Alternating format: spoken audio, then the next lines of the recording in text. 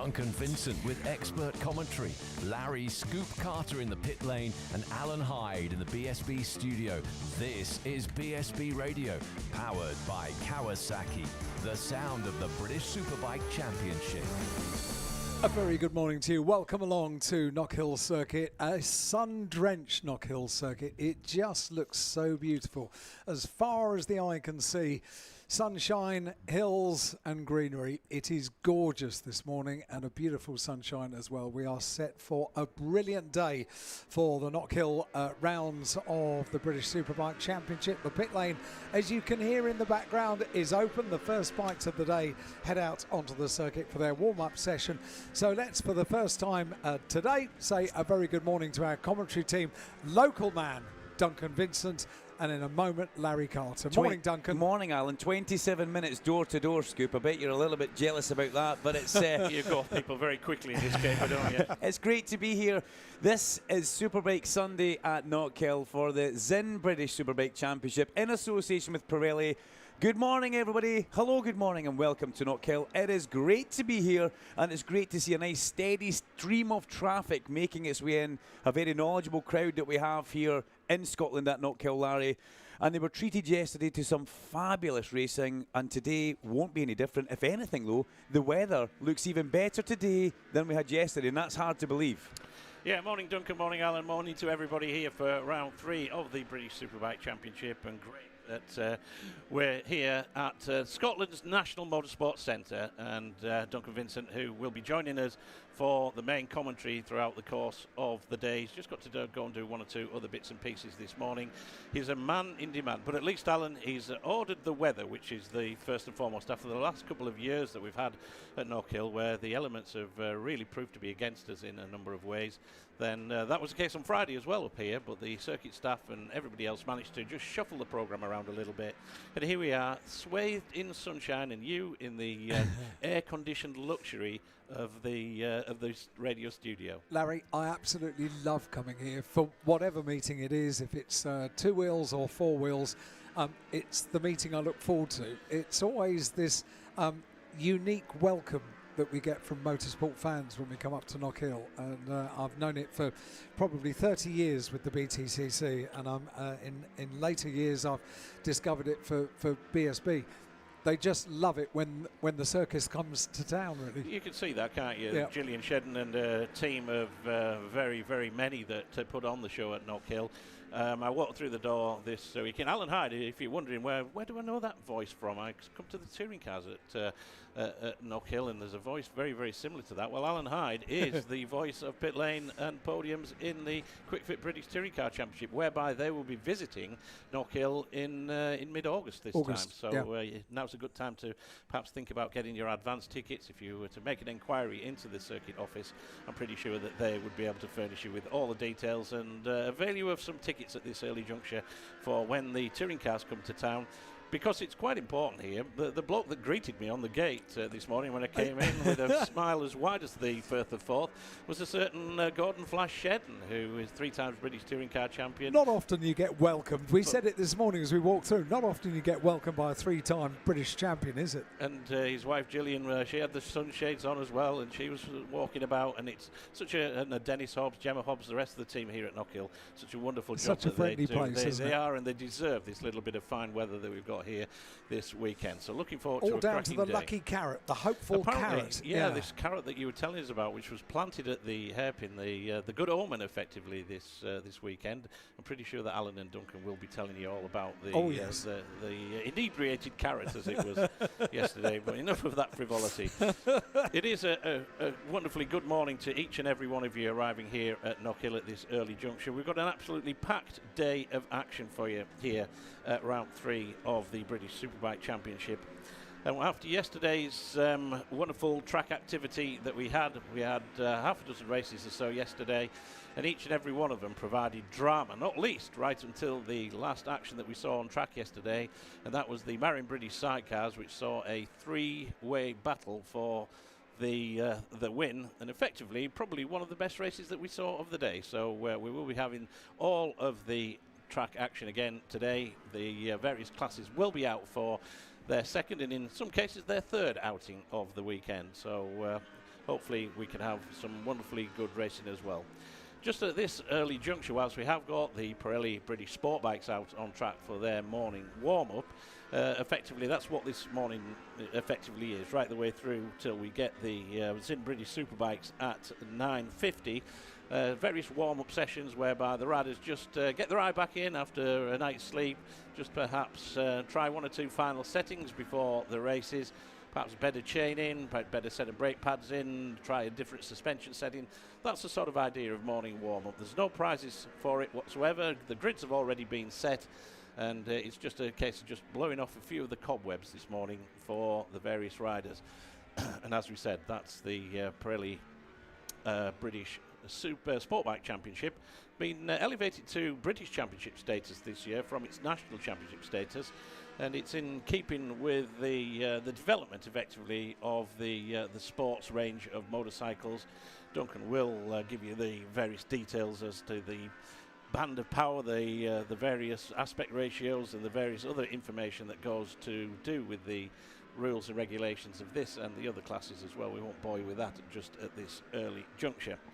A couple of bits of housekeeping. First and foremost, if you haven't managed to avail yourself of a race day program, then the question should be why not? Because quite simply, it is your definitive race day guide to the action here at Knockhill this weekend, and as well as being a souvenir of the various activities here at what is going to be a wonderful weekend at Knockhill.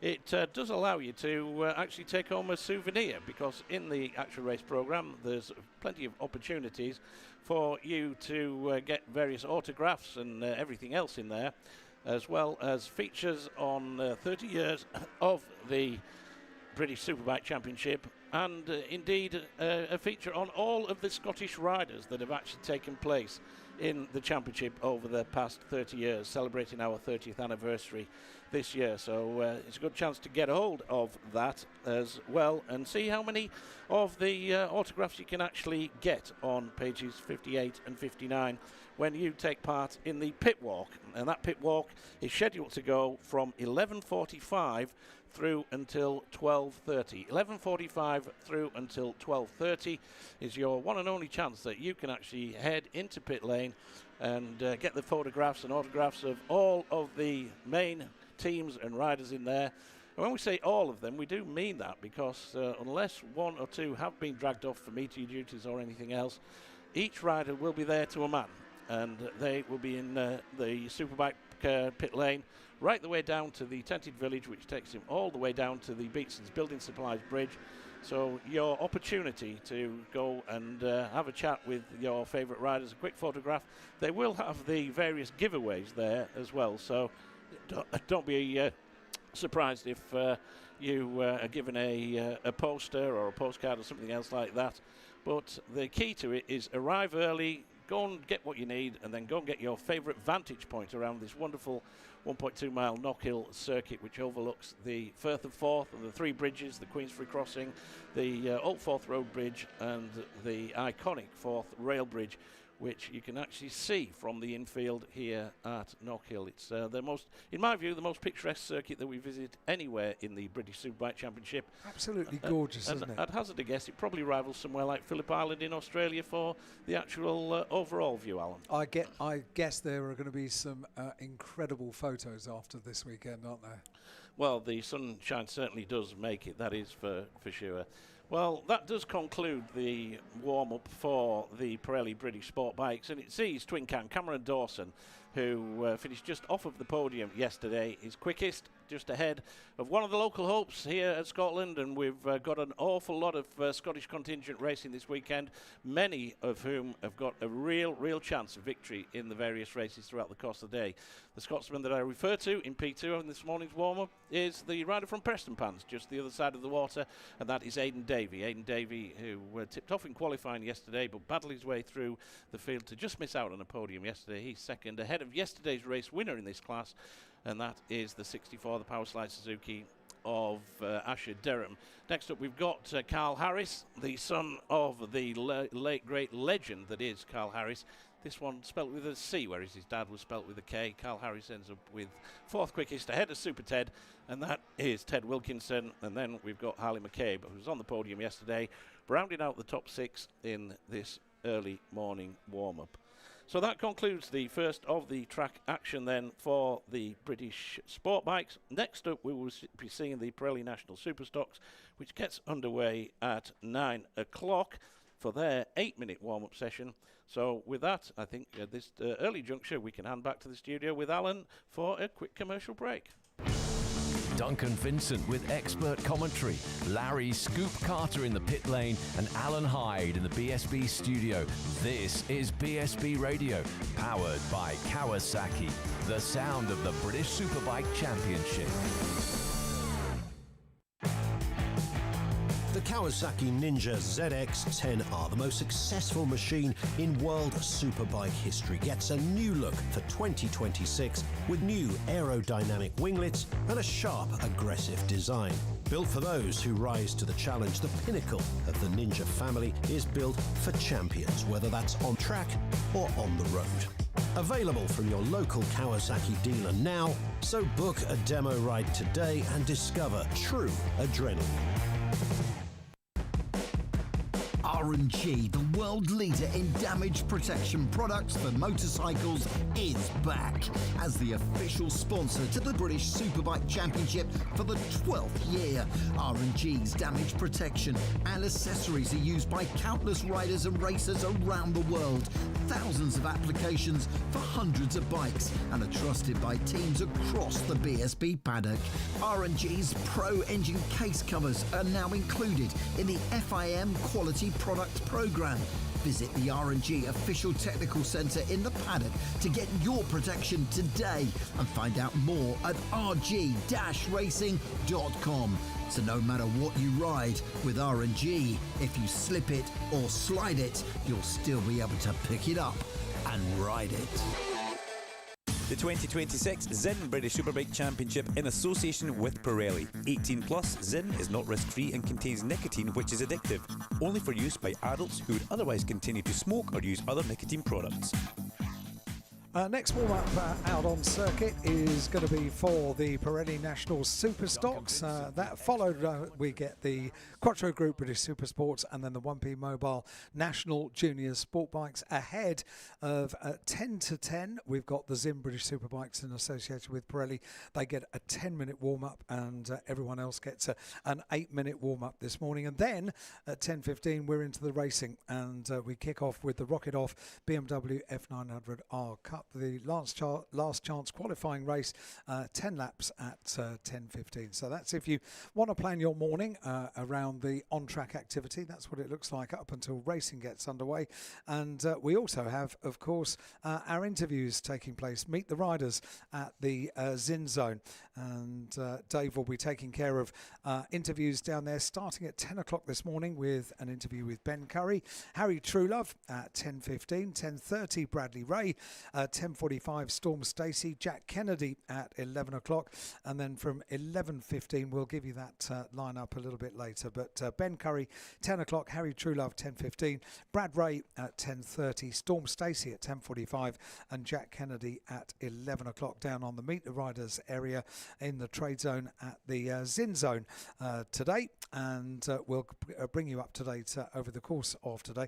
Interviews are taking place right the way through until 3:15. So if you have a favourite rider that is likely to appear, do plan your trip down to enjoy the interviews very carefully to make sure that you can tie that in with the timetable and when your favourite championships are appearing out on circuit. Because, Larry Carter, it's a very busy day here at Knockhill, isn't it? It is, Alan. You mentioned the timetable there. Well, anybody that has known that we were kind of washed out a little bit late on Friday, so as a result, one or two of the times in your race program, doesn't matter about Friday, doesn't matter about Saturday, they're gone. But there has been just a couple of very minor changes to the timetable.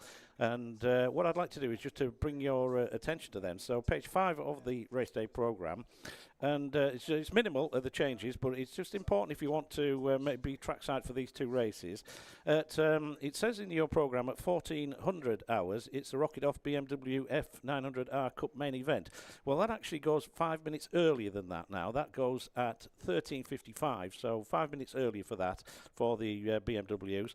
And likewise for the next race on the schedule, the bikes that we'll be seeing out next, instead of 14:45 for the Pirelli National Superstock Championship, they now go at 14:30, so 15 minutes earlier for that one than is stipulated in the race programme. As I say, the minor changes, but if you wanted specifically to watch the Superstockers and you kind of decide that the lunch break might be a bit extended, but you'll be back in time for that, then we don't want you to arrive halfway through the race. So that is the reason for that. And we've had, I think we're on something like version 6 or 7 of the timetable. 7? Version 7 of the timetable. It certainly has been very, very testing over the course of the weekend, with a little bit of inclement weather around, which was earlier.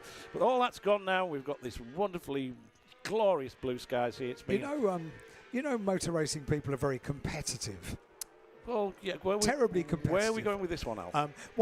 So at the driver briefing for BTCC touring cars, when Ian Watson, the clerk of the course, starts the driver briefing, he says, "Good morning, everybody. We are working today to the X version of the timetable." Yeah. And they take a little sweepstake amongst the drivers to work out what version of the timetable. We've never been to 7 as far as I remember. No, it was a little bit like that on Friday. I was tuned in back at my office. You guys were up here, and the weather the beauty about weather forecasts nowadays is we used to make a little bit of a joke about it, didn't we? The weather forecasters, don't often get it right, and this, that, the other. Well, in my experience, just recently, they get it very, very right. And the weather forecast for Friday was definitely not something that you would want. But fair play to all of the circuit staff, the officials, race direction, and of course the Port West Race Safe marshals for doing such a wonderful job to keep track activity to a maximum on what was very testing conditions. But as a result, it meant that one or two of the sessions were tided over to yesterday, and we had this wonderful name, Super Scottish Superbike Saturday. That's yesterday. the one. Yep. Well, we're going to extend that to Super Scottish Superbike Sunday today. I think we should. If that's okay with you, Al. I've written it down. So apologies for that analogy, but we don't have any extra races or extra sessions effectively today, but we have got an absolutely ram-packed schedule right the way through from this morning's action. The only break that we take is for around about 3/4 of an hour when the pit walk takes place, and that is obviously to allow you good people to make your way into the pit lane area and grab those autographs, photographs, selfies, everything else that you want. And by virtue of the fact that we can give the Port West Race Safe marshals and everybody else that needs it just a little bit of time to catch the breath and do what they need to do before we go racing at 1 o'clock. Effectively, the build-up starts to the first of the British Superbike Championship races to go at 1:15 over 20 laps. Thereafter, it's racing right the way through till we conclude with the final race, the 1P Mobile National Junior Sport Bikes over 15 laps, which will be the last offering on the agenda today, which is scheduled to go round about 5 o'clock this evening. Now, one thing that we always get here at Knockhill, Alan, is great crowds. It's Scotland's biggest event of the motorsport event of the season when the superbikes and when the touring cars come to town. And despite having the very, very best traffic access and egress systems, when you get tens of thousands of people rocking up on a lovely summer's day here at Knockhill, it takes us probably around 4 or 5 hours to get everybody into Knockhill. We all ain't going to get out in 5 minutes. Instantly, you've made me anxious about getting to the airport. Yeah, carry on. Well, after you caused the security scare at Edinburgh Airport on the way here with all the electrical equipment that Alan Hyde's got to come, and flights were grounded for a fortnight or whatever. Then, but yeah, it means that just be a little bit patient if you are on the way out. I know you've probably just arrived or just on the way in, but the staff here at Knockhill will do their very, very best to get you out and on your way as quickly as possible. But if you're not in a rush to get off, then why not just take advantage of the opportunity at the end of the day where you can do what is becoming a Knockhill tradition, and that is touching the tarmac. And what you can do there is after the final race has concluded and track conditions have been cleared so that it's safe to approach onto the track, then you'll be welcome to have a walk around this wonderful 1.2 mile piece of Knockhill real estate here in the Kingdom of Fife, and you can walk in the footsteps of the tyre tracks of your heroes, and perhaps take it a little bit leisurely. The concession stands, the bars and the restaurants will be open till fairly late this evening, and also a chance to perhaps just get that little bit of merchandise, whether it's Knockhill, whether it's for one of the riders. I know that Storm Stacey has got his big merchandise truck here. Then it's perhaps a chance to just treat yourself to that little bit of merchandise that you might have promised yourself, then you've not got round to getting during the course of the day. So don't rush off if you don't need. Why not just stay and enjoy a full day here at Knockhill and take home the. I mean, we don't want you stuck in a car park getting all hot and bothered. But if you are, then tune in to 93.7 on the FM wavelength, and you can pick up if you do have to get off early and it does take just a few minutes for you to get out of the circuit. Then tune in to the action, because everything that you hear around the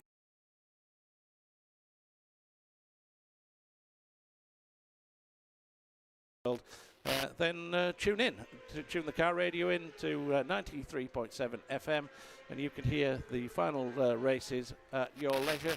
Yes. About 4 or 5 miles. It's not bad, actually. It's not bad. I've tuned in when I've left before the end. Maybe it's not quite to the M90, but certainly on the one or two of the approach roads. A good way towards it. Yeah, so you can tune in, and whilst you won't be seeing your favourite action, you might be able to hear it. And the beauty about us being on radio and everything else, Al, is that you can switch us on when you want, but you can also switch us off. Switch us off, yeah. And there is, I understand, one or two opportunities. I did see at the circuit office that they do have the little preset earpieces. I saw that too. Yeah, and the range of merchandise that Knockhill carry, it grows every year, doesn't it? A new range of colours for bobble hats and all sorts of things. They've got a great little shop over there. Well, can I just say a very big thank you at this early juncture, because old Scoop, the one thing that he packs the kitchen sink when he comes away. The one thing that we didn't put in when I was listening to you guys underwater on Friday. You forgot your hat. Was I never thought to, even though I'd looked at the weather forecast and it was quite favourable this weekend. I thought, don't need a hat, don't need the sun cream. Well, same here. Well, yesterday I've been in pit lane, and a little bit combined with the sunshine that we had and a little bit of wind, it meant that old Scoop looked like the old Belisha Beacon when he got back to the hotel last night. So a massive thank you to Stuart Gray, Julian Shedden, and to Duncan Vincent for furnishing old Scoop with a Knockhill cap. Very good. So we'll be sporting the actual merchandise. I've got lots of Knockhill hats, and I always forget to bring them. Yeah, but you and me fell out, didn't we? Because you were gifted various options at Croft, if I remember correctly. Oh yes, I was. Yeah. And you are now Alan Hyde is now the poster boy of BTCC merchandise in the northern round. So you never know. We might just get you a photo shoot across there in the studio. There was a very good reason for that, and I can explain it very quickly. I told the new circuit manager at Croft Circuit in the northeast. Who's a good friend of yours, who is a good mate of mine. He's just taken over the job, and I said, you need new commentary equipment. That equipment is so old. It's an improvement on the bus. Yeah, that's very true. We used to be in a double-decker bus as the commentary box. But I said, you need new equipment. He said, I can't afford it. He said, but if somehow you sell my full stock of hats, then that would pay for new commentary equipment. we sold all the hats. Yeah, everybody's got the price, but Alan Hyde is pretty damn cheap by everybody's standards.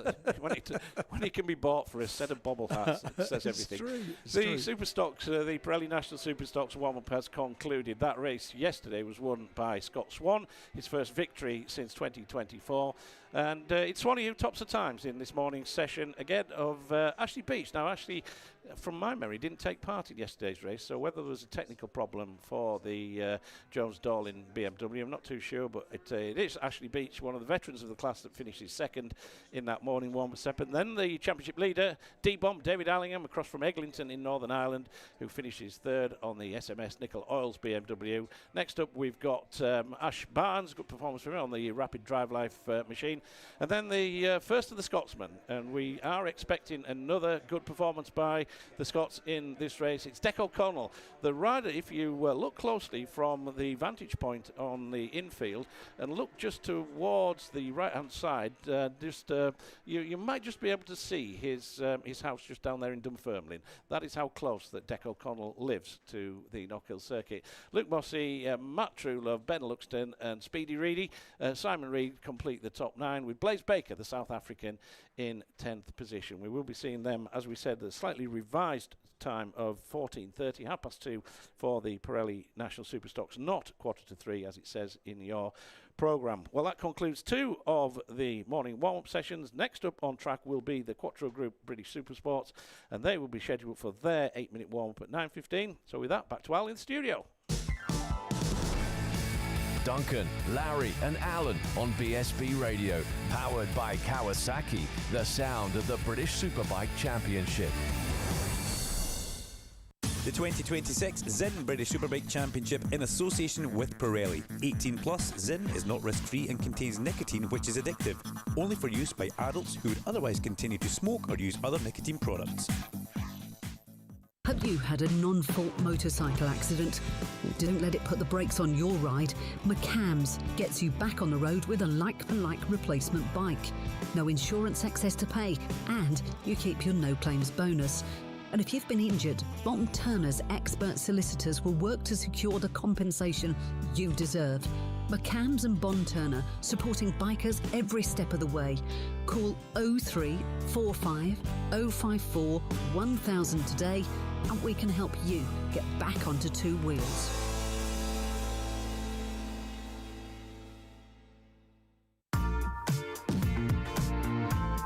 Want to discover the latest Kawasaki range of machines? The Kawasaki Experience Tour is heading to dealerships across the UK throughout the summer, giving riders the chance to ride the latest 2026 bikes.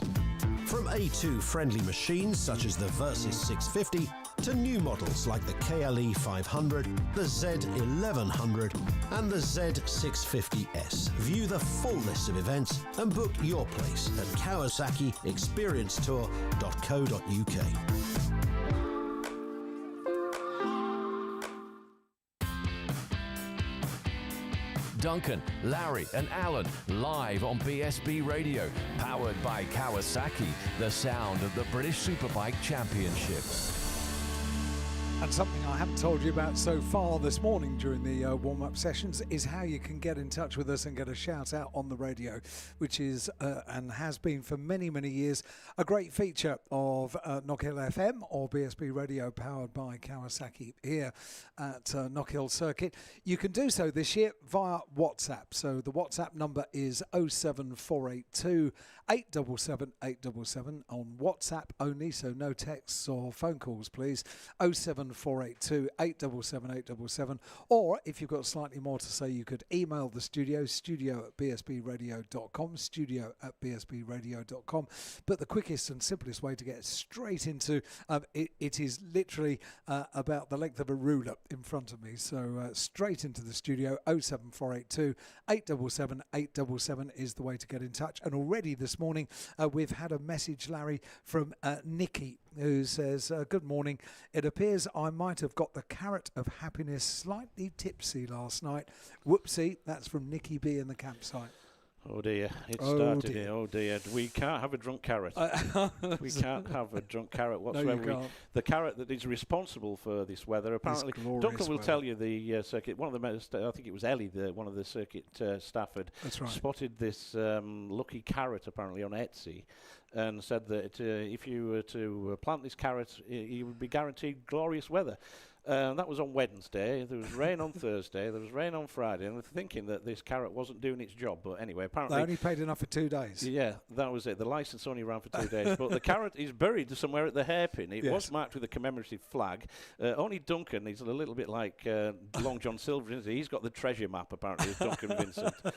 And only he knows where it is. 20 paces this way. And so if you see a commentator later on this afternoon just wandering around the hairpin looking... With a spoon. Yeah, it was buried with a spoon apparently. Then I'm pretty sure that'll be him. But get your messages in.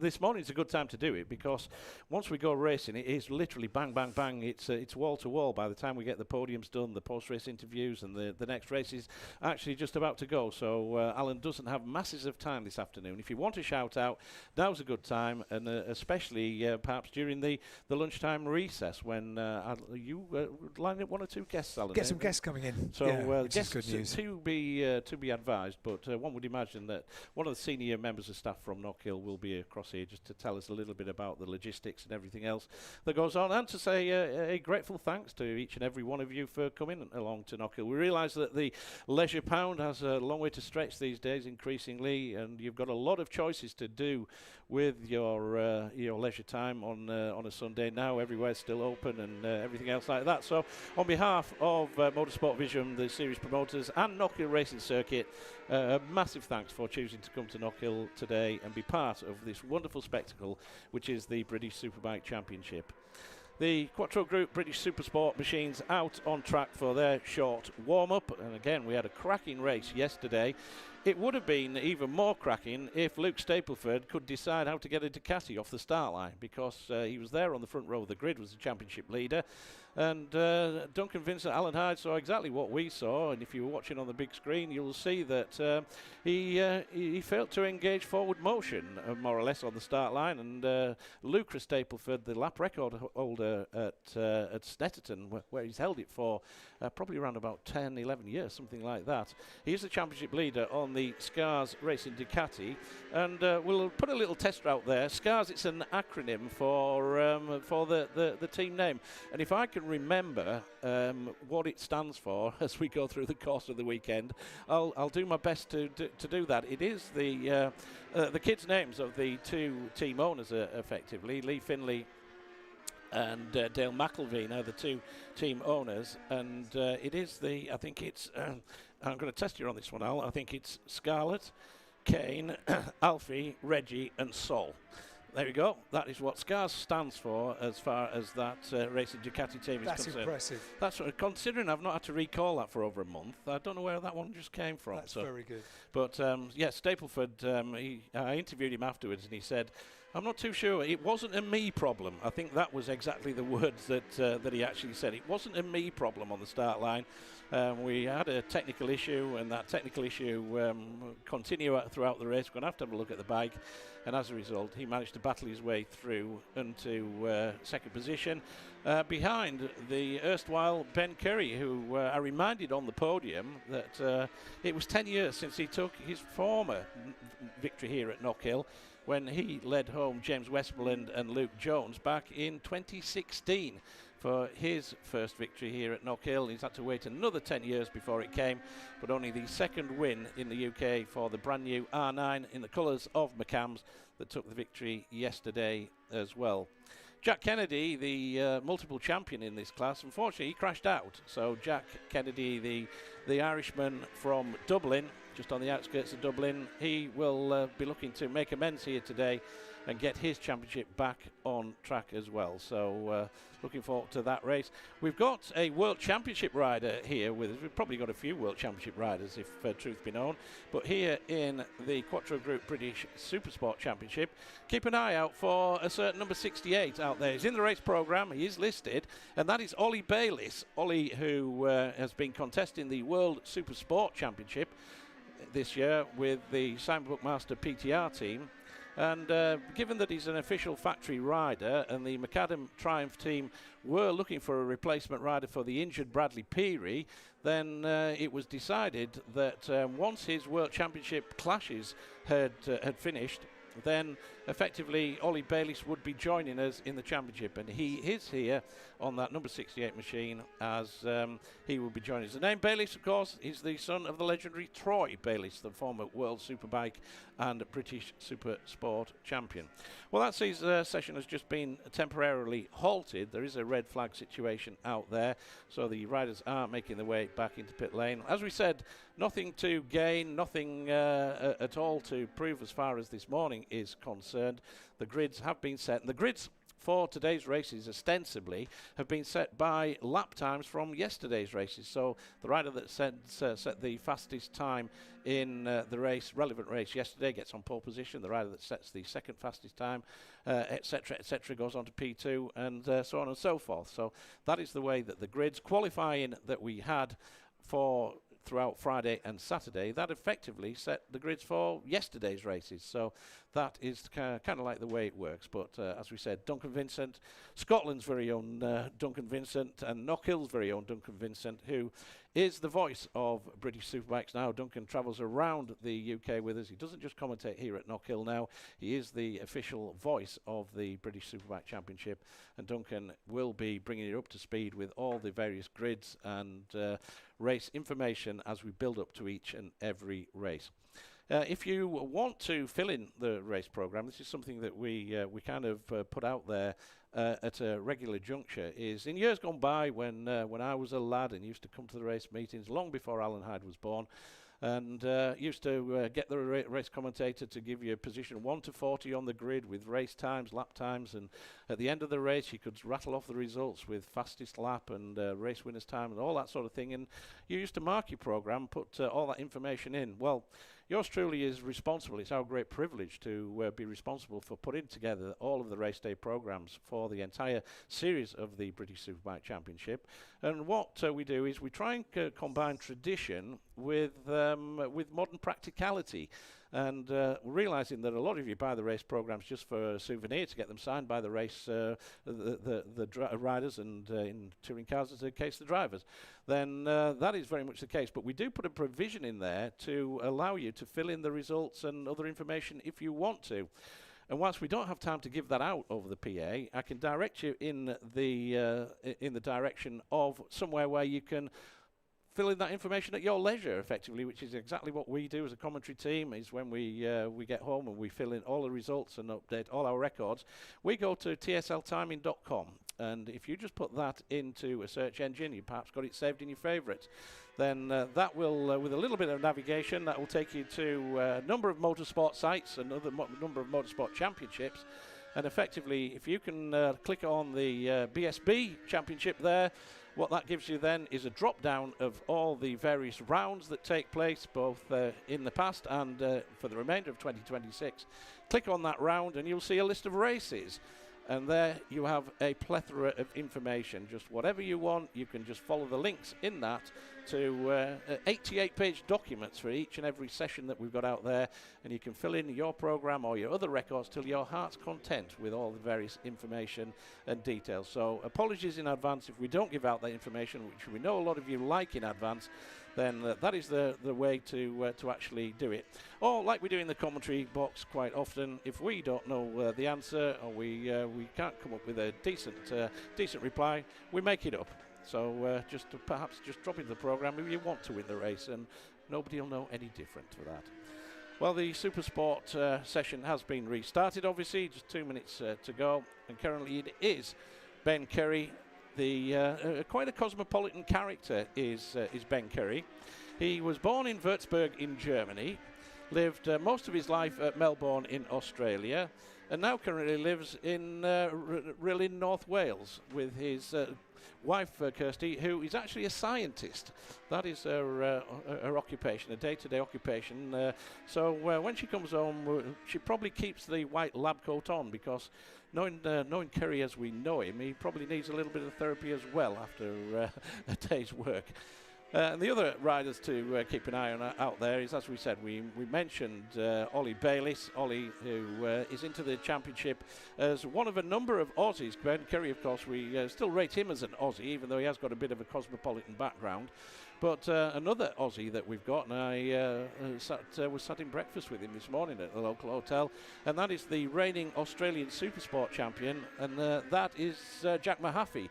Jack, who runs for the James Jackson, Stuart Troman's Hippo JGR Racing Squad under number 73. And he is making his debut here at Knockhill, as you would expect. He came across from Australia over the winter period, and he is settled into making a big impression here at the Quattro Group British Super Sport Championship already. And just as a reminder, immediately at the end of this session, Ben Curry will be making his way across to the Zin Zone. If you want to know where the Zin Zone is, then quite simply the easiest way is to have a look on the map on pages 84 and 85 of the race day programme, and there you've got a double page spread with the glorious Knockhill circuit and a key to the various outlets for spectating, for any food and beverages that you wanted throughout the course of the weekend, things like the karting arena, where the pit walk is, and all that sort of stuff. And then adjacent to the circuit office, and if you're out and about in the paddock area, you can't miss the light blue Zin marquee, effectively. That is the Zin Zone, and that is where the various riders will be appearing with Dave Neal to do a quick chat show, and that is adjacent to where we do the podium as well. So if you want to come along and be part of the podium celebrations, then the podium actually overlooks the spectator banking at the rear of the circuit office, adjacent to the Zin marquee, and you're welcome to come along there to each and every of the podium presentations that we do. And you never know, you might just get covered in a little bit of the Baglietti Prosecco that the riders tend to spray there as well. So, and you never know, you might just get a quick photograph, quick autograph as the riders come to and leave the podium. But they are on a pretty busy schedule, most of them. They've got TV interviews and various other commercial activities to do straight afterwards. But you're welcome to join us across there, just at the rear of the circuit building, to join the podium celebrations. The one podium that we don't do there for commercial reasons is the 1P Junior Sport Bike Championship, and that takes place in the pit lane area. So sadly you won't be able to join us for that one, but all of the other races, then the podium takes place at the end of the Green Knockhill Circuit Office building there, which I'm pretty sure you're familiar with, which is where we will be doing all of the podiums. Which further confuses me, Larry, because I've got 3 receivers for your radio mic. I'm never totally sure which one you're going to be on. You are Mick McMax, the man with the mix, aren't you? I let you down once yesterday. It was pretty noticeable as well, Heidi. It has been noted and reported to the hierarchy Thank that you. Unfortunately fastest finger first was fastest finger last on that occasion. But yeah, Alan Heidi does such a wonderful job across here in the studio, and we've got a couple of guests actually. We've got Matthew and Alan in the box here, who actually won an auction. A good friend of mine is certain Robbie Wallace, who was the top British rider in the Dakar Rally this year, and is a bit of a star. And he comes and visits us occasionally. Well, Alan and Matthew bid on an auction. We had to raise a little bit of money to get Robbie across to the Dakar, and they paid an awful lot of money to come across to here to Knockhill and sample a little bit of hospitality. So thanks to Johnny Bagnall and Somai Nantakun, Clarissa Beedman, and the rest of the team at Dow for looking after them. And part of the deal was I said, I'll see if I can sneak you up into the commentary box here. So the Broomhill guys, the Broomhill Farm Shop guys from down there near Darlington in County Durham, they're here having a little bit of a jolly. I did say that they come with a bit of a reputation, Al, so just make sure that all the laptops are still here when they do depart the building, because these lads' reputation goes before them. So anyway, that concludes the session for the Quattro Group British Supersports. Next up, we will see the 1P Mobile National Junior Sport Bikes for their morning warm-up session. So with that, back to Alan in the studio. With all the Superbike news and insights, this is BSB Radio, powered by Kawasaki, the sound of the British Superbike Championship.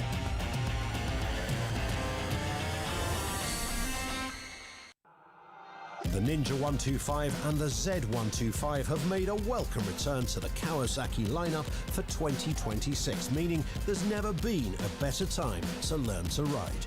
If you're thinking of starting your biking journey this year, Kawasaki Rider Training Services provides professional training every step of the way. With schools located across the UK, visit learntoridewithkawasaki.co.uk to find your nearest venue and start discovering the benefits two wheels can bring. The 2026 Zin British Superbike Championship in association with Pirelli. 18 plus, Zin is not risk-free and contains nicotine, which is addictive. Only for use by adults who would otherwise continue to smoke or use other nicotine products.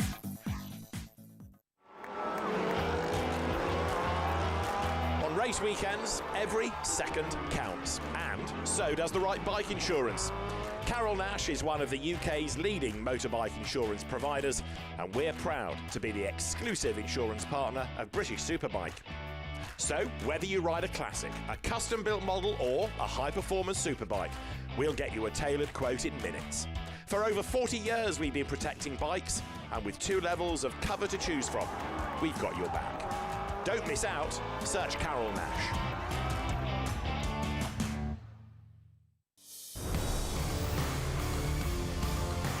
With all the British Superbike news and insights, this is BSB Radio, powered by Kawasaki, the sound of the British Superbike Championship.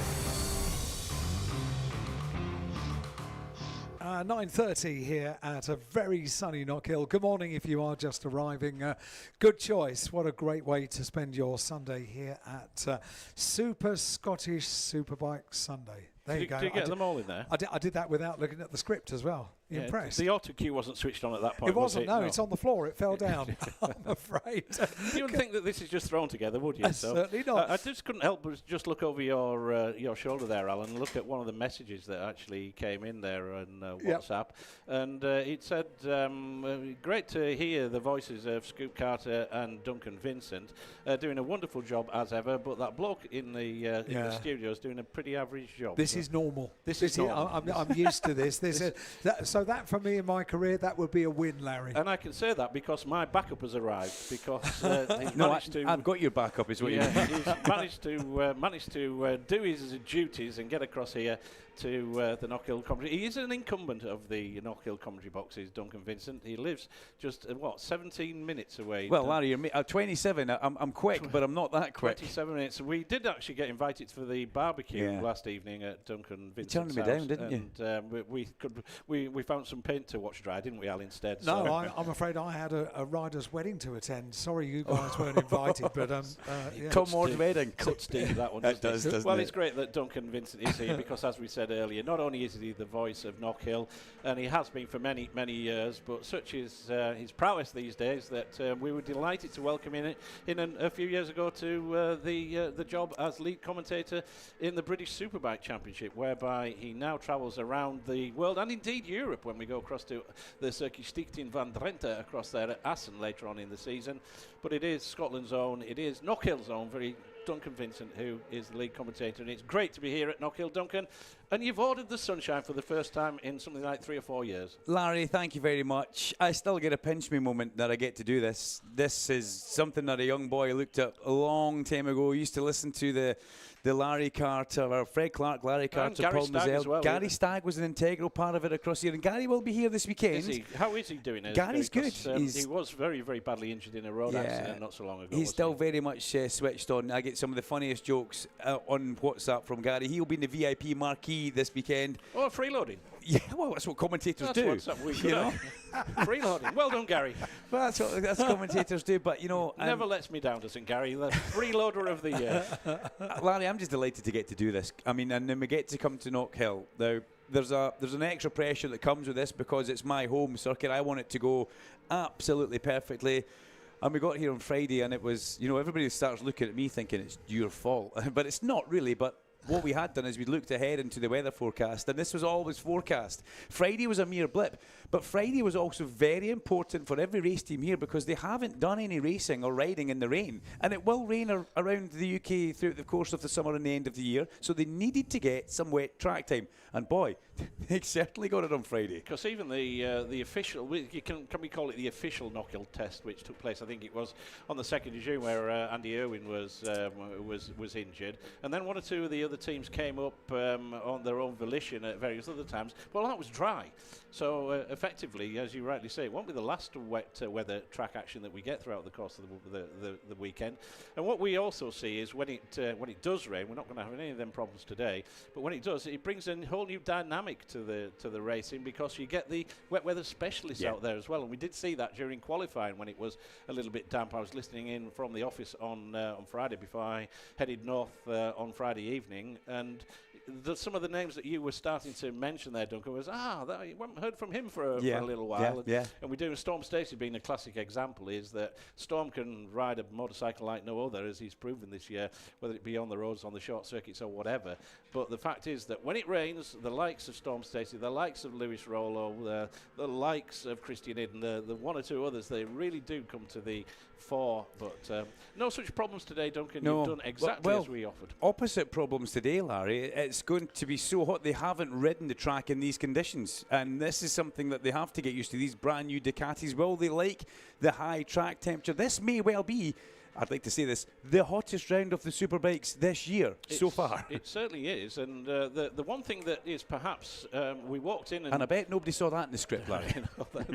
We've got good odds on that, wouldn't we, at the start of the year? Knockhill, the track is melting, and hopefully we've not got them problems. But the one thing that might just keep the ambient temperatures down is this breeze that we've got here at Knockhill. It is a tailwind which is down the start and finish straight, effectively, which is turned around from what it was yesterday. So all of these factors are something that the riders will get factored in throughout the course of the day, effectively. But we've got the 1P Mobile National Junior Superstocks out there, and the Scottish Salters were flying in earnest yesterday, and we did actually hear the brief dulcet rendition of the Flower of Scotland in the background, and we will be doing that as well. Is that for any Scottish victor, I take it I'll probably get reprimanded from Race Direction or somebody for this one. Why change the habit of a lifetime? But if we get a Scottish winner in the Superbikes, which is down to one man and one man alone, and that is Rory Skinner, the rider from 20 miles up the M90 at Scone near Perth. Then, like he has done for the last 2 years, then we will be playing the Flower of Scotland in its entirety. And we know that patriotism is pretty high amongst Stu Scots at present. It's pretty high amongst us Englishmen at present for other sporting events on around the world as well. But that Flower of Scotland is one of my favourite anthems. And if Rory Skinner can manage to box it off at the top of the podium, then we will play that. If it's another Scottish winner, we'll just have a little bit of a rendition of it over the as a bed when we're doing the podium celebrations or whatever. And I think, Duncan, we've got a pretty good chance of having a Scottish winner in all of the classes today. It's a tall ask. It's a big ask. But it certainly is doable, Scoop, and there's nothing wrong with being patriotic. I love it. I love my country. Says him currently stood in the commentary box with a painted saltaire on his forehead. And I love Scotland. I love the UK. When we got here on Thursday, there's the extra light panel that gets put up on the starter's gantry box. So Stuart Higgs, we get it up for him, and then he goes and puts something on it, and he puts up the Union Jack. And you know what? It's nice to see it. Just flutters in the screen. And we all stand there for a minute and we look at it, and everybody thinks, that's great. That's who we are. It's what we do. And we do it very well at the British Superbike Championship. But you're correct, Larry. Could we have a Scottish winner in every class? Well, Marley McKenzie delivered yesterday. He's got to be the favourite, hasn't he? Out of not putting a dampener on anybody else, but McKenzie is the out-and-out favourite for a Scottish victory. I'm not saying it's odds-on favourite, but it really is. He's been beaten this year. I've just spoke with Matt Bainbridge and Claire Armstrong on the Beatson's Building Supply Bridge.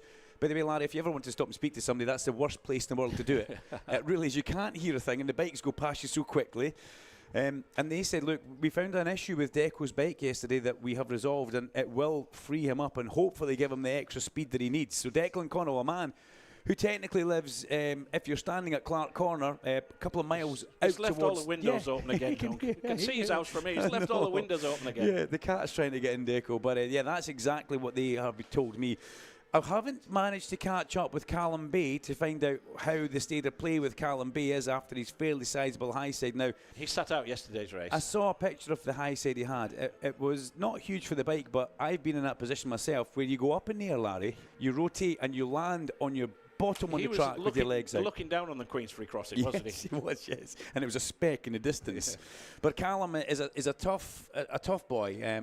Let's hope that he is A-OK. And in fact, as I look towards McIntyre's, our second large screen has arrived. So total coverage is what we give you if you can't be here. If you're here, you can listen to us, and also we make sure we show you video of the track. And it's important because you do a lot of your commentary from the TV pictures, Duncan, and sometimes you refer to look at the big screen, get a replay of this or whatever. So it does aid the viewing, notwithstanding the fact that a lot of people aren't in view of a big screen or whatever. But if we do refer to that, then that is because we are privileged to get the full TV pictures beamed into the commentary box. But this is one of the commentary boxes, possibly the only one in Britain that we're spoiled for, because I can tie myself up in a knot with my cable, Larry, and rotate round and look at every corner of the circuit. There's a tiny area on the run into the hairpin and the entrance to Clark's, but you still see the riders' helmets. This is the Gary Stagg commentary tower was put in the correct place at Knockhill Racing Circuit.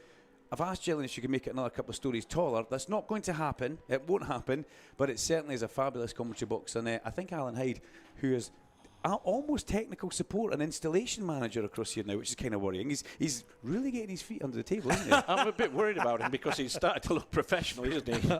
And when we engaged his services, the idea wasn't to make him look good, whatever. But he certainly stepped up to the mark as for a guy that was invited in out of the touring car championship to come and join us on two wheels. Then he's done a cracking job and certainly has enhanced it. We're talking about the other Scottish representation. Just whilst we've got a little bit of a quiet track before the British Superbikes come out for their morning warm session.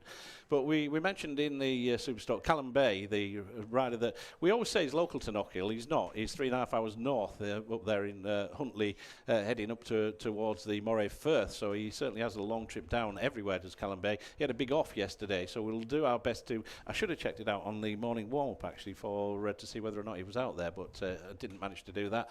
But as well as Deco O'Connell, we've got another rider, Deco just north of the Firth of Forth, a rider that's just south of the Three Bridges, is the tall figure of Lewis Rollo as well. Yeah, Lewis Rollo. And Lewis looked good yesterday, didn't he? He was battling in the leading bunch. Isn't it good to see him back? It is. Happy and smiling. He reminded me that, of course, he did try and ride at this round last year, with it being his local round, but he was quite badly injured last year. He suffered a pretty serious back injury in pre-season testing before the season even started, did Lewis Rollo. Comes from a little village called Gifford, just on the outskirts of Haddington. It always, whenever I drive past there on the bypass on the A1 up here, my thoughts always go to a certain legendary sidecar world champion of Jock Taylor, who was famously from that neck of the woods, and Jock, who is commemorated with a hairpin in his memory here at Knockhill, then that is something that one of my heroes growing up and going around the country watching motorcycle racing back in the day. But can never ever. The Scott of Haddington was the brand that he was. Scott of Haddington, it certainly was. He and James Lewis Ward at the start. James Neal, and then he hooked up with a Swedish 125. Right. Now I'm telling you all this, but I'm giving you the answers to one or two of the questions in the quiz. On if you've got the program and you do fancy just having a little bit of fun, one of the things that we're doing in all of the race programs this year is we're putting a little quiz in there for you. No prizes, nothing to gain from it other than and the answers are in the program as well. But if you stood there with the wife, the husband, the kids, the auntie, the grandma, if Aunt Nellie's here for her first ever BSB race at age of 90 or something like that, then just put her to the test and just try her out with this quiz. Page 57, and I'll be interested to see at the end of the day when Duncan Vincent and I do our post-race debrief and everything else like that. I'm going to ask Duncan how many he got in the quiz. Alan Hyde's already thrown the white towel in. He says it's far too technical for me. Far too difficult. This quiz caper. But there's 6 questions in there. They all relate to the Knockhill circuit. I've got the first 3. And he's already now he's counting the winnings already. I've got them all. I've got them all, Scoop. I've got them all. So there's one or two that are a little bit more difficult. You know what? I think I've got a full pool this time. Well, what does it say? You turn it upside upside down, Duncan. It gives Oh, you some answers are there, yeah. a synopsis there saying you're the genius. You have to set the next quiz. I think that's what it says. No, I'm correct. I'm 100%, Larry. I'm delighted. That's the first one I've got 100% in. So Snetterton then. So Snetterton, Yeah, Duncan's setting the quiz in the programme for Snetterton there. He didn't know it, so there you go. So. But so just a little bit of fun again. Again, it's just priced at £8 if you have got a programme. And my email details are in there. If there's anything you like about the programme, by all means drop me a line and we'll see if we can replicate it. If there's anything you dislike, anything you think you should be in the programme, then whilst we are governed by the commercial nature and the organisational needs of the championship, we will put it to the powers that be and see if we can include them in the programme in weeks and months to come. Then we'll do that. Also, good contact details for you, Larry. You're available for weddings, christenings, birthdays. We've lined up a couple of funerals in our time as well. Absolutely. Larry Carter is available. Now, just while we have this moment of calmness as well, it's great to be here. Thank you very much to all the marshals, medics, officials, our Port West team who are around the track and in the pit lane for the technical side of things. Look at the trade area down there, Larry. Look at the entrance to the hairpin. Lots of good cracking trade. If you fancy a little bit of merchandise, why not head down to the Knockhill hairpin area? Is the Duncan Vincent merchandise available yet? No.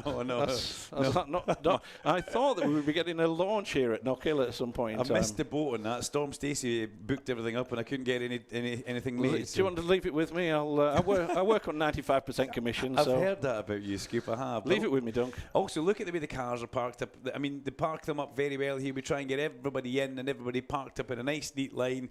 Do I have to look at the hillside, Duncan? Painful memories.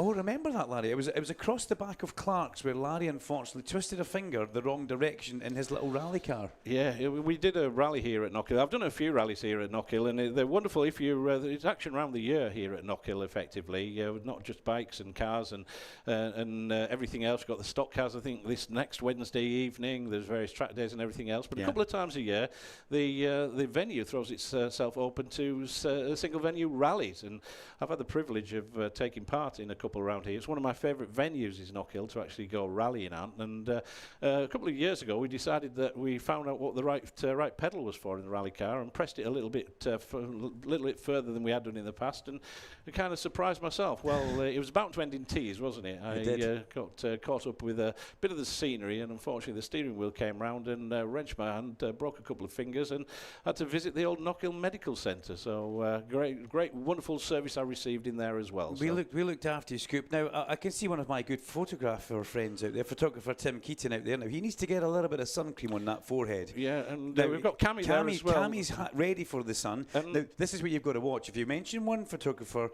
you've got to mention them all, Larry. So on you go. As well as Cammy and Tim, who provide some wonderful images for the programmes. Now, thanks to Double Red as well for their input as well for it. But we have a wonderful photographic team who helped me put the programmes together as well. And if you check out the various websites, then I'm pretty sure that you can find out the various pictures and everything else of your favourite riders. And you never know, it might even. Yeah. Do you think we've done enough to earn a couple of bob commission? Have you tried to get money out of Keaton or Cammy? No, it's impossible. The currency from Tim Keaton is pictures that we get to use. So he's still using Scottish £1 notes. Is Tim Keaton up here? I know. He tries to pay for that. But I saw Jamie Morris this morning, Michael Hallam, Colin Port was in the paddock. There's so many great photographers in this paddock, and I shouldn't have started to mention them because if you forget one, you didn't mention me.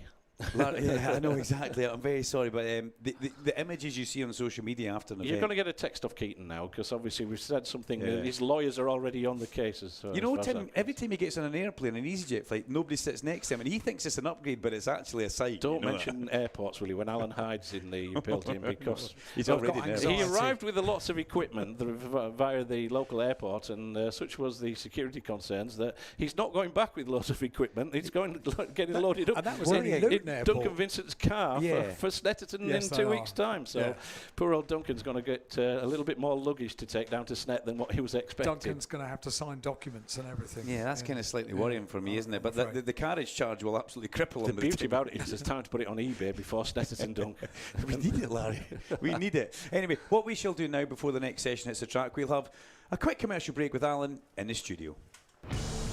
With all the news, views and interviews, this is BSB Radio, powered by Kawasaki, the sound of the British Superbike Championship.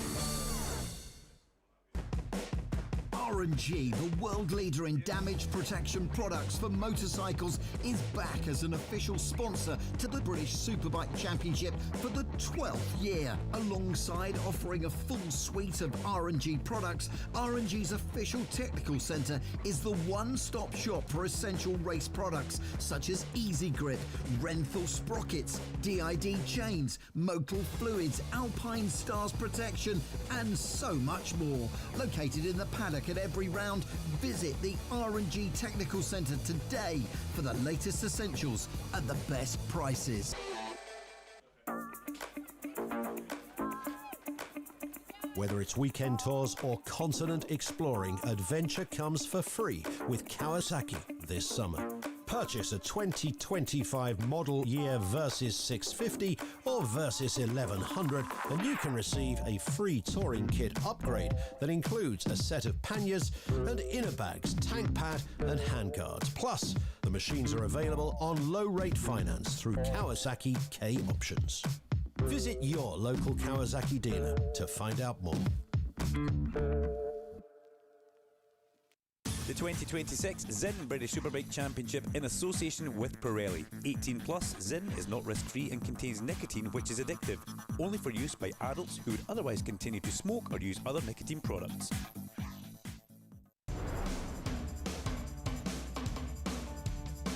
This is BSB Radio, powered by Kawasaki, the sound of the British Superbike Championship. Live on FM radio, online at BritishSuperbike.com, and streamed live on YouTube with TSL live timing. 9:50 here at a very sunny Knock Hill. Perfect timing because the green light is shown at the end of pit lane. Superbikes on circuit, and in the commentary box about to go live on the camera on our YouTube stream is Duncan Vincent. Larry's heading over to the pit lane. We've got our webcam view down in pit lane as well, so those of you that are watching online can see the bikes leaving pit lane and heading out onto a sun-drenched Knock Hill circuit. What an absolutely perfect setting, Dunk. It doesn't get any better, Alan, does it? It really doesn't get any better. Did you press the wrong button? I did, I'm sorry. I had one job, guys. It one was all job. going so well. We got the backdrop in, we got ourselves ready. The Superbike's on adverts track. finished exactly at 10 o'clock. Oh dear, and I'm then sorry. You pressed the wrong button. Graham Irwin leads us across the line. That's the first time I've said that in 2026. And welcome, Graham Irwin, to the MET Fonacab Ducati squad. Now, why is Graham Irwin there? Well, if you've been living under a rock, you probably missed the news that Andrew unfortunately hurt himself in a pre-event test, actually here at Knock Hill, when he had a technical issue on the Ducati, and they needed to find a replacement rider. So Stuart Higgs dropped him almost a jokey message to Graham saying, you better dust off the leathers, you would fit in them, and you won't even have to change the name on them. Graham took that to heart and went and tested the bike, and you know what? He's done a fabulous job. He didn't ride yesterday. I think they were just trying to get Graham through the weekend, ready for race day on Sunday, but he has been absolutely fabulous. He's one of the best motocrossers that, I mean, top world level motocrossers that this country's ever produced, and to see him out there doing the sponsors proud. He put this team together for Andrew. I think we all doff our top hat, as Storm Stacey would say, to Graham Irwin. The thing is, Dunk, as you well know, when you see the name Stuart Higgs come up in your phone as you wheel me into view back on the YouTube stream once again, when you see the name Stuart Higgs, you take attention, immediate attention. Yes, I get worried. I usually think I've done something wrong. Out. Yeah, there we go. I usually think I've done something wrong when I see Stuart's name on the phone, but you know, credit where it's due. This is a big thing to keep. It's a big train set to work with, and Stuart and the guys at MSVR do a fabulous job. I mean, look at what we have, the product on track. The racing is incredible as we watch the AGN steel stock Bimota of Max Cook head down towards Duffy's Dip. To have a brand like Bimota in the British Superbike Championship, there's only 6 of those bikes in the world. 4 of them at the World Championship level, and we have 2 in this paddock. That is quite something, because Bimota is a manufacturer. It's owned by Kawasaki. At the beating heart of that Bimota, the lovely ZX10RR engine, an engine that the FS3 team know very well, an engine that Max Cook knows very well. His young teammate Joe Talbot, well, he's getting to know the whole bike and liking it, and his rookie year in Superbikes, he's doing perfect. That's exactly what the team are looking for him, just to make sure he goes out there and enjoys himself. We've also seen a step change this weekend for Honda UK, and that's a good thing. We want to see Honda UK being at the sharp end. We're used to seeing Honda UK at the sharp end, and Ryan Vickers has done that. He's grabbed the bike by the handlebars and he's wrestled it around Knockhill, because that's kind of what you have to do, but you have to do it with a degree of finesse as well, Alan. It's not just about being rough on the bike, you've got to be clever.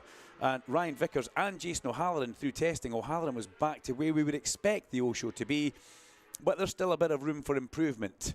Bradley Ray has just gone top of the times. Now, that's good news for everybody if you're a Bradley Ray fan, and you may ask why. Well, yesterday he had to retire when he was right on that back wheel of Kyle Ryde all the way around that circuit. He was applying pressure, which at the end of the race, as we were watching Kyle Ryde go round, you could see just how drained he was after that race. It was a very intense affair having somebody on your back wheel, Alan. You made the comment, you sort of questioned, is it because it's a lot warmer? And then he was saying to Larry afterwards that it really was a bit of a struggle. He wasn't feeling 100%. Yeah. And Kyle said that to me when he came up here. He was just battling a little something, and that does happen. You know, when you move around as a travelling circus, you can pick up the occasional bug, but it did look in a very intense affair when you're trying your absolute hardest and you get +0 on the pit board all the way around. You then all of a sudden get a plus 0.6, 0.8, and that was where Kyle looked like he almost maybe relaxed for a fraction, made a tiny error out there, and he came back around the next lap and was back down to +0. +0 being the gap from the man behind. Somebody is effectively on your back wheel. But we'll push this button here, make the pit lane cam go live, because we can now tell you that Laura is across there in pit lane with the gimbal camera, giving you some BTS. If you're watching us on YouTube, that is. If you're trackside, you're seeing exactly what's happening on track. But Laura beaming the pictures back to our OBS feature and giving us something to see. But what happened to Bradley Ray yesterday? There was a technical failure in the engine. Now, I think we all watched young Brad Woodage mouth valve. Yeah, so apparently it was a valve guide, but Brad could feel that. This is how tuned in to an engine you are as a racer. The minute something changes in an engine note or the power delivery, they feel it instantly. So he thought, I'll just roll it off, we'll bring it back round. Minimal damage to the engine, they can replace it, put a fresh one in, and away we go. But I have to say, we got kind of robbed for the end of an epic superbike race, because Brad was like a lion or a tiger stalking that gazelle of Kyle gazelle, did I say that? Of Kyle Ryde. But today, somebody needs to upset the ride.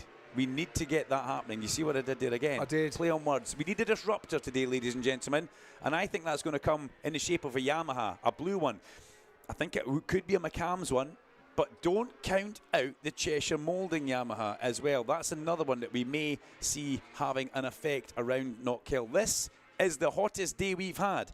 It's the hottest superbikes have ridden on track. This is into territory that they haven't sampled yet in 2026. As we have a look at the timing screens, Brad Ray is fastest from Kyle Ryde and Scott Redding, with Glenn Irwin again up there showing that he has got good pace. And Ryan Rainey, who I met this morning, his crew chief, says it was more of a relief than anything. We know we've got that speed. It's just dialing out all the small issues, making sure Glenn's happy and getting him to that sharp end. Behind Glenn Irwin in 5th place, Ryan Vickers. Storm Stacey is 6th. Max Cook is 7th. Danny Kent 8th. Eli Michalczyk in 10th place now, as there's a little bit of movement with Storm Stacey, and Lee Jackson getting himself into that front top 10 as Kyle goes fastest with a 47.5. If I'm not mistaken, fastest lap we saw yesterday was actually a 47.4 for Bradley Ray, and I'm going to stand by that if I'm correct. Kyle did a 47.2 in qualifying, actually. I knew it was round about that area. But 47.2, Rory Skinner has held the lap record here for quite some time. The 47.1 that Rory put down on his second year on the FS3 Kawasaki, and he did that with great success before, unfortunately, hanging the bike in the fence at Clark's on lap number 5. But 47.126 stands from 2022. It's not been wet all the time, but it's been kind of like that. Today, we could see a new lap record at Knockhill as Rory Skinner crosses the line and heads down towards Duffus Dip. He said yesterday that he has just effectively found more out about the Yamaha R1, and that's what we need to remember. You know, we naturally want our hometown hero to go incredibly well. We expect Rory Skinner to win at Knockhill, But it's his 5th manufacturer in 5 years. This is not an easy thing for him to do. He needs to learn the bike. He's been very lucky the past couple of years. He's gelled with the Ducati and the BMW, and it was wet, and it does make it slightly easier. But Rory on that Yamaha, that team is making progress. That's what we can say. Very much making progress and heading in the right direction. If you are watching a large screen, you would have seen a little bit of Andrew Irwin standing at the side of the track talking with James Whittam, who I met James, or Jamie as Rory calls him, in the pit lane, Alan. And he just stood in front of me. He does like this, like legs open like a gunslinger, ready to go for both his pistols. And he says, "All right, lad, you must be happy with this, eh?" That's my terrible Yorkshire accent, isn't it? Or wherever he's from. Oh, I just thought it was you, but angrier. Yeah, thank you. And James Whittam said, "This is what Knockhill is all about. It's a fabulous place. It's a cracking circuit. And if this would just happen every year, best event." Yeah. And he loves it. He says, "I'm delighted for everybody." Well, you know what to do. Bury the carrot. Thank you, Ellie Watson. You're welcome. Wherever she is. I got a text message from Stuart Higgs last night that he says, "I've actually just employed Ellie Watson for the rest of the year." Quite right too. And she can bury the carrot at every single circuit. So that's something for those of you who have watched the social media. Well, there was always a plan, and the plan was pretty impressive. The plan was to get some good weather for us at Knockhill. But we have the Superbikes on track. Looking at the time frame, we have got, Alan, 21 seconds to go, which I'm delighted I managed to get that looking at the television screen. And it's all about action with Kyle. In normal circumstances, I would play that piece of music, but I don't want to get us banned on YouTube. Yes, we had a Friday stream. I must apologise if anybody wants to go back and listen to the Friday stream on YouTube. No chance. No, it's been copyright blocked by Sony Music Europe, unfortunately. So Alan Hyde noticed this, sprung into action, and has now removed any of the copyright music that would play on the YouTube stream. So just in case you are YouTube streaming today from afar and you're enjoying that, and it goes quiet, please do not panic. We're just playing a piece of music. All it is there's a piece of music playing, and there is a lengthy break today from 11:45 until 12:45. 1 o'clock the actual pit lane opens for the Zin British Superbike Championship. So through that, Alan will have a couple of guests in the commentary box. He will have the legend that is Roger Marshall, the legend that is Too Tall Tell, Terry Reimer, and Circuit MD Gillian Shedden. So it'll be lovely across here in the commentary box. That's a little lunch break, isn't it? Busy, I'm looking forward to that, yeah. And if Gillian is too busy, we'll send over Stuart Gray. But she was hopeful to get across, see you, and do a little bit of chatting about all really things. You know what? She's a race fan herself. She's got to be, but very much still tuned into what happens in this paddock on the racetrack. She was a very decent racing driver. I remember her competing in a Ford Fiesta. And I've watched the race in a Formula 4 Z-Tech up here as well. Yeah, I don't think I ever raced against Gillian. I think she retired by the time I come along. Not that she's that much older than me. No, I was going to say. Sounds terrible, no. that, doesn't it? It really does. But at the end of free practice for the Zin British Superbike Championship, in association with Pirelli, Kyle Ryde, fastest on the track. Kyle Ryde from Brad Ray, with Storm Stacey backing up yesterday with a good third place. We then have Scott Redding, Ryan Vickers, Rory Skinner in 6th ahead of Leon Haslam, Glenn Irwin, Danny Kent and Max Cook rounding out the top 10. Elia comes home in 11th place ahead of Christian Idden, Lee Jackson, Joe Talbot, Charlie Spud Nesbitt ahead of Jason O'Halloran, Richard Kerr in 17th place. Good step forward for Richard. Ahead of Josh Brooks, Fraser Rogers, Rhys Irwin, Luke Hedger, Eugene McManus in 22nd place. Unfortunately, he slipped off yesterday at McIntyre's. Thankfully, no ill effects after that. We've got Braden Elliott 23rd and Graham Irwin in 24th place. Only 2.7 seconds away. That's impressive. Now, I was asked in the paddock to give a bit of a shout out to a friend of the commentary box and a bit of an injured warrior after yesterday. Finlay Arscott, unfortunately, tipped off going through Butchers up towards the Black Circle chicane and has had a bit of an operation on a leg. Finn, get well soon. We hope to see you back on track soon.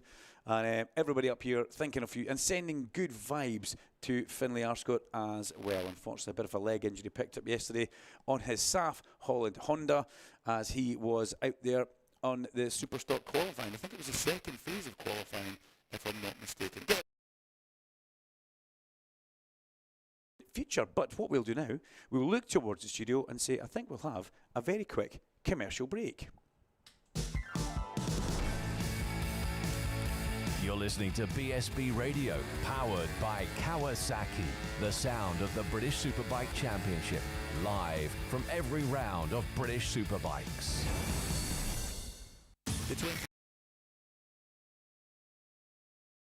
Pirelli. 18 plus, Zin is not risk-free and contains nicotine which is addictive. Only for use by adults who would otherwise continue to smoke or use other nicotine products. Joining the Kawasaki family has never been easier thanks to Kawasaki K Options Finance.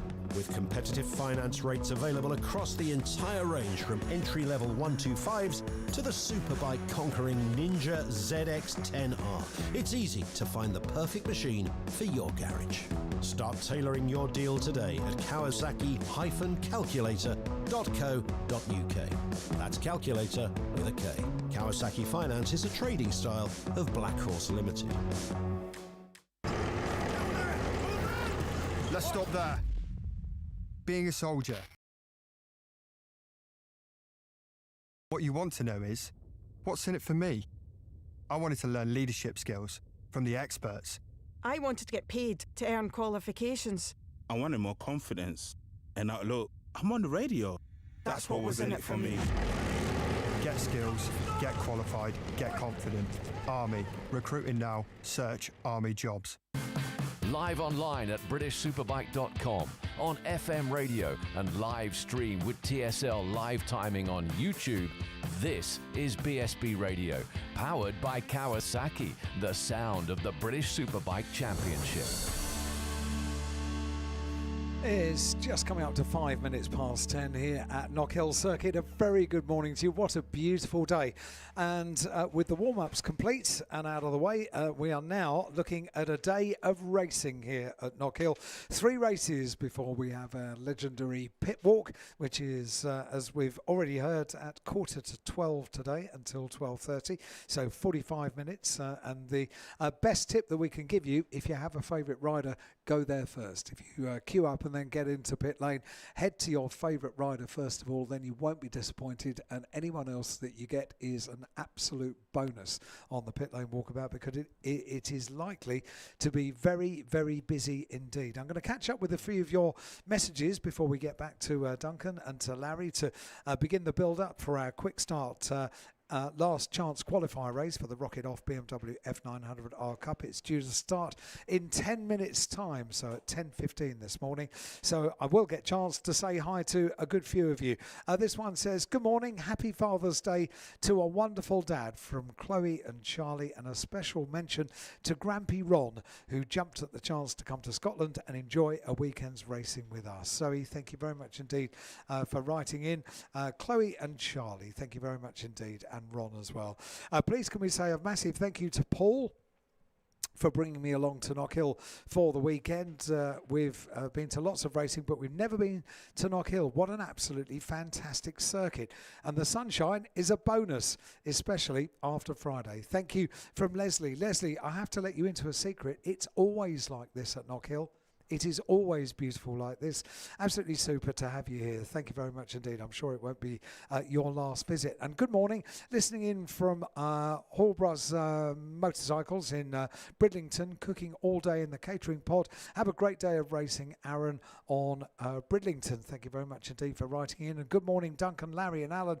Can you please give a big shout out to Richard Maggie and Leighton of Murphy Racing here from the Isle of Man, cheering on Kyle Ride, Storm Stacey and Dom Herbertson. Thank you very much indeed. Richard, thank you very much for writing in.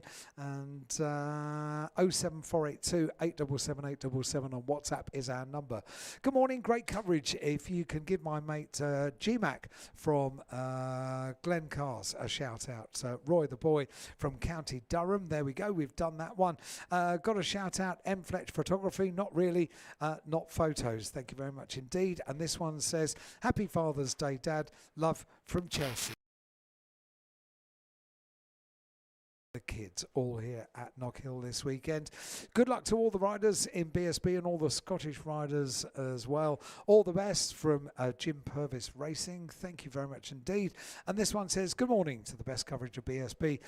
We're there, and like me, I don't really understand what you're saying in that sentence.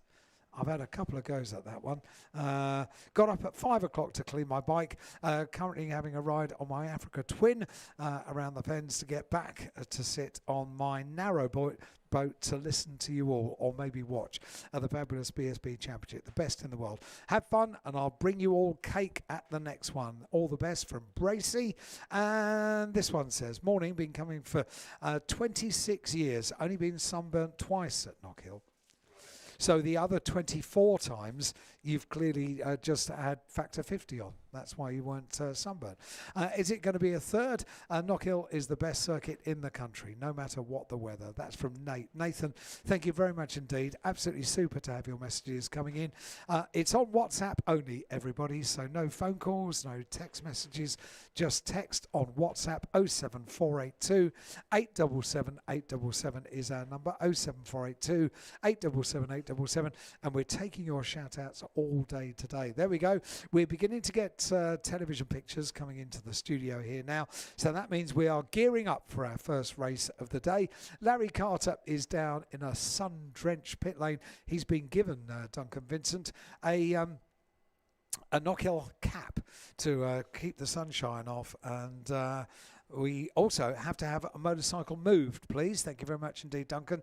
The registration number L333 WWY. L333 WWY. We need the motorcycle moved as soon as possible, please. It is at the Paddock Cafe. So I'll do that again. L333 WWY.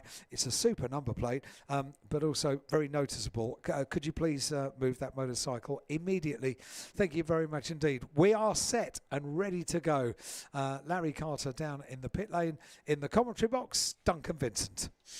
In the commentary box, yes, ready to go. Primed. Last chance qualifier for the Rocket Off BMW F900R Cup. Now, it's a quick start procedure. It always is. But Larry usually pokes his nose through the gate to see exactly what's going to go on here. You know the sad bit about this, Alan? We have 11 bikes in this race. 10 of them make their way through to the main event. That means one person in this race won't make it. But if somebody falls off, I know, everybody goes through. Yes. The perils, the trials and tribulations of the last chance qualifier. Last chance saloon. Let's see how this one goes. Jim Lee is on pole position on number 92. From 16, Josh Smith. 66, Joe Carnell rounds out the front row of the grid. 50, Leon Wilton is alongside 812 Chris Duggan and 13 Andy Booth. 73, Harry Gower is alongside 9, Jordan Ashington, and 47, Nick Heath. Remember, Jordan Ashington was one of the guys caught up in the Luke Foreman incident at Clark's yesterday, which brought out a red flag. Speaking of Luke Foreman, bike number 45, he is on the fourth row alongside 71, Davy Grace, who blotted his usually good, clean copybook, actually, Davy Grace, when he slipped off going through the hairpin and caused himself a bit of trouble because then puts himself into the last chance qualification race, and anything can happen at this moment in time. It's we usually see some wild overtakes, and it's good fun because these guys appear at the front of the race. They're normally maybe in the mid-pack towards the back of a genuine main event or heat race, but then they're pride of place racing in front of, look at the crowd we've got, Alan, this big knowledgeable crowd that we've got. It's good to see so many people here.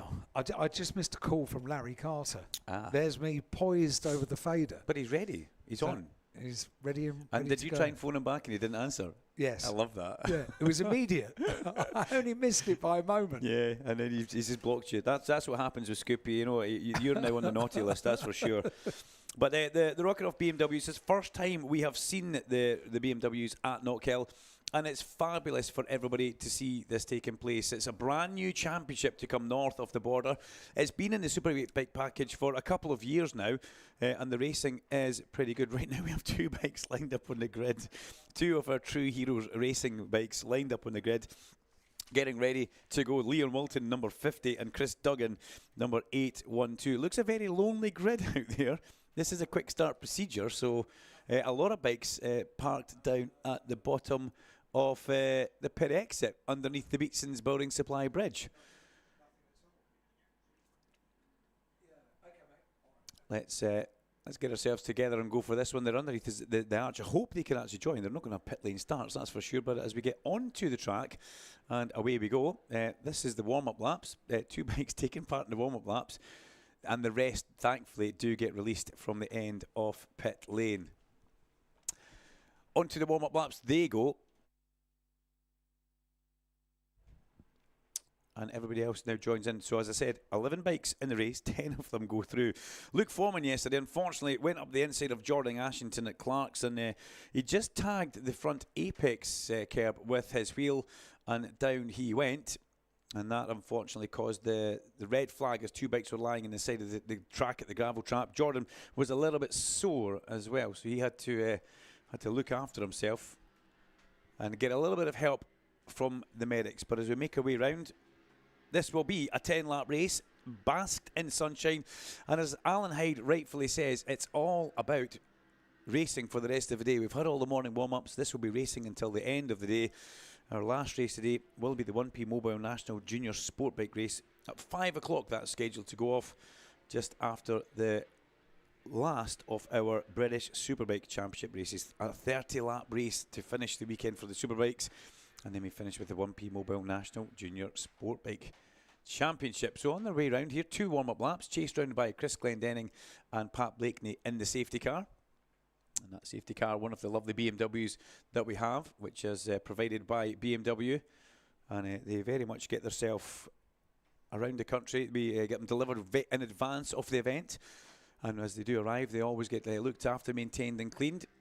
And well, that's the safety car. So Chris Glendenning and Pat Blakeney, when they are on track, they need to have their wits very much about them. They need to be up to speed because they've got to go at a pretty quick pace. Watching the bikes come up the straight, they'll get parked up.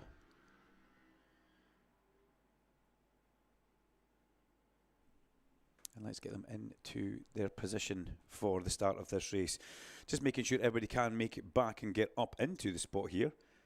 Because what you don't want to have is somebody who can't get through and into their grid box. But finding your grid spot on this can be just as difficult as finding an actual grid spot on a busy grid, because when there's not many people there, you can see the MSV team out just pointing everybody into the correct places. And we will get going. Now, what I am seeing is, no Jim Lee on the front row of the grid, no Josh Smith, no Joe Carnell. They must be at the end of the pit lane there. They've missed the boat for this one. They have missed the boat. So here we go. We get going for a race start. Green flag at the back. The flag clears the front. No front row of the grid. They're at the end of the pit lane. They've missed the start for this one. Red lights on. Go down towards Duffy's Dip, and what a start from, I think, the third row of the grid. Harry Gore there. Fabulous start. A couple of bikes come together. Luke Foreman was one of those bikes who was just clipped on the run down towards turn number 1. But Luke comes from the back, sorts himself out with Davy Grace as they make their way down and in towards the bottom of Leslie's and McIntyre's. Thankfully, everybody has made it away in one piece as they now come down through Butcher's, the lowest point of the circuit, and climb back up through the Black Circle chicane up towards Clark Corner. Joe Carnell leading at the first sector on bike 66 as they come in towards turn 6, which would be Clark's. In fact, 7 we'll call it for the Superbikes. And then head round over the Johnny Davis show skid marks that you can see offline from their stuntman who was here yesterday. And into the hairpin we very much come. As 3 wide on the brakes on the way, and Davy Grace goes up the inside. Thankfully, he doesn't do what happened yesterday where he folded the front and down he went. But as we make our way round, a little bit slower at the back, unfortunately, for Harry Gore. He's going to make his way up there, but it's unfortunate for him that I think he actually missed the start, if I'm not mistaken. He was one of the guys who was out of position as well, as they all make their way down through the bottom of Duffy's Dip and in towards McIntyre's. Bike number 66 leading at the front, which is Joe Carnell. We've seen Joe at the front of a last chance qualifying race a couple of times where he's maybe had a bit of a weekend that hasn't gone his way, but he's being hunted down by Davy Grace on the 71 with the very bright pink helmet. Did we have a jump start? I thought something was quite, was that a jump start, or was it absolute perfection? I think it was absolute perfection what we just saw there. I'll let race direction, because you see Eddie Roberts on the screen. If you were watching the big screen, you will have seen the replay there. They were very much looking at that start. That might have been the most perfect start ever. Or race direction will have a good lot of looks at that, and they might think that that was a jump start, and they might need to have a look. But we'll come back to that, and we'll wait till we see if there's an update on our timing screen. It looks like there is. He's under investigation, that's for sure. Liam Wilton under investigation at this point of the race as we come in towards lap number 3 out of 10. We're watching Harry Gore go down through Duffy's Dip, bike number 73. He has got some sort of momentum behind himself as he goes down through there. He's picked up a couple of positions, and then he wants to rumble his way through that black circle chicane. The leaders come through Clark's. Davy Grace is now all over the back of Joe Carnell as they come round. He pops out from the slipstream and he will take the lead on the run in towards the hairpin on the BMW F900R up the inside. Now this is where he got to yesterday. He's got the thing all out of shape on the way in, but Davy Grace manages to hold that because that looked a little bit wobbly and not friendly to ride on the way in. Up over the crest of the hill we come. 71 leads 66. Davy Grace leads Joe Carnell as we come in towards Duffy's Dip, and it's Luke Foreman in third place. Now let's see, 50 and 66 jump start, 2 long lap penalties, but it's a 4-second time equivalent that they get, so 50 and 66 both being badged as jumping the start. 66 is our second place man Joe Carnell, and 50 is Leon Wilton, so that is not good for those guys.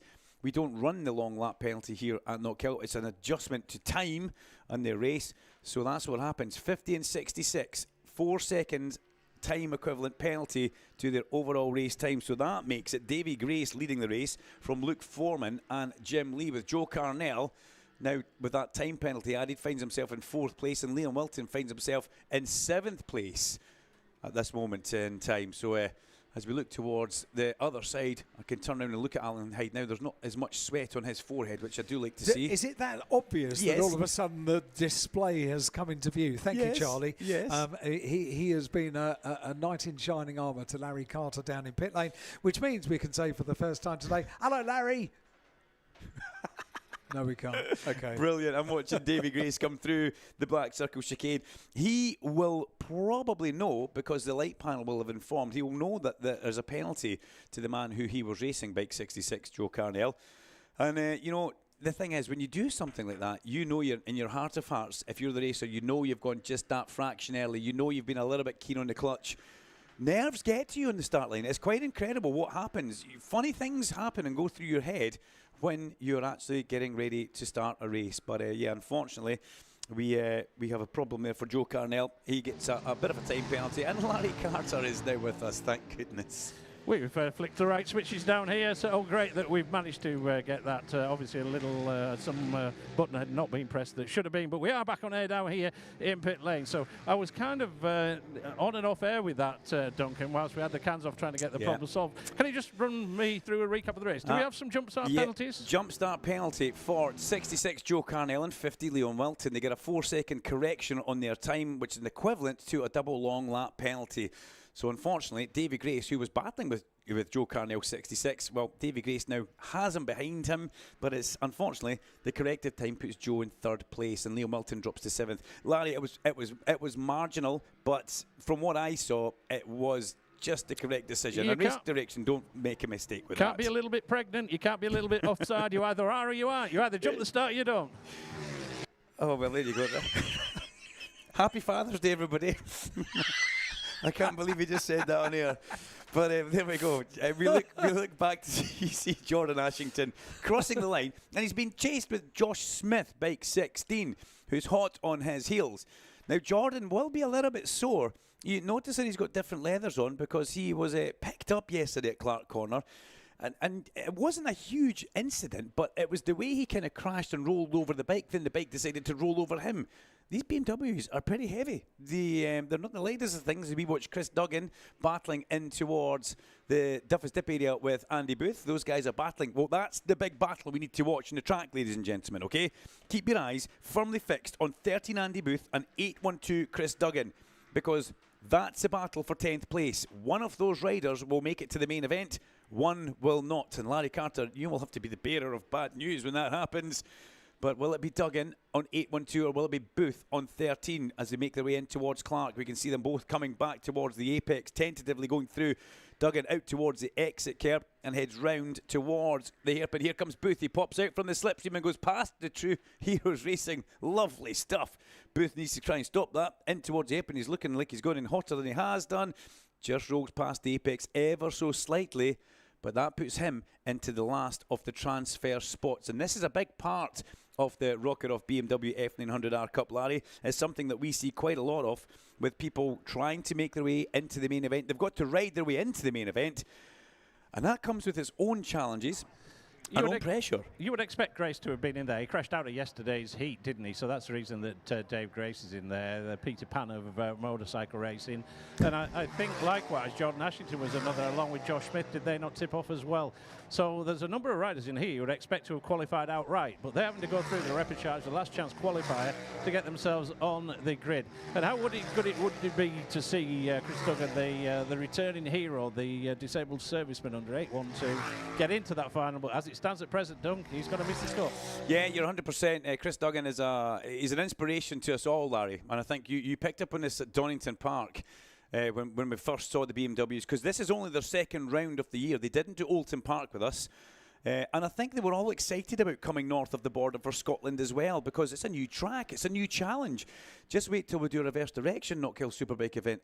Imagine that. That would be new to everybody. Imagine. It was talked about a few years ago. Yeah. We're going to do the touring cars first, Alan, just to let you know. But yeah, they talked about that as well. Yeah, what we've seen with Chris is inspirational, Larry. To former serviceman. It's not easy to ride a bike when your body is absolutely perfect, but he gets on that bike and does absolutely everything. It's the last lap, though. We need to concentrate on what's going on the circuit, because it is still very much Davy Grace who leads the way. Jordan Ashington, though, is under big threat from Josh Smith, but I'm also keeping my eyes on Booth and Duggan as they make their way around 10th and 11th place. But Davy Grace in towards the apron for the last time. He has been, well, he shouldn't have really been in the last chance qualifier, but he did throw himself into the scenery, unfortunately, as we pick up with the guys making their way round towards the back of the circuit. Sorry, we thought Davy Grace was just into the hairpin. He is now. He will be a happy man with this. The number 71 bike, the luminous pink helmet, synonymous with Davy Grace. It was on the floor yesterday, but today it will stand on the top step of the Rocket Off BMW F900R Cup. He wins the last chance qualifier race from Joe Carnell on the road. Corrective times kicking in. I think Joe's going to get second place overall anyway, as that's my second clicking in the background. It should be, yes, Luke Foreman will cross the line. He will stay third. And we get Jim Lee across the line in fourth, Jordan Ashington, Josh Smith. We get Nick Heath in 7th place. And then Liam Wilton crosses the line. Corrective time. Does that change the position for Wilton? No, because Harry Gower comes across the line in 9th. And this is the battle in towards the airpin. And it does look like Andy Booth has done more than enough on this lap. Comes in towards the airpin. And he will be the last man to take a spot on the BMW main event grid for the Rocket Off BMW up towards the line. He comes number 13, makes a transfer spot. But let's hear it for Chris Duggan as well. He crosses the line and gave that absolutely everything towards the end there. And yeah, being an ex-serviceman, we definitely tip our hat in the direction of those guys. But that is the last chance qualifier race. It's Davy Grace who wins it from Joe Carnell and Luke Foreman. Even with the time penalty, good to see Joe Carnell, Larry, still coming back in second place. Before we hand over to Scoop, I think we'll hand back to the studio. We'll have a quick commercial break with Alan Hyde. Live from British Superbikes, this is BSB Radio, powered by Kawasaki, the sound of the British Superbike Championship.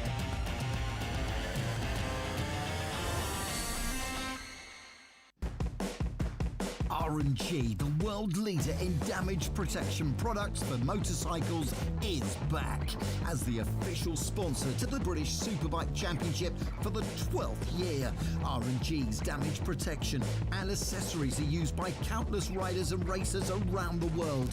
Thousands of applications for hundreds of bikes and are trusted by teams across the BSB paddock. R&G's Pro Engine case covers are now included in the FIM Quality Product Programme. Visit the R&G official technical centre in the paddock to get your protection today and find out more at rg-racing.com. So no matter what you ride with R&G, if you slip it or slide it, you'll still be able to pick it up and ride it.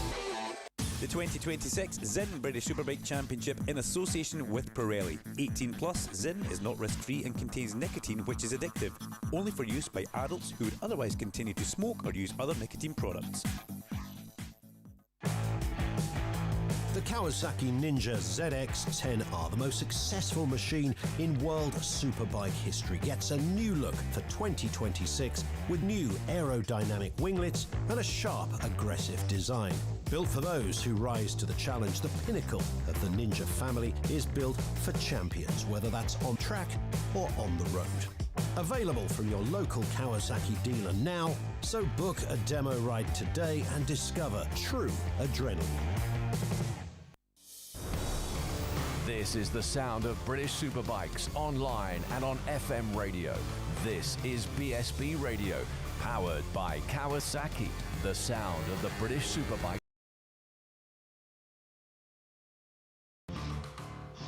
I believe that the weather is always like this here at Knockhill. However, in the last 10 minutes, he came over to me and said, hey, this little fan in the corner, I've just discovered a button that says cold. Right, okay, so the air conditioner has never been switched on before, and today we need it. Very good. Technology knows no bounds, does it, with Vincent? You're right, Larry, you're right. Thank you so much for all of your messages. WhatsApp 07482 877 877. Happy Father's Day to all you gents and to Scott. Love from Emily and Alana. Thank you very much indeed. And a shout out to my sunshine, Robbie, on our first outing to Knockhill. We'll be back for sure. This is epic.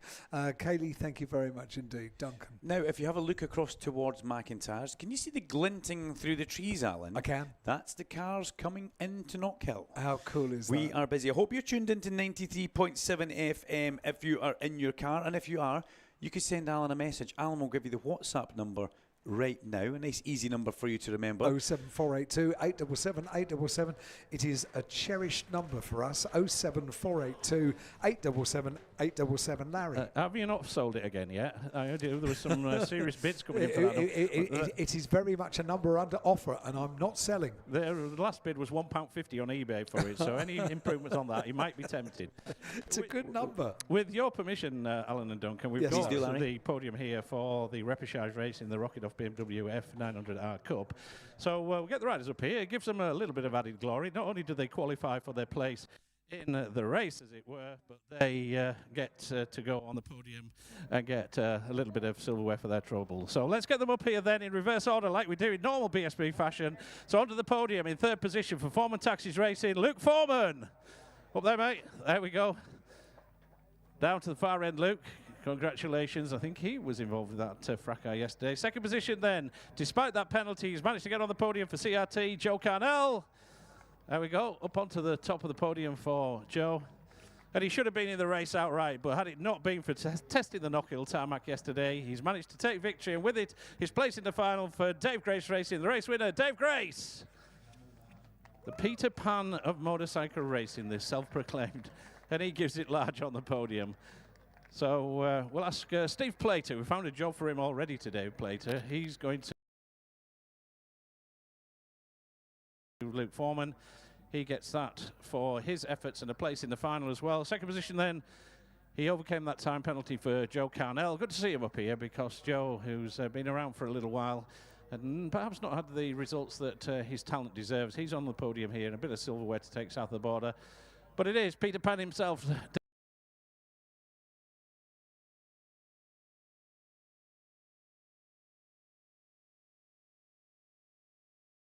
The day. So if you want to join us here, get the photographs and everything else here in the glorious Knockhill sunshine with this wonderful backdrop, then you're very welcome to join us across here very close to the Zinn Marquee, which is currently hosting Bradley Ray with his chat show as well. So that concludes the repechage race, the last chance qualifier for the BMWs.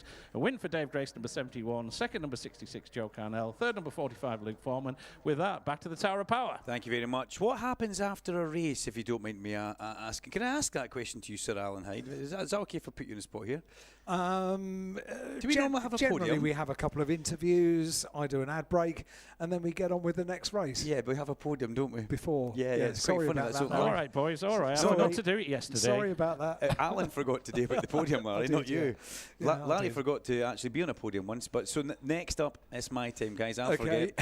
Very good. But I have read the wrong grid out for a race, if you remember, in my very first year here. And also, I started off my very first BSB commentary at Oulton Park saying, "Good morning, everybody, and welcome to Knockhill." It was in the done. afternoon. It's easy done. It was We must get those tapes, those pre-recorded tapes updated, mustn't we, Duncan? Because it comes across as a live broadcast this at times, doesn't it? But little do people know that a lot of it's pre-recorded. We've all done it before. Larry Carter, apologies, I won't forget the podium again. Let's get on with our next race of the day, or at least the build-up, because it's no small matter of the Pirelli British Sport Bikes. And in the commentary box is Duncan. Thank you very much, Sir Al. Looking forward to this. Yesterday's race was a cracker, and I have to say, the winner of the race, Asher Durham, I didn't see it happening. He came out of left field and put himself on top of the podium. I thought it was his teammate Cam Dawson who looked a little bit stronger, but Asher took a very well-deserved victory.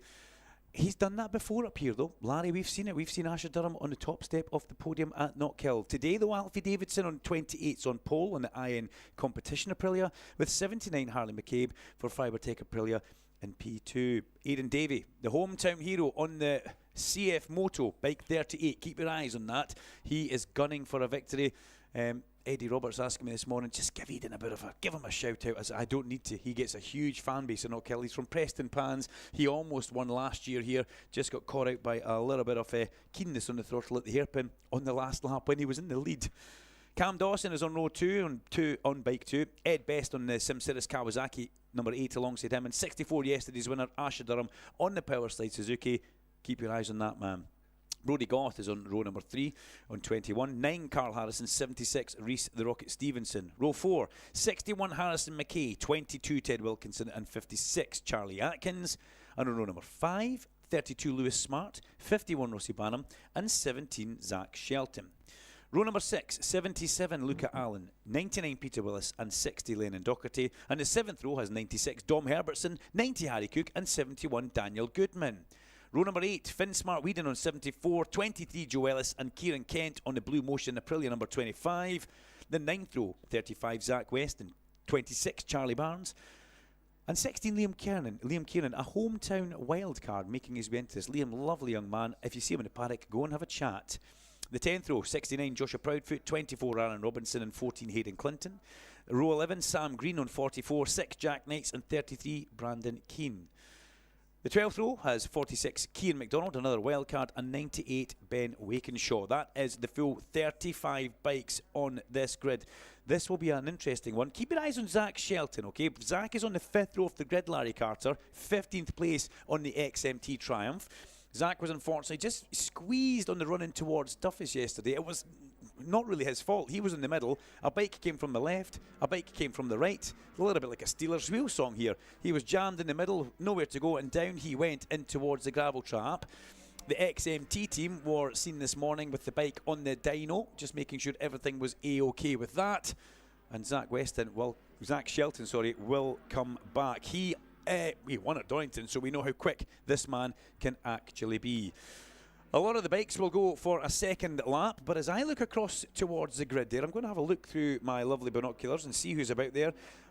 Basking on the front row of the grid, looking like he's just stumbled out of the Knockhill merchandise stand. Larry Carter sporting a lovely grey Knockhill baseball cap, because that forehead's getting bigger, Larry, isn't it? But the sun, you definitely need a bit of coverage today. The head's getting bigger. I don't know about the forehead, Dunk, but what we're going to do, folks, is we know that we've got a massive Scottish representation here. It's not going to be possible to speak to every Scottish rider on the grid, but we'll do our best to see if we can speak to as many as possible. Our time on the grid is fairly limited, so whilst we've got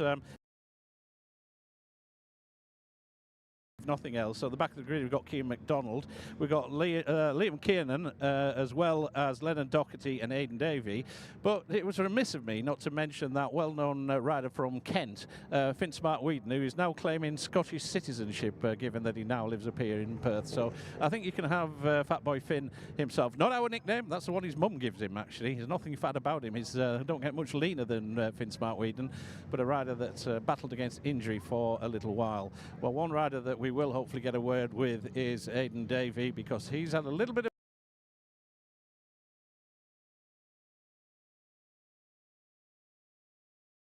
of pub grand going back in maybe 50 years or so ago. The Bay City Rollers, that's where they were based, in Preston Pans, and it is Aidan Davey down here. Well, Aidan, you've got the dark visor on here at Knockhill. The sun's come out for us, and there's a big Scottish contingent here rooting for you. Hopefully you can get it up there on the podium.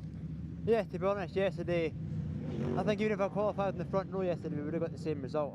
There was nothing left I could have squeezed out of it yesterday, so made a couple of changes for today, see where we are, good start, get stuck in. Good luck, thanks for that. Well, he's on the Chinese CF moto, of course, looking for if he manages to top the podium there, he will become the first rider to win for the Chinese manufacturer. But stopping him is the championship leader who sits here on pole position, Alfie Davidson. He managed P2 yesterday. So yesterday, solid points there, Alfie, but it would be good to try and get back on the podium and increase your winning ways. Yeah, just get a good start and hopefully get away at the front and just keep plodding away on the laps and see how it plays out. Yeah, the wind direction's changed a little bit today. Is that going to be a problem? No, I don't think it will be. You know, don't bother. Ian Newton they come from the Captain Cool Museum. There's Ian Newton. There's nothing that chills us out there. Well, Twin Cam waiting for the other rider onto the front of the grid. The rider that's managed third position on 5 occasions so far. That's Harley McKay waiting for him. But here is Twin Cam. Cam Dawson, 2 warm-up laps is the indication there. Well, Cam, you just missed out on the podium yesterday. Put it right today. Yeah, very frustrating. I just feel like after the safety car I kind of lost my rhythm. But yeah, look, we've had the pace all weekend and yeah, I'm prepared to go again. Good luck, thanks for that. Well, let's just see. There is Steady Eddie Best, one of the most experienced riders in the field. We've got just a couple of minutes, so we might be able to grab a word. There is Asher Derham, the thrasher himself down here. Make it a double, Asher. That's always the plan. Going to go for it anyway, that is for certain. The Power Slide Suzuki is obviously working well around here. Yeah, I mean, it's a little bit different here in Scotland with the sun out, so hopefully we'll make the most of it. You're coping all right with it, though. You don't need any Factor 50 yet. Say again. So you don't need any sun cream just yet. Not yet. That's just complexion. Anybody knows that is a little bit of a joke. Great to see there. We've got Carl Harris as well on the middle of row number 2. Brodie Goth, the Australian. Then we've got the Rocket, Reece Stevenson. Just going to go back a further row of the grid if we can. There's Charlie Atkins. I would like to see if I can grab a word with the doc, but the grid already being cleared. I'm going to exit towards the back of the grid, and let's just go and see if we can have a word with the doc, the Lennon Doherty. They don't come much closer than him here at Knockhill this weekend. He's got the team around him. Let's just see if we can just grab a very quick word with the doc. Well, Lennon, the home hero, one of them in this race. Hopefully he can pull something out of the bag. It's not been a great season so far. Try and do something here.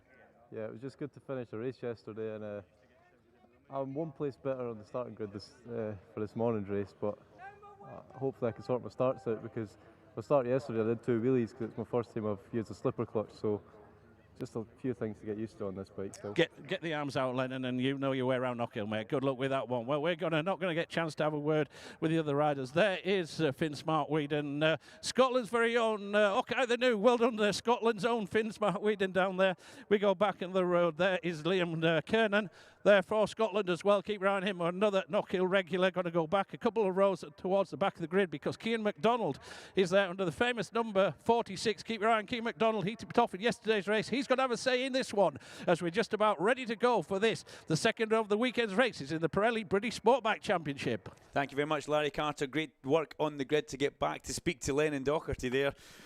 He's always a calm figure, Lennon. He never gives too much away. You can see him standing on the grid with his dad, William, and he actually gives a little wave there. Different bike for Lennon this weekend, and he highlighted that. He's never really ridden one with the slipper clutch, but we wish him the best of luck. It was good to hear from Cam Dawson there. Cam sounded nice and cool, calm and collected. And it did, exactly what he said is what we saw happen yesterday. When the safety car pulled back in, he just couldn't get back to his rhythm.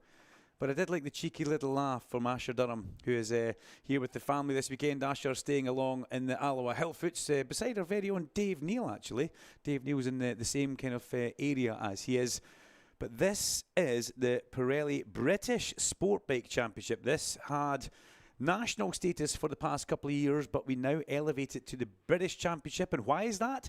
Because we basically follow what happens in the World Championship. The World Championship took our British formula. They have changed it quite somewhat, and it doesn't really follow the same kind of ethos as the formula was originally made for. But right now out here, we have a grid of fabulous racers and a nice mixture of bikes. Alfie Davidson sits on the front row of the grid in pole position, and he's also the championship leader on his Aprilia, run by IN Competition. Ian and Myra Newton, they are very much an Aprilia family through and through. and make their way out for their warm-up lap. Warm-up laps as well. I think they get 2 warm-up laps at Knockhill. Just because the nature of the short circuit, they give them a couple of laps. But Alfie Davidson really is...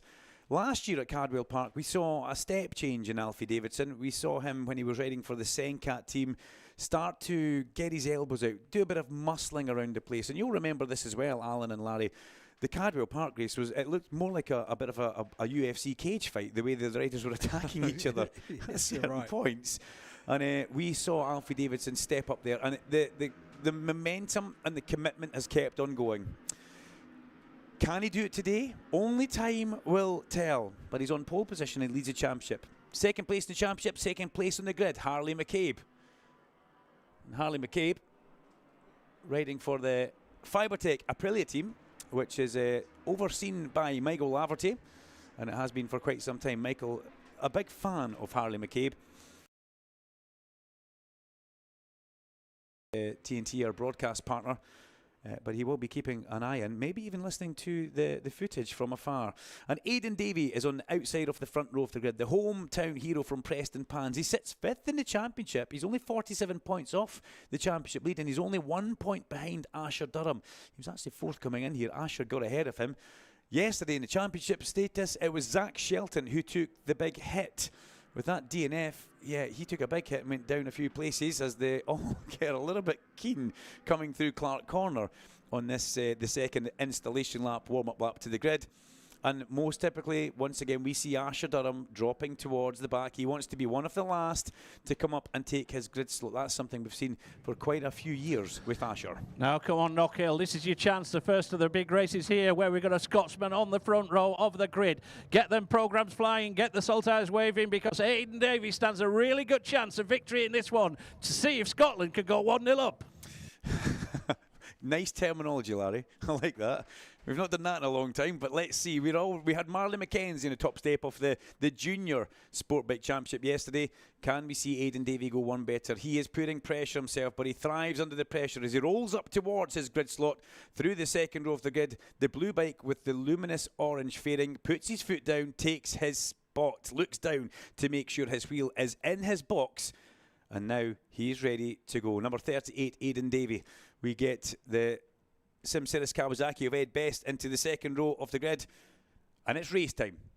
Superbike Sunday kicks off with Sport Bike. We've had BMW. Let's get the action going. Red lights on the bridge. Go. Very quick turnaround. Cracking start for our pole sitter and also for Aidan Davey. Middle of the front row. Didn't make the start at all. Harley McCabe missed that one, and it's Aidan Davey who slots into 3rd place behind Alfie Davidson and Cameron Dawson. Dawson pinched over the apex going through Leslie's, but manages to hold that 2nd place by the time they get through the first pinch point on the circuit, actually, which is McIntyre's. They're already making their way down through Butchers over the crest of the Black Circle chicane and accelerating up in this 20-lap race towards Clark Corner. Dawson will want to lead from the front if he can. Somebody just kicked up out of the seat as they come through Clark Corner. Oh, dear, dear, dear. Somebody going down in the middle of the pack. Who is that? Oh, somebody catches the bike, and a couple of them have gone down there. A great shame for that one. We possibly get a stoppage with this one, as a couple of riders have gone down. One on his feet walking away, the other two just requiring a bit of assistance at the side of the track. We do have a red flag, and we also have no jump starts, which is pretty good for us here. But the other riders just requiring a little bit of assistance here. That's what happens, unfortunately. Somebody went down.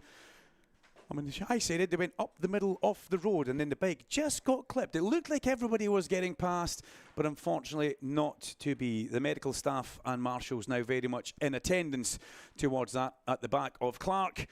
And we'll bring you an update as and when we can. But yeah, good start off the front row of the grid for Alfie Davidson. He really made that one work, as did Aidan Davey. Harley McCabe, though, he missed the start, and he was bottled up behind a lot of people going in towards turn number 1. Duff is stepping in after that. You've got a bit of a pinch point.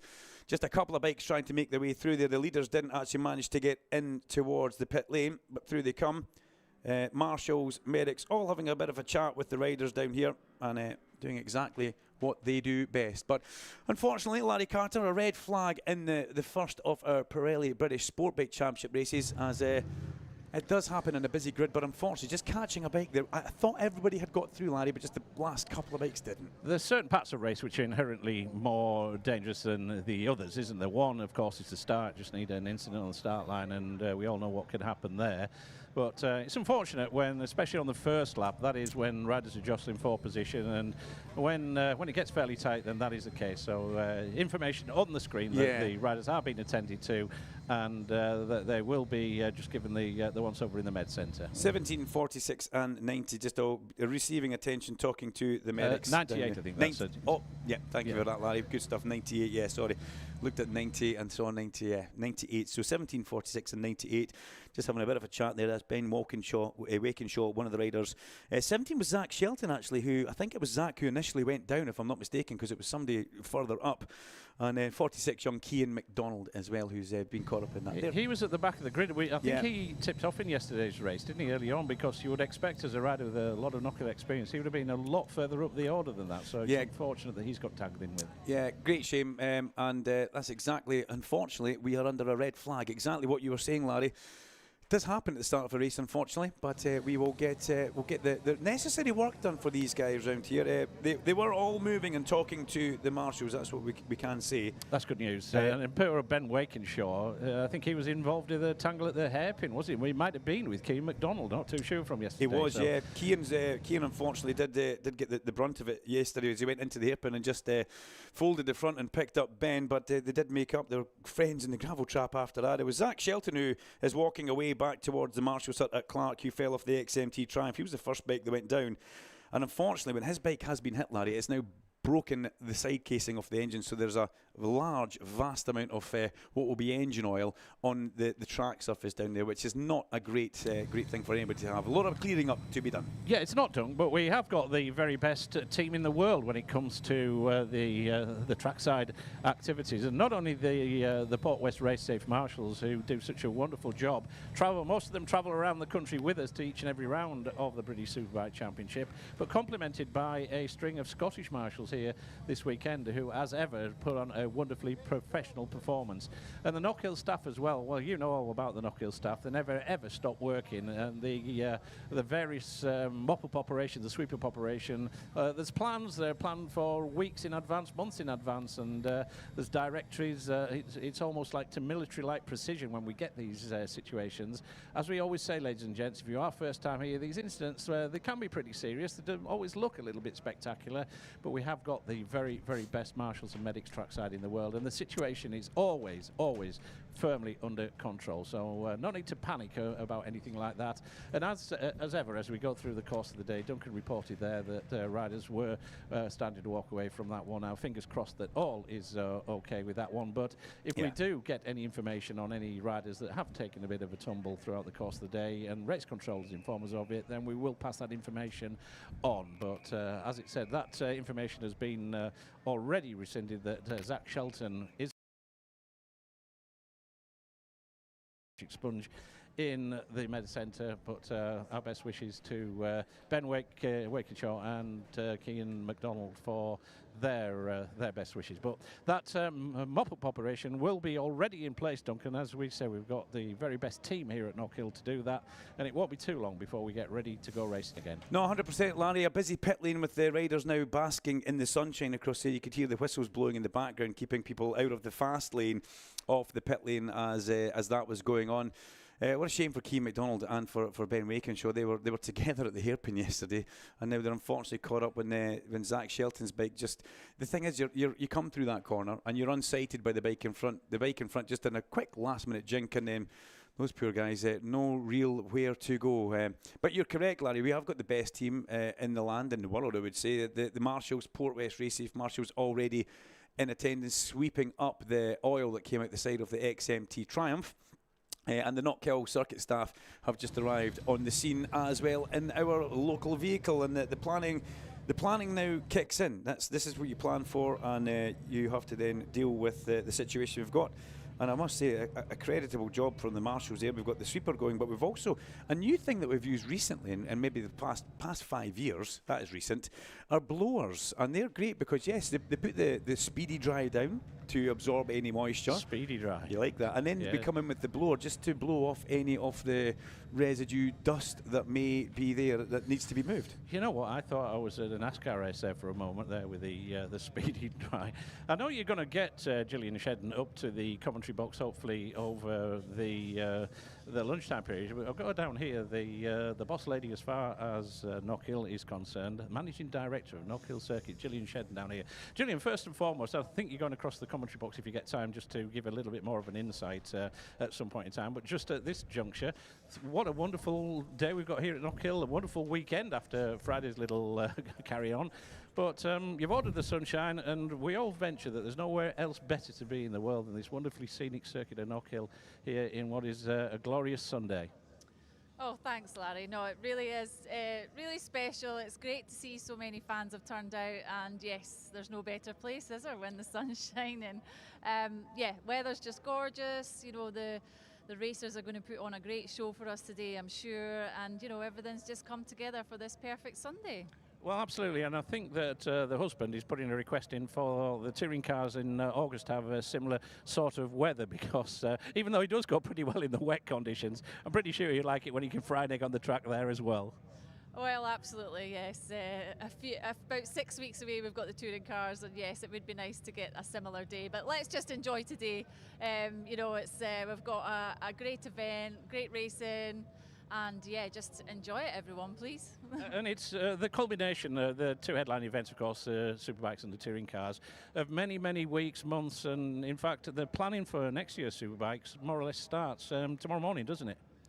Yeah, in fact, it's already started. You know, all of the event team are wandering about, taking notes. We're looking at things, saying what can we do better and how can we make improvements, and that's just what makes it such fun running events. You know, it's a great industry to be in, and we all love the sport, and we love the Superbikes when it comes to town. And we're already planning next year. We've got our provisional date, which will be a similar date next year. So yeah, we're looking forward to it. And as far as you growing up concerned, when your dad bought this place, 60 odd years ago, little did you expect that we'd be stood here in this glorious sunshine looking at this wonderful facility with a big crowd here at Scotland. It doesn't get any better, does it? No, really proud. You know, we are a small business, you know, we're a family business, and the team here are all like our family as well. So, yeah, really proud. What a great day and what a great event. So let's all enjoy it. And Duncan Vincent was just saying about your racing career as well. You certainly know your way around in a car. Do you still get out there competitively at all? No. Just leave that to Gordon, do you, these days? Yeah, I mean, people talk about my racing career. I think the last time I raced was about 18 years ago, so it's a long time ago. But yeah, I loved it. We don't forget, Gillian. We don't forget.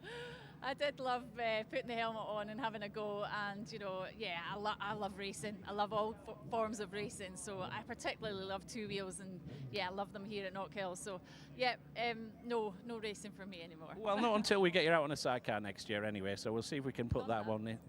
I have been on the back of a sidecar, I think, as a 15-year-old, and I remember just wrapping my arm around the handle to make sure I didn't fall off going through the chicane. I'm not sure my mum was too keen on that, but my dad didn't seem bothered. All right, well, we'll see what we can do. Gillian, it's great to be here, and thanks for such a wonderful, warm welcome for us all as well. Thank you, and thanks everyone for coming out for a great day. I hope you enjoy. Thanks, Gillian. Well, Gillian Shedden there, she's the lady that makes it happen. Of course, we talk about her other half. That is Flash. That is Gordon Shedden, 3 times the winner of the Quick Fit British Touring Car Championship. And the man that you probably saw on the way in today, he was taking your money. Hopefully it was going through the right channels, because we know Flash can be a little bit of a fly-by-night, don't we, Duncan? You've worked with him for a long time. She's trying to get me in trouble. You know, one for you, one for me, or something, for you, something like that. And I did bump into Bigfoot Dennis Hobbs as well on the way in here. I've not heard that in a while. It's nice that you're finding a job for him these days. We exported him from the county of North Yorkshire many years ago. We deported him probably, and it's nice to see that he's found a home up here. Larry Carter down in pit lane, Duncan Vincent up in the commentary box, and your messages coming into the studio here on BSB Radio, powered by Kawasaki, and they're coming in on WhatsApp. 07482 877 877 is the number. 07482 877 877. I'll catch up with a few of them. Babs and Graham, can you give a shout out to our amazing tent neighbours, Sharon and Paul? We will take it easy today. Love from Babs and Graham. Thank you very much indeed. There's a story behind that message, isn't there? My goodness, I've never known it as hot. We've been coming here for the last 10 years. Safe riding all. That's from Andy and Tony from Bucky. Thank you very much indeed, Andy and Tony. Great to have you here. Yep, we are blessed with a beautiful day here at Knockhill, and we are all extremely grateful for it. This one says, hi, looking for a shout out, a massive happy first Father's Day to my daddy Connor. Lots of love, Iris. Thanks, and loving the tunes and the coverage this weekend, and Mon the Sunshine. Thank you very much indeed, with emojis as well. And Chrissy and Nick, happy Father's Day to all the dads here at Knockhill, here cheering on Rory Skinner, Declan Connell, Lewis Rollo and Reece Stevenson, but cheering on all the racers. Safe racing to all. Thank you very much indeed, Chrissy and Nick here at Knockhill. And can we get a shout out to all my fellow marshals, especially us down on the chicane special. Thanks to Mr. Rogers, IO. Thank you very much indeed. That's from Andy. Andy, thank you very much. And this one says, Knockhill, what a racetrack. Following all the British rounds of BSB this year, our first camping experience, and what a venue to come to. Brilliant commentary and amazing racing. Keep up the great work. That's from William and from Chris as well. Thank you guys, very much appreciated and great to have you here. And this one says, hi, can you wish Bob Morris a great Father's Day from his 3 daughters and 3 grandkids. He's a retired racer, was in the music video of David Essex Silver Dream Machine number 37. Love from wife Cat. I was just reading about that. So I think Roger Marshall was involved. No, Roger in that. Marshall was the stunt rider. Speak to him about that today. I was going to talk to him about it. You said to me yesterday you were upset because nobody was messaging you. You've got it today, haven't you? We have them in thousands today. Yeah, Larry. At the risk of a plug, whereby a friend of mine, Bertie Simmons, is the editor of Classic Racer magazine. I subscribe to it. It's one of the very few magazines I do absolutely subscribe to. But the latest one, which dropped through the letterbox during the week, has a massive feature on the Silver Dream Racer. Oh, wow. Whereby Stuart Barker, who went out to Germany to see the current owner of the bike, and with the original builder of the bike, John Barton, and there's been some replicas done over the year, but they did say that this was the genuine bike, and they got to photograph it, and there's lots of history on both the film, on the bike, and what have you, in the latest edition of Classic Racer, which is out. Now, if that, Bertie, and you're listening, doesn't qualify me for a free subscription at some point in time, I don't know what will. It was a super plug and a very appropriate one as well, Larry. Thank you very much indeed. We are on 93.7 FM here at Knockhill in the sunshine and around the world on British Superbike's YouTube channel where we're live streaming. We've got cameras and we've got all of the audio from the weekend. And of course, we are streaming at the official British Superbike website.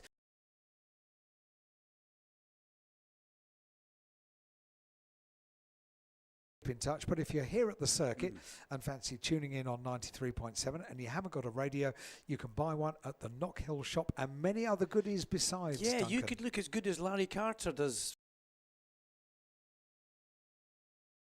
with the black gilet that you've got, Larry. My wife extends her thanks. No other way. Down with the radio, give me a brush. Oh, no, give me a broom and I I'll need do to it. be involved. I need to, you know. If ever there was a work ethic, that man Yeah. exudes it, doesn't it? Because he was involved with Thruxton for what, 45 years, Alan? You lived that way.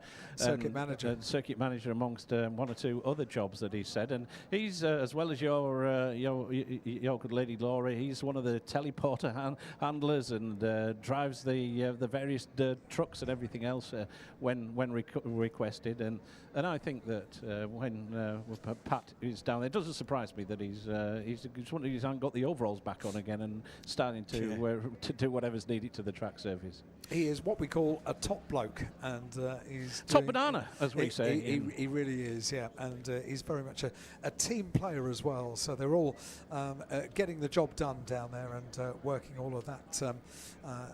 Speedy dry into the circuit. Now here got the blowers, and the sweeper's just sitting there poised. He's desperate to get involved, so we'll get Chris Glendenning waving the sweeper along, and out come some of the blowers. And then the marshals, you know, the best way to test for grip, that right or left foot, just scrub the track, see what it's actually like, and they can get a good indication of if anything else is needing to go down. Obviously, the worst affected area was where Zach Shelton's bike lay on the track after it had been hit because all the oil emptied out of that. So it's effectively sand that goes down onto that area to take up the most of it, scrape that off the circuit, then treat it with the speedy dry that we have down there. This is a speedy high around, so speedy dry is good for me, Larry. Yeah, what's the other term? The PJ1 that they put down on NASCAR corners, don't they, to try and... Is that not oil back in the day? Yeah, it was actually. I was actually sponsored by them. Well, so we might as well try and fill a little bit of time with speaking to one or two riders that we perhaps didn't have a chat to on the grid. And Liam McKinnon, it's a name that's new to me, but he is here as well. Liam, we never got to have a chat on the grid there, but how wonderful it is to be racing at your local track here at Knockhill with such a big crowd. Yeah, it's really good. My first time here at BSB. It's been a really good experience, and first time in a team environment as well. Really enjoying it. Sun's out, so I can't really complain. Yeah, lots of. It's a weekend that you'll have been looking forward to for a long, long time. Friends and family and sponsors and everybody else comes along. I ventured this to Rory Skinner yesterday, but does it come if you did a BSB round, say at Snetterton or Alton Park or somewhere? It's perhaps not the pressure, is there? But here in your local backyard, effectively, does it come with a little bit of added pressure to perform? Yeah, a little bit as well. And when your sponsors and all your family are able to travel here, you do get a bit of pressure, but with that you get a bit of support as well. So nice to have that behind you and coming in your home round as well. Yeah.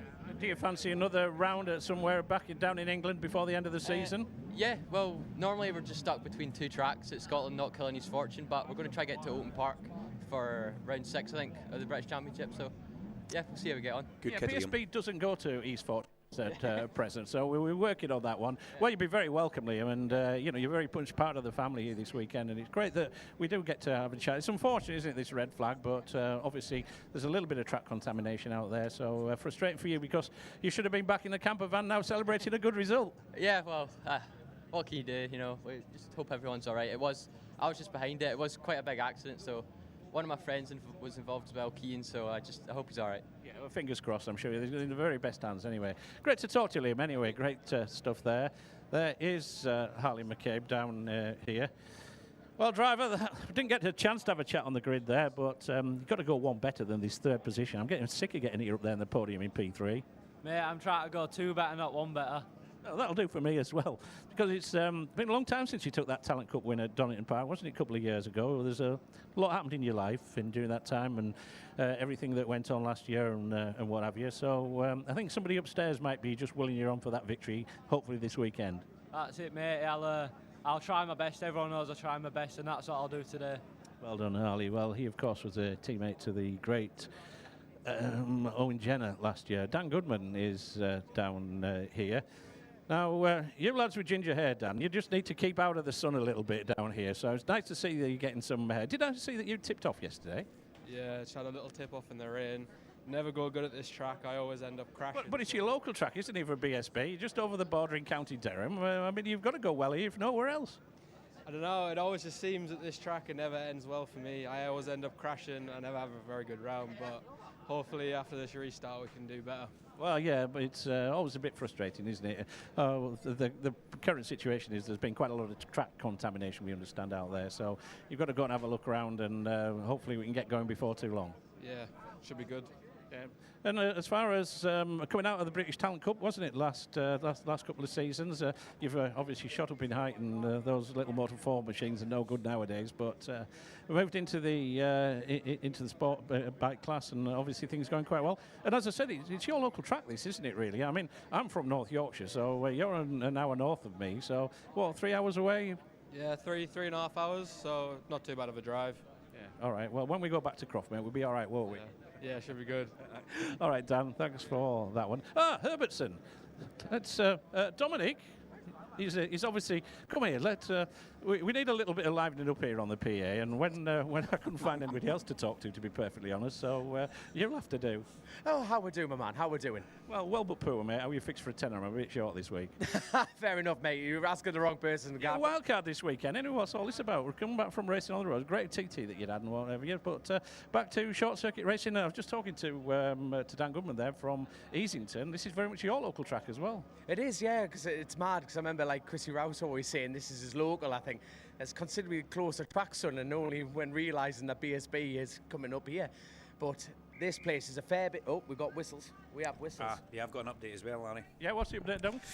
Well, Sport We have Bike changed the schedule. will be sent back to the paddock. Their race will be 15 laps and will be approximately 12:30 with the pit lane open at 12:20. You got that one, Dom. You're racing after the lunch break, by the sounds of it, in a shortened race, so you can go back, but get the old rub down, sauna going in the motorhome and everything else. A couple of cigarettes and a couple of cans, and that'll do me grand. Sounds like a Chrissy Rouse bus trip to me. Oh, hey, it sounds about right, doesn't it? You know, but no, it's good. Obviously, there's a fair bit of oil at the bottom, but a lot of people don't realise that tarmac's made out of oil, tyres are made out of oil, so it's a match made in heaven, isn't it? So we'll see Line how of it goes. information. You should be on Mastermind. I should be, shouldn't I? Yeah. Not really. Especially subject, haven't a clue.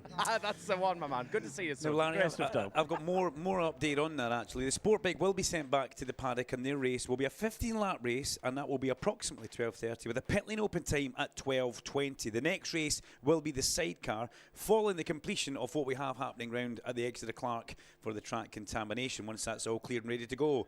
The pit walk will be retained dependent on time available after the sidecar race, guys. So just bear with us, listen to announcements. We will keep you up to date with everything that is going to be going on, and we will keep you up to date.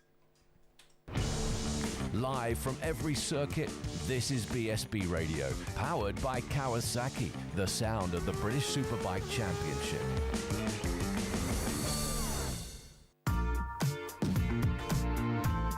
Want to discover the latest Kawasaki range of machines? The Kawasaki Experience Tour is heading to dealerships across the UK throughout the summer, giving riders the chance to ride the latest 2026 bikes. From A2-friendly machines such as the Versys 650 to new models like the KLE 500, the Z1100 and the Z650S. View the full list of events and book your place at kawasakiexperiencetour.co.uk. Have you had a non-fault motorcycle accident? Don't let it put the brakes on your ride. McCams gets you back on the road with a like-for-like replacement bike. No insurance excess to pay, and you keep your no-claims bonus. And if you've been injured, Bond Turner's expert solicitors will work to secure the compensation you deserve. McCams and Bond Turner, supporting bikers every step of the way.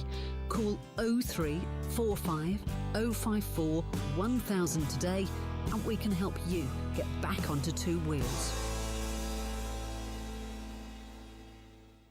The 2026 Zin British Superbike Championship in association with Pirelli. 18 plus, Zin is not risk-free and contains nicotine, which is addictive. Only for use by adults who would otherwise continue to smoke or use other nicotine products. BSB Radio, powered by Kawasaki, the sound of the British Superbike Championship.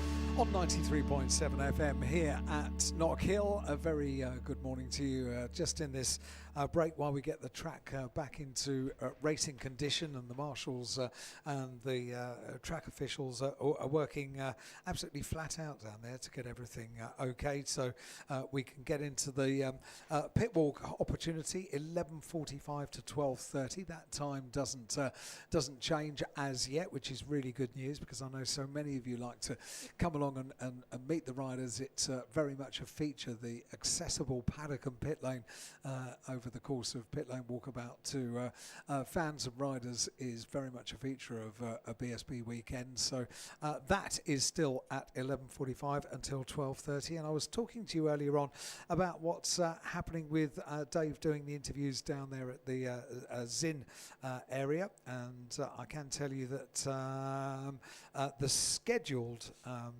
next interview to take place is in about 3 minutes time. Scott Redding at 11:15 today, Lee Jackson at 11:30, Ollie Bayliss at 2 o'clock, 2:15, Jason O'Halloran. Saw Jason O'Halloran last night. He didn't see me. Yeah, well, yes. He probably did. Did he do that thing? He checks his phone. So I'm a cautious driver, particularly when I'm in a rental car, and particularly when I'm around tight and twisty local roads around a race circuit in Scotland.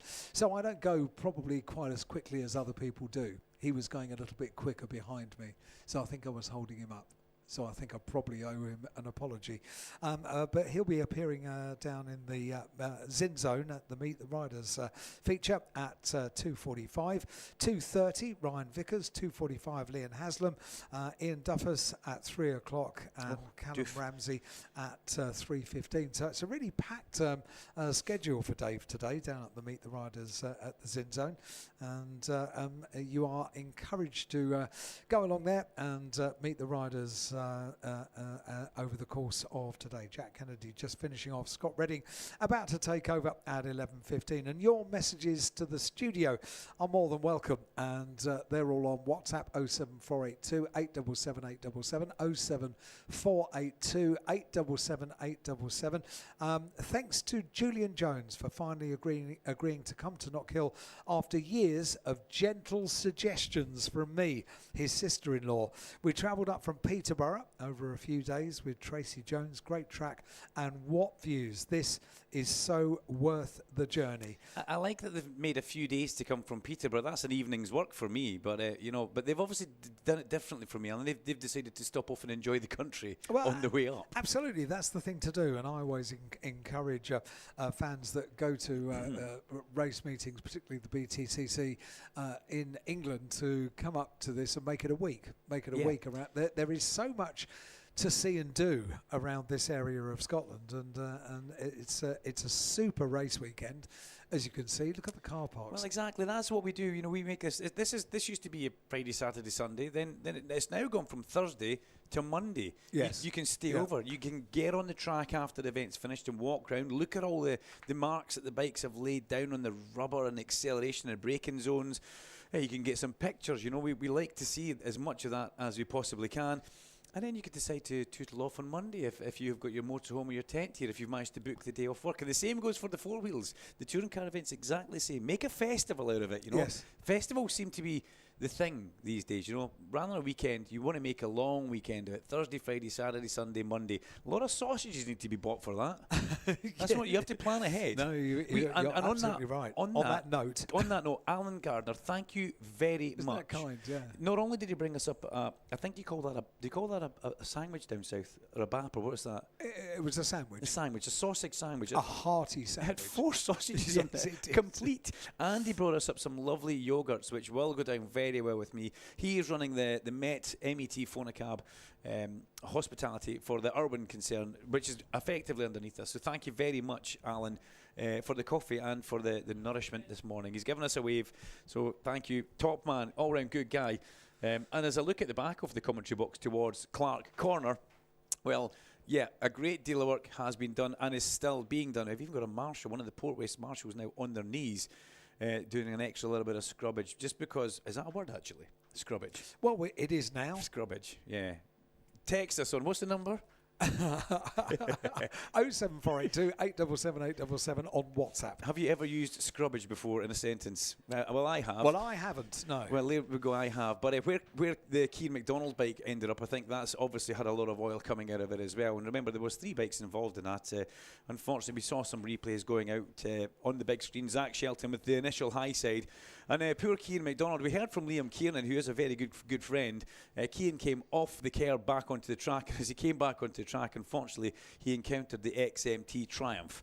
And then, unfortunately, Ben Wakenshaw, who was involved with Keane yesterday, decided to get involved in it as well. But those riders in the medical centre receiving a little bit of treatment, but the track definitely receiving more treatment right now, Alan. Yeah, it certainly is. And if you are listening and you've got the answer to an electric vehicle question that I have for you. So I've taken my first dipping a toe into the water of an electric car over the course of this weekend. Have you had range anxiety coming across here? No. Oh. But what I don't understand, and you might be able to tell me, Duncan, because you know lots about electric cars, because you do a lot of work with new cars. Why 80%? Why is the magic number 80%? And if 80% is the magic number, why doesn't that become 100% and forget about the 20% after 80? Well, it takes longer to get to 100%, so 80% is good enough, and it's a percentage It's not that ratio simple. of filling up the battery. It's not because my laptop's only charged to 80%. That's because you need a new one. So no, because it says I'm not going to go beyond 80%, otherwise I'll damage the battery. Well, why don't you make 80% 100% then? That's my question. There's a woman out here with a really cool stool, by the way, to sit on. I've just noticed this. They've got two. I thought they were sitting on a bag or something, but they've got these. They must be pull-out camper chairs. Oh yeah, they're smart. Can you see them? Yeah, that's a great way of doing it. Really smart. I like nice that. one. And really good. I bet they extend to 100% now. Look at that. He's Go going on. to give us a demonstration here. That's going to just pop inside. Oh, isn't that it's like brilliant? an accordion. Can you play us a very song? good. that is fantastic. That threw him off the battery course, so didn't it, guys?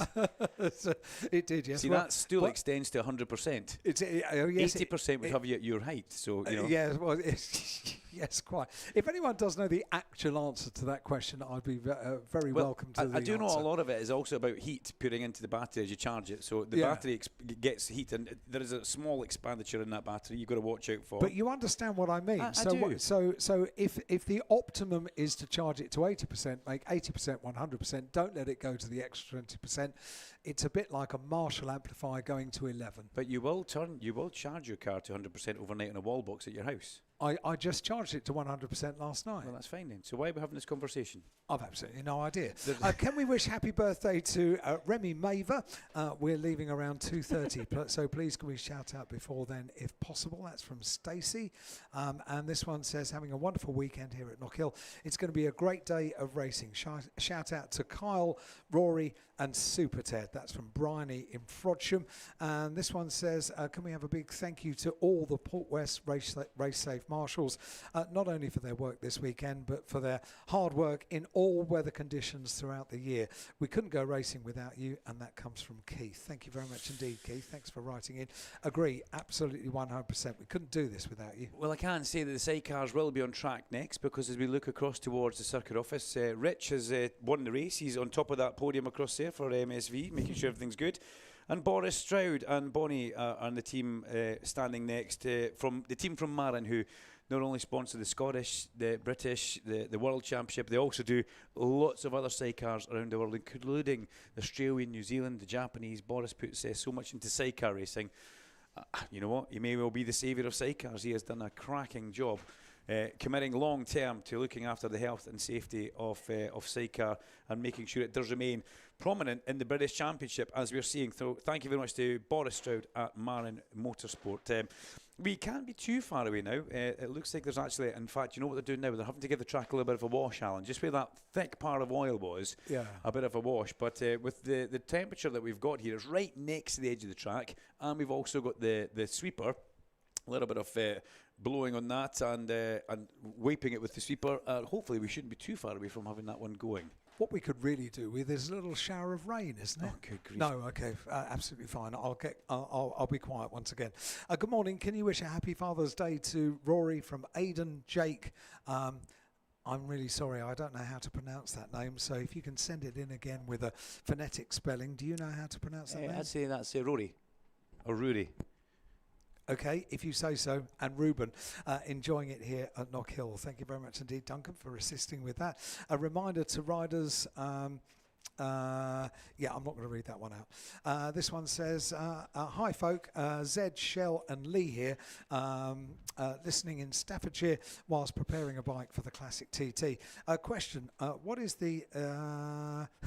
What is the emergency procedure when commentary box temperature exceeds the melting point of a Tunnock's tea cake? These are the important questions that we need to address. We don't have a procedure in place, do we? Because the situation has never occurred before. You've only found the cold button on the air conditioner today. I do apologise for that. It said cold. I thought, what happens if I push this? And out comes cold air. Yeah, yes, that's but it's the bad, fact that you called it a fan. Sorry. It is an air conditioning unit. Yeah, sorry about that. From Nick. Hi, Nick. Wow, what a great Father's Day. Great job, guys. And Knockhill has never looked better. BSB with a big love heart emoji. Nick, thank you very much indeed. Great to have you here. Good point, that. I think tip of the hat to the ground staff and the operations team for the efforts that have gone on here. It's a little bit like dodging the rain shower sometimes when you want to go out and paint the circuit curbs. Thankfully, we only have 1.2 miles of curbage around here. we don't have to do the likes of Spa in a day, but it's getting those curbs painted and making sure it does look tip-top. And there's, you know what, there's a lot of grass here to cut as well, Alan. There really and it is. grows really quickly this time. I can imagine. Can we please give a shout out to Becky Jakes, who is enjoying her first weekend at BSB for her birthday. By the way, we only need your first names on the shout outs. That's all we need. This one says, so this message has been sent 11 times. I don't know if that's a quirk of an internet connection or whether it is just to try and make sure that I read it out. But looking for a shout out from my best mate John, and thank you to both of my sons Craig and Greg for bringing me for my birthday and my retirement as well. Love you all loads. That's from Ian Spears. Now 11 times. That's 11 times. Look at it. Look at it. I've not got connection. I'll just keep pushing the send button. Yes, I think so. I think you got the. I think you got the point. Thank you very much indeed. First of all, thank you to Larry, Alan, and Duncan for a brilliant commentary this weekend and keeping us always entertained. You're very welcome. Please, can you give a big shout out to Rhys Irwin on Master Mac Honda by Hawk Racing. Good luck, Rhys, and to the team. Shout out to everyone at Knock Hill. Hope you'll all have a great day's racing. And that comes from Kate from the Rhys Irwin fan club. Regular listeners here to BSB Radio. Look at all those cars on the hill, Alan. Look at all those cars on that hill, parked up within an inch of each other. Incredibly well. Annie, can you see the cars on the hillside? I can see. It's a painful memory, Duncan. It's a painful Oh, memory. yeah, the hillside, yes. Make you look across there too often, will you? Just a little bit of trivia is do you know the reason that Rhys Irwin runs number 69? I found this out in a chat show that Stephen Watson did when we were across at the Northwest 200. And congratulations to Stephen if you're listening on your MBE, a wonderful broadcaster across there for BBC Sport Northern Ireland is Stephen Watson. And well, congratulations on that. And he did a chat show with Rhys Irwin across there, and he asked him that very question: is where does the number 69 come from? And I wasn't aware. It's just a number that riders have used over the years with no particular connotations. And he said, well, quite simply, when I was a young rider, he said my dad would send me motocrossing, him and his brother Caelan. And he said, I enjoyed it, but at one time I started to get scared. And he said, I just had this premonition that I would end up in the bushes and nobody would find me. And his dad said, well, we can quite simply remedy that one, because he said, if we put a number 69 on your bike, he said, we can find you wherever you are, because it'll read the same whether it's the right way up or the wrong way up. And he said, you know what, that'll do me. And from that day onwards, from him starting his very, very young schoolboy motocross career, he's kept that number right the way through. And that is, you see this with a lot of riders, don't you, Dunk, Alan? Especially riders that keep the numbers from their schoolboy motocrossing days. It's probably the same in the touring car world, where drivers start off in junior karting and other feeder series, and they sort of kind of keep them right the way through. What you see with a lot of motocrossers is the 3-digit numbers, where here in British Superbikes, with a very, very few exceptions, then all the numbers are double digits. They end with number 99, so you're allowed to be allocated from number 1 to 99. There are a couple of sidecars that do end up running with larger numbers than that, and very occasionally, as we see with Chris Duggan, runs with 812. That was the date whereby he was very seriously injured in the Middle Eastern conflict going back a number of years. But generally speaking, it is just a double-digit number. We don't have 3-digit numbers here, because imagine trying to do that, Duncan, when number 485 is leading number 673 or whatever. Well, that goes back a long way in time, and you're going back to the 80s, where I'm pretty sure if you had a local meeting, some of the international riders would have to run a 3-digit number. That goes a long way back. Well, Neil Hodgson won the British Championship under number 100, didn't he? And I think he ran that number in the World Championship as well. So, when he came across for what was an abortive attempt, a lot of people forget that Neil Hodgson latterly raced after his World Superbike career in British Superbikes. And he was injured in his very first outing at Brands Hatch, which ended his career, and subsequently, obviously, actually ended his British Superbike career as well. So that is the case. One or two of the sidecars have run triple digits as well from memory. Did Ricky Stevens run a triple-digit number at one point in time, I seem to recall, but generally speaking, that is the reason that everything is double-digit from number one, whereby the defending champion in that class gets first choice of that one. Doesn't have to run the number one if they don't want to. If they'd rather keep their existing number, that's their prerogative. But number one is for the defending champion. Not necessarily number two is for second in the championship. Number three is for third. Thereafter, there comes an application system whereby, say, Glenn Irwin, for instance, he's traditionally run number two. He wasn't runner-up in the British Championship last year, British Superbikes last year. So, but it is by disposition, effectively. They do apply for them numbers, and generally speaking, there is an etiquette whereby riders don't take each other's numbers. One rider that you may have noticed is runs number 73 in the Quattro Group British Supersport Championship. And that's the reigning Aussie Super Sport champion, Jack Mahaffey. On the back of his leathers, he actually runs on the back of his crash helmet, number 37. That is the number that he used to run across there in Australia. That number wasn't available, so he swapped the digits round, runs number 73. So many different stories behind the various numbers. Okay, so here's an update for you guys. If you can see one of the two big screens around the circuit, you'll see that TNT are playing the Moto2 race from the Grand Prix, which is good for you guys. You can keep an eye on that. If you don't want to see that, you can just look the other way.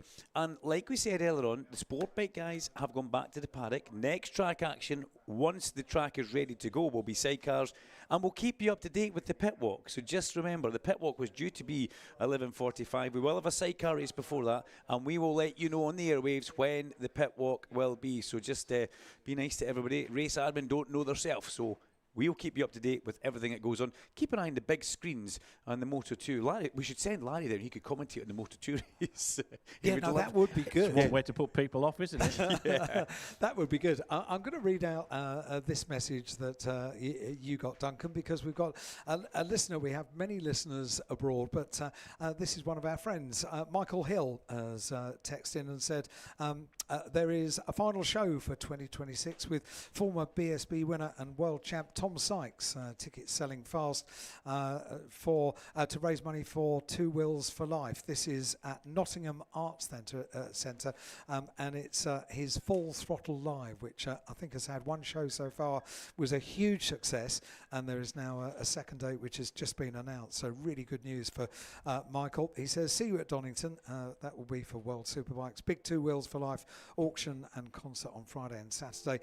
And he says, listening to you guys on BSB Radio, prepping for Moto America. Here's to a great day of racing. I love Knock Hill. Yeah, so do I. Thank you very much, Michael. Thank you, Michael. Great to have you listening. Yeah, good to hear from you. We'll see Michael in July at the World Superbike Ground. We head down to Donington. That's part of a 3-week busy run for us, actually. It is. And after it's when I see you more than Mrs. Vincent. Yeah, and well, I actually see. Well, Mrs. Vincent goes on holiday when I'm doing two rounds of this. She's really worked She's this not out silly, well. is she? No, Yeah. She's worked this out really well. So she goes away on the 9th of July, and I don't go on holiday till the 20th of July. Don't know how that's happened, Roger, but it has happened. So, yeah, we're keeping you up to date with everything that's going on. Let me have a look out the back of the commentary box window just now. Big crowd round at Clark there who were very much aware of what's going on. If you're not round at the back of the circuit, you couldn't see one of the big TVs. We had an incident in the Pirelli British Sport Bike Championship where, unfortunately, down went Zach Shelton, and then Cian McDonald and Ben Wakenshaw just got involved with that, hit the bike that was down, and then a lot of oil, a lot of fluids come out the bike. That's the biggest problem that we have just now, trying to make sure that we can actually make the track safe, because you get as much of the oil up as you possibly can, but we can now see that some of the oil actually starts coming back through because it is very much in there, and as it gets hotter, it starts to become that little bit more, shall we say, what would the word be, Alan? Fluid. It roves about the place, but it looks like permeable. Thank you very much. That's a good one. But we're now in the washing phase of the track, and trust me, they've got the best people in the job for it around there. The circuit staff, the Port West Racing Marshals, the sweeper, and Chris Glendenning and Pat Blakeney very much up to speed with everything that's going on. So bear with us, ladies and gentlemen. There's some things that you can't rush, and this is one of them. We cannot rush anything that is anything to do with safety. No, we won't, will we? Quite simply, Alan Duncan, there's one word that we abide by at every round of the British Superbikes, and it tells on the admission ticket, motor racing is dangerous. Well, we know know all that too well. So anything that we can do to mitigate that danger, we always do. And one thing is for certain, the safety of the riders and everybody else, the Port West Race Safe Marshals and everybody else, is never ever compromised to make any rush decisions, as it were. I had some news out of the PBM camp, Duncan. I'm not too sure whether you'd had a chance to catch up with your good mate Callum Bay, who took that big tumble yesterday.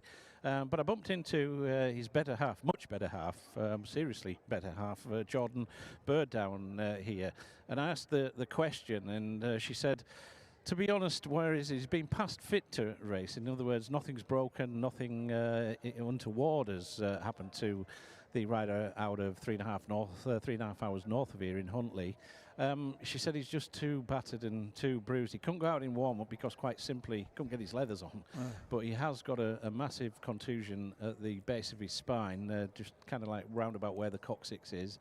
And Jordan's advice to him is that she says he never has any luck at his home circuit, which is, we can vouch for that one for Callum, is there's no point in just going round and riding around at the back and just making up the numbers effectively.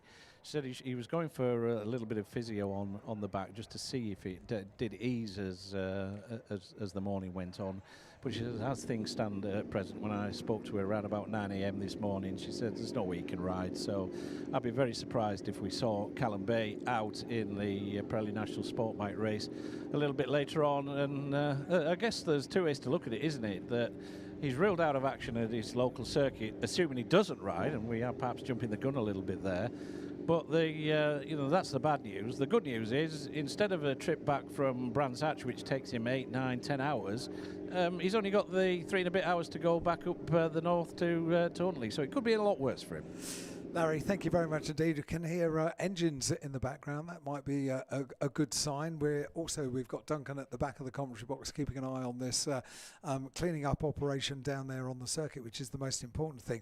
And somebody that has an eye to broadcasting. He was booked to come here at 11:45, realised that there's going to be a slight change to the timetable. But Roger Marshall, 11-time British champion and a friend of BSB Radio powered by Kawasaki, came up a little bit early into the commentary box to say, well, I just thought I might be able to help if I can add anything. So thank you, Roger. Thank you for coming slightly earlier. These are things, you were a racer in the 1970s and 1980s. You've been through every possible delay. And the one thing I always think about for a racer is they've got to stay within the zone and get ready to get back out on circuit at pretty much a minute's notice, haven't they? That's right, Alan, yeah. And for the young lads, it's not so easy. And first of all, good morning everybody out there, and I hope you're enjoying the sunshine, and thanks for having me up. But going back to the incident, yeah, it's not easy for youngsters. I remember it myself, but in the more senior bracket, the superbike, etc., then they're very professional about what they do. But one of my jobs is to look after my rider, whoever I'm with, is to keep him focused and his mind on the job, and keep him calm and not let him get too excited or worried about anything. So have a few jokes with him and pass on all my experience to keep them at that level. How did you find the transition between being a racer and then a coach, a mentor, which is what you do these days? Yeah, it goes back a long way, because I had people like Roger Burnett, etc., help me in my younger days, yes. and I learnt a lot of people like that with what they told me, and I put the package together eventually when I retired. I mean, first of all, I was a team coordinator for Med Racing, and then I had 5 years with Ben Atkins with the Red Bull Ducatis as team manager. And then obviously I was in race control with Stuart and his staff for 11 years. So, you know, I've seen every aspect of the sport. So basically, I've used all my knowledge that I've learned to pass on to all the riders that I've helped over the years. And, you know, thankfully I've won championships with them and I've turned them round. So, and that's all due to all the years I've been in the sport, really. Roger, Allen, if I could just interject there, just in between, just had information saying that the sidecar pit lane will open at 11:40, so around about 3 minutes before we go with the resumption of track activity. Thank you very much indeed, Larry. That's a really good update to get here in the studio, because I've got a couple more things that I want to talk to Roger about before we get that pit lane open. One was a message that dropped into the studio today that you'll be interested in. It said, hi, can you wish Bob Morris a great Father's Day from his 3 daughters and 3 grandkids. He's a retired racer and was in the music video of David Essex Silver Dream Machine number 37. Love from wife Karen. There you go. Wow. So we sort of have to educate the modern generation in what Silver Dream Racing was all about. Yeah, still people come up and they've never heard of the film, which I get, but you know, it was an iconic movie. I was very fortunate when I rode Privateer Yamahas for George Beale, and I was asked to do the double for David Essex. And of course, as you know, Alan, I'm mad on music, and obviously I spent weeks on the film and got to know David really well. And he's still a mate now, isn't he? Yeah, obviously got paid well as well, which is I got more money out of that than I did out of racing. Which is why you did it, wasn't it? I think I read that in your book. Yeah. Roger and Out. Yeah. You know, I had that, and I loved the pictures. I would look through that so many times. Fabulous book. Well, that's all I'd. If I could have sung or played an instrument, I still get on stage if I've had a few beers, but it's not a pleasant situation. But I think I'm good. What's your go-to song? What's your go-to song to murder or sing? Yeah, one of the Kinks songs. Oh, good choice. Yeah. So Not Silver Dream Racer, Rog? No, I can't reach them notes. Complicated song. That's the only thing I'd have rather been than a racer, a rock star, but that was never going to happen, unfortunately. Well, you're a rock star in my eyes. Roger, thank you ever so much for joining us. Yeah. We're about to go sidecar racing. Yeah. I don't know whether you've actually been a sidecar racer yourself. Yes, my first year in the sport was I was a sidecar driver. Driver or passenger? Driver. That's in the book as well, isn't it? Yes. Cardwell Park. Yeah. Yeah. I had a JCB digger driver who put 50% in with me, and that's how we started racing. How cool is that? But did you not frighten him too much, and he didn't want to do it anymore? Was that? Yeah, I did scare him because he was teetotaler and I was a pisshead. Oh, sorry, I shouldn't say that on there. It's done now, Roger.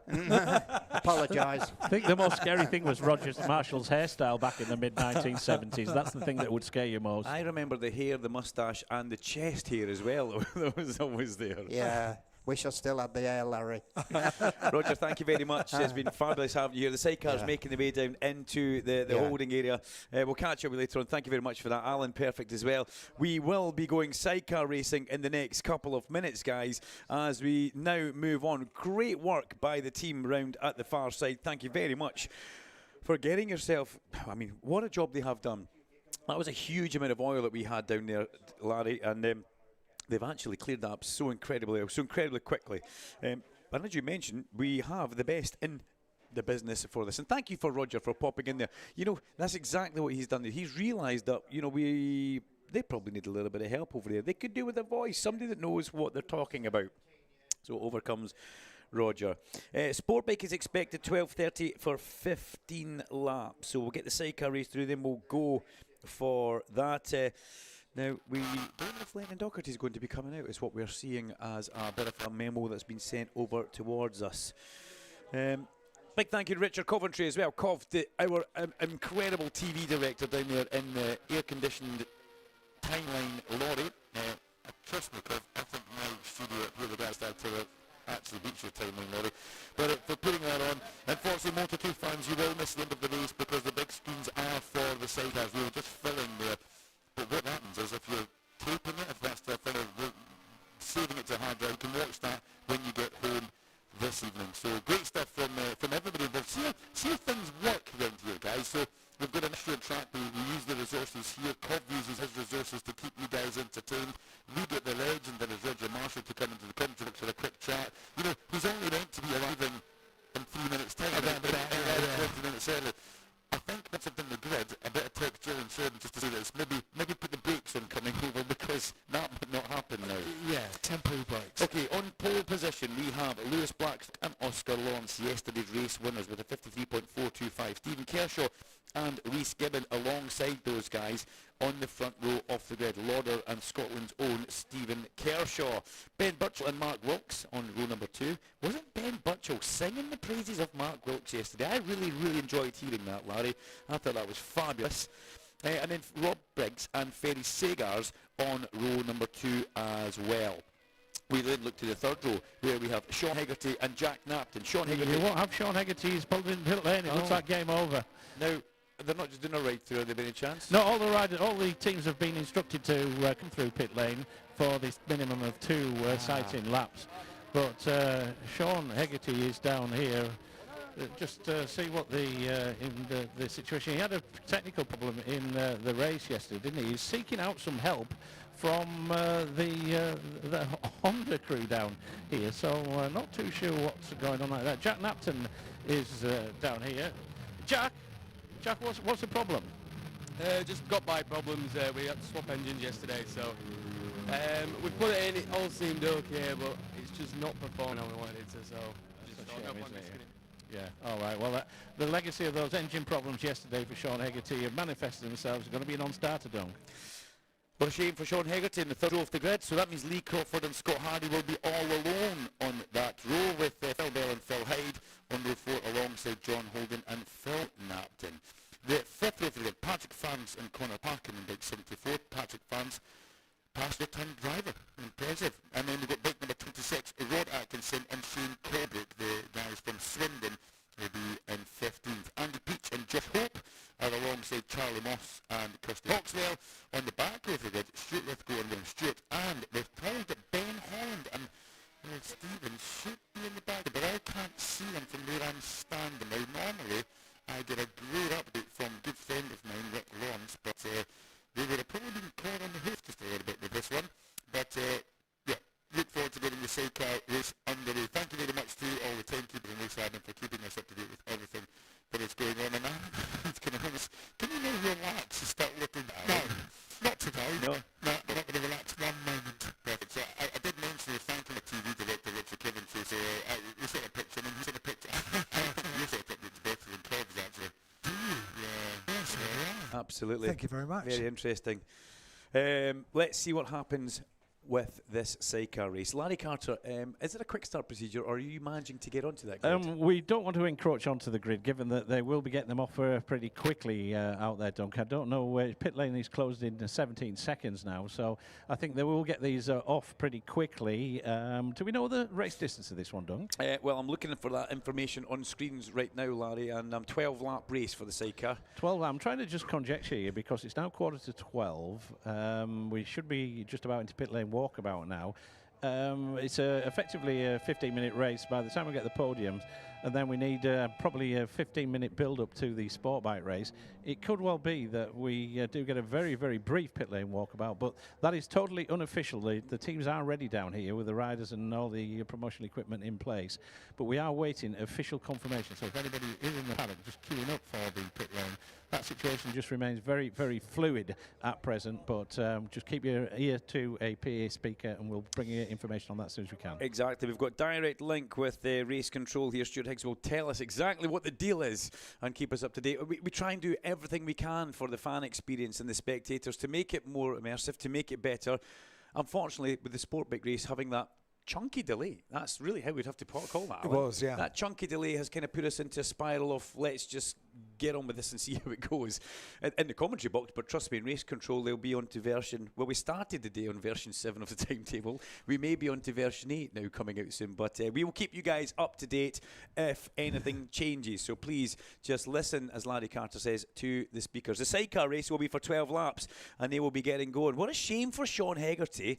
And while I'm saying what a shame, let's give a shout out to a friend of mine. Dennis Brown's here, and former sidecar racer himself. I think Dennis is possibly here with his granddaughter. He sent me a bit of a message. Yeah, Phoebe. They're doing a sidecar presentation today, so shout out to a former good sidecar racer, a man who finished on the podium at the Isle of Man TT, and I think we're going to go round about the late 80s. Not the 1880s, I say the 1980s. Yeah, good to know that Dennis is here. But away the sidecars go for their warm-up laps off Knockhill. Now, yesterday's race had Alan Hyde almost screeching in the back of the commentary box. It was a phenomenal race for the last race of the afternoon. It was absolutely superb. That's one way to put it. They were getting quite close to each other. The 3 bikes at the front, where we had the driver names only. We had Lewis Blackstock giving Stephen Kershaw and Ben Burchell a bit of a doing. That's a Scottish term, isn't it? But there was already black marks on some bikes. It's a bit like scrubbage and a doing. As they make their way round towards the apron. Blackstock leads the championship from Burchell by 20 points. Rob Biggs in 3rd place. Stephen Kershaw and then Rod Atkinson with Phil Bell in 6th place, and Phil Hyde as well. Phil Hyde's worth a mention. Former Gordon Shand passenger. For those of you who like sidecars, you'll all know who Gordon Shand is. A bit of a legend, Shandy. But Phil Hyde slipped off at the hairpin, along with, actually, worth a mention, Luke Williams and Jason Pitt. No Luke Williams, the man who claimed pole position for this race event.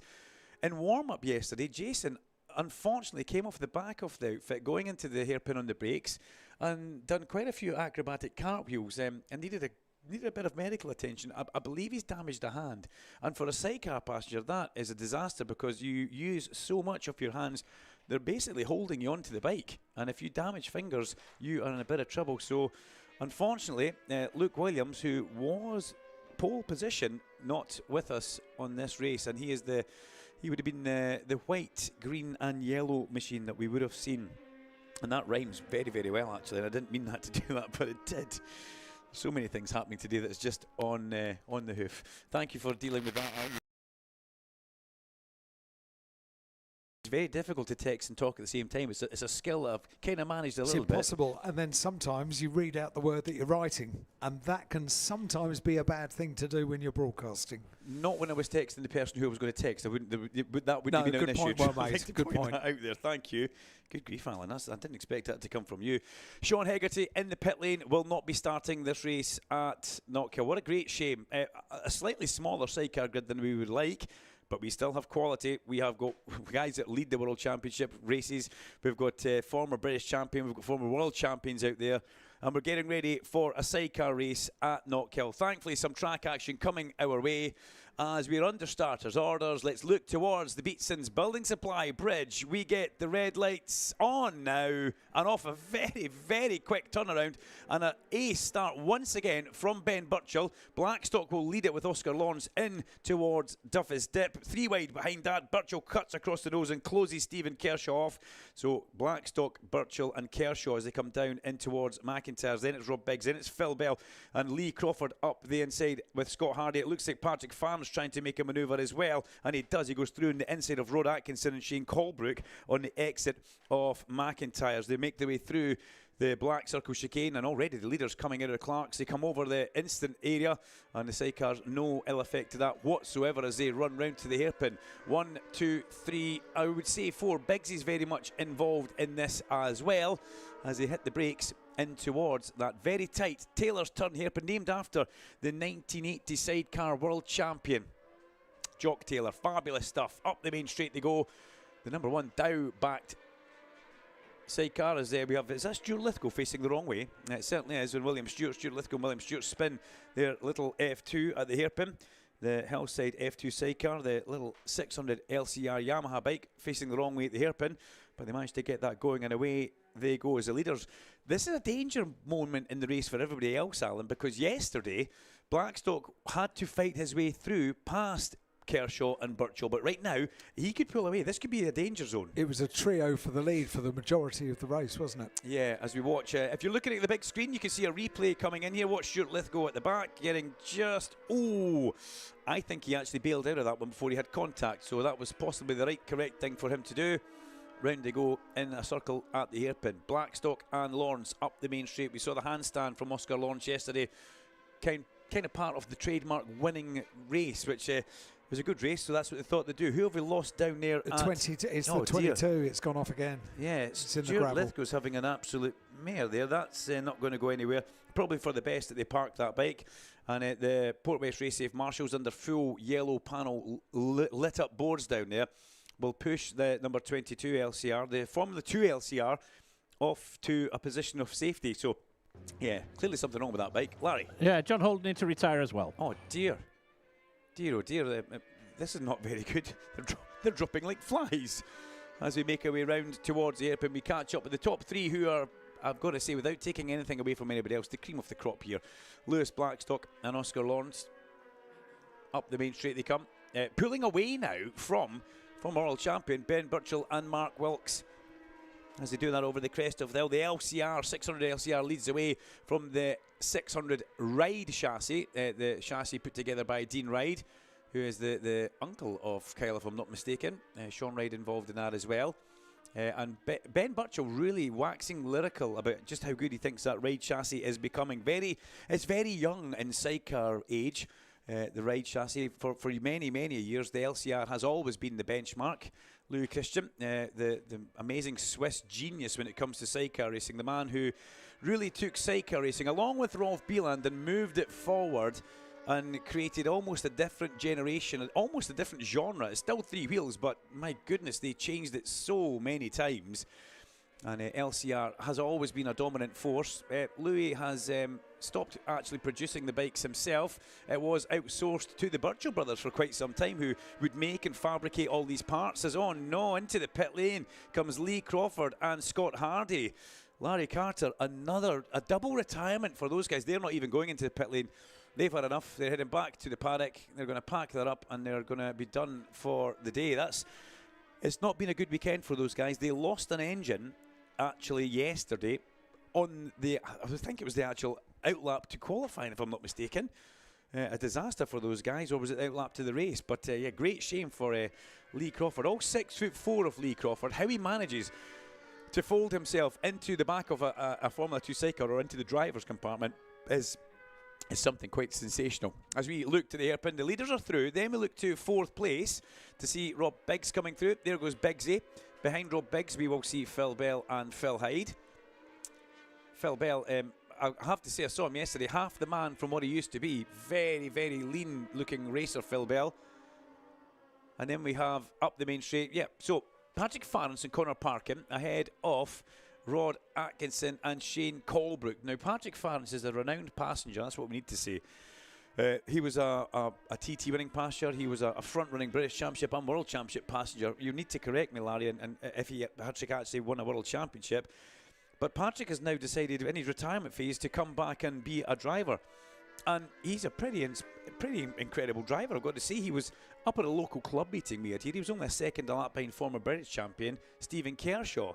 And that was impressive for Patrick. Really nice guy as well. I'm pretty sure he guided Tim Reeves to one of his World Championships. Yes, thank you. Thank you very much, Larry. I needed that little bit of reassurance in my ear. Now, the leader, Lewis Blackstock and Oscar Lawrence, look like they've cleared off. Having said that, the battle now starts to intensify for second place.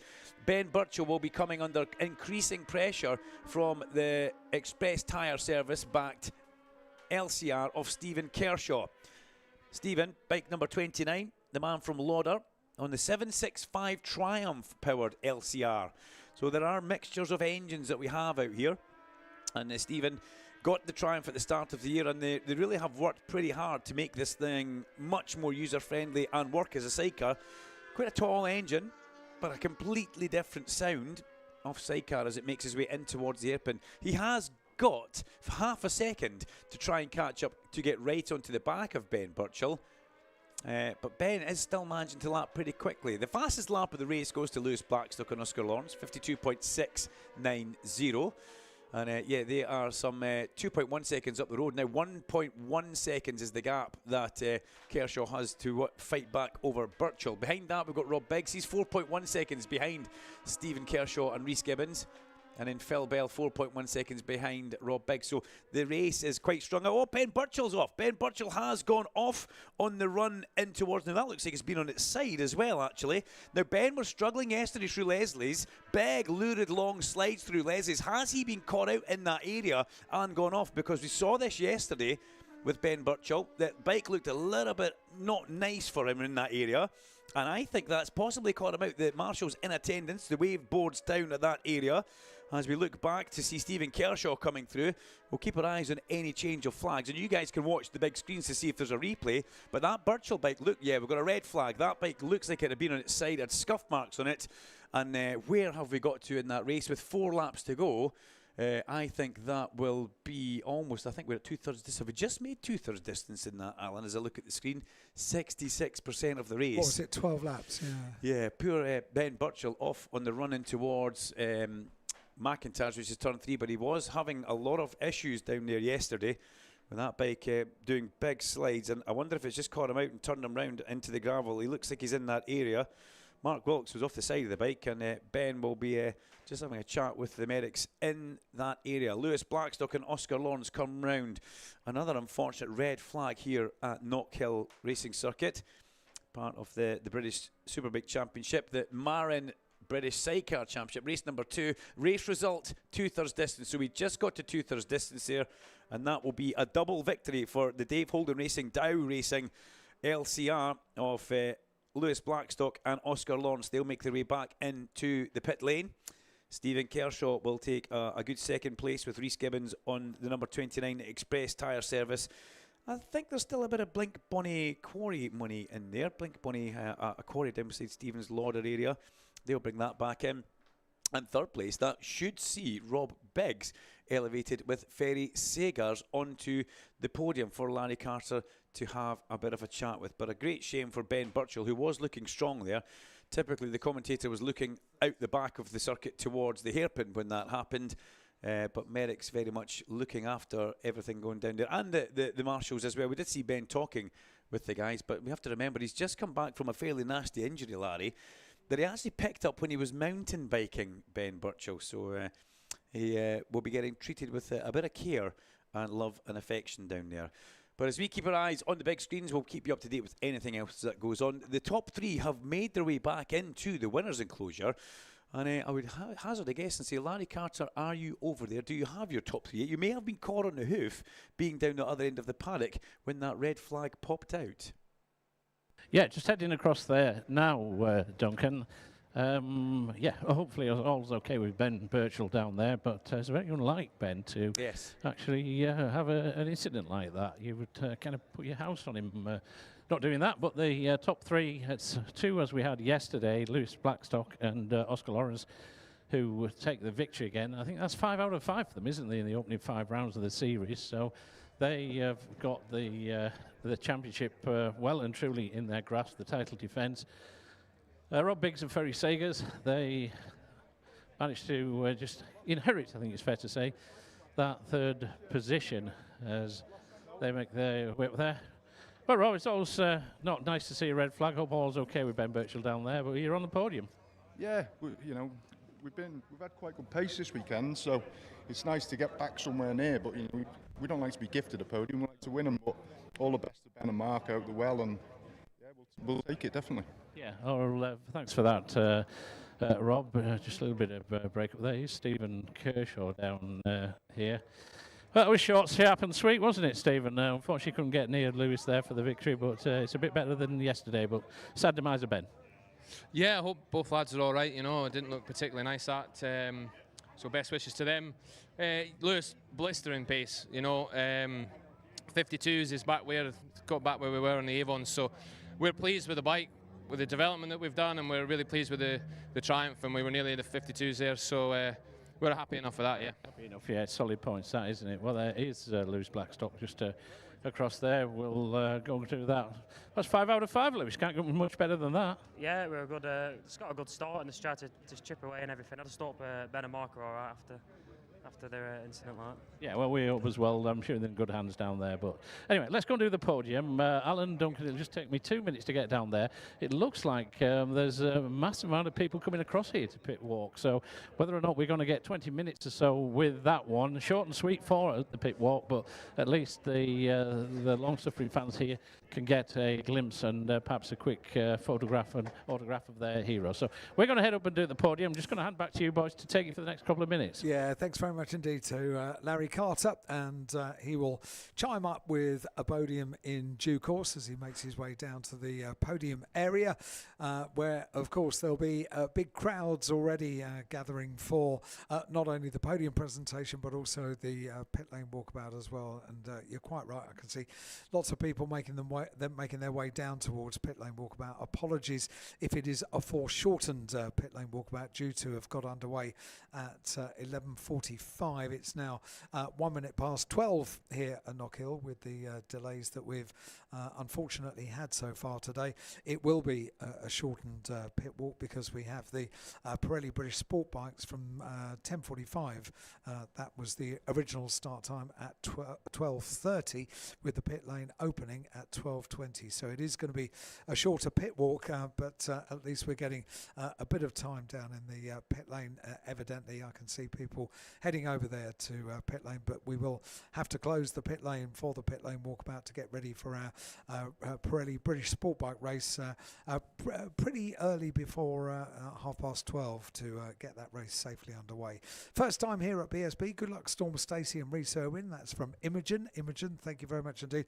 And I rather like your profile picture on WhatsApp as well. It's a little baby donkey, I think. Very nice. Happy Father's Day to Steve Clark and happy retirement for Wednesday. Enjoy your day. Love from Stuart and from Becky as well. And happy Father's Day to Stephen Clark. Having a fab day from Daniel and Becky. Thank you very much indeed for writing in. And this one says, wishing all well, such a professional response. This is the response to the incident in the sport bikes earlier on from the crew on the roof of the orange van. Thank you very much indeed for sending in a picture of the marshals and the track officials working very, very hard down there to get the circuit back into race condition, which of course it is because we've just had the, although shortened, the sidecar race. Hello Duncan, Alan and Larry.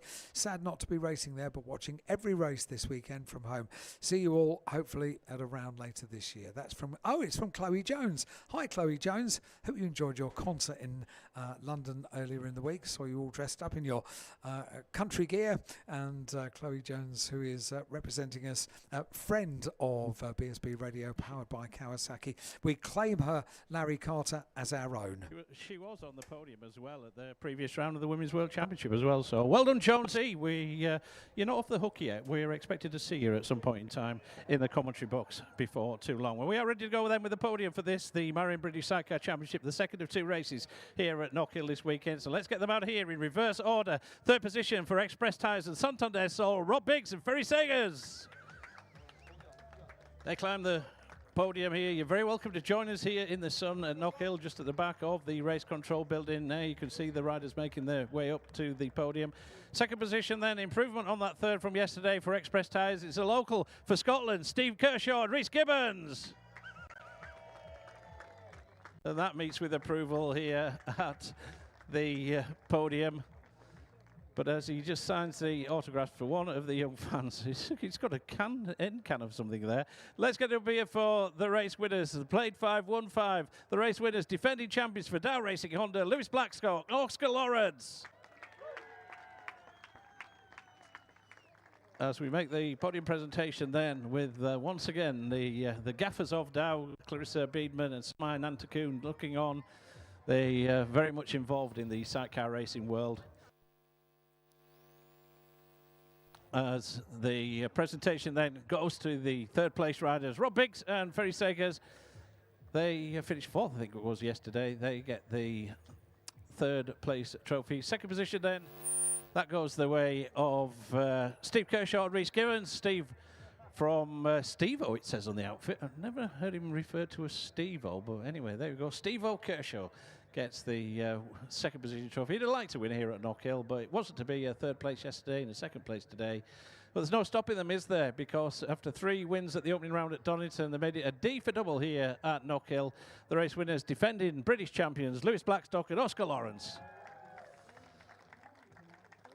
As we finish off the podium presentation, as the pit lane walkabout is in full still, people filtering into pit lane from behind the race control building. It's going to get very, very busy down there as the Prosecco flows, the Baglietti Prosecco, supplied by Lanchester Wines. Kershaw's moved to the side of the podium there, but now he decides to waste everybody up there on the podium.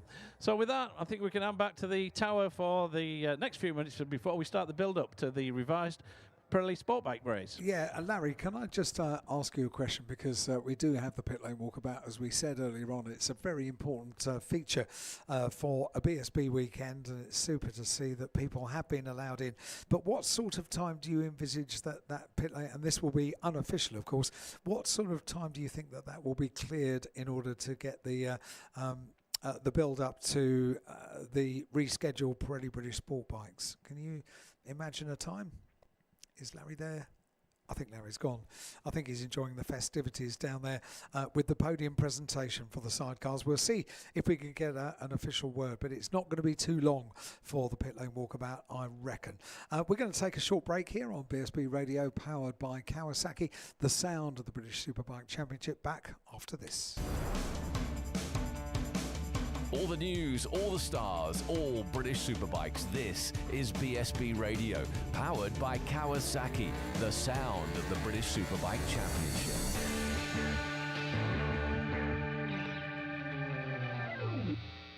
The 2026 Zin British Superbike Championship in association with Pirelli. 18 plus, Zin is not risk-free and contains nicotine, which is addictive.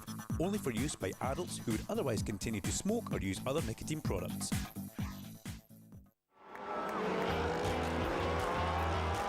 Race weekends, every second counts, and so does the right bike insurance.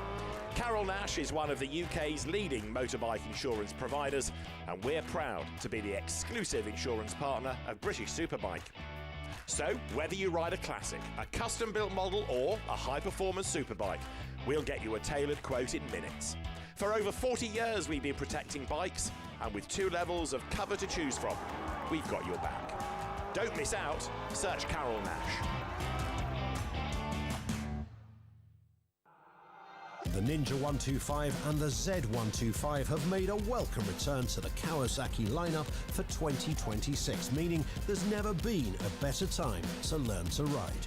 If you're thinking of starting your biking journey this year, Kawasaki Rider Training Services provides professional training every step of the way. With schools located across the UK, visit learntoridewithkawasaki.co.uk to find your nearest venue and start discovering the benefits 2 wheels can bring. Search for British Superbikes on YouTube on race weekends. You might like what you see. BSB Radio, powered by Kawasaki, the sound of the British Superbike Championship. On 93.7 FM here at Knockhill in the glorious sunshine. Look at that, what a wonderful scene as we're based in the centre of the circuit here in the studio for BSB Radio, powered by Kawasaki, so we can take a spin round and see an absolutely jam-packed camping area and trade area and car park and grandstands and pit lane as well for the pit lane walkabout. Absolutely brilliant scenes here at Knockhill, and we're so delighted for the Knockhill circuit to be able to enjoy this good weather and all the racing that's presented as part of the British Superbike Championship in association with Pirelli.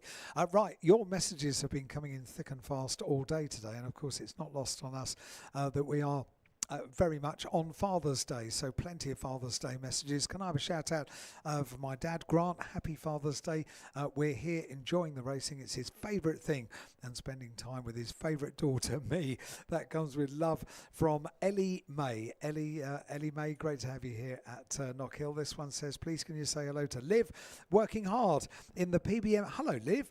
In the PBM hospitality, welcoming all their guests. Glad the sunshine is shining for you this weekend. Love from Mum, listening at home. Yes, hi Liv. Very, very hard working Liv at the front of house at PBM Hospitality. Just a little bit too far away for me to pop over there and have chats with Scott Redding, which disappoints me over the course of this weekend. But Liv, your mum is listening at home, and that's Jane. Thank you, Jane. Great to have you listening. And this one says, by the way, your daughter is an absolute star. A little bit of a shining star of a race weekend is Liv. Thanks for an awesome weekend from one sports event to another. Can you mention the Kerris Highland Games on Saturday the 27th of June at noon? Come and see the heavies, the runners, the wrestling amongst other events. That comes from with thanks from Bex off the telly. Thank you, Becky. And this one says, Can you say Happy Father's Day to my dad, Peter? Please, please, please, can you shout out? That comes from Olive. Peter, Happy Father's Day. Thank you very much indeed. And from a very grateful daughter, thank you very much indeed to Lorraine. Can you give a shout out to Ian and Lorraine enjoying the weekend at Knockhill? And a big shout out to Storm Stacey. Yes, we can. Lots of Storm fans at every round of BSB.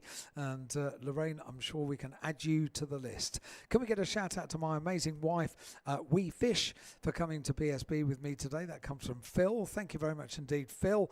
And this one says, hi, it's Linda, Stewart and Cameron. It's our first time ever at Knockhill. Excited to see the bikes in action today. And good luck to all of the riders. Okay, you don't charge your electric car to 100% every time, because over time this reduces your maximum battery capacity and therefore the number of miles you can get out of the battery. The sweet spot is between 20% and 80%. Thank you very much indeed, Linda. Right, I think I'm beginning to understand this, and clearly the same applies to the computers in the studio as well. So thank you, Linda. This one says, big shout out to Chris. Happy Father's Day from Josh, age 7. Thanks for bringing me to BSB, and Nikki as well. Thank you very much indeed. And this one says, can you say hello to Kev, Tiff and Bob?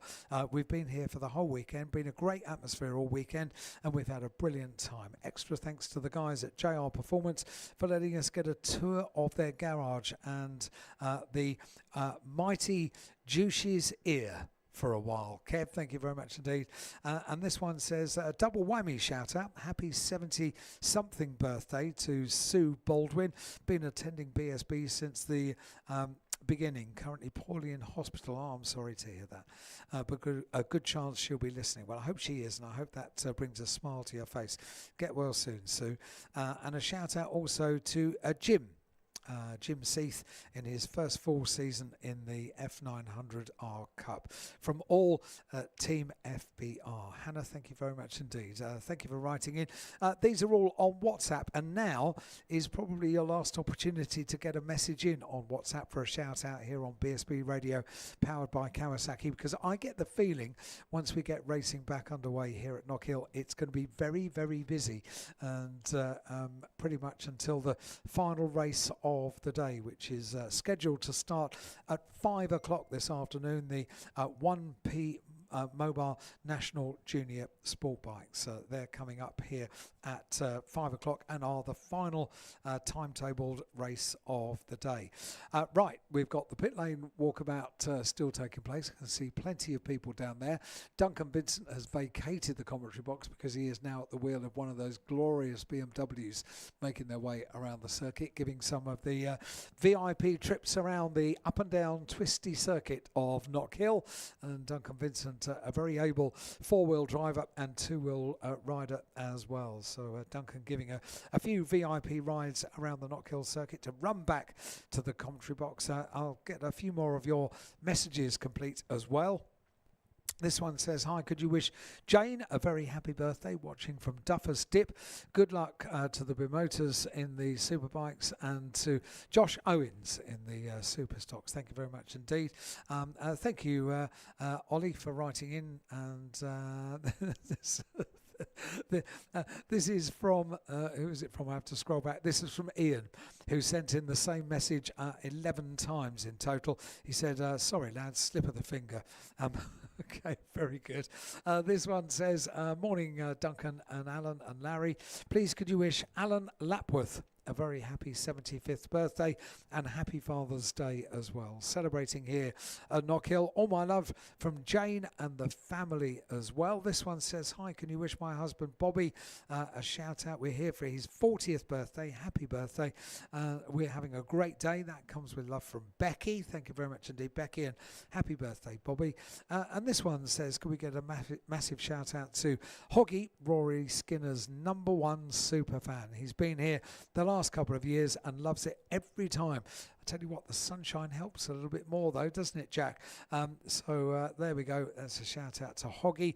And this one says, hi guys, it's Nathan, the student journalist, going to every race this year.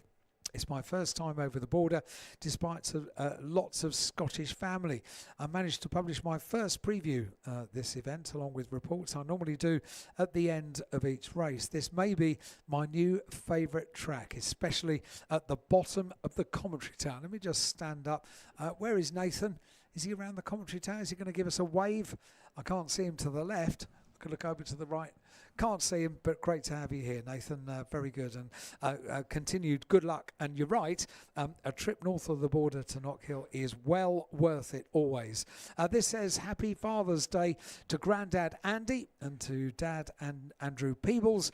What a weekend to spend Father's Day camping, watching BSB at your happy place. We love you lots. That comes from Austin and from Lando as well. Here he is. Terry Reimer has joined us, one of our special guests for the lunch break here on BSB Radio, powered by Kawasaki. And this one says, hi, Wendy McNally here. Loving hearing Duncan and Larry with their commentary knowledge. I'm continuing to pick up tips from them as I did when I commentated with them both back at Croft. I've been doing some sidecar commentating as well as scooters, but loving it here at Knockhill, especially after last year when we got absolutely drenched. We'll be back. Wendy, no risk of that today. Absolutely beautiful weather here at Knockhill, which, although a rarity, it is very, very welcome this weekend. And Terry Reimer, as I said, has joined us up here in the commentary box. And Terry, this is just glorious, isn't it? Look at this. Everyone's got a smile on their face, haven't they? Yeah, it's great. It's great to see, especially after Friday where it was pouring with rain. I felt so sorry for everybody out watching around the circuit, the spectators, the team members and everyone. Everyone looked so miserable. They really did. It really difficult, did isn't it? pour down. But forget about that. What a place! What a place this is. It's a beautiful little track, and the views around here, the countryside, and spectators here with a smile on their face, basking in the sunshine. We love all that. So it's a real treat to be here at this Knockhill circuit. Riders, drivers, everyone likes a circuit that goes up and down and left and right, don't they? Yes, it's a scratchy little track, this, and I always used to enjoy riding here. Did I used you? to come here, it's come here for the Jock Taylor race at the end of the year as well, and in October. Normally it was really cold by then, but funny enough, always used to be dry. I used to normally have a big dust up with Neil McKenzie, the great Neil McKenzie around here. He mainly beat me, that's for sure. So I think he beat me every time that I raced him around here. So yeah, very quick. But just really nice. It's really nice to be here, really. Everybody's so friendly and positive, and I think a lot of the Scottish people that don't travel down into England are a little bit race starved as well, and it's nice to see that the BSB comes here still. Something about this place, Terry, if it's four wheels or a two-wheel meeting, it's exactly the same. The welcome for the paddock, for the championship, for the riders, for everything around it is always so very, very warm, isn't it? Yeah, it's always been that way, ever since I can remember. I came here for the first time, for the first ever British Championship race, 1987. That's how old I am. And I came here for a super stock race. And I think that was, as far as I know, that was the first real British Championship race that was ever held here. And it was a big journey up, obviously, in my van with the caravan on the back, and I was a privateer then, running my own team, and it's just a tiny little team, me and my dad, bless him, and we used to come up here, and and ever since, really, I've always had decent rides here. I've won a couple of British Championship races here, but never a BSB race. Finished, I'm not sure, I think finished on the podium a couple of times, but yeah, it's always good. It's always good. It's a nice treat coming up here, What's the secret, Terry? What's the secret of to this unlocking place? Knockhill? Yeah, the secret to this place. Good question. It's I think the only time you start going quick round here is when you're able to get to understand the circuit firstly, where the layout goes, but then to actually follow somebody that's really quick round here, because you can see there's a few places like going into the chicane, over the top of the brow of the chicane, the way you use the throttle on the bike and everything, it's really special. You know, you've just got to run a trailing throttle through there. You've got to keep the bike low because obviously it kind of wants to top out, and, and you've got to keep your centre of gravity nice and low and not rush into it, because if you rush into it, you lose all the drive coming out. And it's one of them circuits where if you do rush the corners, it really costs you. You know, you pay for a rubbish lap time. One of the circuits that you really have to flow around every corner, don't flow you? and not try too hard. It's one of them places where if you start gritting your teeth too much, and you think it would be an attack track, you know, but it actually isn't. You've got to get your head round and just get it flowing and keep you've got to be pinpoint precise as well, because it's such a small lap that any tiny little mistake you make, you know, it's going to cost the lap, isn't it? Well, it does, because it's so close out there. You can't make it up anyway. If you lose out by half a tenth, then you're 5 places back. It's crazy. So qualifying really important. Massively important. Massively important here, because what tends to happen is, like we see in the first race yesterday, is that you'll get a bunch of guys pull away, and then there will be another bunch, and then a third bunch, you know, and everyone's it's not that fluid of a circuit. If you don't actually get away with the leaders, you're really pretty much doomed. I mean, unless the safety car comes out, it's no good. I mean, the Dow Honda team, we've qualified sort of. I think we're on the 4th row for the second race. Yes, and. So they're up against it, you know. I think everybody on the Honda is, though, at the moment. You know, the Honda's been struggling a little bit. I don't think it's a secret that, compared to the Ducatis and the Yamahas, we've been struggling at that little bit. Yes. And I think a circuit here like this, it doesn't help, because you have to be so pinpoint precise, and it's really difficult to be that precise on the Honda. But Ryan Vickers is riding the wheels off the thing. They've got a really good setup of the bike, the official Honda team, and they're doing a great job. Ryan's riding fantastically. We in the wet, Josh was quickest. Yeah, I think in the wet, you see when you're riding round the corners, in the wet you can't kind of V the corners. You can't hook the corners so much, you know, because it's quite grippy in the wet, isn't it? Yeah, and because it's very grippy. It's only 5 seconds slow in the wet, 5-6 seconds slow, which is amazing, really. Yeah. But you've really got to be kind of arc the corners in the wet. You can't just go and use all the grip in one position, because it just doesn't work in the wet. And that's why I think the Hondas went so well. I think top 3 were the quickest in the wet practice. So I started this interview by saying, isn't it glorious? Look at this sunshine. I'm not so sure that you were hoping for a dry day, were you? Would it be a completely different day if it was wet for the Dow team? Yeah, I mean, it's kind of a mixed bag, really, for us. You know, we'd love it to be raining. I think we'd have more of a chance of finishing on the podium if it's wet. Yes. But you know, seeing everybody's faces the here, I factor, think it'd be great for the team, but I don't think it'd be great for everyone else. You know, it makes a real pleasant change. You know, normally we get dry weather for the races, but to have this sunshine, just an added bonus. You love this championship, don't you? Yeah. We've been a good few weeks since we're only 2 meetings down coming here to Knock Hill, which is unusual at this point in the year. You have a busy time during the week as well. You've got a inverted commas a day job as well. But do you sort of count down the days? I know I certainly have been counting down the days to get the championship back underway, and now we've got a bit of a flow to the season, haven't we? I'm looking forward to us getting into the season. Yes. You know, it seems like we're mid-June now, and we're really running on the 3rd round. And we're about to get stuck in, aren't we? Yeah, I'm looking forward to having a few more races on the bounce, and I think the riders are as well. I guess I look at it through a rider's point of view, you know. Logistically, it's probably not perfect, but because obviously when you've got all the races one on top of the other, it's hard for the logistic guys and the team to get everything prepared and get it all ready. But I think that looking forward to the rounds ahead for sure. Especially looking forward to Brands Hatch, because that's about 15 minutes away from my house, and I can sleep in my own South bed. London boy. That's pretty good. But all in all, I think everybody's looking forward to big tranche of races ahead of us. As far as a question that I asked Roger Marshall earlier on, we've had a couple of delays today and timetables get sort of changed and moved around and all that kind of stuff. That is part and parcel of being a professional rider, isn't it? You've got to be ready to go whatever the timetable throws at you. It's funny because when you're a rider, you kind of you start building yourself up. You're ready to at a certain time you're going to go out, and then when it's delayed, it's all right being slightly delayed, but when it's delayed by a long way, it's kind of this is where being a professional motorcycle racer is all about having the whole package, you know, because some people just can't put up with it. They being ready at any time. Yes, and switching it on, switching it on, switching it off, you know, and there's a lot more to this game than what especially the youngsters that are coming through, you know. It's not just about going fast, it's about understanding exactly when to be fast. It's the whole thing. Yeah, and how to conduct yourself and you know, what to do, when to do it. Doing interviews, all that kind of thing. You were a commentator as well, weren't you?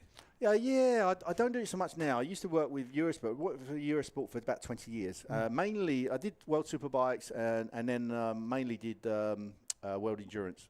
Because World Endurance is 3 rounds, it's much easier for me to fit my time into doing them rounds. And obviously, it's close to my heart, the World Endurance Championship, because having been a World Endurance racer for so many years and doing so many 24-hour races. So, used to do that. I don't do it so much now. I'm just so busy with my work, you know, with work and other commitments, you know. So which is away from motorcycle racing. Yes, it is. It's in the electrical industry. We kind of we're very, very busy at this point in time. Yeah, especially with the government taking over all the franchises and everything, and it's a lot of stuff's changing around. So we've been full on.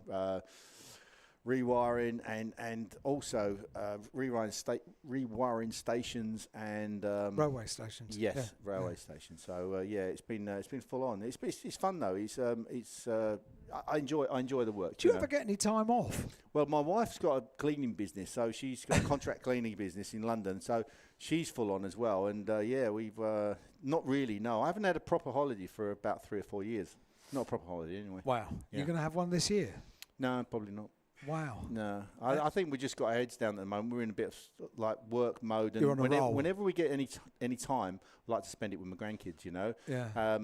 So we may have a family holiday next year. We may have a family holiday and take everybody out and do the family holiday. You know, and all. I've got 7 grandkids. So wow. Yeah, it's wild. You know, I've got 2. Funny enough, which is unusual for me because I'm used to having girls and daughters and everything, and I've got 3 grandsons. So, and they get 2 years old, and they're starting to love motorcycles. Funny, I was standing by the hairpin for the warm up, and I took a bit of a video for little Cooper, who's mental about motorcycles, and I sent it to his dad, and he showed it to him. He said he got really excited. You know, he's like, bike. Oh, he's like, do you think? Oh my God, yeah, you know it's going to happen, didn't you? Do you think? Well, I think so. You've only got yourself to blame, I'm afraid. Yeah. But he sees it on TV when he comes in. If MotoGP's on or whatever, or a superbike race, and he just loves it. Yeah, he loves it. He's coming to Brands actually on Friday. Just to have a quick look. I hope you got lots of Happy Father's Day messages first thing this morning. Yeah, I've got a few. Yeah, it's nice. I spoke to one of my daughters. She gave me a call, and yeah. I was obviously thinking about my dad as well because he passed in July, and it's the first Father's Day that I haven't heard him about as well. That's all right. You know, it's a shame, but. Yeah, so you think about it from there, and I think everybody out there, we've all had loved ones that we've lost, and then there's certain days that come along, birthdays, Christmas, or whatever it is, and and it gives you a bit of time to reflect. And it's funny because I was thinking about Dad coming up here, and I was coming up here in '87 for that first British Championship round, and driving up here, you know, thinking about it and what was going on in the paddock and everything back then.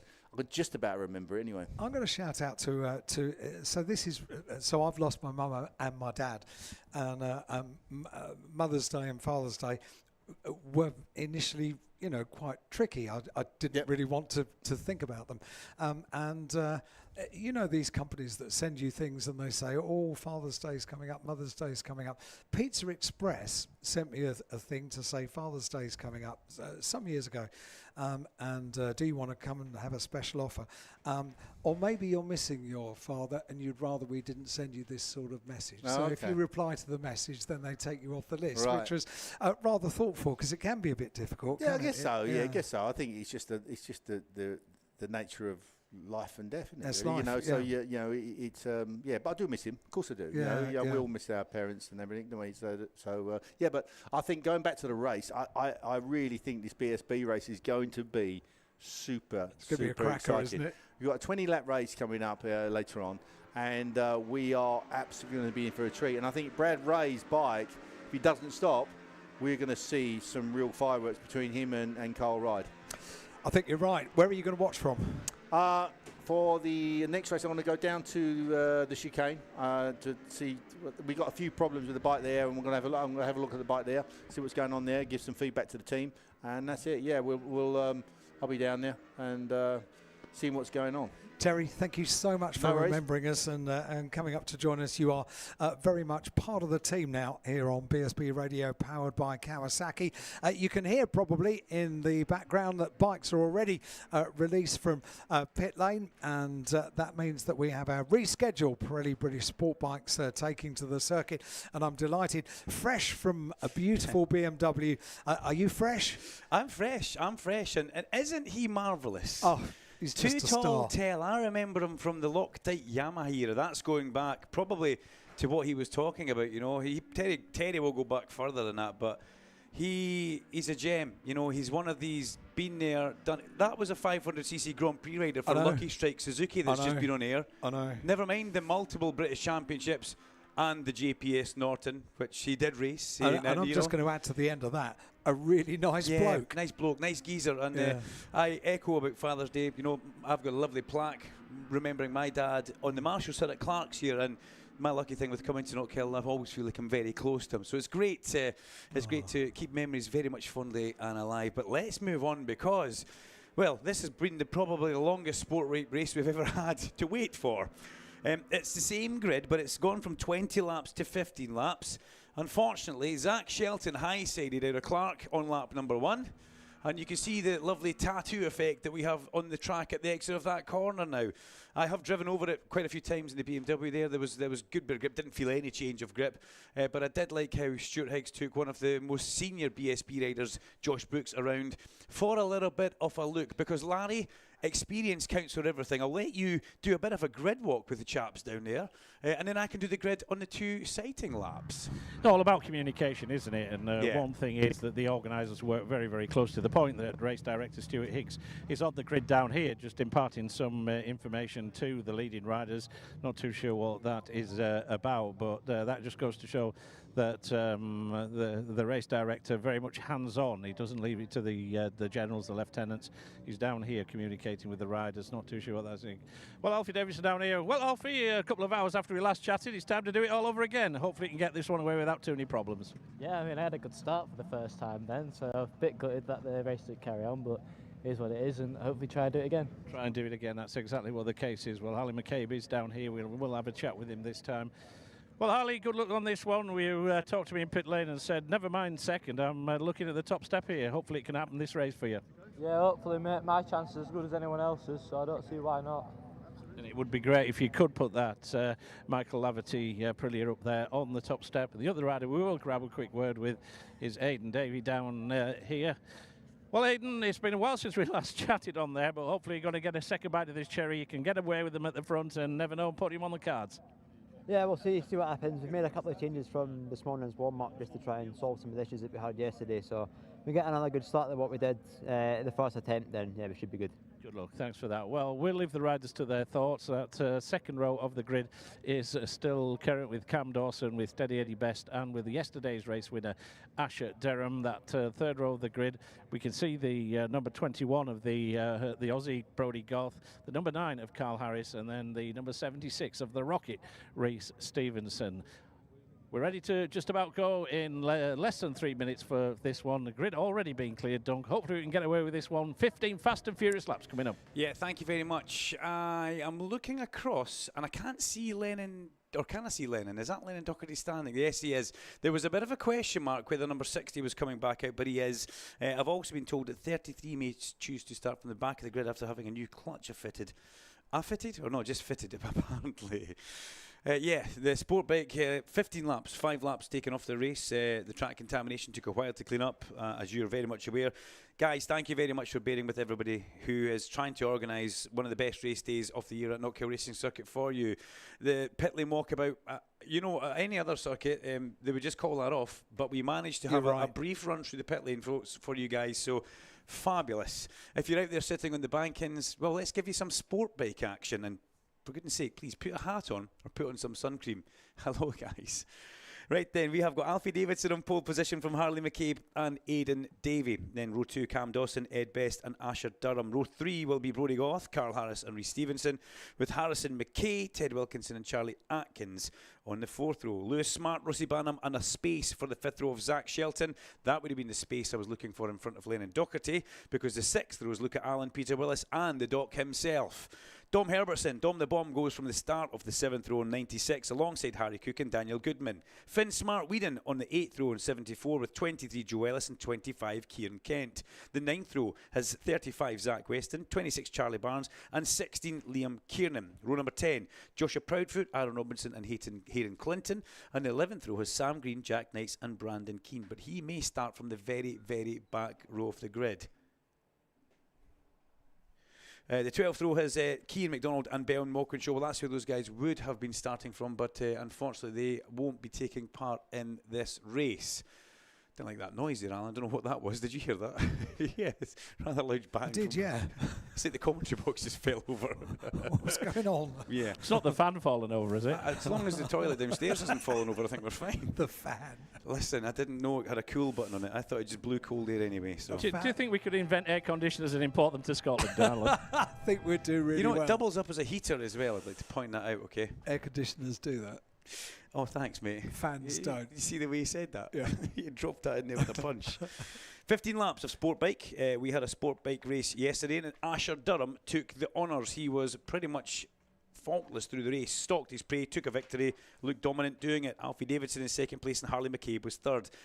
Cam Dawson was 4th place, but he sounded a little bit down on the grid when Larry spoke to him, because there was a safety car during the race. As the safety car came back, it was probably something in the grid, arms in the air. That's the row just behind Lennon Docherty. They'll get removed. That looks like it could be Harry Cook being pushed from the grid on number 90.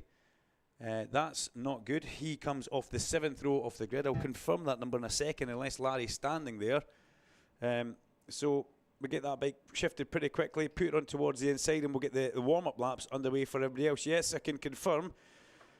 The number 90 Aprilia pushed back to the inside. Now, whether that's a stall and the bike wouldn't then refire, one of these things, but we don't hang around, Larry. If something that happens in the grid, you're off straight away. You get pulled off, because we can't have any other hold-ups throughout the course of this day. The track has been very much treated. We watched the sidecars out there at Clark's. They had no ill effect whatsoever. I've driven over it. It felt absolutely fine to myself. And the sport bikes make their way around on the first of their warm-up laps as Alfie Davidson leads the championship, and he's the form man on his IN competition Aprilia from Harley McCabe. And Cam Dawson, Asher Durham, has moved himself into 4th place in the championship, just 1 point ahead of Aidan Davey, as we mentioned earlier on. Round towards the hairpin they all come. And that's the thing, Alan, on your warm-up lap, you attack that bit of the track. You want to see what it feels like, and that's exactly what everybody has gone and done. Absolutely fascinating chatting to Terry Reimer during the shortened lunch break and hearing about the flow of the Knockhill circuit. And, was that lunch, was it? So that was lunch. If you blinked, you missed it. But we're back underway all the way through now until 5 o'clock this afternoon. But yeah, the flow of the circuit, because it is a short circuit. It's testing, it's demanding, and one little mistake on the Knockhill circuit, and that destroys the lap, doesn't it? Yeah, 100%. And Terry's a man who's gone around here infinitely faster than I will ever have gone around here. But, you make a mistake at one corner, it leads into the next corner, leads into the next, it compounds itself, snowballs out of control, and before you know it, you're Larry Carter on the rally stage with a sore hand. Ouch. That's how quickly it can go wrong. So, yeah. Very much a circuit that it's a rider circuit, that's for sure, because you have to muscle a bit of the bike around here. You've got to have the bike underneath you, but you've also still got to muscle that bike round and make sure it gets perfect positioning on the way round this 1.2 miles of Knockhill tarmac. So here we go. We make the bikes get into line, and they'll come up for their parking up at their grid slots. And as they park up for the grid slots, we shall make sure everybody is in the correct place. So just making sure your seat base was tight there. I hope you're okay. Thank you. Yeah, thank you. I bet that felt a little bit strange. It was odd. BSB Radio, powered by Kawasaki, about to give you the Pirelli British Sport Bike Race. Harley McCabe stops in front of the grid. Alfie Davidson takes pole position directly underneath the starting gantry. We wait for the man on the outside of the front row to roll into his grid slot. Aidan Davey comes past his teammate Peter Willis. The Moto 12 CF Moto rolls up and parks up in his grid box once again, looks down the side and makes sure everything is there. Cam Dawson on that second row of the grid in 4th place, heading the second row with steady Eddie Best alongside him, and then Asher Durham. This will be a cracker of a race. Green flag at the back, red lights about to come on. They're on the bridge, and away we go down towards turn 1, and it's a great start from Ed Best, middle of the second row of the grid, and for Alfie Davidson. Davidson will lead towards Duffus Dip. Ed Best has come through, has Dawson followed him through. Best leads into Duffus. What a start from Ed Best on the Simceris Kawasaki. Puts himself at the sharp end. Great stuff from the second row of the grid. He got that bike absolutely hooked up and leads his way down through Butchers as he comes up and through the Black Circle chicane for the first time of asking. Great stuff from Ed Best, a man who we know very well and is very capable of leading a race from the sharp end as they all come through. Clark dancing out over the kerb, taking a bit of a risk there on their first lap, being that wide on the kerb. But round to the hairpin, Davidson powers alongside the Kawasaki and puts the iron competition back through into the front. The two Powerslide Suzukis battling it out behind in 3rd place as Asher Durham comes through on the inside of Cam Dawson, and on to lap 2 they go. This will be a quick race. Keep our eyes on the CF Moto, who Aidan Davey gets passed on the straight by Harley McCabe as they come down towards Duffus Dip, and McCabe makes that position work. And last on 79 on the Fibertech Aprilia by MLav. Watch the legs of Asher Durham as well. That's when you can tell Asher's starting to get a little bit aggressive on the bike, and pushing on. The legs start to flap, as we've already seen coming through the Black Circle chicane there. But he does it through every corner. But I must say, I'm delighted to see Ed Best at the sharp end on the Simceris Kawasaki. This is really, really strong for Kawasaki and for Simceris. His teammate Charlie Atkins in 8th place on the run through towards the hairpin. So Kawasaki showing that the Simceris team very much a player in the game of the British Sport Bike Championship, the Pirelli British Sport Bike Championship, as they come up and over the crest of the hill. Now, what they can't let happen here is let Alfie Davidson on 28 disappear. He is the championship leader. He is the form man. He's been doing most of the winning throughout this year, and if he can pull away at the front, he will disappear and nobody will see where he's gone. But they've got to try and stay with him, and there's been a change for second place. Asher Durham now goes ahead of Ed Best, and Best now has Cameron Dawson right hot on his heels. Here comes Aidan Davey through the chicane as well, launches that with huge amounts of gusto in 5th place on the CF Moto. Bike number 38, Aidan Davey, the local man from Preston Pans, says he's got the bike underneath him, just needs to make things work in the race. And that's very honest appraisal if you have the machine, but sometimes racing is all about planning your strategy. As Durham's strategy is to lead from the front, he's underneath Alfie Davidson, and the Suzuki out-turns the Aprilia, and up the main straight it comes. We saw this Suzuki. It arrived a couple of years ago with Taylor Morton riding for Powerslide. It was one of the prettiest bikes in the grid. And then we saw Cass Beekmans give us a demonstration of just how you should ride the Suzuki as he went on his way to win the championship last year. Cass now moves up into the World Sport Bike Championship along with Fenton Seabright and a few others from this championship.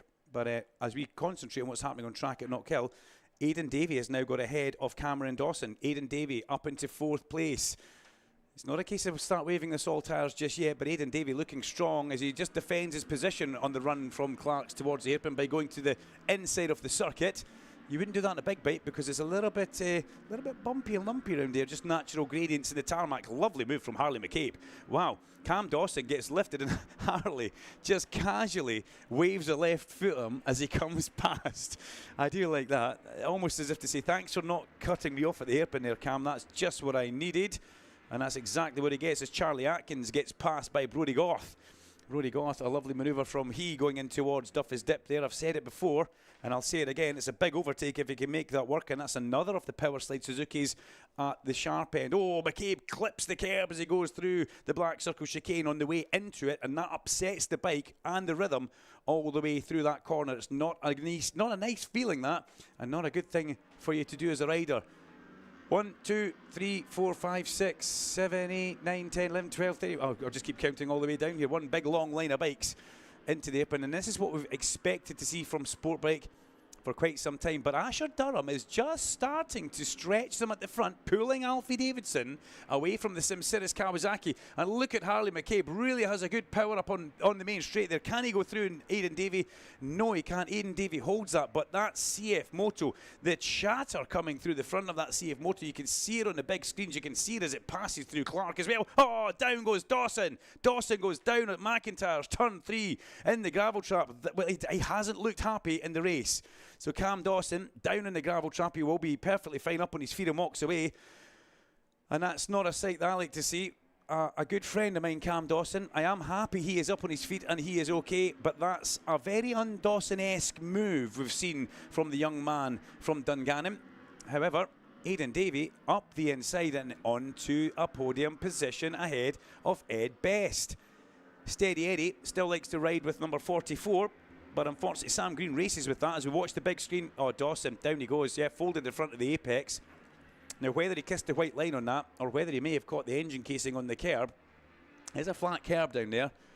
But Twin Cam up on his feet and walks away. Great shame for Cam Dawson. That does not help your championship. But back to Ed Best. He races with number 8, but he still has 44 in his leathers, and he's had that 44 with him through his career all the way. But yeah, Sam Green races with that, so he can't have that number at this stage. But look what's happening here. Durham starting to pull away from Davidson. Davidson's pulled away from Davey, and Davey now has Harley McCabe, who's about to run out of a road in towards the hairpin on Ed Best. Thankfully, they all managed to get through there, but that was getting a little bit tight on the way in. If you're watching that from the other end of the circuit, the TV director may show you a replay in the big screen. Harley McCabe was putting himself into an area that was ever diminishing, and the white line was becoming closer and closer as Best comes up the inside of Davey in towards Duffy's Dip and repays the favour where Aidan went past. A lovely move from Ed Best, and a man that we know is capable of running at the sharp end. They go past the area where we lost number 2, Cameron Dawson, the man who coming into this event was sitting in the championship in a good 3rd position, but he gives himself a DNF in this race, and he hasn't, for the first time in a long time, he hasn't had a good knock hill. Through Clark Corner, 1 and 2 away at the front. I have to say that.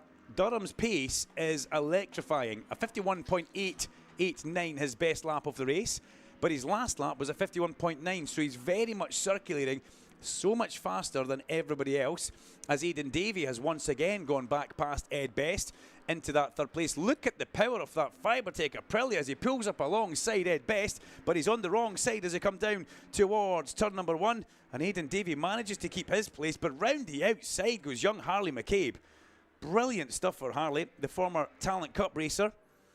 He was in the MLAV team for the Talent Cup, and then Dad and Lad decided to try and do it on their own, and they found out that it is quite difficult. So it's great seeing Harley back with that MLAV team, back doing exactly what he does best, and getting some good results on the Fibertech Aprilia by MLAV. Fastest lap of the race for Ted Wilkinson in 9th place. So where's the Super Ted flag today, we ask? It will still be fluttering in the breeze. Fastest lap of the race for the man in 9th place as McCabe passes Davey, and he takes 3rd place as they exit the hairpin. Harley McCabe looks like he can almost do no wrong. Now look at that train of bikes for 2nd place. That goes all the way back down to Carl Harris in 10th place. In fact, you could even say Rhys Stevenson on the back of that, and he is in 11th place, or maybe even 12th place of Rossi Banham. A big, long line of bikes as McCabe has the bike moving about underneath him as he go through McIntyre's. He runs wide out over the exit of the blue and white onto the green at McIntyre's, and he looks a little bit loose going through the Black Circle chicane. And when I say loose, very loose, but that's how Harley does seem to like to ride. The bike moving about underneath him doesn't really upset him too much. Coming from a pretty stiff chassis Moto3 bike, he's quite happy with the thing, feeling like it wants to wander around. Race control message, black and white flag for 21. Now, black and white flag for 21, that's Brodie Goth, and that will be for track limits. I can almost guarantee you that Brodie Goth will have a track limits flag. I think that's the first of many that we're going to see on track. We've just seen that pop up on our TSL timing screen that track limits is there. And we'll keep our eye on any other messages that come up for our screen. But the two at the front, Asher Durham and Alfie Davidson, it's Suzuki against Aprilia. Is the Aprilia in third place of Harley McCabe?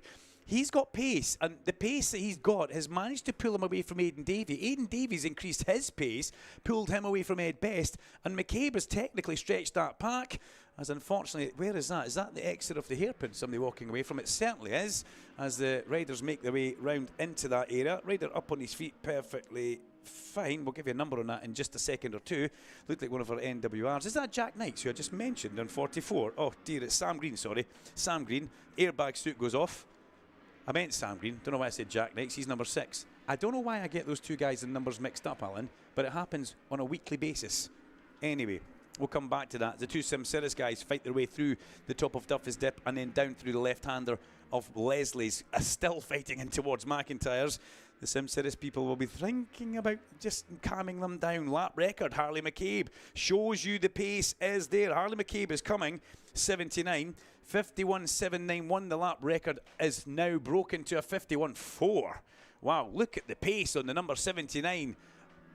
Fibertech Aprilia from Harley McCabe. This is fabulous. Seeing this young man come of age in his racing career and seeing him getting faster and faster as the leaders come out the hip. And was that a little bit of movement for Asher Durham? Is that going to give Alfie Davidson the power up the hill to come out alongside him and pull past? He's in the slipstream. He draws up to the back of the Power Slide Suzuki, but he can't get past.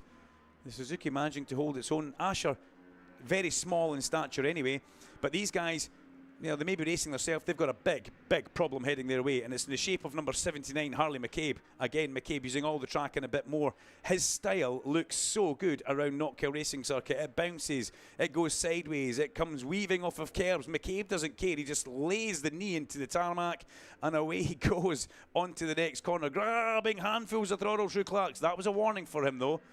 Now, Brodie Goth has picked up an equivalent time penalty to the long lap, a 2-second penalty to his race time, because Brodie Goth not adhering to the limits of the circuit, and out over the naughty boy area again goes Brodie Goth.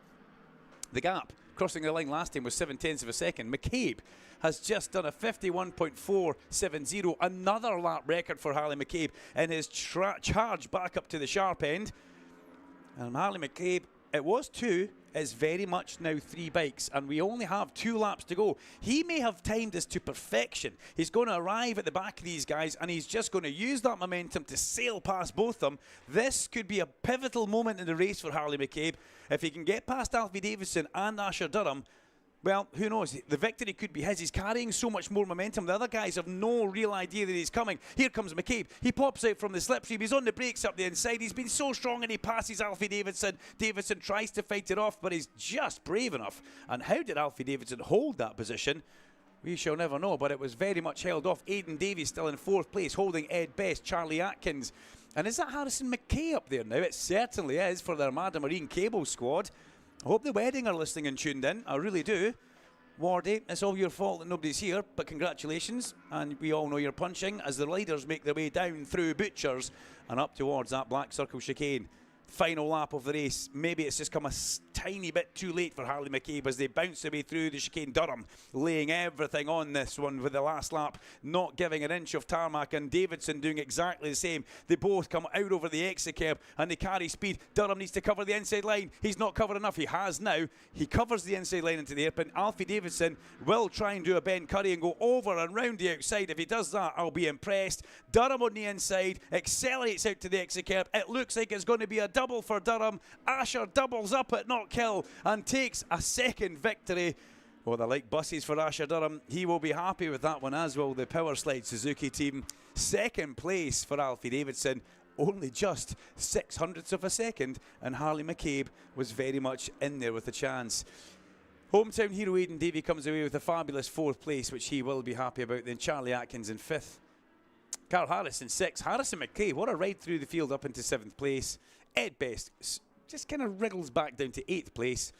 Ted Wilkinson in 9th, and Reese the Rocket Stevenson across the line in 10th place. Rossi Barnum, Brodie Goth, Lewis Smart, Luca Allen, Joe Ellis, Peter Willis, Dan Goodman, Dom Herbertson in 18th, Zach Weston 19th, and Kieran Kent gets 20th position on the Blue Motion Aprilia. What a race that was for Sportbike.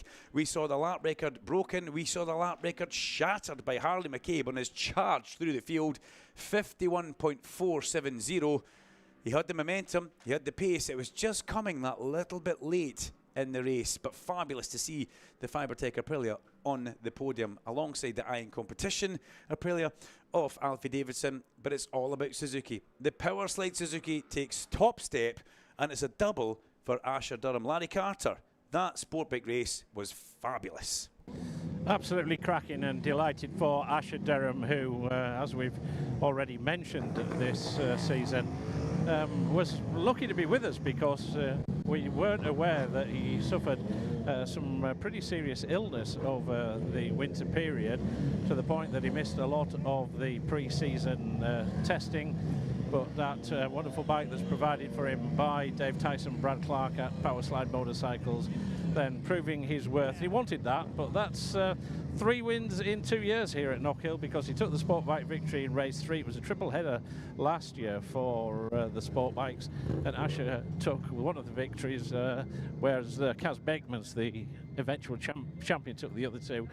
But that is a race. He'll be getting fed up with P3s, won't he, for Harrison McCabe, Harley McCabe, because he has now finished all 6 races in the 3rd position in the championship so far. But Alfie Davidson consolidates that lead, although he'll be looking over his shoulder now, thinking, well, this Powerslide Suzuki of Asher Durham now is taking maximum points in both races here, so he'll need to start thinking about doing something when we go to Snetterton for the single header next weekend. Well, there is Harley McCabe, as he gets congratulated by the... oh, hang on a second. Have we got a revised result here, Dunk? Because they've wheeled Alfie Davidson's Aprilia into P1 on that one. Not too sure whether Alan and Duncan have got the information there, but... Note. Yeah, news, Larry. Track limits, last lap, turn 7, drop 1 position, bike 64, Asher Durham. Oh dear, yeah, well, there we go. Let me just go and impart that news to Asher Durham down here. Asher, you've had the news, no doubt. What's your thoughts? I don't know, I've not seen it back, to be fair. Bit frustrated because I felt like that was my win, but it is what it is. If I hit the green, I hit the green, but either way, we've had a great weekend, you know, 2 podiums, a win and a second, if that's the case. Crossed the line first twice, so I think it shows the hard work me and the team have put in, and how we've turned this championship around, really, and we've got a long way to go. Yeah, it was a moral victory, if nothing else, Asher, but it's for P2 on this occasion now, as Alfie Davidson. Well, Alfie, you're the race winner, as it were, crossed the line in second, but I've got to be happy with that. Yeah, I mean, it's not the way you always want to win a race, but it is what it is, it happens, and yeah, I'm glad I got the race win. I tried on the last corner, but weren't successful, but yeah, surprised myself. Yeah, absolutely. Well, I only got alerted to that when I saw them re-jiggle the bikes down here in pit lane, but one rider it doesn't affect, of course, is Harley McCabe. We're just having a chat with James Whittam there on the thing. The one thing about it was a brave man that's going to tell Dave Tyson that his rider's been bumped off P1. I wouldn't argue with the Man Mountain myself, but no doubt he's just gone for a bit of representation in race control, as they're fully entitled to do. There is Harley McCabe. Well, Harley, what a ride that was. So he thought at some point in time you were going to take the victory, you closed them in, and you broke the lap record lap after lap after lap. It's a little consolation, but it's another podium. Yeah, another 3rd place, mate. Good points. I pretty good not to win, but I think I did as much as I could there. Yeah, you handicapped yourself by being a little bit down the order to start off with, didn't you? Just give yourself a bit too much to do. Yeah, I give myself a big old task, but happy enough with that. That'll do. Like I say, you broke the lap record on 3 occasions, I think, so absolutely phenomenal. That's the one, yeah. It doesn't call for any points or be unsettled for them, but anyway, it's a triple podium anyway. So we're going to head down to the podium there as the riders finish off their TV interviews. As it turns out, it's a win for number 28, Alfie Davidson, over the number 64 of Asher Derham, and then the number 79 of Harley McCabe. We do reiterate that all these results are provisional. There may be a steward's inquiry, or there may be various other meetings. I'm pretty sure that the Powerslide Suzuki team will be making some sort of representation to race control. So if there's any issues, then the stewards of the meeting will get involved, and then an amended result may be issued at some point in time. So all these results that, as the riders cross the line, are all very, very provisional, pending on final verification by race control. We're going to head down to the podium now, and we'll give you a shout when we're down there, boys. Thank you very much. We're moving on at a pace because on track next, well, the race starts at 1:15, and true to form, 1 o'clock, what happens? The pit lane opens for the Zinn British Superbikes in association with Pirelli, and away they go on to track. Yeah, I'd rather you than me telling Dave Tyson, but you know what? I think Asher Durham did himself a whole world of good there. He could have had a hissy fit, but in your heart of hearts, if you're a racer and you kind of know if you've been out there, but Asher took that incredibly well. He has had a good weekend, and that's what he'll take from Knockhill. He'll move forward from here, and like these results, he'll use them for the rest of the season. We wait for the podium to come our way for the Pirelli British Sportbike Championship, and on track we have got the British Superbike Championship, who they were actually given a bit of a heads up to do multiple sighting laps should they wanted. A lot of the riders not actually feeling the need for that. They've come through there. They seem to be quite happy with what they've got. Ryan Vickers, Jason O'Halloran, I think that's Eugene McManus as well, or Rhys Irwin. Yeah, they're deciding to come up to the grid slot. They're obviously happy, as is Joe Talbot. Just to give them the chance to just explore what it was. What changes, go and have a couple of looks at that area at Clark's all you like, and see how the bikes perform over it. I spoke with Rory Skinner in the pit lane before we came over here, Alan, and Rory was, I said, how is it? He goes, it's a struggle. He goes, it's getting better each time. He goes, we need a Monday. And I said, well, you've not got a Monday, pal. You've got a Sunday afternoon. That's the way it goes. But obviously the Friday was a bit of a washout for him, and because he is trying to get together and learn another new manufacturer, that extra day would have been just perfect for he. But let me look and see at what we've got happening on a track, because Larry Carter is across there, and he will be very much boots on the ground for us, but we probably get interrupted to get a podium before I finish the grid. So we'll just chew the fat for a couple of seconds, if it's okay, Alan. We have got the riders here, so I'll rattle this off pretty quickly, and then gives you the chance to actually do the build-up to the Superbikes, because I'd like to try and get down to the grid if at all possible. So I think we are just about ready to go then with the podium here for the 6th race in the Pirelli British Sport Bike Championship. As who are we waiting for? We've got them all here. Let's get them up here then. Taking a third position for Fibertech, Michael Laverty, Aprilia. 3rd place then, Harley McCabe. Well done, Harley. He's up onto the podium. Gets a cheer from the crowd. 2nd position, a 2nd podium of the weekend for Powerslide Suzuki and Asher Derham.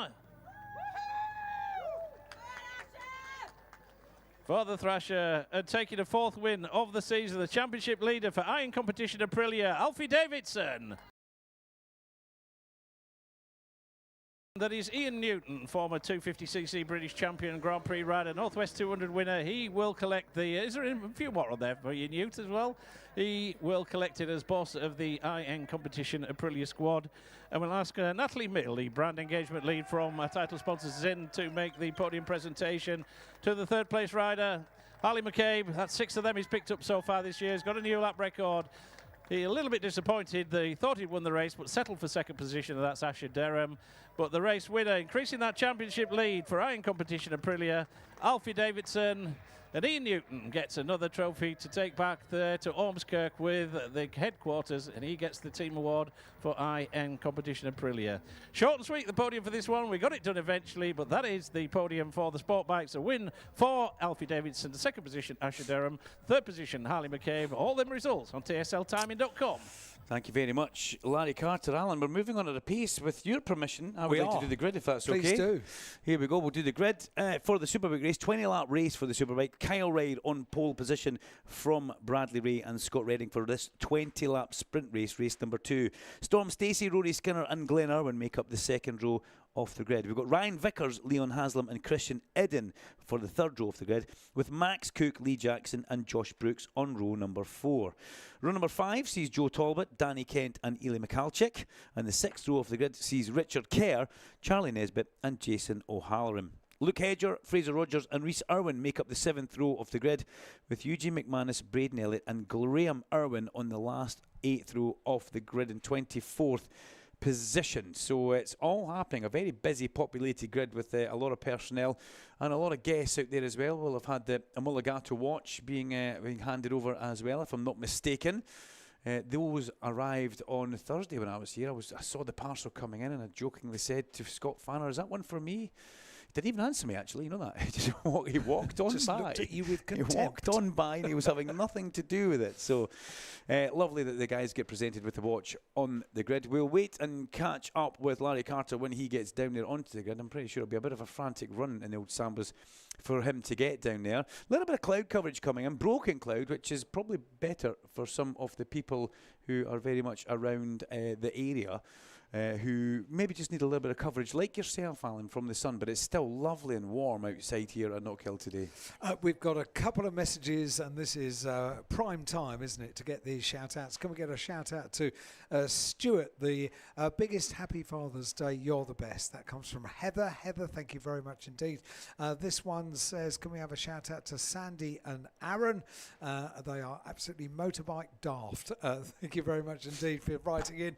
Can you wish Bob the Bus a very happy Father's Day from his favourite son Rory? And this one says, morning all, Kevin and Kieran from Edinburgh, first time yesterday at Superbikes, absolutely loved it. Hopefully another great day today. It will be another great day today. Championship standings coming into this sprint race at Knockhill. Kyle Ryde leads by in 3rd place, and Bradley Ray finds himself in 4th. Max Cook 5th after a DNF yesterday, or DNF for Brad and for Max at Knockhill. That's the top 5 in the championship, Scoop. Yeah, absolutely. Well, we've made our way onto the grid. We'll have a quick chat with one or two of the riders with your permission. Good. That's what, 6 out of 7, doing not a bad start to the season, is it? Keep it going?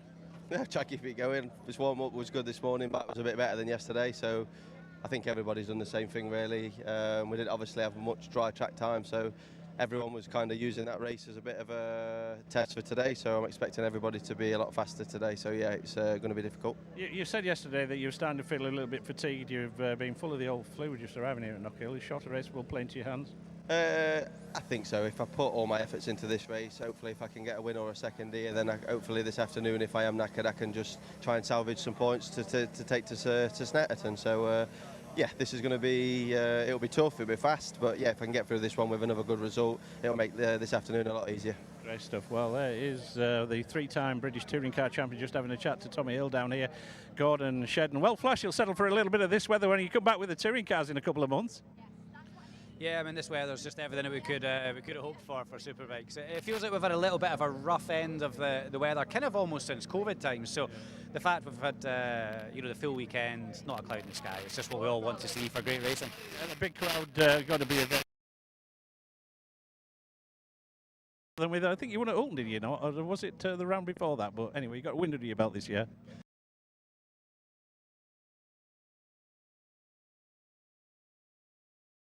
Before we know it, if we can get the same kind of weather and the same enthusiastic crowd for that, we'll be absolutely delighted. Also a pleasure to talk to you, Gordon. Thanks for that. Gordon Shedden, who is he's the general manager, isn't he? Yeah, whatever job you want doing at Knockhill, then that is the case. He's Brad Ray, who unfortunately was. Well, Brad, talk about luck, mate. You perhaps rode your luck at the start of last year, but you've had absolutely none at the start of this year. And technical problem yesterday put you out. Everything sorted for this one, and if that's the way it was going to go yesterday, you're going to run Carl Close for here again today. Yeah, hopefully. Yeah, it was a bit of a shame yesterday, but that's racing. Things happen, but the most important thing is we had the pace and was able to go with Kyle and maybe at the end we could have tried a land or done something, but yeah, like I said, the most important thing was we're fast. Technical problems happen, and regroup. We've got 2 more stabs at it today. Yeah, good luck. Thanks, Brad. Well, you won 2 of the races here last year, and what about this down here on the front row of the grid? A rider that ended up in P2 yesterday. He's just got the team just plugging the laptop in. It's the Cowboy. It's Scott Red in the comeback kid. Well, Scott, the weather's come out for you here. Of course, you did the double here in your British Championship winning year back in 2019, and you made your comeback to BSB here at Knockhill last year. So ready to rock and roll for this one? Absolutely, I'm glad the sun's out. It's feeling good on the skin for sure, and good for the people out watching there. I'm looking forward to this race, again making some changes to the bike and see if we can improve it, and yeah, we'll see what it sets up for the last race. Go get him, Cowboy. Yeah. Yeah. You know, it never disappoints, doesn't Scott, really? I don't know how this came about. I've interviewed him on Grand Prix grids and all sorts. Little did I think we'd be doing Cowboy impressions at Knockhill. Well, here is Storm and Stacey out here. Storm, it was a great start yesterday for you, but just drop back a little bit in towards the pack. But here, the shorter race, hopefully you can get away at the front, and you never know, podium might be on the cards. If you think I got a good start, you must have not been watching the race. I went from 2nd on the grid to like 6th into turn 1. My start was awful. But steady race, just got a couple of little issues. Like for the one-off lap, we're all good. Like you can push a bit, you can lose the front, you can lose the rear. It's all well and good in one lap, but trying to do it over 30 is just a bit of a push. So we're just trying to make the bike a bit more easier to ride and just be able to just prolong it so it's a bit easier to ride over a race distance, and you can consistently do the lap times you want to. Because you can just see, like, if you got a little, like 1/10 on one corner or half a tenth on another corner, they start nipping away, going away, and then it all just adds up towards the end of the race, and it works out to be a couple of seconds, and that's how far they are in front. Nice to see Lola Spielberg still doing the filming here. Yeah, she's on it. Yeah, she's on it, isn't she? She's on it like a car bonnet. That's Lola, his sister, who looks after the PR for him. Well, Scotland's very own Rory Skinner is down here. 5 minutes to go for the off. Well, Rory, it didn't quite happen yesterday for you in the longer race. A little bit of cloud cover. The temperature's just dipped a little bit now, so hopefully get out there, get a decent start. The shorter race, you never know. Yeah, tough one yesterday, Larry. Still season best result for me so far, but yeah, just a tough one at the minute. We're working hard to do the best job that we can do, and yeah, gonna try hard to bring home something special for the home fans today. Well, nobody be trying harder, Rory, and the whole of Scotland's behind you for this one. Good luck. He puts a smile on his face. That does. And Glenn Irwin, well, the talk about emotions. 12 months after being carted off on a stretcher and an ambulance to hospital with a pretty serious pelvic injury, he was back on the podium. And Glenn, I felt that emotion yesterday as well. You've got that monkey off your back now. This is where it really starts for you. Yeah, look, Larry, I felt nice coming into the event, and you know, throughout the event, it's been nice to get that podium, the monkey off the back as such. You know, after a bit of a layoff, etc., and a tough period, is what every sports person needs, no matter what discipline you're in. So, yeah, now we can ride freely, confident. We're looking for a good start. You know, I'd love to get in amongst it with Kyle and Brad and Scott, and I believe I can do it.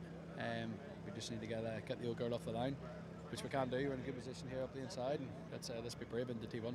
Wish you well, my friend. Thanks for that, Glenn. As ever, you get an honest assessment there, Ryder, with 3 minutes to go.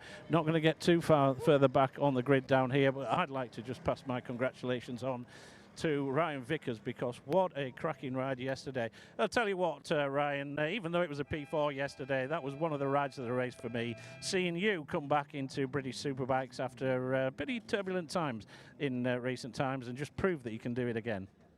Yeah, really happy. You know, it's a shame to miss out on that podium, but you know, we needed to beat the Ducati train, but we'll do our best in this next one.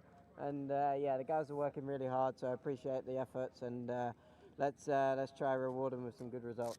Thanks very much, thanks. And Roger Marshall very much in his corner. We're not going to get a chat with Leon Haslam or Christian Iddens, two of the more experienced riders on the grid. We know that Leon has been chasing his tail a little bit this weekend, but the very fact is that he was inside the top 8 in yesterday's race and on the third row of the grid here. That tells you about the progress that the Motor Rapido team have been making throughout the course of the weekend. And Christian Idden, a former winner here at Knockhill, certainly knows his way around. He now makes his home in Northumberland, so very much his local track is here at Knockhill, and he'll be looking to try and send some of his fans home happy.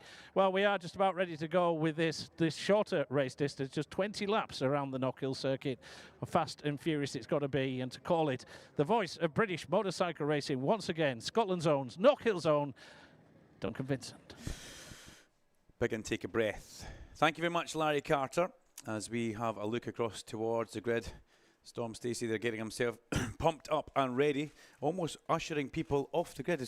He may actually be doing a dance. I'm not too sure what Storm's doing, but he does things his way. Fist pump with the team and make sure everything is good on that Batham's AGN Ducati. Doing a last little bit of camera work for the BSB internal film crew as well. Storm, we know Storm gets it. He really does. Lola Spielberg, as you mentioned, his sister, puts together a really cracking YouTube edit for him, and it's on his own YouTube, so make sure you catch up with that at some point after the weekend. But we're ready to go. This is a sprint race. It's still a 20-lap sprint race, and you have to look at the main feature races are 30 laps long. It's a physical, demanding track. We have got warmer temperatures today than we had yesterday. This is probably the warmest Superbike round of the year. We have only had 3, Alan. I can't say that, but it really is the case. No, probably about it. You're okay. You've got a nice cool air box across here. Air box? Air box. Air conditioning box. It's a new name for a fan. Yeah. Sorry, guys. Need some water. That's what I need. But we'll get the guys away for their warm-up lap. And as ever, we will give you the Pirelli information at the end of the 2 warm-up laps around Knockhill. Kyle Reid goes through his pre-race prep, stretching the arms out, making sure everything is ready. Bradley Ray and Scott Redding sit stoic on the front row of the grid. It's race 2.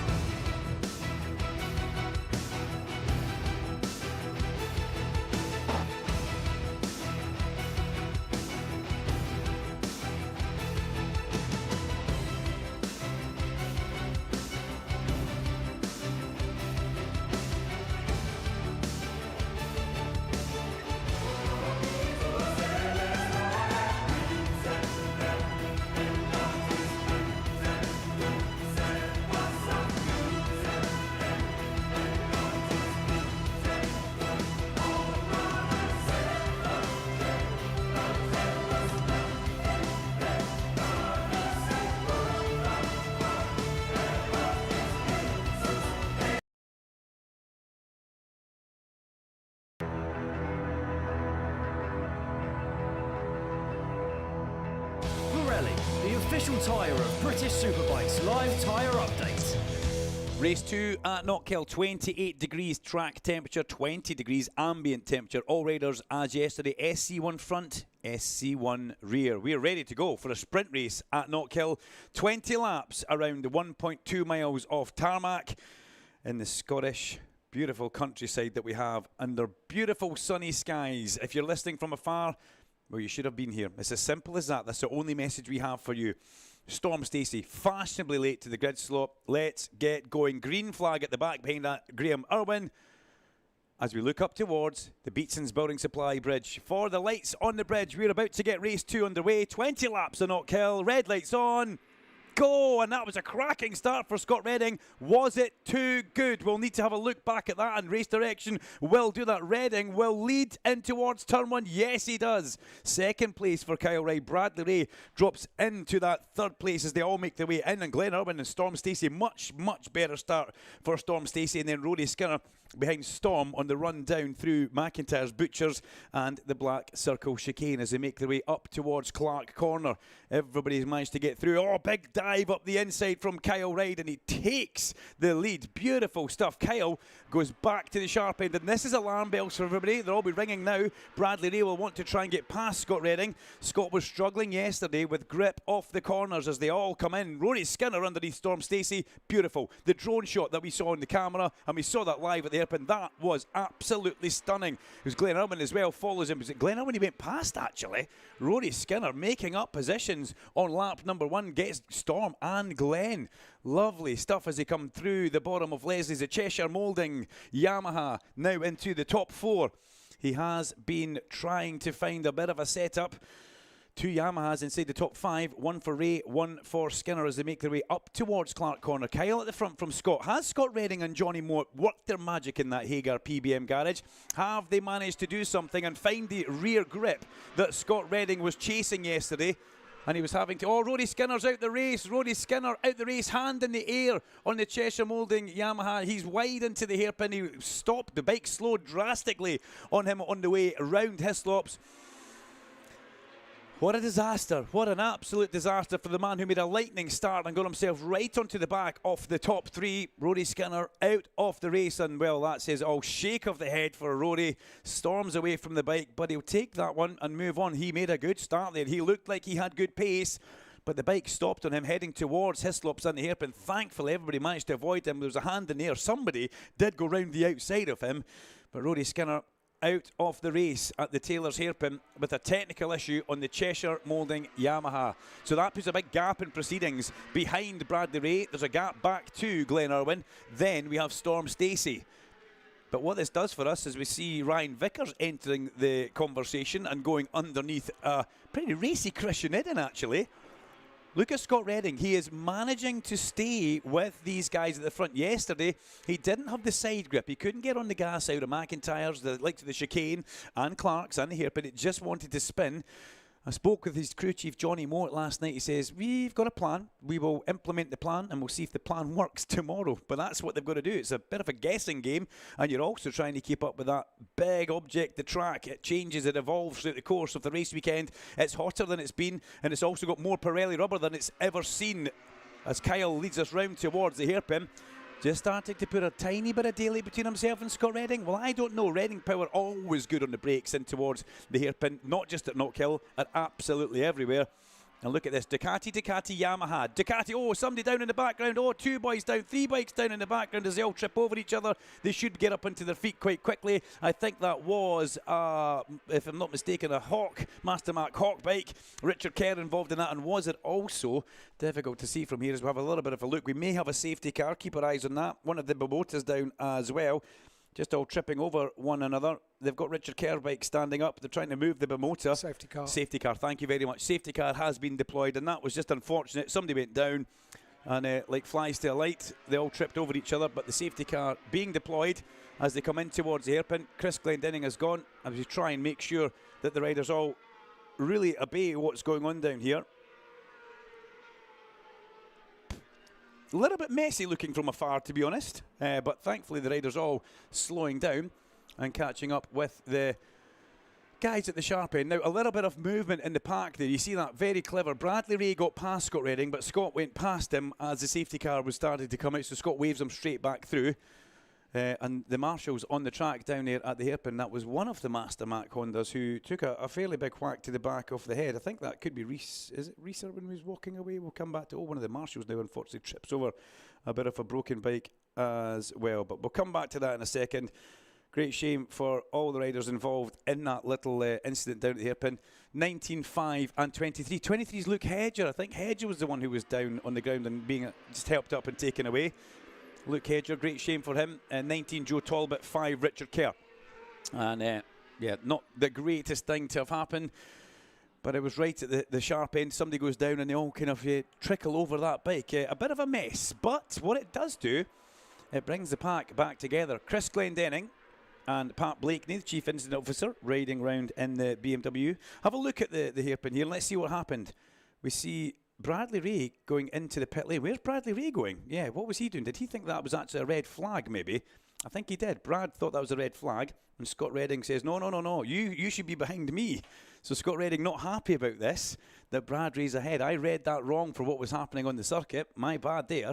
Scott Redding not happy that Bradley Ray is ahead of him. He said he should be behind. So I think Brad maybe thought the red flag had popped out there, Alan, and was heading for the pit lane. Yeah, that was an unusual one, wasn't it? Thankfully, he realised it wasn't. The safety car is ending, and it will be coming into the tri-oval area now. He turns up. It always gives me a bit of a fright when the bikes catch him up so quickly. And in towards the hairpin, we're now under Kyle Ryde as our pace setter. I would imagine he'll come in here and he will just go. Exactly. We saw somebody trying to be a bit clever on a safety car yesterday, and it cost them. Kyle comes out the hairpin and goes up over the crest of the hill. Glenn Irwin's been brought back into the equation as well. He's onto the back of Scott Redding and Storm Stacey, with Leon Haslam, the pocket rocket, bouncing his way in towards Duffus Dip. We're already at turn 3 for the leaders. We've got Ryan Vickers in this as well. Vickers up to 7th place. It lets Christian Idden regroup, and that was one of the tag bikes. I think that was possibly Fraser Rogers lifting Elia as they went through the heart of McIntyre's. Fraser going pretty well in the dry this weekend as well, up to 13th place, lifting that Rocket BMW Motorrad Superbike team bike of Ely Michalczyk as we just pause and watch them all coming through Clark's. Into the hairpin, it's Kyle Ryde, it's Bradley Ray, and it's Scott Redding as the pocket rocket goes underneath Storm Stacey. Storm's about to lose 2 places because here comes Ryan Vickers right out to the edge of the curb. Vickers walks Stacey up the curb towards the gravel trap. Whew, that was tight. That was very tight for Storm Stacey, but he does get away with it. But what we are seeing is there's clearly a little bit more pace in that Hager PBM Ducati than we saw yesterday. But is Scott Redding a little bit annoyed that Bradley Ray is ahead of him? We'll find out with Larry Carter after the race, assuming these guys make it to the podium step for an interview. But it's all about that nitrous coin, nitrous competition Ducati. He just looks so good on it, Kyle. He doesn't put a foot wrong.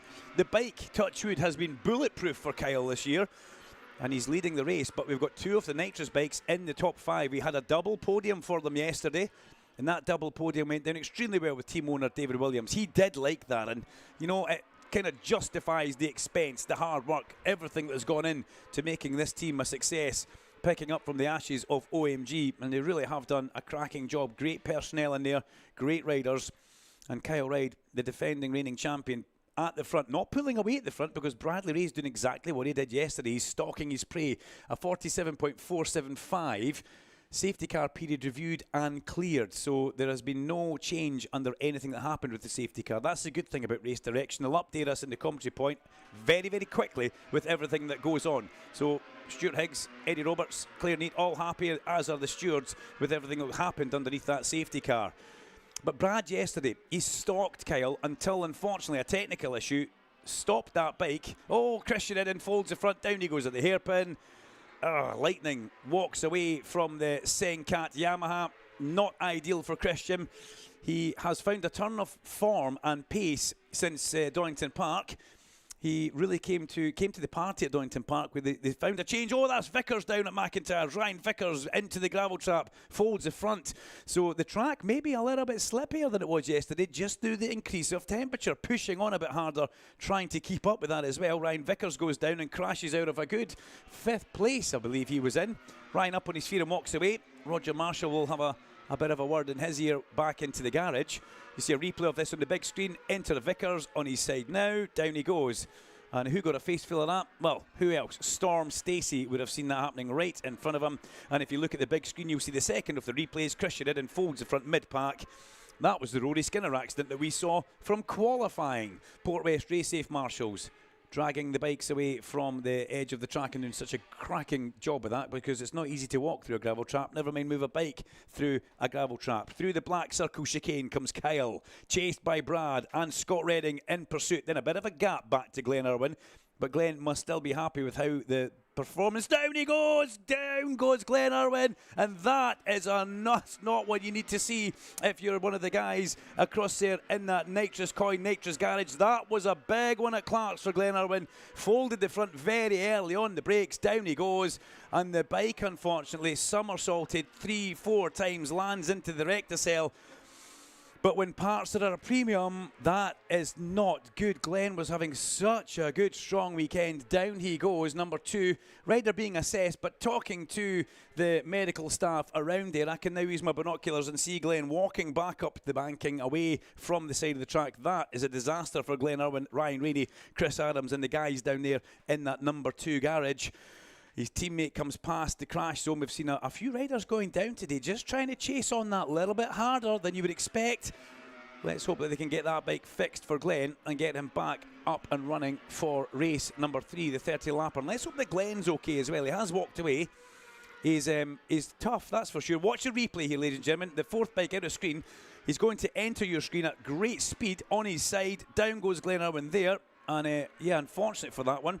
I think the actual better angle was from looking back towards Clark. But if you were looking at a big screen, you'll have seen Glenn Irwin up on his feet after that and walking away. Now, Bradley Ray is the fastest lap of the race, that 47.457. That's where we've kind of seen the kind of glass ceiling. Nobody's gone through that 47.4, apart from Kyle in qualifying.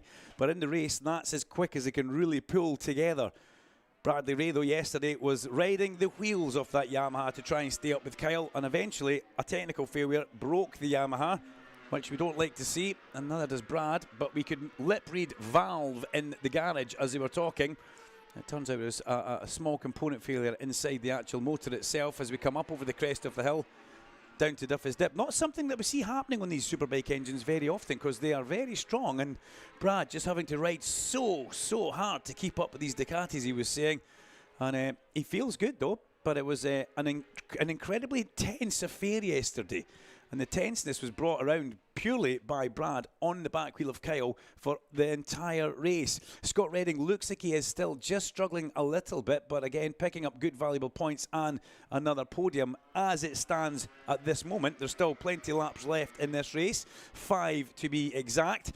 As let's see Max Cook now coming alive on the Bimota in towards Hairpin up the inside of Leon Haslam. Here comes Cookie. Can he stop that? Lovely stuff. Lovely Max Cook. Considering he went down there yesterday, that was a beautiful manoeuvre. The Pocket Rocket comes back through, uses a bit of the Moto Rapido Ducati power. They're side by side up the main straight. Through goes Leon Haslam, and Storm Stacey again getting a visor full of great racing as they go through Duffy's Dip, through Leslie's into McIntyre's. Does Max make a move? No.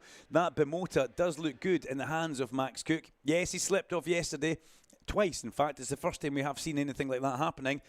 But I don't think the team can be too upset with what their man's doing. The main man is delivering the business on track. 5th place again for the brand new manufacturer of Bimota. Remember, Bimota makes some fabulous chassis, but at the beating heart is a Kawasaki. The company is owned by Kawasaki, and here comes Cook again. Up the inside. Oh, Leon Haslam almost gets his toes rubbed off by Max Cook there. There wasn't a lot left in that one. I turned round and Alan Hyde's covering his forehead. That's how close that was. Max just over the bump. Oh, and Leon Haslam gets out of shape on the straight and has to roll the throttle. Storm Stacey, ever the opportunistic, straight through on the outside to take that position away. Leon Haslam has been done over by the young team in this lap in about 100 yards of each other. But Max, very brave on the brakes in towards the hip and had that thing all out of shape, but he's still... been so exciting to watch, hasn't he, this hasn't year? He just, and I mean, but Alan, that was millimetre precision. Absolutely, that yeah. wasn't inch perfect, that was millimetre precision. It really was. As we watch some, again, round to the hip, and Storm's maybe got great ideas here of what can actually happen. As we cross the line, we have got 3 laps to go. Let's see if Max Cook can pull away from this gaggle behind him, because it's Max Cook, Storm Stacey, Leon Haslam. Behind that, we have got Josh Brooks, Lee Jackson, and then Danny Kent, the sole remaining Cheshire moulding Yamaha. Then it's Fraser Rogers, then it's Ilya Mikhalczyk, and Ilya has got unfinished business with Fraser after the overtake that Fraser pulled on him at turn 3 McIntyre's. The leaders are coming out of the Black Circle chicane up towards Clark Corner. Brad Ray with the fastest lap of the race. Kyle Ryde with second fastest. Scott Redding with third. Leon Haslam, though, would be the head of the second row of the grid. So even though Haslam finds himself in 6th place, he has put a lap time down that will see him on the second row of the grid. Through that very tight uphill hairpin. Taylor's turn, to be exact. And it looks like Kyle is just starting. There was 0.3 of a second last time. There's half a second as they cross the line, where Max Cook, in that good 4th place, comes under increasing pressure from Storm Stacey. You wouldn't want to have a set of wingers on the bike, that's for sure. Stacey using a bit of the pit exit, not cutting across the blue. You can cut across after that, but you can't cut across the painted section.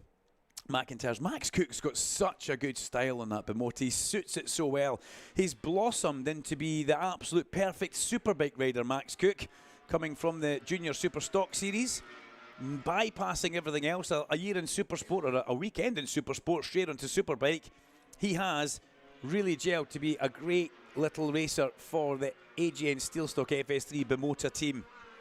Leaders cross the line, 1-2, a gap back to Scott Redding.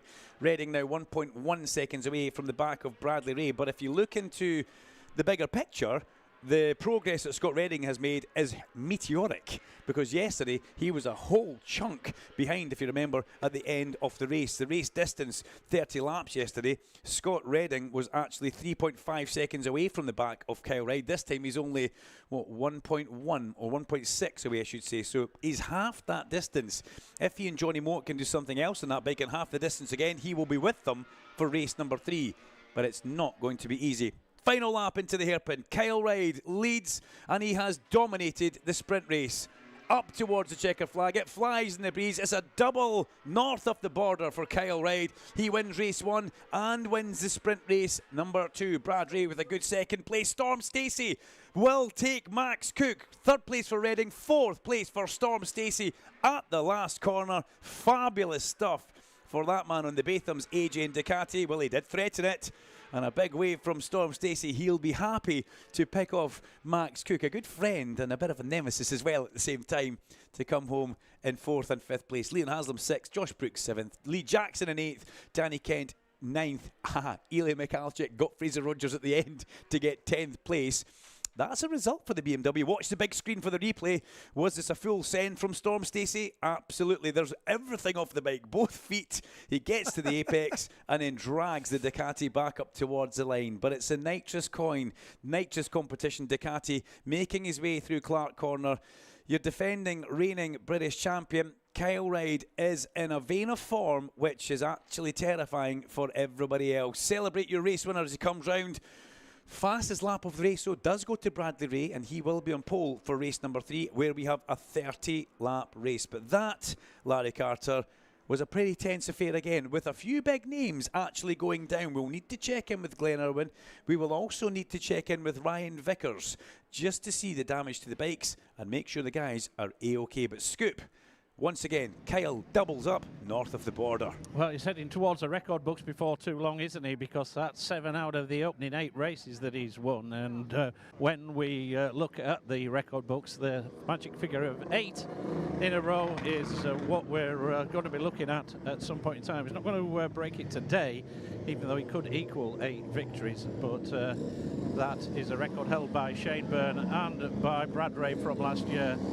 And then if that was the case, we're getting a little bit ahead of ourselves now, because we've got another 30 laps to go later on today. But the dominance of Kyle Ryde is starting to become a little bit apparent so far this season. The question is, who can stop him as he marches on towards what would be a triple crown, triple back-to-back crown, only ever done once before by a bloke you may have heard of up here at Knockhill, Colin McKenzie. He did it back in 96, 97 and 98, so it's been a while, but Kyle Ryde, who continues this wonderful streak. It's something like 2.5 years now since he last did not finish a race, but he'll be looking to try and increase that as we go through the course of the weekend and into Snetterton in 2 weeks' time. Well, there is Brad Ray just having a chat with the team, just making his dad Kevin down here, talking to Marco Woodage, aka Brains, and they're just doing a little bit of a debrief there, as whilst it's fresh in the memory of the riders. Well, Brad, congratulations. That's a podium. You were made to keep Kyle honest in that one, and a little bit better than yesterday. Yeah, that's it. Basically, sort of a carbon copy of yesterday, really. Just lost a little bit towards the end, made a few small mistakes, and if you make a 10th mistake round here, you lose the toe. So No, happy to bring it home. The old girl survived that race, so one more to go. Yeah, she's doing it well. Is the old girl? That's the aging R1. Remember, the R1 came into the British Championship back in 2009 with a certain Leon Camier doing the business. There is Car Rider. Well, Youth, that's 7 out of 8, mate. Who can stop you? Yeah, it was a good job that. Track temperatures gave everyone a little bit of few issues. I feel like the bike and everybody's riding better than yesterday, but the lap time is a tenth or two slower. So, yeah, I'm not the first person to complain about the sunny. I'm very happy it's sunny, trust me.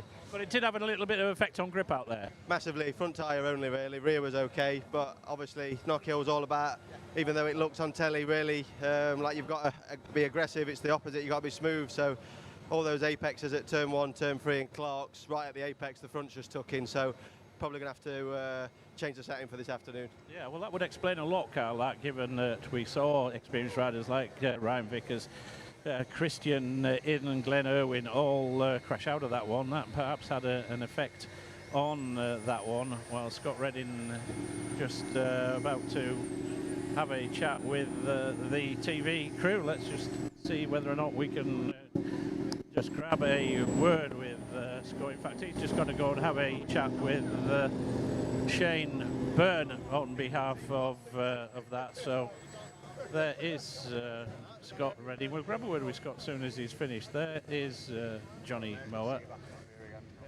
Johnny, it's okay racking these podiums up, but what we got to do to try and match the other Ducati up there? I think initially if we can get the jump and maybe, you know, spend the 1 or 2, 3 laps in front, you know, settle down a little bit and try and make it a little bit hard for Kyle. But, you know, he fought back straight away, got underneath Scott, I think, into T7, and then, you know, he's riding on the crest of the wave at the minute, Larry. So fair play to him. But yeah, we'll keep chipping away and keep making changes, try and get Scott comfortable.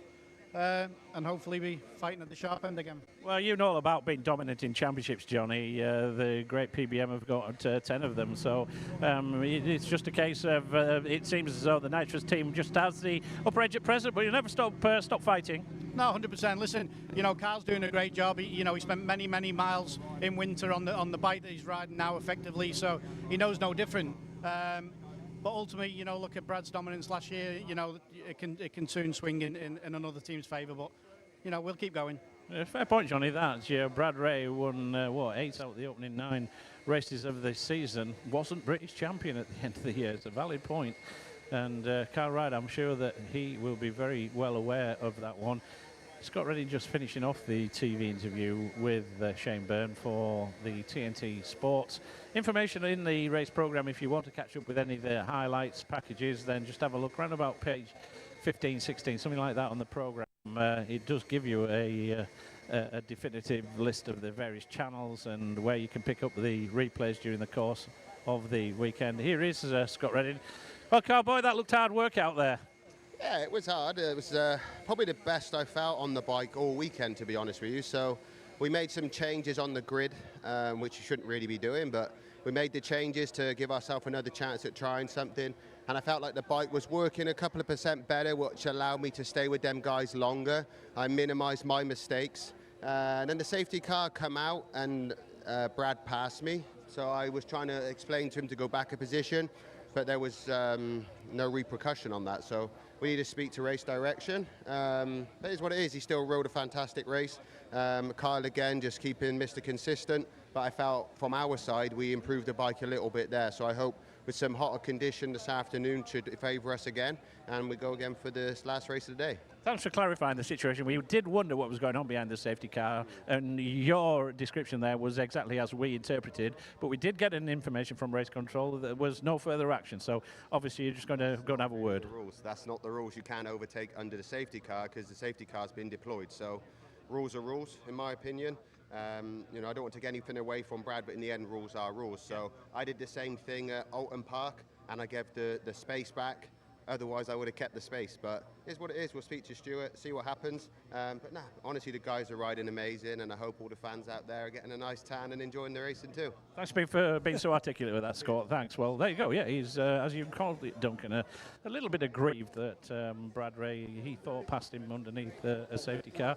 But we'll wait and see what happens there. They will go make a representation to race control, which they're perfectly entitled to do. They'll have their case heard, and if anything, it needs to be action on the case as far as that's concerned. As we said in the previous race with Ashley Durham and Alfie Davidson, nothing is final. Everything is just provisional until such time as every box has been ticked and everything has been signed off, and that will be the case as to when the final result is issued. If there is any post-race penalties, then we usually find out about that later on in the afternoon. So if we do find out anything and there is any revised result, I'll get my words out, then that will be the case. I'm going to head down. It's the heat that's getting to me, boys.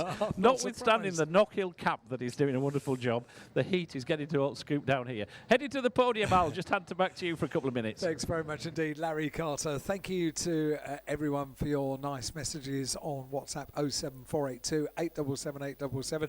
Yeah, good to hear that answer from Scott Redding. It puts it a little bit clearer to us, and that's a matter for race control. And of course, anything that happens, we'll bring you the information here on BSB Radio, powered by Kawasaki. So, in the beautiful sunshine here, it is just coming up to 1:45 here at Knockhill Circuit, and the next race that we'll be enjoying is a 20-lap race for the Rocket Off BMW F900R Cup, the main race for the BMWs for the weekend.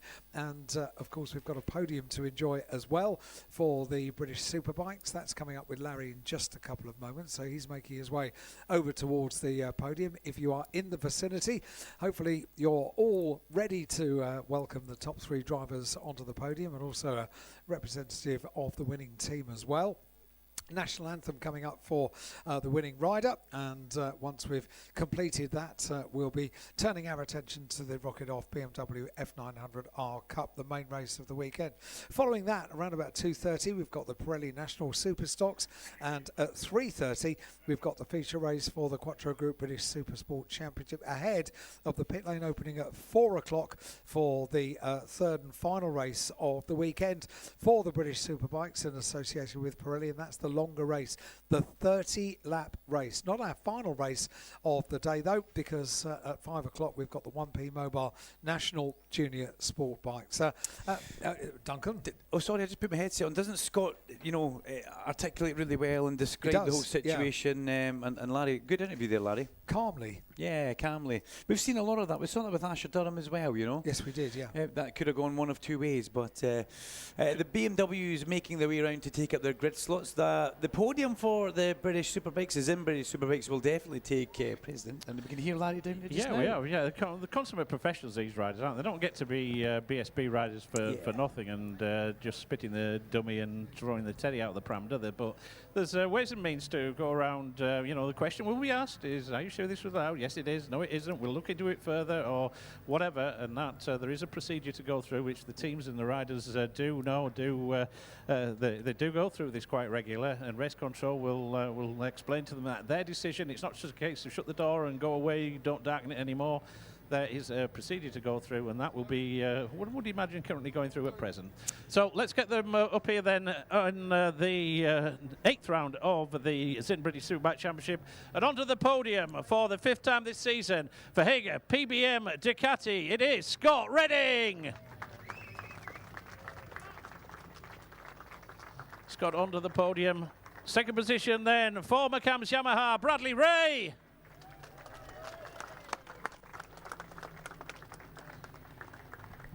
And taking his 7th win out of the 8 races so far for Nitrous Coin, Nitrous Competitions Ducati, the reigning champion, the race winner, Kyle Ride.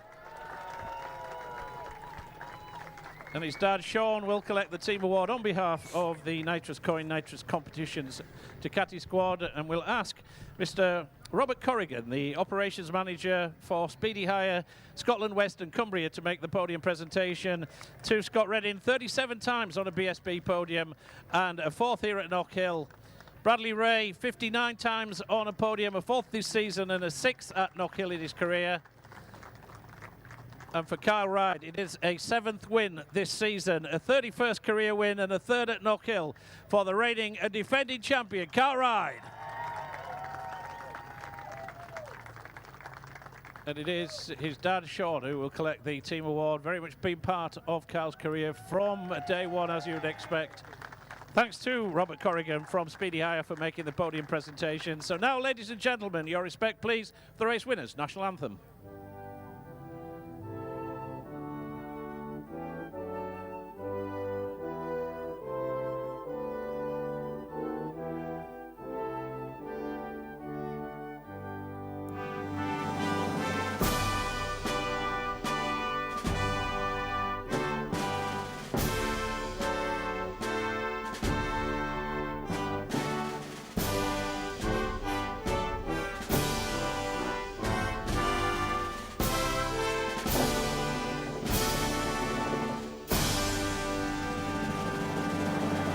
Kyle Ryde makes it a 5th double in the past 6 years here at Knockhill as we head into the final race later on this afternoon. 30 fast and furious laps of Knockhill to come in the increasing sunshine and the increasing heat up here in sunny Scotland. The riders celebrate with the Balietti Prosecco. We're going to make ourselves scarce and hand you back to the tower. Larry Carter, thank you very much as ever as the Superbike Raiders pose on the podium. We'll have a little bit of a look at that from a distance, and they do what they do best. That was a cracking race around Knockhill, very tense affair. But I think PBM need to look at the fact that they've halved the distance to the guys at the sharp end. They were 3.5 seconds away yesterday. They're only 1.5 seconds away. If they can work that magic, they will be with them come race number 3. And Bradley Ray as well. What a ride from Brad, laying it all on the line with that Yamaha. Great shame for Rory Skinner, have to say that. Unfortunately, Rory with that little technical issue when he had managed to get himself up into 4th place. He was just off the back of those leading 3. But that's bike racing, as they say. Let's move on because we are in the Gary Stagg commentary tower, and this is BSB Radio powered by Kawasaki. We have up next the main event for the Rocket Off BMW F900 R Cup. Barry Burrell's on pole position, the man carrying the number 1 plate, the defending reigning champion, as Kieran Smith alongside him. 124 and 97, Josh Corner. 75, Christian Smith. 34, the hometown hero of Kenny McLeod for the True Heroes BMW team in the middle of the 2nd row of the grid. And 65, Nicky Coates, one of the pace setters from yesterday on the 2nd row. James Cleary's got Bobby Very and Ben McCluskey. Watch out for Ben McCluskey. Started almost last in his heat race. He's managed to get himself up onto the 3rd row of the grid.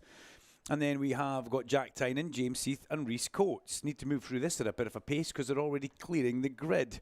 The 5th row is James Dutton, Harley Preble and Andrew Williams. Row number 6 is Liam Vella, Aaron Dakin and Declan McLennan. The 7th row of the grid, Lee Devonport, Jack Bainan and Paul Barker. With Danny Cartwright, Alex Pearson and Gary Cutts making up row number 8. Row number 9 is Chris Taylor, Drew Payton and Davy Grace. With Joe Carnell, Luke Foreman and Jim Lee behind those guys. Jordan Ashington, Josh Smith and Nick Heath make up the 2nd to last row. And the last row of the grid is Leon Wilton, Harry Gower, and Andy Booth, the last man to make it in from the last chance qualifying race. The grid is effectively set. We are about to go racing. We're going to have 2 warm-up laps at the start of this. Barry Burrell was the fastest man in the heats. Nicky Coates was very much with him. What will happen in this one? We'll put it back onto this camera and give a nice view of the outside window. And Alan, well, I do know that the Scottish fans are enjoying what we're seeing on track with these BMWs. It's the first time we've had them north of the border, but they certainly are putting together a fabulous show. And what a build-up as well, after a thrilling Superbike race, and another one of those to look forward to. This is the main race for the BMWs, 20 laps in prospect around the tight and twisty and testing Knockhill circuit in the sunshine. We're going to love this. In the sunshine, yeah. Absolutely fabulous. The BMWs, they have heats and a main event. You get half points for winning one of your heats and you get full points for winning the main event. That's why we find Bobby Very a little bit out of sync for the actual championship when we look at it, because Bobby Very hasn't scored points in this first main event that we had at Doynton here. They're coming together on the outlap round to the pits with Scotty Carson. Scotty Carson not with us this weekend. Get well soon, our Cryosol back rider. Lovely guy, Scotty Carson, but he is on the injured list, and we will see him back in the not too distant future. Remember, he dropped off some goodies into the commentary box. Cryosol keeps you cool, but also keeps you warm, if I'm not mistaken. The cool point was so one side of the bike's red, other side of the bike's blue. So hot and cold. A little bit like how me and you are sometimes with each other. Yes, and will continue to be. Yeah, I know. It's a love thing, isn't it, Al? A love thing.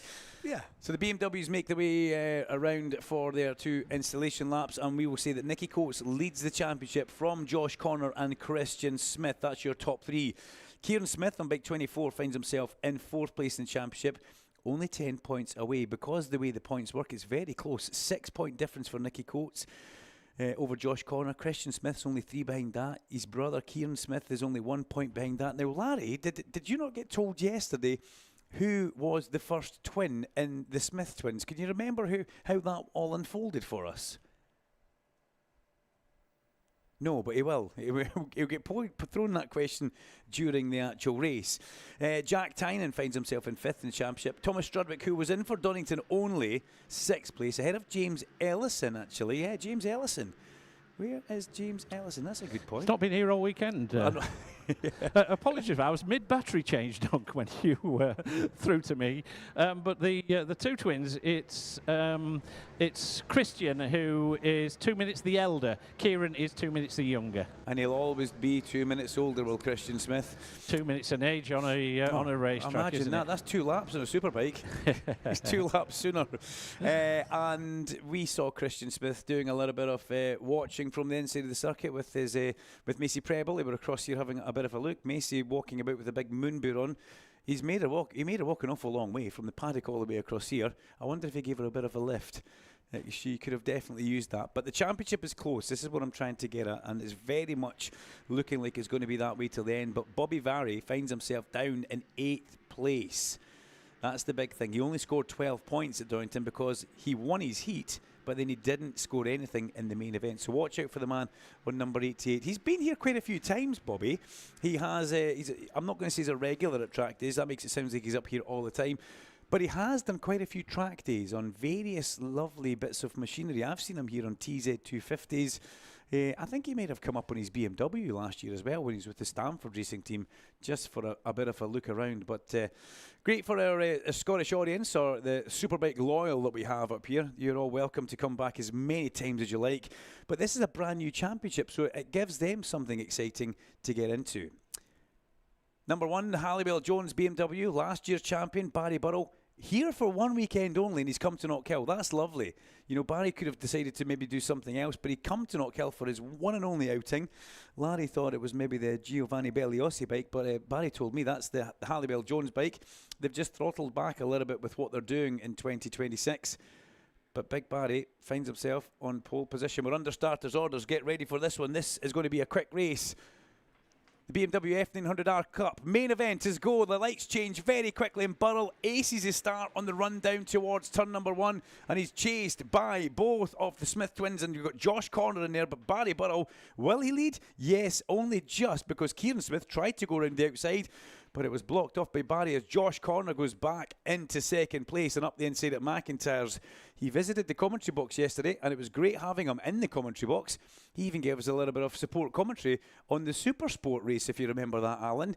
And he's surprised. And he told us, didn't he? He said, I just watched Scott Swan go through the chicane, and I need to rethink everything that I'm doing. Yes, yeah. So watch out for Josh Corner with the demon line through the exit of the Black Circle chicane today, but he's just been knocked back a position as in towards 2nd place goes Kieran Smith. Corner coming back up the inside on the chase in the racing BMW, and through he goes. Then after that, we make our way up the hill. It looks like it could possibly be. Is that Kenny McLeod? It certainly is.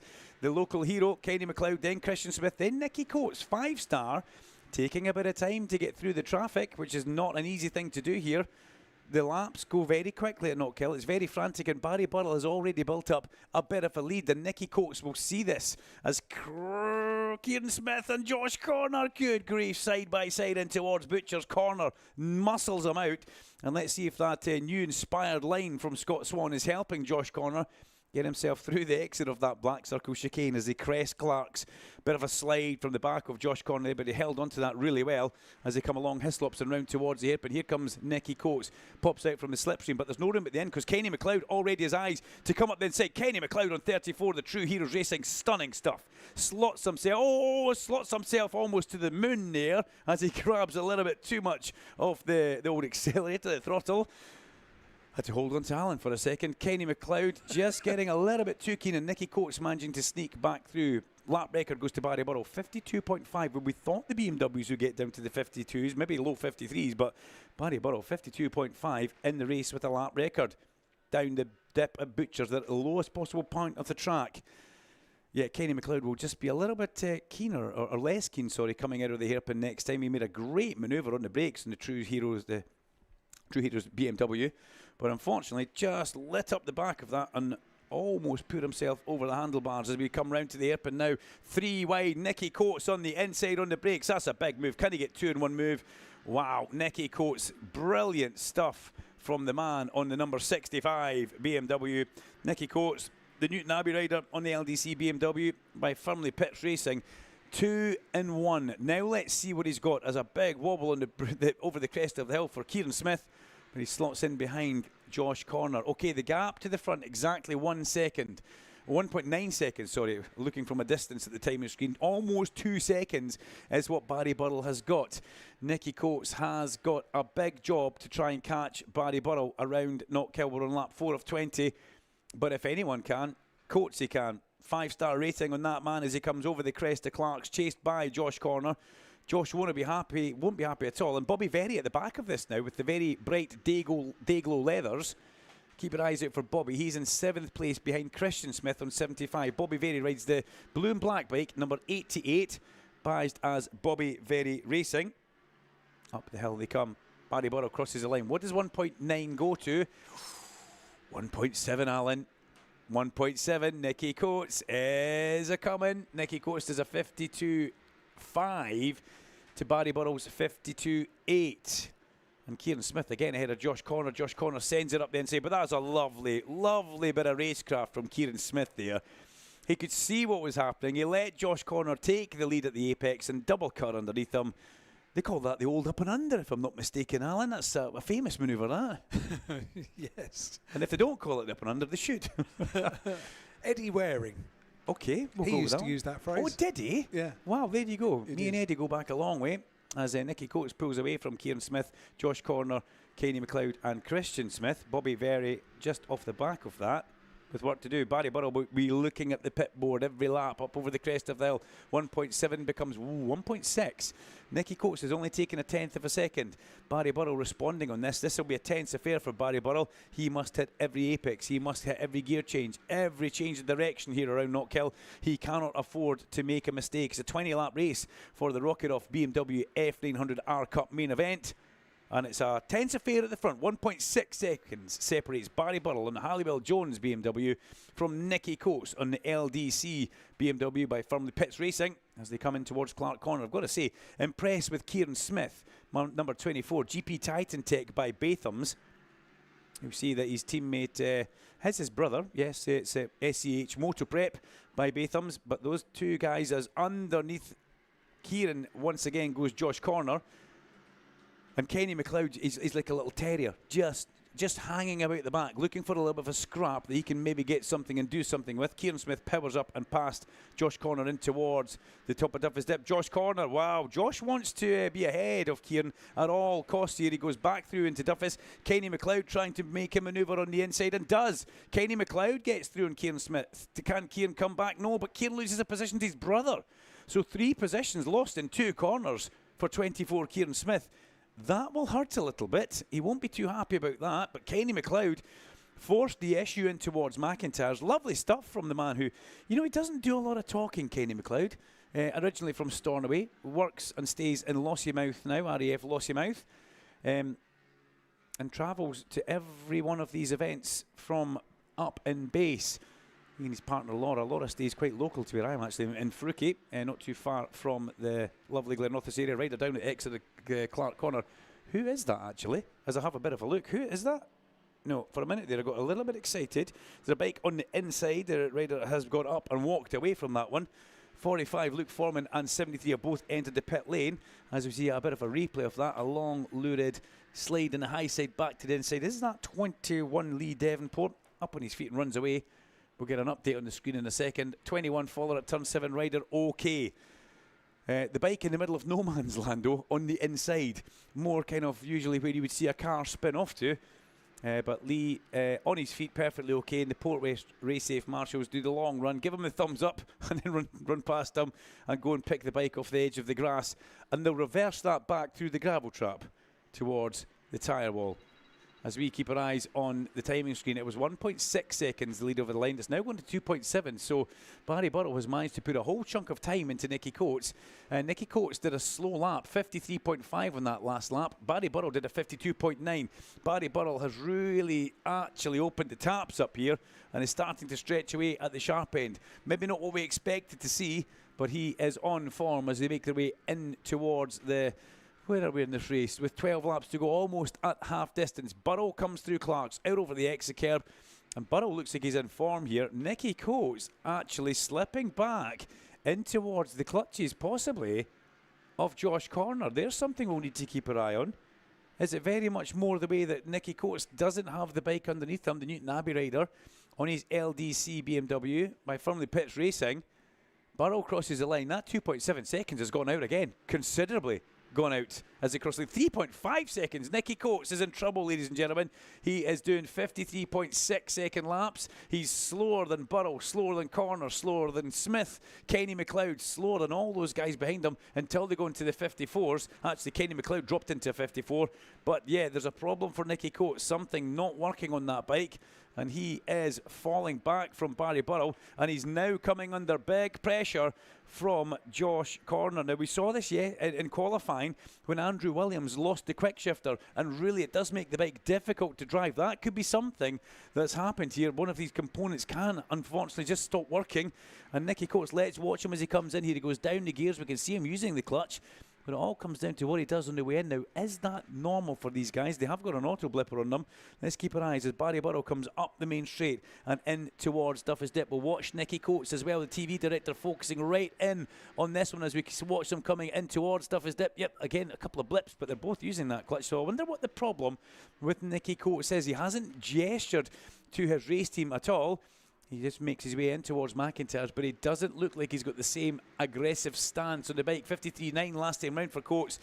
And yeah, something not right, because here comes Josh Corner. Josh Corner will be much in the surprise lane that he's coming up behind Nicky Coates. He needs to go through soon. He dives through and then into Clark's. Josh Corner, second place for chasing the racing, the podcast host himself.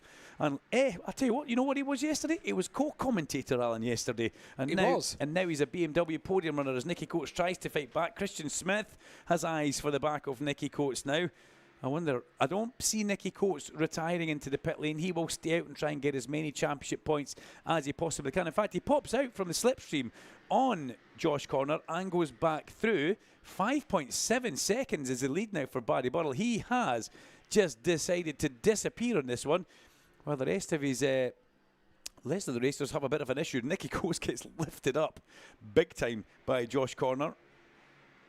Josh Corner coming through there very much, whether Nicky Coates liked it or not. Nicky caught off guard by that one, making their way through McIntyre's. Christian Smith there was a small half look at the inside of Nicky Coates as they make their way in and through Clark Corner. But Nicky Coates, yeah, LDC BMW by Firmly Pitts Racing, something just not align on that bike as he tries to come up the inside of Josh Corner. Nicky Coates would have normally have had that sign sealed and delivered well before the actual braking phase finished. But not to be today. Up the main straight. He's in the slipstream of Josh Corner, so the bike definitely pulling well as they come up over the crest of the hill. And Corner, again, tries to go round the outside, and he does. Wow, that was a brave manoeuvre from Corner. Round the outside of Nicky Coates in the braking phase in towards Duffus Dip. Now, where's Kenny McLeod in all this, I hear you saying? Kenny McLeod, the local hero, is in 5th place, just behind Christian Smith, 6/10 of a second back. Then we've got Kieran Smith, then we've got Bobby Very coming through on 88 with the luminous yellow leathers. So a lot happening for 2nd, 3rd, 4th, 5th, 6th and 7th.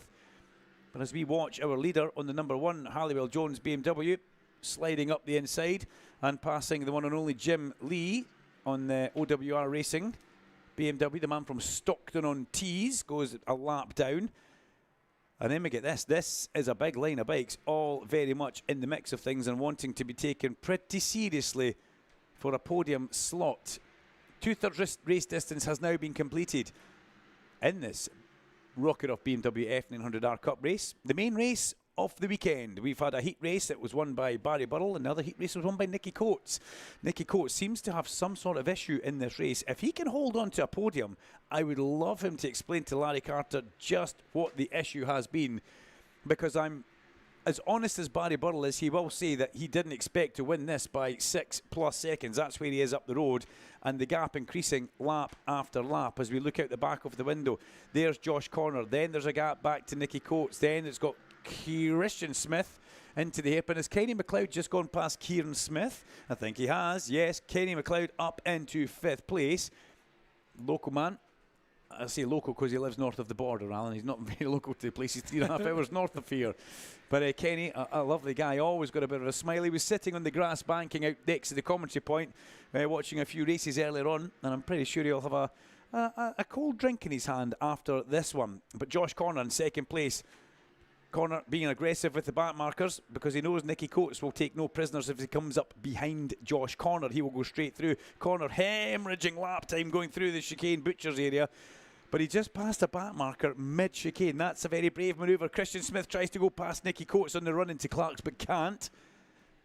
And Christian Smith knows that Nicky Coates is lame. He knows that he's not perfect on that bike. He needs to try and capitalise and pick up as many points as he can. They both go past Jim Lee into the braking zone of the hip, and Jim leaves a nice big gap on the inside for everybody to come through. Lovely bit of respectful riding from Jim Lee on 92. Man from Stockton-on-Tees, as we said, OWR Racing, back to BMW, and he pulls off to the far side, lets Christian Smith go through as well. The next bike to come through should be Kenny McLeod.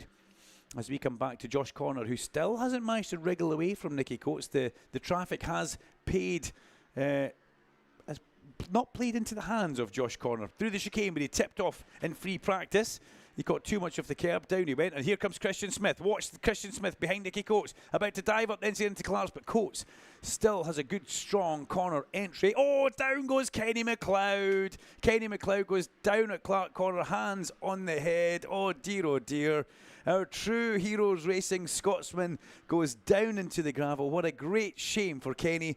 Out of a fabulous 4th place. Looks like he just rolled off the edge of the tyre, if I'm going to be honest.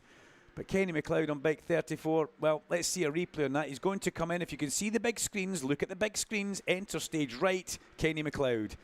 Oh dear, he's already complaining to himself as he's sliding along the tarmac. Great shame. Jordan Ashington gets forced wide by Josh Corner. And he then trips up just across the front, unfortunately, of Christian Smith. But what a great shame that is for Kenny McLeod. Just draw breath for a minute, Duncan. Always happens to your local heroes. Kenny McLeod just, unfortunately, sliding off at Clark Corner. Not at the same pace as Glenn Irwin went down, we'd like to say.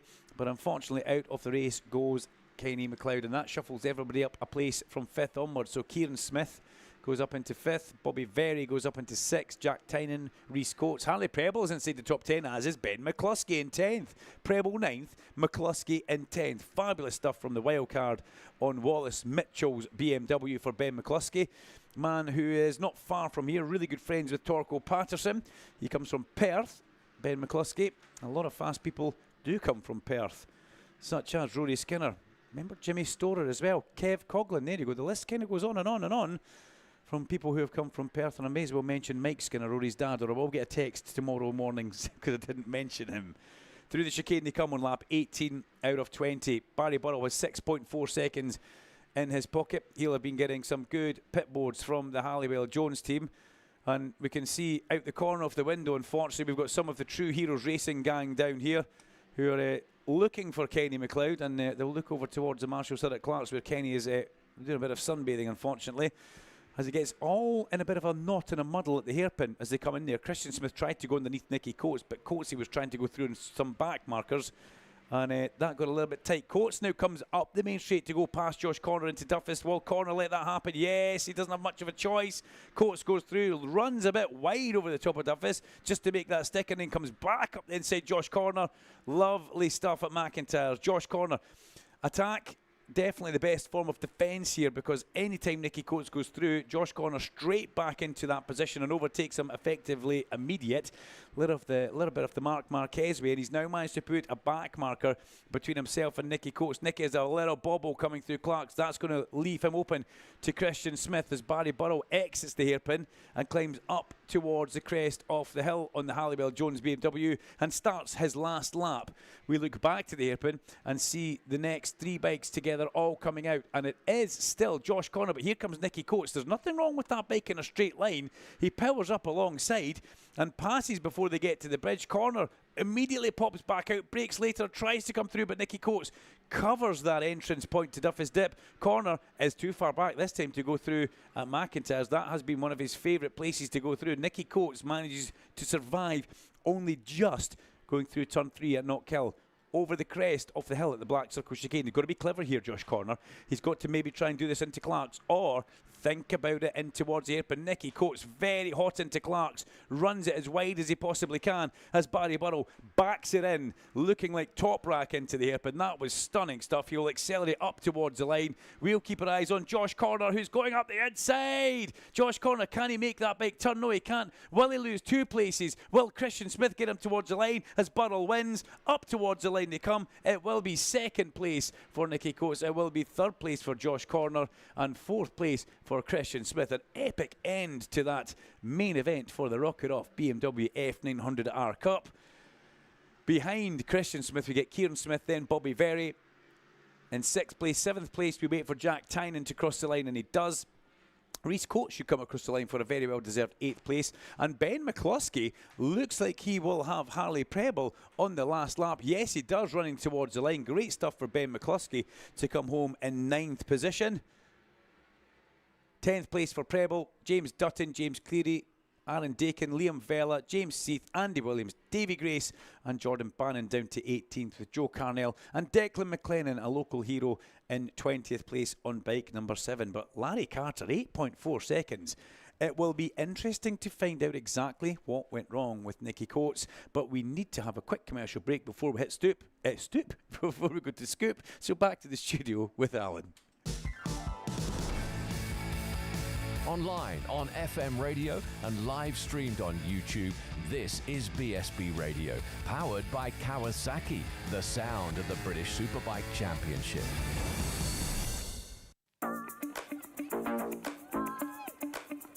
Whether it's weekend tours or continent exploring, adventure comes for free with Kawasaki this summer. Purchase a 2025 model year Versys 650 or Versys 1100 and you can receive a free touring kit upgrade that includes a set of panniers and inner bags, tank pad and handguards. Plus, the machines are available on low-rate finance through Kawasaki K Options.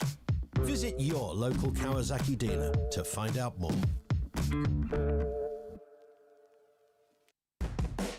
R&G, the world leader in damage protection products for motorcycles, is back as an official sponsor to the British Superbike Championship for the 12th year. Alongside offering a full suite of R&G products, R&G's official technical centre is the one-stop shop for essential race products such as Easy Grip, Renthal sprockets, DID chains, Motul fluids, Alpine Stars protection and so much more. Located in the paddock at every round, visit the R&G Technical Centre today for the latest essentials at the best prices.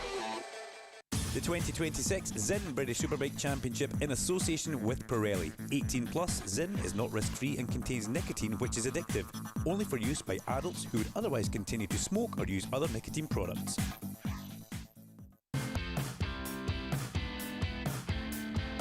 Powered by Kawasaki, this is BSB Radio. Let's get down to Park Fairmay and Larry Scoop Carter. Well, we've got local delight here because Ben McCluskey has taken the rider of the day here for the BMWs, and he's going to take a check back up the M90 to Perth for 200 quid.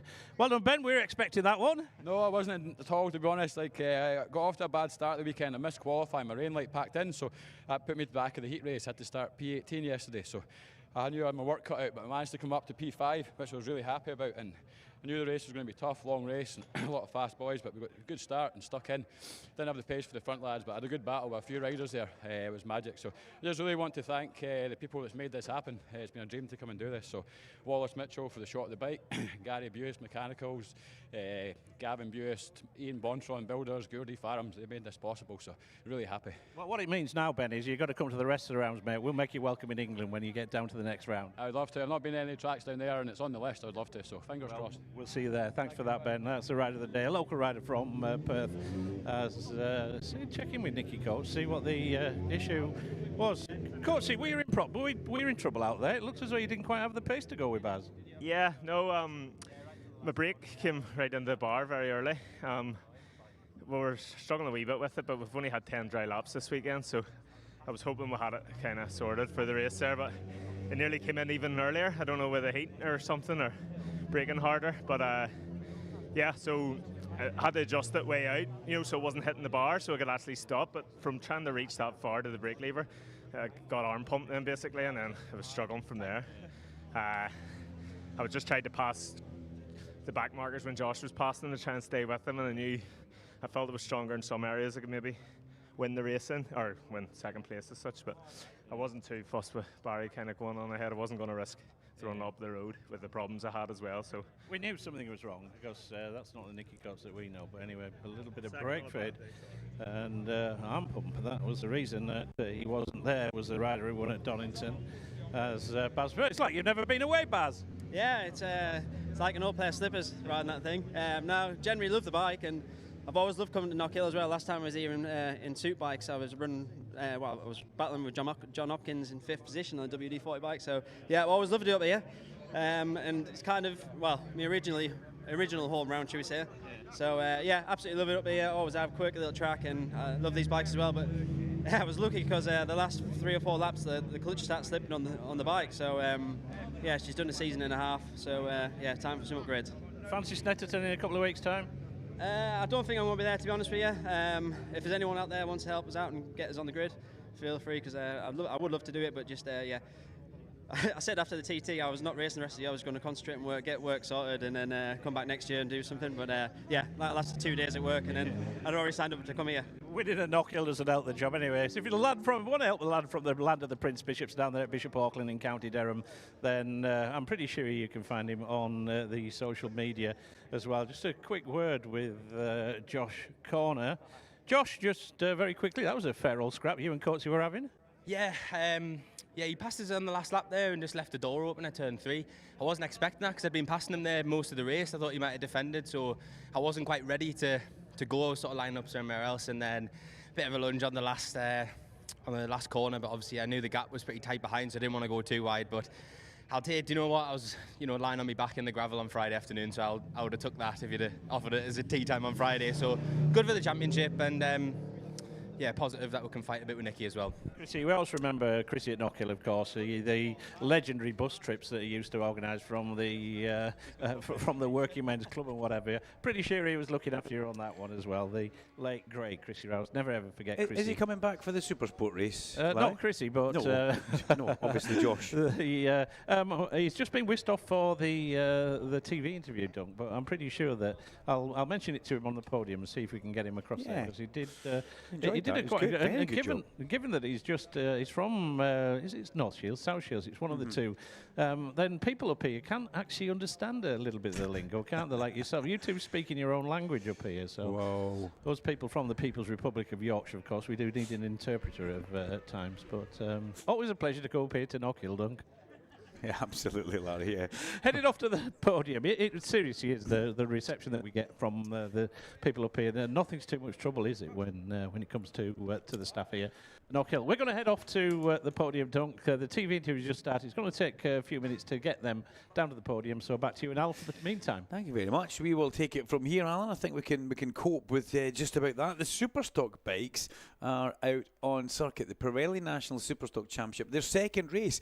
This is the first weekend that they have had 2 races, a first double header of the year. Single header, if you remember, Oulton Park, Alan, single header at Doynton Park. So this is the first time they get to tune the bikes for another race. Scott Swan was incredible yesterday. You could see the aggression that he was putting out there to try and make sure he was going to get that race ticked off and take a victory. And the first time, did he say it's the first time in 3 years since he's taken a victory? I think that's what he said yesterday. I think he did, yeah. Because he was Superbike last year. I think the year before that, yeah. So 2 or 3 years for Scott Swan. But great to see him back on form here at Knockhill. Brands 2024, the October meeting was the last time he took a win, the last race of the season that year. Thanks very much, Larry. I knew he was listening. I knew he was actually listening. Swanee's on pole position on the Swan Racing Honda from David Allingham on his SMS Nickel Oils BMW, with Luke Mossey on the Malenko by Paget's Motorcycles Honda rounding out the front row of the grid. Larry, just whenever you're ready, just give us a little heads up. We're keeping our eye on the podium for your arrival with the riders as well. Lewis Rollo is on row 2 on the BMW Motorrad Central backed MLAV M1000 RR, and that is a local BMW dealership across in Dalkeith. Declan Connell, well, I spoke with Matt Bainbridge and Claire Armstrong, and they said, look, we found a little problem on Declan's bike, and he was missing just a little bit of top speed, so that should be rectified for today. And he's alongside Josh Owens, and Josh and Ellie popped into the commentary box just to have a little bit of love. Unfortunately, they lost their dog Reggie just during the week, so they're at a little bit of a loose end. We mentioned that the other day, Larry, so big love to Josh and Ellie. He's on the second row of the grid, though, Josh Owens, on his SAF Holland Honda by GR Performance. Third row of the grid, Matt Truelove on the Tag Honda with Ash Barnes, teammate to Declan Connell on the Rapid Honda, and Blaze Baker up there as well. Blaze Baker steps back from Superbike class into Supersport and Superstock, and finding himself a proper bike and proper berth with the Whitney Motorsport Racing. It's a quick South African Blaze Baker. We've seen him, remember the Ducati Tri-Options? He arrived in that and said it setting about everybody a fair rate of speed, rate of knots. Fourth row of the grid, Simon Reed, Carl Cox BMW by MLAV, alongside the Whitecliff CDH Honda of Ben Luxton and the Jones Dorland BMW of Ashley Beach. The fifth row of the grid is Cam Dixon, Dan Brooks and Jamie Van Shakliris. Dan Brooks with the Master Mac Honda, Tag Honda for JVS. Cam Dixon, well, remember Cam unfortunately slipped off at Oulton Park earlier on his Cam Dixon Racing Honda. He brought out one of the red flags at that single header event that we had. If that's a single, is that even a thing? That's a single header, Alan. I think it would be a single race, wouldn't it? Single race. Yeah, thank you. Harrison Crosby, we only have 2 SAF Holland Hondas as well by GR Performance. We need to say get well soon to Finlay Arscott, who slid off going through Butchers and up towards the chicane and unfortunately got tangled up with the bike, and I think he's broken a leg, actually, was what the team have told me. But get well soon, Finn. Hope to see you back here in the not too distant future. He's young, he's fit, he's healthy, will heal very quickly, Alan. Unlike us, he's definitely a lot younger. Have the pasties dried up, by the way, this year? Yeah, well, yes, they have. So just a reminder that when Finn Arscott is back and fit and full of fettle, as we say in Yorkshire, that the Cornish pasties need to start around. Not that I ever saw any, of course, because they're purely for the luxurious commentary box and studio where most of the gifts go. We never see any of the booty down here in Pit Lane, but I just thought I'd just it's hard done by, isn't he? Remind you that that's some gifts that don't actually arrive in the commentary box. He's needy, isn't he? Yeah. The sun's getting to us. Me.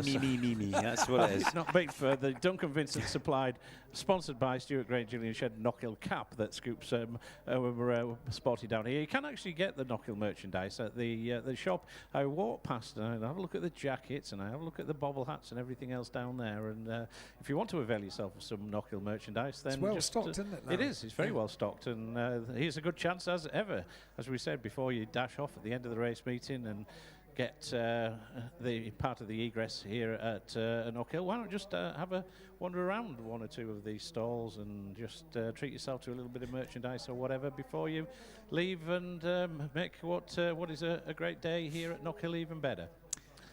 Still waiting for the riders to make their way down here. There is a young man who's got a remnants of an exhaust here, and he's hanging about the podium, getting all the riders to sign it as they come down. That said, here we go. Looks like we've got, we've got Josh Corner, we've got Baz Burrell. I'm not going to call them Geordies because Baz Burrell will take issue with me. You're going to go up there, mate. So I'll introduce you up there in a minute.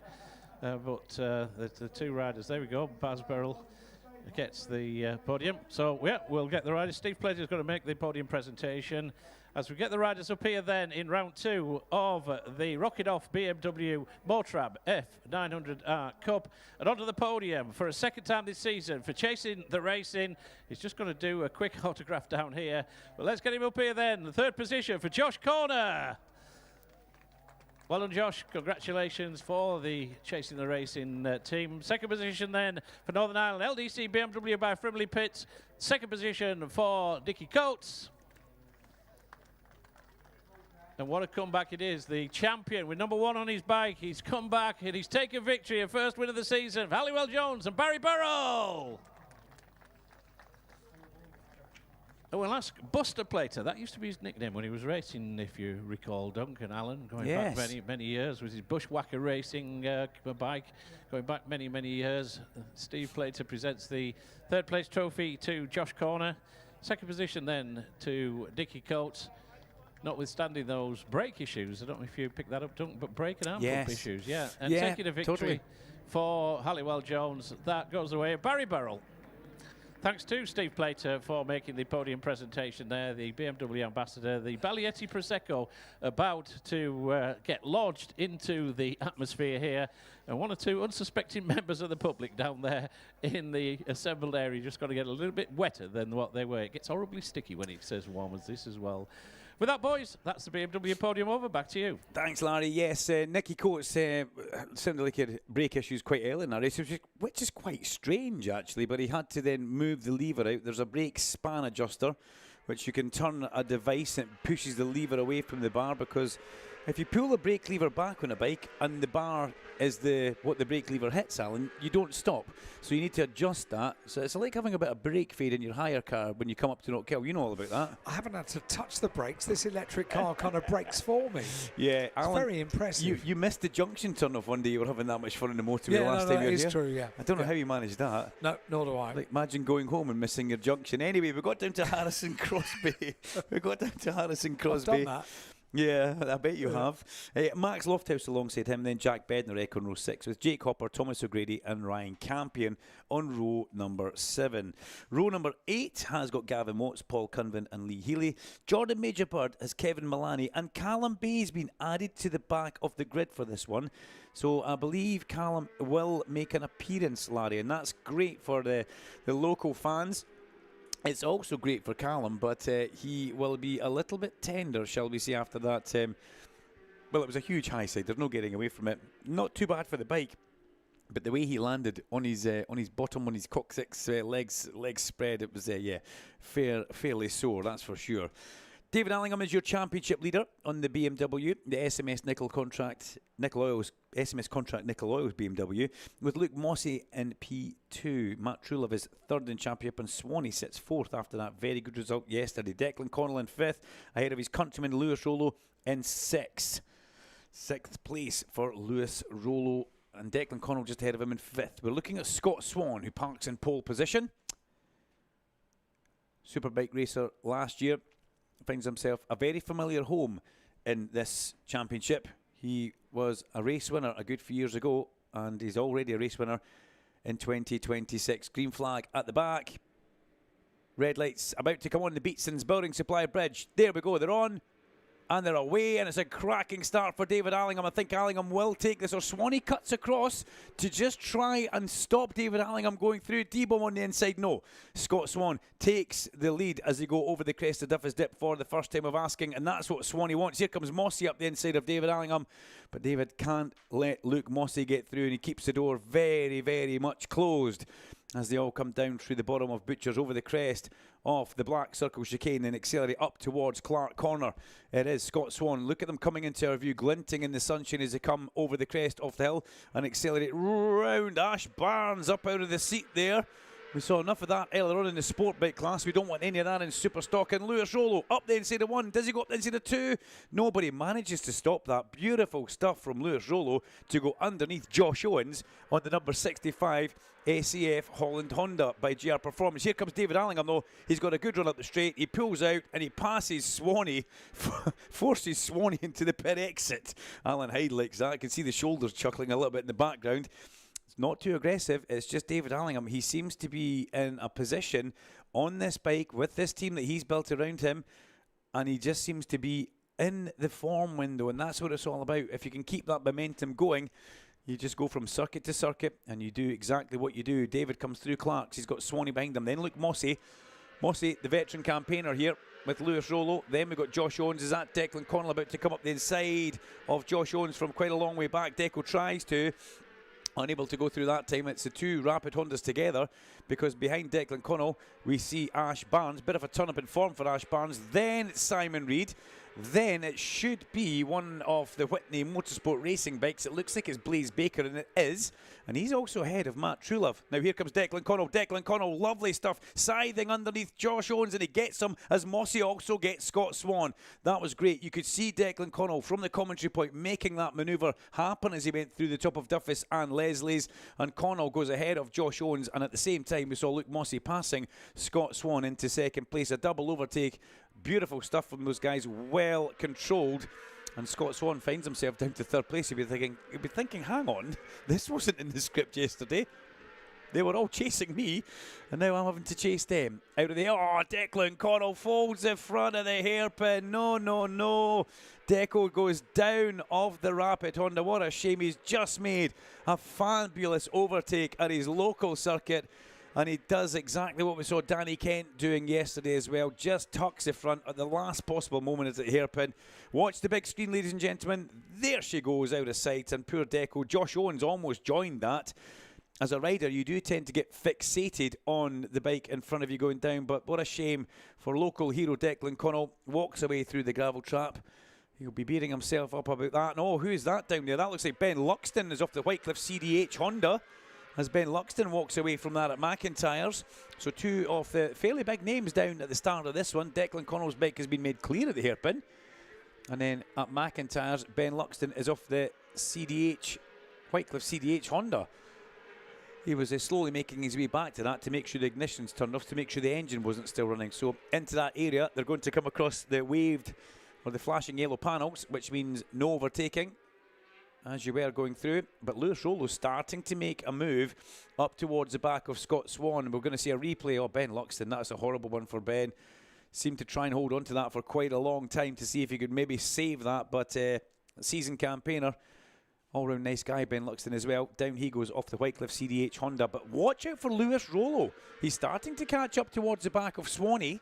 Scott Swan has over Lewis Rollo. Well, it was 1/10 of a second last time, 2/10 of a second. It looks a little bit more in this lap. Maybe Lewis just didn't get a good back of the circuit as he crossed the line. Let's see what the gap is from Scott Swan to Lewis Rollo. 3/10 of a second, so it doubles in size.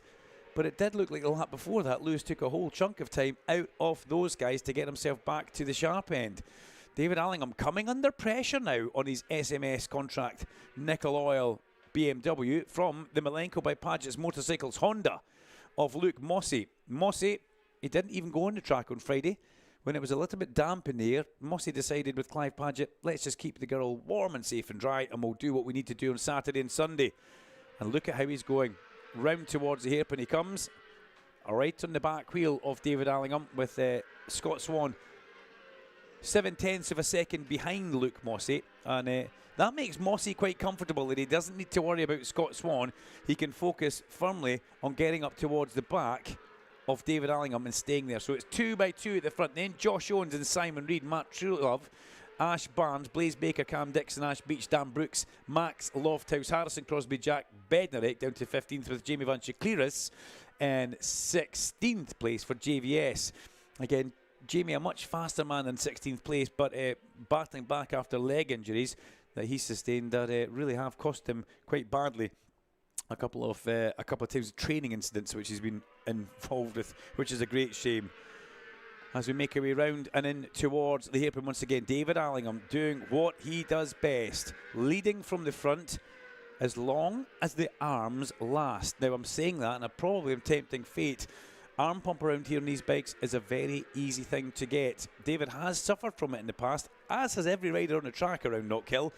But David, let's hope that he rides nice and loose, because Mossy is right in his wheel tracks, making his way in towards McIntyre's. Out of McIntyre's, we watched him drop down through Butcher's. Big compression at the bottom before he climbed back up over the crest of the hill. Kerb, Kerb and Kerb.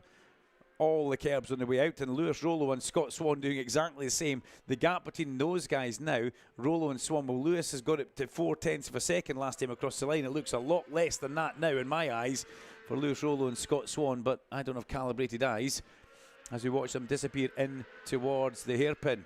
Breaking from a long way in, get the bike turned back to the inside. Swanee does look a little bit stronger through the hairpin and back up the main straight than Lewis Rollo. That does look like a good place for him, and he puts 0.2 of a second into Lewis Rollo in just that area alone.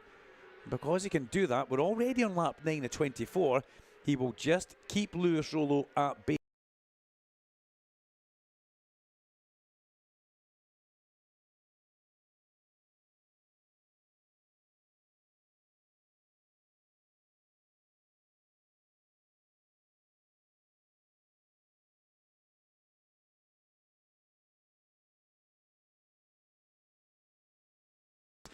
Well, he's got a bit of a gap over Mary Truelove, then Simon Reed and Blaze Baker. They're all kind of together and towards the apron. It's a good gap.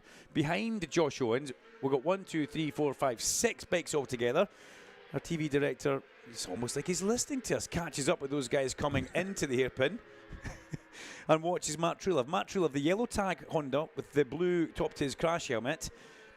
And we've got 2 of the Saf Holland bikes in the middle of this, if I'm not mistaken, because Harrison Crosby in 15th place, just off the back of it, actually. But Matt Truelove, we've seen some great things from Matt on the tag Honda over the years. Last year, Matt was 44, the number 44. This year, he comes back as 4, and his brother Harry Truelove, who was 4 last year, is now 44 this year. So they've just swapped numbers, and that has caused the commentary team, well, me, a little bit of an issue, if I'm at all honest, trying to keep up with how they go. But in towards the hairpin, Josh Owens looking good on the GR Performance Honda, and then look at this battle behind them. We need to watch at the back. That man at the back, just behind, who is that? Is it? Yes, it is. It's the Ash Barnes comes up over the crest of the hill, and Ash Barnes has got Cam Dixon and Ash Beach. Ash Beach could be the danger man in this pack. The Jones Dorland BMW seems to come stronger towards the end of the race. He's a veteran campaigner. He won't mind us saying that, Larry, because he has been around for quite some time, as the leading 2 now enter Clark Corner with 1 solo Swanee back in 3rd place. Then there's a bit of a gap back to back to Lewis Rollo. Fastest lap of the race, 48.854 for Luke Mossy. 48.854. That's still 0.8 of a second away from the Dan Linfoot time. But Larry Carter, please remind me if I'm wrong. Did Dan Linfoot, was that the year they put the Superstock bikes onto slick tyres around the UK scene? I think it is. Yes, it was done. Yeah, that was the year that they decided not to run with the treads for a couple of years. But obviously that situation has been rescinded now, and they are back on the treads. Yeah, and we have seen some circuits get lap breakers broken, but not at Knockhill. The time that Linney put in there, you know, it's not just the tyres as well. Dan Linfoot was the real deal. Who's that walking away from the hairpin? I'll grab my binoculars. It's not 69 Harrison Crosby, is it? Oh, dear, it is. Down at the hairpin. Rider okay. Harrison Crosby falls off very, very slow. You won't like seeing that one. Number 69 Harrison Crosby. It's been a pretty bruising weekend for everybody at Saf Holland Honda by GR Performance. Sending good wishes to Finn Arscott. And we wish to see him back in the not too distant future. And now Harrison Crosby slides off at very low speed for Joe Richardson, but Big Joe will just be looking forward to getting home. Regrouping and moving on to the next event, as Allingham still has mossy issues going down through the Black Circle chicane. Allingham using an awful lot of curb going through the chicane. He was up over the green on the way through. Now, we'll need to keep our eyes on race direction, giving a bit of a slap on the wrist for that, because there's certain areas that you're not allowed to run over, and basically you want to stay off the green, full stop. But D-Bomb, who just saw the pit board getting held out by his better half there, was up over the first apex of the green. And that might go against him in the next couple of laps if he keeps doing that. Up over the crest of the hill. 0.4 of a second is the lead that David Allingham holds over Luke Mossey. And this is a pretty tense affair when you think about it. 1.2 seconds back to Scott Swan. 2.7 seconds behind Scott Swan, we have Lewis Rollo. Behind Lewis Rollo, it's 3.7 seconds back to Josh Owens. Danger Scouse only has 0.9 of a second over Matty Truelove. And in turn, Truelove's got half a second over Simon Reed. That's very close there on back. But we keep our eyes on the leading kind of gaggle of bikes as they make their way through some back marker traffic now. And the slow riders being very respectful for these faster leader riders coming through, because the light panels will be illuminated as David Allingham approaches these guys. And they do manage to get themselves out of the way. But all it takes is you to be wrong-footed by somebody for not even a second, half a second, just to second guess where they go. And before you know it, every little bit of hard work that you've done is gone. And Luke Mossey is very much back on your case. But David Allingham manages to navigate his way through there on that SMS Contracts Nickel Oil BMW. Puts it together himself. And remember, a couple of years ago, as Scott Swan, did Swanee get through there or did Swanee get held up? No, Swanee got through going to the chicane. What a silly question. As if Swanee's going to follow somebody through the chicane.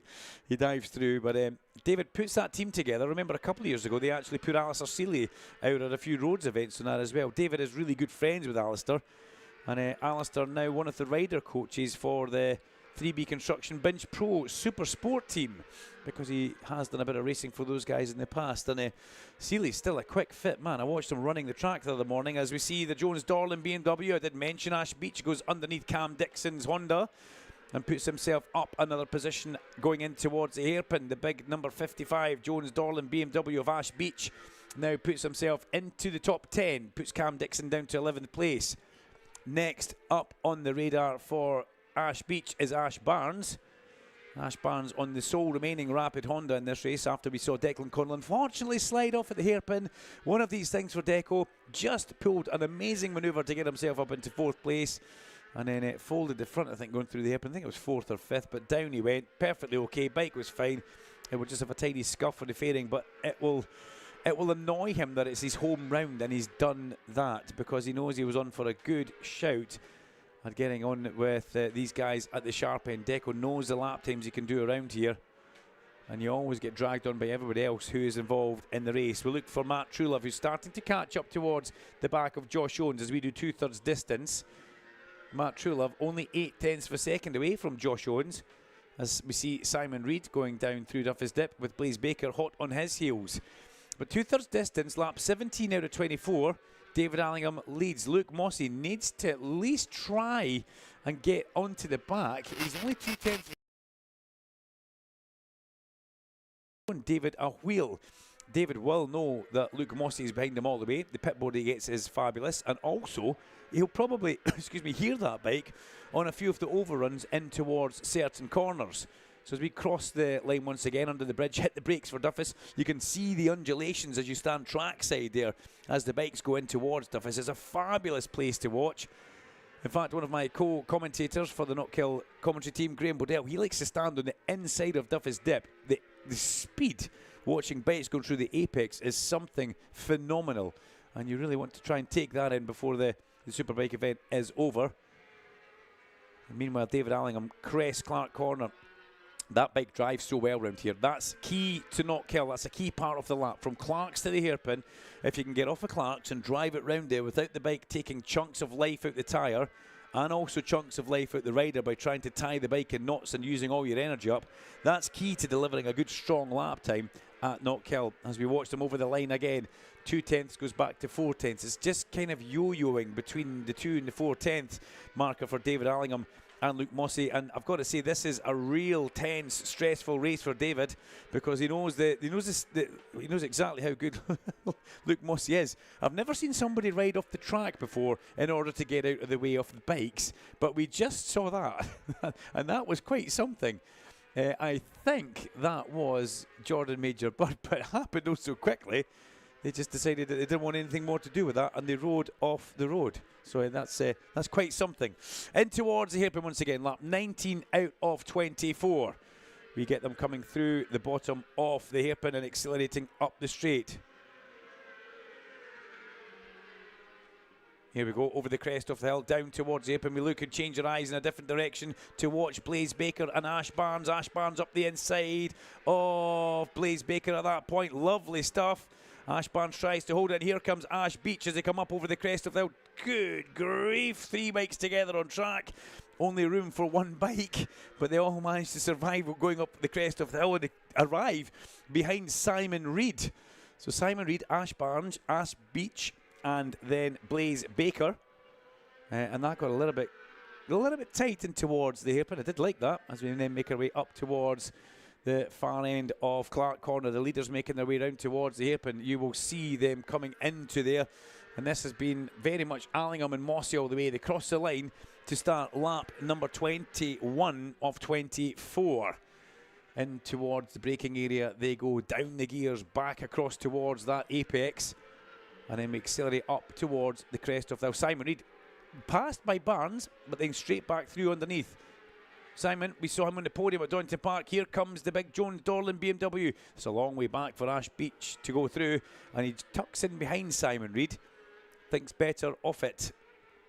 I'd like to know what David Allingham's getting on his pit board. And you must think, Alan Hyde, even as you look and watch David Allingham, he's so economical on the bike. He's not all arms and elbows. He's almost like an old school style of riding. Sterling Moss always said you only have to do enough to win, don't you?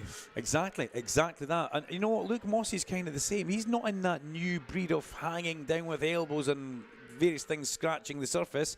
Look at Allingham. Economical as you like, doesn't drag a leg. He hardly even moves his bum off the bike. Yet he can still lap around here at 48.8 seconds, which is a very, very impressive feat. Out of McIntyre's, they make that one big long looping corner as they go down towards Butchers and then crest that black circle chicane. Oh, Mossy over the green, going through the heart of the chicane on the second kerb at turn 6. He'll need to watch not get a slap on the wrist or reprimanded for that. We have got only a couple of laps left, and it looks like David Allingham has just managed to either stretch something or Luke Mossey doesn't quite have the pace towards the end of this. As we make our way down and in towards the hairpin, up the main straight. It was half a second across the line last time, Allingham to Mossey. Across the line this time, 9/10ths of a second. And, well, 48.9 for David Allingham last time, 49.3 for Luke Mossey. Has Mossey hit that glass ceiling that he can't do anything else on the Honda? And has the BMW of David Allingham just got enough reserve in the tank? Because this has been a pretty impressive run for the man from over the water. He gets the boat back tonight, David Allingham. He goes to Eglinton on the lovely night boat, I believe. As we watch him coming out of Clarkson Head round towards Hislops and into the hairpin, and the BMW just drives forward. It's not spinning sideways like Mossey is, as Mossey's throwing absolutely everything at this now. He's gone 2/10ths faster in sector number 1 and a 10th faster in sector number 2. He's trying to mount some sort of charge as we move on to the last lap of the race, but we'll follow David Allingham and Luke Mossey round from the commentary box. Over the crest of Duffus Dip goes your race leader on the SMS, Nickel Oil's BMW. Breaks in towards McIntyre. A little bit defensive from David, actually. Didn't need to be defensive. Cost himself a little bit of time going through there. Bottom of Butchers over the top of the black circle chicane. Mossey tries to mount an attack as Allingham accelerates hard up the back straight in towards Clark Corner. Again, Allingham defensive on the way in. Doesn't need to be. He's costing himself time, but he drives so well round towards the hairpin. And here comes Luke Mossey. He must be too far back to try and launch an attack on this, the last lap and the last corner. David covers the inside line. This has been a fine display of riding for David Allingham. He leads it, lights the flag, and he takes the victory from Luke Mossey. He will be delighted, and he will extend his championship lead. Scott Swan comes across the line for a good third place. Hometown hero Lewis Rolo crosses the line for 4th on the Motorrad Central BMW. Josh Owens, a good top 5 for the SCF GR Performance Honda squad. Behind that, we get Matt Truller for Tag Honda, Ash Beach for Jones Dorland BMW, Simon Reed, Carl Cox Motorsport by MLav in 8th place. Then the sole remaining Rapid Honda of Ash Barnes in 9th, and Blaze Baker rounds out the top 10. A good super stock race, that a little bit spread out, but still a very much tense affair for David Allingham as he had Mossey all over him. The only thing we need to hope for David Allingham is that Dad Ed hasn't lost the motorhome keys and they can all take everything away from them at Knockhill. But he looks delighted as he makes his way back round towards the paddock, Alan. A pretty tense affair, that, when you've got Luke Mossey breathing down your neck. Absolutely it is, yes. Super effort. Well done. Delighted for David Allingham. With that, Larry Carter, the 3 riders that will be heading your way: David Allingham, Luke Mossey and Scott Swan. And let's see a bit of a round of applause into the air. But there he is. It's Lewis Rollo, everybody. One of the local heroes that we have in this race. Unfortunately, we lost Declan Connell earlier on. Shout out to Lewis Rollo.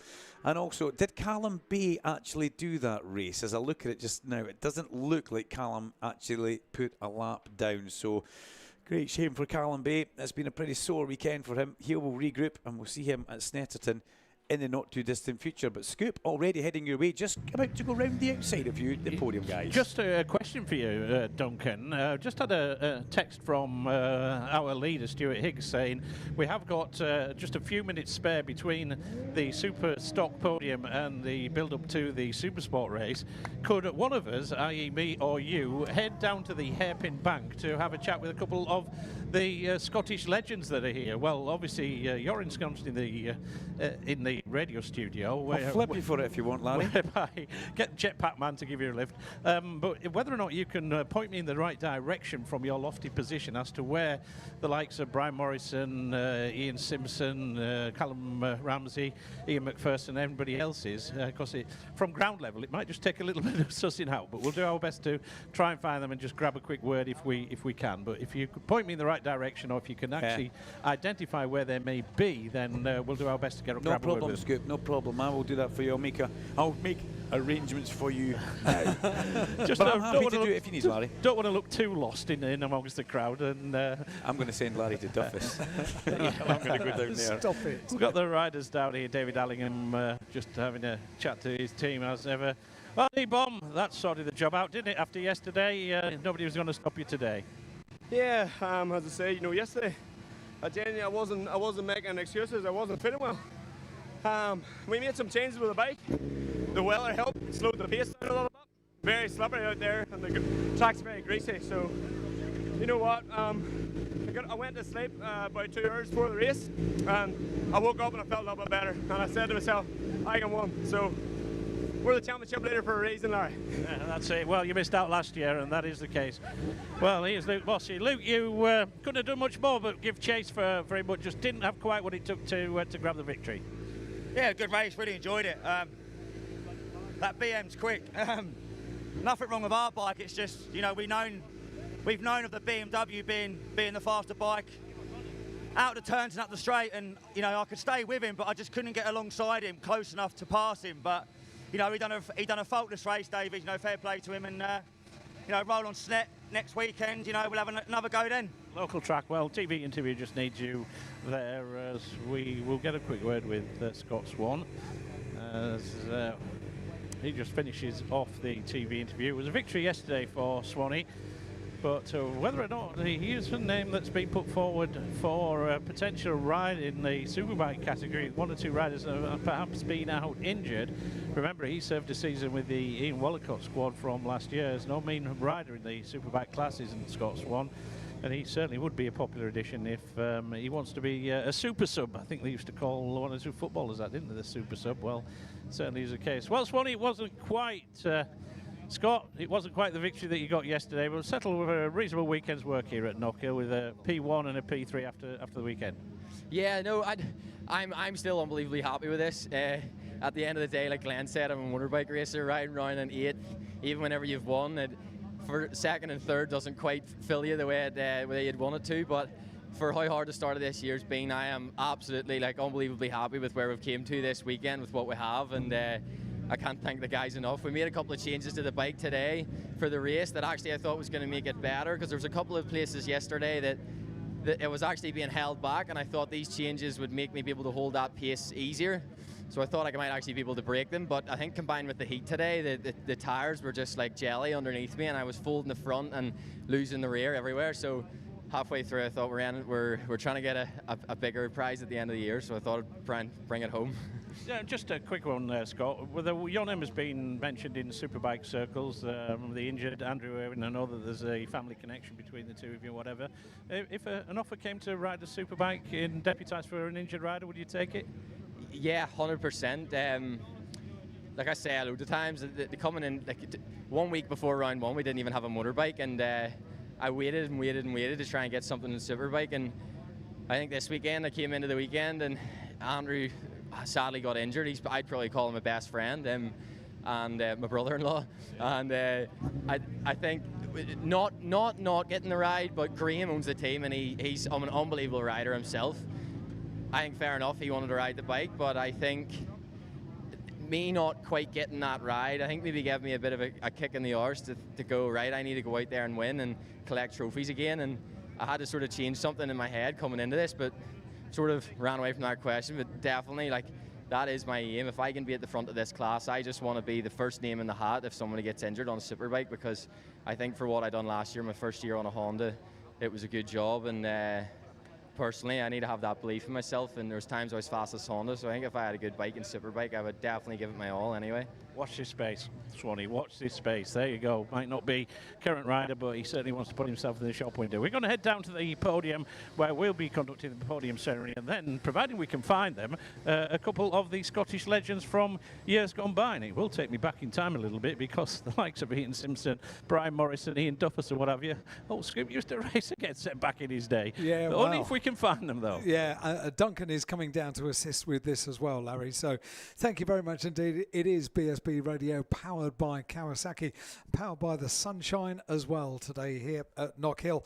And thank you for your messages that have been coming in on WhatsApp all day. We do have the opportunity to get through a few of your shout outs. So if you haven't yet text into the studio on WhatsApp, 07482 877 877 is our number. 07482 877 877. It's on WhatsApp only, or on email, studio@bsbradio.com. But WhatsApp is the best way. 07482 877 877. Can you please do this shout out again? They missed it, but they're both at the track now. Yes, we can. Happy Father's Day to Grandad Andy and to Dad Andy Peebles. What a weekend to spend Father's Day camping, watching BSB at your happy place. We love you lots. That's from Austin and from Lando as well. There you go. Hopefully you heard that one. Please can we say hi to Etty? It's her first BSB race, trackside, and absolutely loving it. Jakey, thank you very much indeed. Can you let Duncan Vincent know I'm waiting on my can of Diet Coke from the Scottish Nationals, still Rory? I'm sure that means something to Duncan.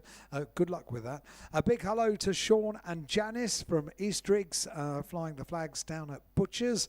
Great to have you here today. And if you do want to shout out on WhatsApp, 07482 877 877. We're going to take a quick break and we'll be back with the podium. Oh no, we won't. Don't just hold the break just for a second, because we are ready to go with the podium, Al, if Good we work. can do with that. Well Then done, Harry. We will just have a little bit of time to play with on the back of that. We so will. The rider's just finishing off one or two autograph signing sessions here, so let's get them up here then on the podium. Just waiting for Swanee. There he is, Swanee. Let's have you up here on the podium then. Second podium of the season, third position for Swan Racing Honda, and third position to Scott Swan. Second position for Milenko by Paget's Honda Motorcycles, and that goes away Luke Mossey. And taking the third win, increasing his championship lead for Northern Ireland, SMS, Nickel Oil BMW, the race winner, David Allingham.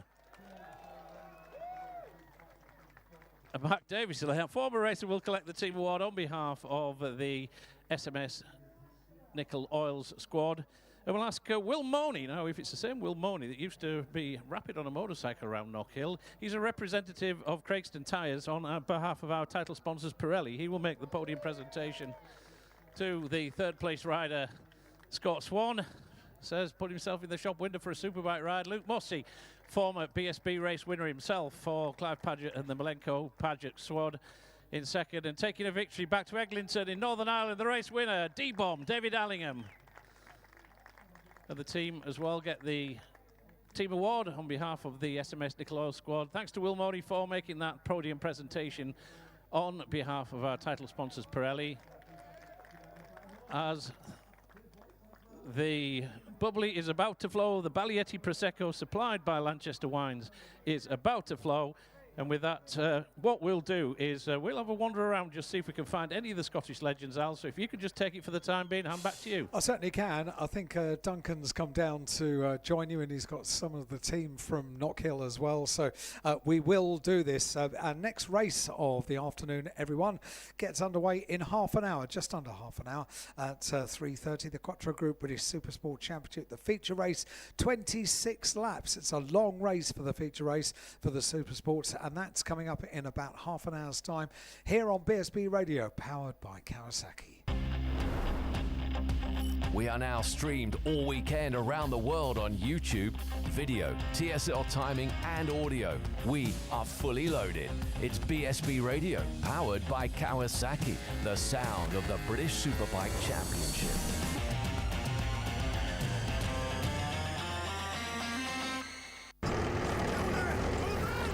Let's stop there. Being a soldier, it's exciting. You already know that. What you want to know is, what's in it for me? I wanted to learn leadership skills from the experts. I wanted to get paid to earn qualifications. I wanted more confidence. And now, look, I'm on the radio. That's what was in it for me. Get skills, get qualified, get confident. Army. Recruiting now. Search Army jobs. The 2026 Zinn British Superbike Championship in association with Pirelli. 18 plus, Zinn is not risk-free and contains nicotine, which is addictive. Only for use by adults who would otherwise continue to smoke or use other nicotine products. Joining the Kawasaki family has never been easier thanks to Kawasaki K Options Finance.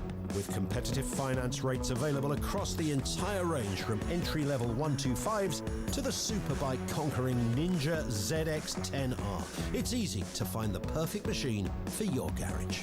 Start tailoring your deal today at kawasaki-calculator.co.uk. That's calculator with a K. Kawasaki Finance is a trading style of Black Horse Limited. You're listening to BSB Radio, powered by Kawasaki. On 93.7 FM here at Knockhill Circuit in the sunshine. What a glorious day this is, and great to get so many of your messages saying what a wonderful day you're having, enjoying the racing and the sunshine here at Knockhill today. I'm going to get through a few of your messages right now. So this one says, hi guys, hope you're well. Happy Father's Day to Marco from Stephen Presley. Great guys, thank you very much indeed for writing in. This one says, me again, what a day. All the best to you from the Spears squad with John, the best postman in the Shire. Thank you very much indeed. And this one says, happy Father's Day to the best dad ever, Gary. And we've got a radio mic. I'll come back to that message. Who have we got? Duncan, Larry? You got Duncan, I'm afraid. Sorry, Larry's decided, well, we've given Larry a little bit of a break because he's never stopped. Now, ladies and gentlemen, down at the hairpin here, we've come down with some very, very special guests. We've got the boss, obviously. Stuart Higgs has come down here to say hello to everybody. But we've also got some stars who have been part of the 30 years of the Superbike success. Let's hear a nice big round of applause as we give you a welcome. First of all, let's hear it for Neil Mackenzie. We've got Brian Morrison as well, a.k.a. Fritz. Ian Duffus with the shades on looking cool. Give him a wavy in, please. And the original rat boy, it's Callum Ramsey. Now, first of all, Stuart, we'll start with yourself. What a great day we've got here at Knockhill Racing Circuit. The sun's out, the racing's hot, it's everything we want. Yeah, look, it's been a couple of difficult years, as everyone knows, but thanks to everybody for sticking by this great circuit here at Knockhill. You know, it's the 30th anniversary of the championship, and back in '96, Knockhill were one of the real staunch supporters of the vision and the desire to relaunch the British Superbike Championship, and we've been coming here ever since, and obviously preceded that with other forms of national championship racing. But absolute full credit to Derek Butcher, Gillian Shedden and the team here.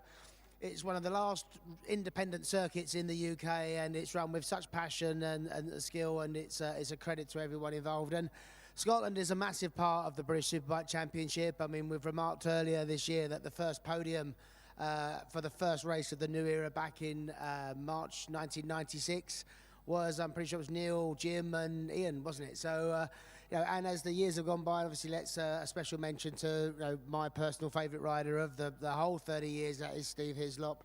And I think Margaret's here, as always. So it's a massive part of the championship. We love coming here. We'll stand by the circuit, and the circuit has stood by us. So thank you very much, everybody, and enjoy the rest of the day. Fabulous. Thank you very much, Stuart Higgs. Neil Mackenzie, welcome to Knockhill. I remember when I was just a little boy, I was watching you here on the Cadbury's Boost bike, coming back from Grand Prix. You know, you came back here, you had a target on your back when you came back to the British Superbike Championship.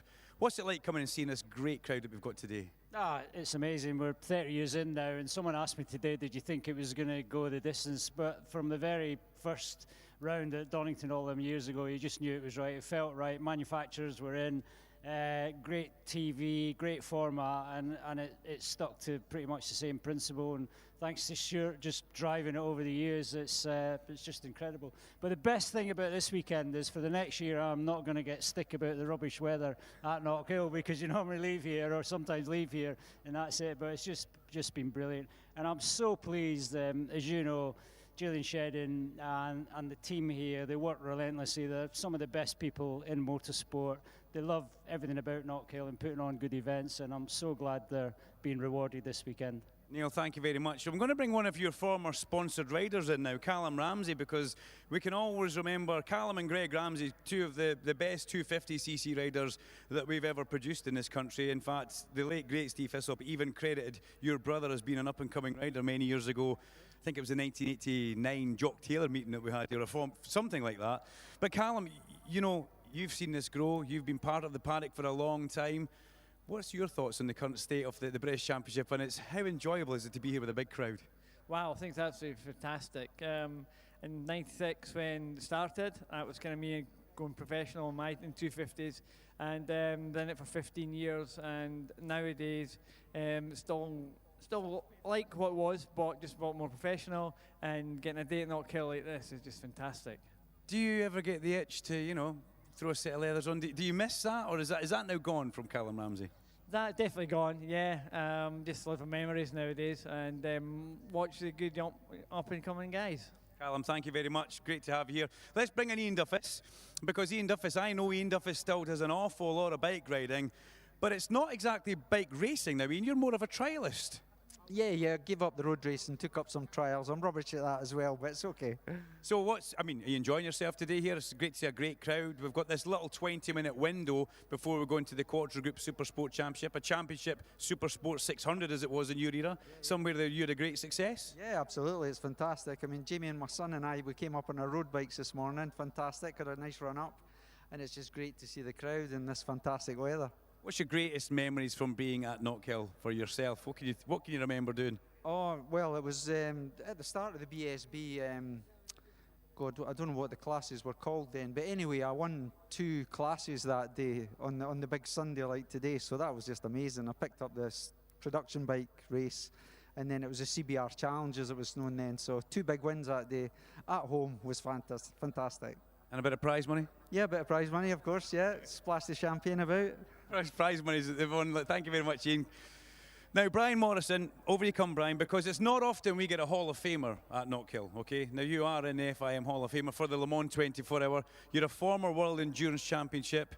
I remember when we had the 30th anniversary here at Knockhill, okay? John Crawford said in the commentary box, when Brian Morrison speaks, we all listen. And that was coming from JC himself, former champion. They call you the governor because they were always looking up to you, Brian. You were always maybe a year or 2 ahead of these guys.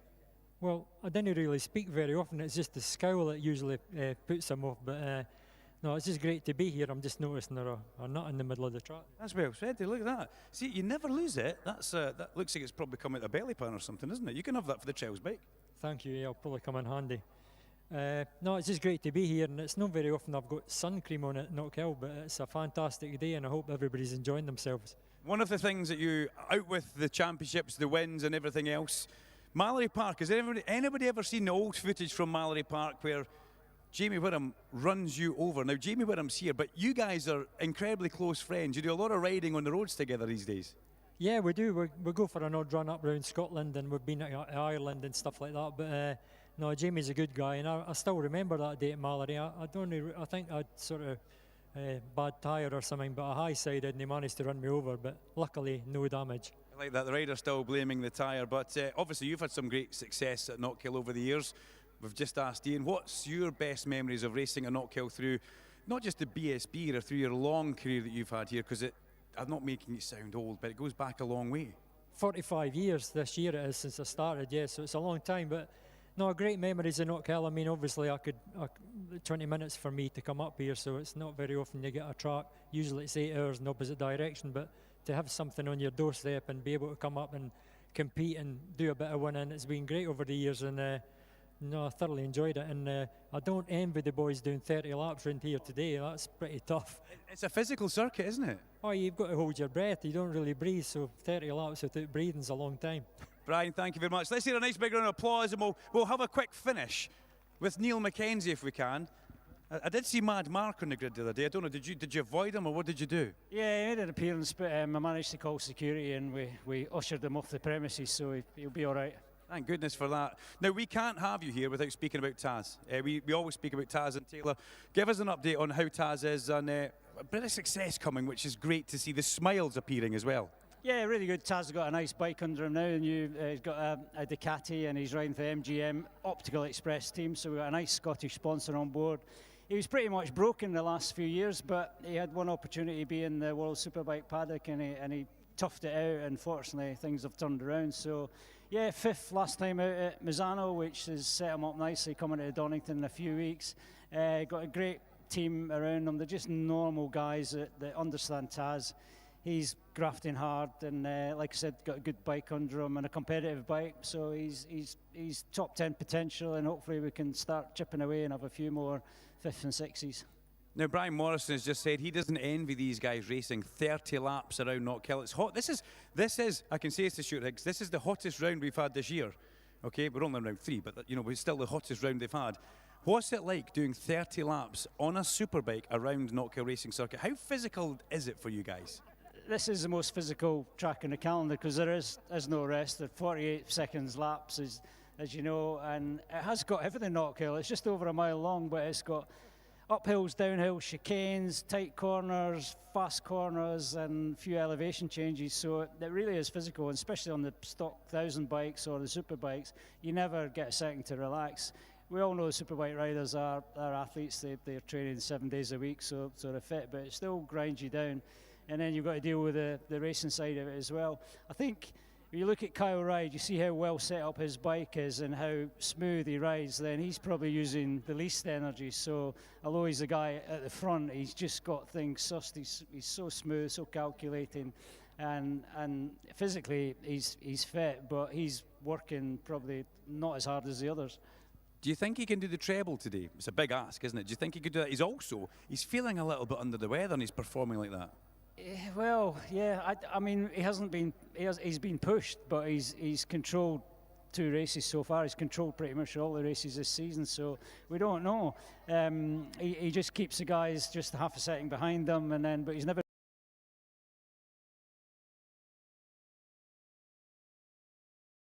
Ray could just find that few tenths and give him.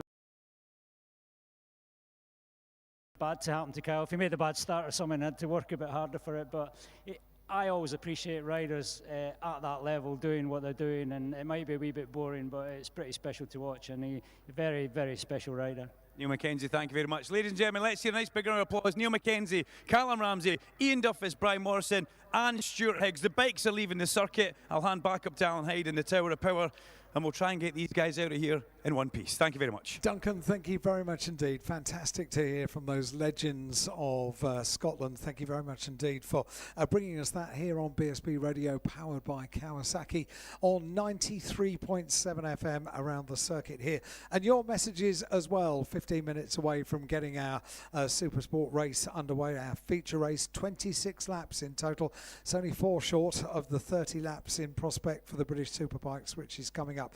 And I started this message but never got the chance to finish. Happy Father's Day to the best dad ever, Gary from his amazing daughter Tasha, son-in-law George, and grandson Jax as well. There you go. It was worth waiting for if that was your message. Happy Father's Day to my dad, to Toby and granddad Stephen. Lots of love from Louis T. Thank you very much indeed. And this one says a big happy birthday to Ryan, who is 21 on Tuesday. Thank you for sending that one in, Susie. And this one says, please can we wish Daniel a very happy Father's Day. This is our first time here for the Superbikes from his partner Megan. Thank you very much indeed. And this one says hi to Scott, who's here from Aberdeenshire, enjoying the sun and the bike racing as well. Oh, and Dion as well. And this one says a heavenly Father's Day to Jim Gebby, sadly passed last month. From your son Keith and wife Louise. BSB here in Scotland is perfect. Very sorry for your loss, Keith, but thank you very much indeed for writing in and remembering Jim, your dad. This one says, Happy Father's Day, Andy, our 3rd year at BSB. Lots of love from Amy and from Felix as well. And this one, final one for now. Guys, sincere apologies, but the best postman in the Shire, never heard his wee mention. Please give him a shout out for me, Ian Spears, as he's been the best mate ever. There you go. That's a good reason to say thanks, isn't it? Duncan Vincent with expert commentary, Larry Scoop Carter in the pit lane, and Alan Hyde in the BSB studio. This is BSB Radio, powered by Kawasaki, the sound of the British Superbike Championship. The Kawasaki Ninja ZX-10R, the most successful machine in world superbike history, gets a new look for 2026 with new aerodynamic winglets and a sharp, aggressive design. Built for those who rise to the challenge, the pinnacle of the Ninja family is built for champions, whether that's on track or on the road. Available from your local Kawasaki dealer now, so book a demo ride today and discover true adrenaline. R&G, the world leader in damage protection products for motorcycles, is back as the official sponsor to the British Superbike Championship for the 12th year. R&G's damage protection and accessories are used by countless riders and racers around the world. Thousands of applications for hundreds of bikes and are trusted by teams across the BSB paddock. R&G's Pro Engine case covers are now included in the FIM Quality Product Programme. Visit the R&G official technical centre in the paddock to get your protection today and find out more at rg-racing.com. So no matter what you ride with R&G, if you slip it or slide it, you'll still be able to pick it up and ride it. The 2026 Zinn British Superbike Championship in association with Pirelli. 18 plus, Zinn is not risk-free and contains nicotine, which is addictive. Only for use by adults who would otherwise continue to smoke or use other nicotine products.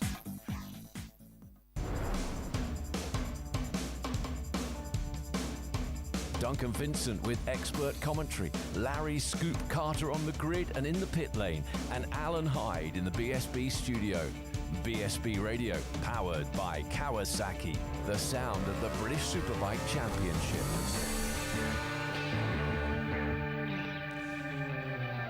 So the feature race coming up for the Quattro Group British Supersport Championship. Thank you so much for all your messages that have come through today on WhatsApp. You can keep them coming, and the number is 07482 877 877. The Supersport bikes making their way onto the grid. I think down there is Larry Carter. Yes, indeed. We managed to grab the radio mic back off Duncan via Richard Evans in the TSL timekeeper's box as well. I thought we had a takeover bid at one point when I saw a timekeeper waving a radio mic in the air, but his instruction was from Duncan, give that to Larry. So anyway, we got that done as well. Jack Kennedy is down here. Well, Jack, the sun's come out for you. You Dubliners are used to this, but time to put things right after yesterday. Yeah, we have to definitely have to set things straight. We need a good, solid result. Like I said to you, I'm hungry for a win, but we have to consider not finishing yesterday sort of plays a part in how I approach today a little bit.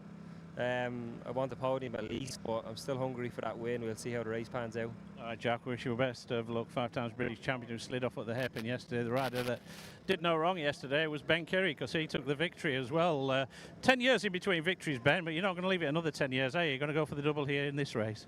Yeah, well, if I'm still here in 10 years, that's some going that, I think. But yeah, same again, just different circumstances, longer race, 10, 15 more degrees in the track temperature, so poses its own difficulties, but it's the same for everyone. We saw in the Superbike race, obviously a lot of carnage, so obviously the grip's gone away, lap time's gone away a little bit, so yeah, we'll see how we go.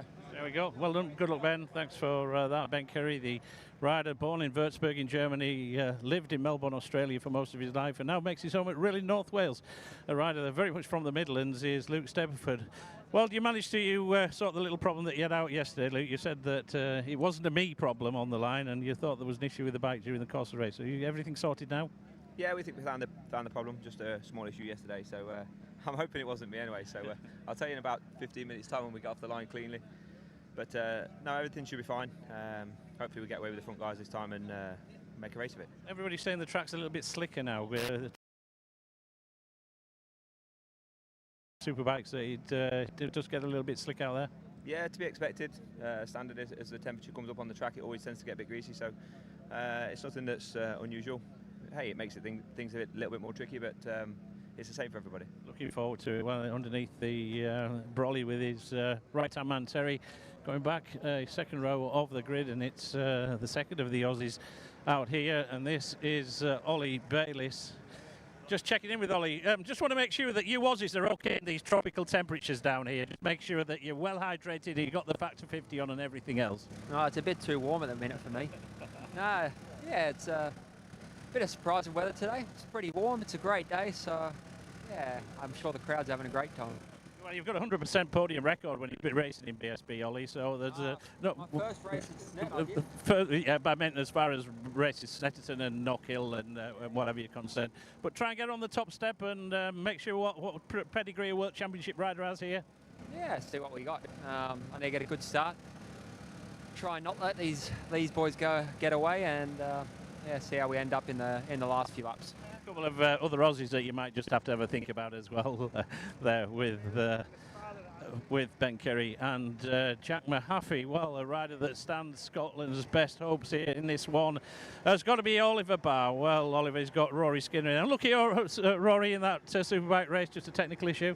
Yeah, dropped a valve on the way into a hairpin there, Larry. A bit of unfortunate, really. Best I felt on the bike all weekend, but hey, we'll go again the next one. Yeah, well, you're pulled in Scottish honour on here, OB, no pressure. Yeah, nah, not at all. You've got a good man in your corner, and one other rider that we will have a word with. In fact, we've got a chance to have a word with a couple more, and that is Jack Mahaffey down here, the reigning Aussie Super Sport champion. There's enough Aussies in front of you, Jack. You're going to have to do something about them, aren't you? Yeah, I'm going to make it my mission to be the first Aussie. It's great to have you here in the championship. First visit to Knockhill, what's your first impressions? Yeah, mate, honestly, it's a really enjoyable track.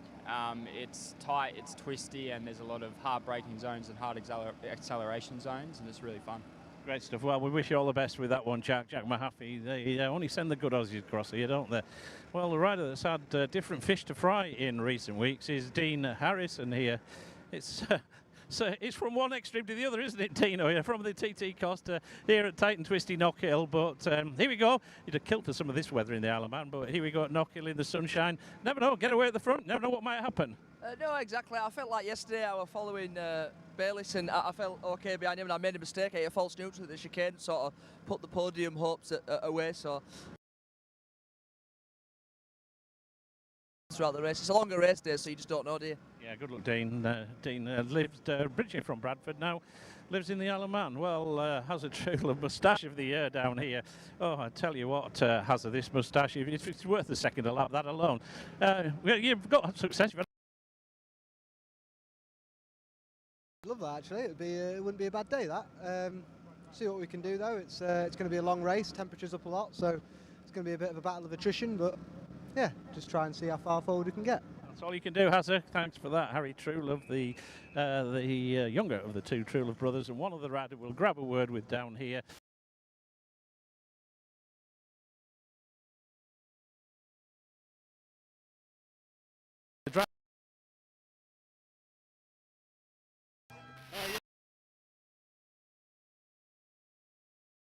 we didn't test here, so we were on the back foot. We've had very limited dry track time, but I think I'm doing a good job for what the package that we have. We've got a good bike, but a small technical issue yesterday hindered us. So yeah. Yeah, there you go. Get no further back on the grid other than that one for the ready to go with this one then. On pole position, a 5-time champion Jack Kennedy looking to bounce back after that off yesterday. Yesterday's race winner for Australia and McCann's Yamaha, it is Ben Curry on the front row of the grid. But what can Luke... An absolute hash of the start, and that is what he's looking to try and get sorted out. Glenn Irwin is back down here. Just make sure, Glenn, all okay after that off, because it looked a nasty one. Yeah, spot on. A bit of a swollen arm and a bit of a stiff neck, but sure, that's bike race, mate. We'll be all right, ready to go again. Boys have worked incredible. Wasn't sure we were going to get out, but try something different as well.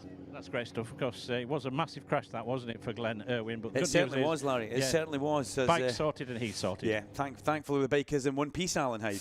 Important Message: if you are the owner of a grey MG, the registration number is FX SY26 MFX. Please, we're asking you to move it as soon as you possibly can, please. It's blocking cars that are leaving a little bit. So please, if you are the owner of a grey MG in the front car park, SY26 MFX, return to your car immediately, please. Alan, what was the registration of that MG one more time for us, please? SY26 M. That's quizzing. That's what the programme quiz should be like. What was the colour of the MG that we needed to move at Knockhill? It was grey. Yes. Okay. Let's move on, because we will announce that again at the end of the race. Thanks for that grid walk, Larry. Fabulous stuff. And we filled a great slot there as well. I'm privileged to be able to call Neil Mackenzie, Brian Morrison, Ian Duffus, Callum Ramsey. These guys, I'm privileged to call them friends. Even Ian McPherson, but he was on the Zin stage with Dave Neal, so he couldn't come down. But it's so nice to hear from them, Larry. And all credit to you as well, Dunk, for you did a passable impression of the Scottish Grand National there, hurdling some of them obstacles. Old Scoop would have still been trying to climb the barriers there. So from the commentary box, across the track, down the back of the paddock, onto the grid, interview the riders, and get back in time for the Super Sport race. You get a passable 5 out of 10 for that. Can I just say that I am a little bit warm? Okay, right now I realise. Yeah, you might need to switch the fan on then. Yeah. Well, I'm actually. Right. Thank you for Put that. mute on that. 26 laps of feature race for the Quattro Group British Supersport Championship. On pole position, Jack Kennedy. Blotted his copybook yesterday. Not something that we normally see Jack Kennedy doing. Off at the hairpin. Ben Curry took the victory from Luke Stapleford, who's gone back to start school, as Larry said yesterday. But they don't think it was a Luke problem, they think it was a bike problem. Ollie Bayliss, a really good podium in his debut at this track. The Bayliss name lives strong at Knockhill. Who was here when Troy Bayliss rode down here with one footrest? Yes, on the INS Ducati. Remember that? The GSE Ducati many years ago? Well, who was here when Ollie Bayliss stood on the podium as well? I was. Yes, so I know you were. Yes, so was I. A lot younger though. And Ollie Bayliss alongside Oliver Barr and Jack Mahaffey. Dean Harrison, Harry Truelove and Lucas Brown on row 3, with Mikey Hardy, Lee Johnson, the General, and Freddie Barnes, his teammate, on the 4th row. Big improvement for Freddie Barnes, great to see that. Corey Tinkers alongside TJ Toms and Jamie Davies, with Carter Brown, Billy McConnell and Cameron Hall on row 6. Josh Bannister, James McManus and Max Wadsworth make up the 7th row of the grid. Cupman, Keogh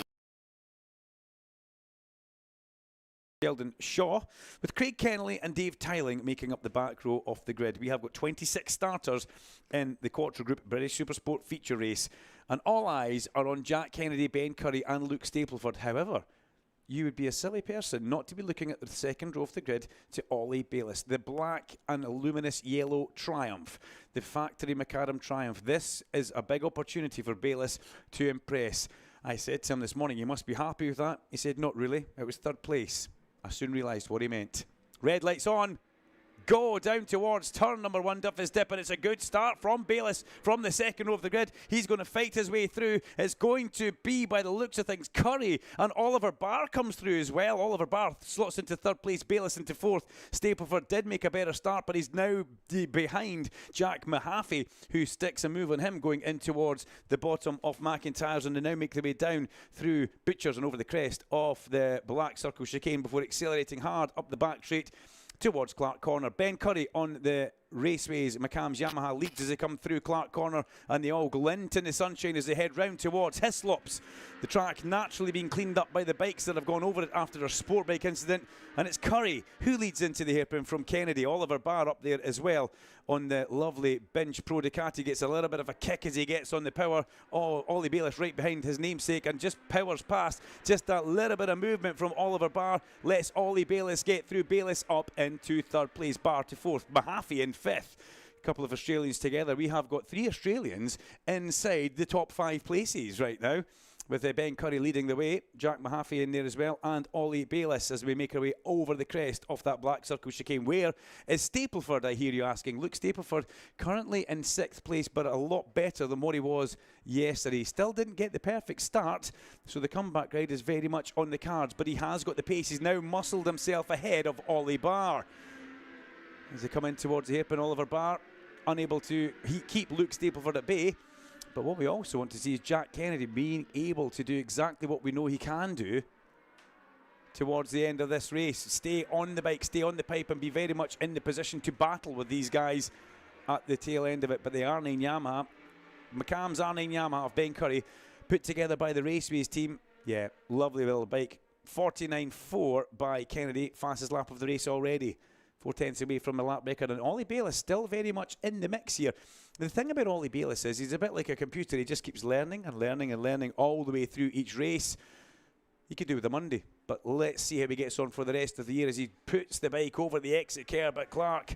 Do hope that Dad is maybe listening back home. Can't remember if Dad was in with us at all, to tell the truth, as we make our way up and in towards the bottom of the hairpin. Here we come through the tightest corner on the track with one of the sharpest elevation changes before we accelerate up over the crest of the hill, passing the line underneath the Beatson's Building Supply Bridge. Fastest lap of the race, Ollie Bayliss. 49.297. Bayliss is a fraction off the lap record here. He's on lap record pace.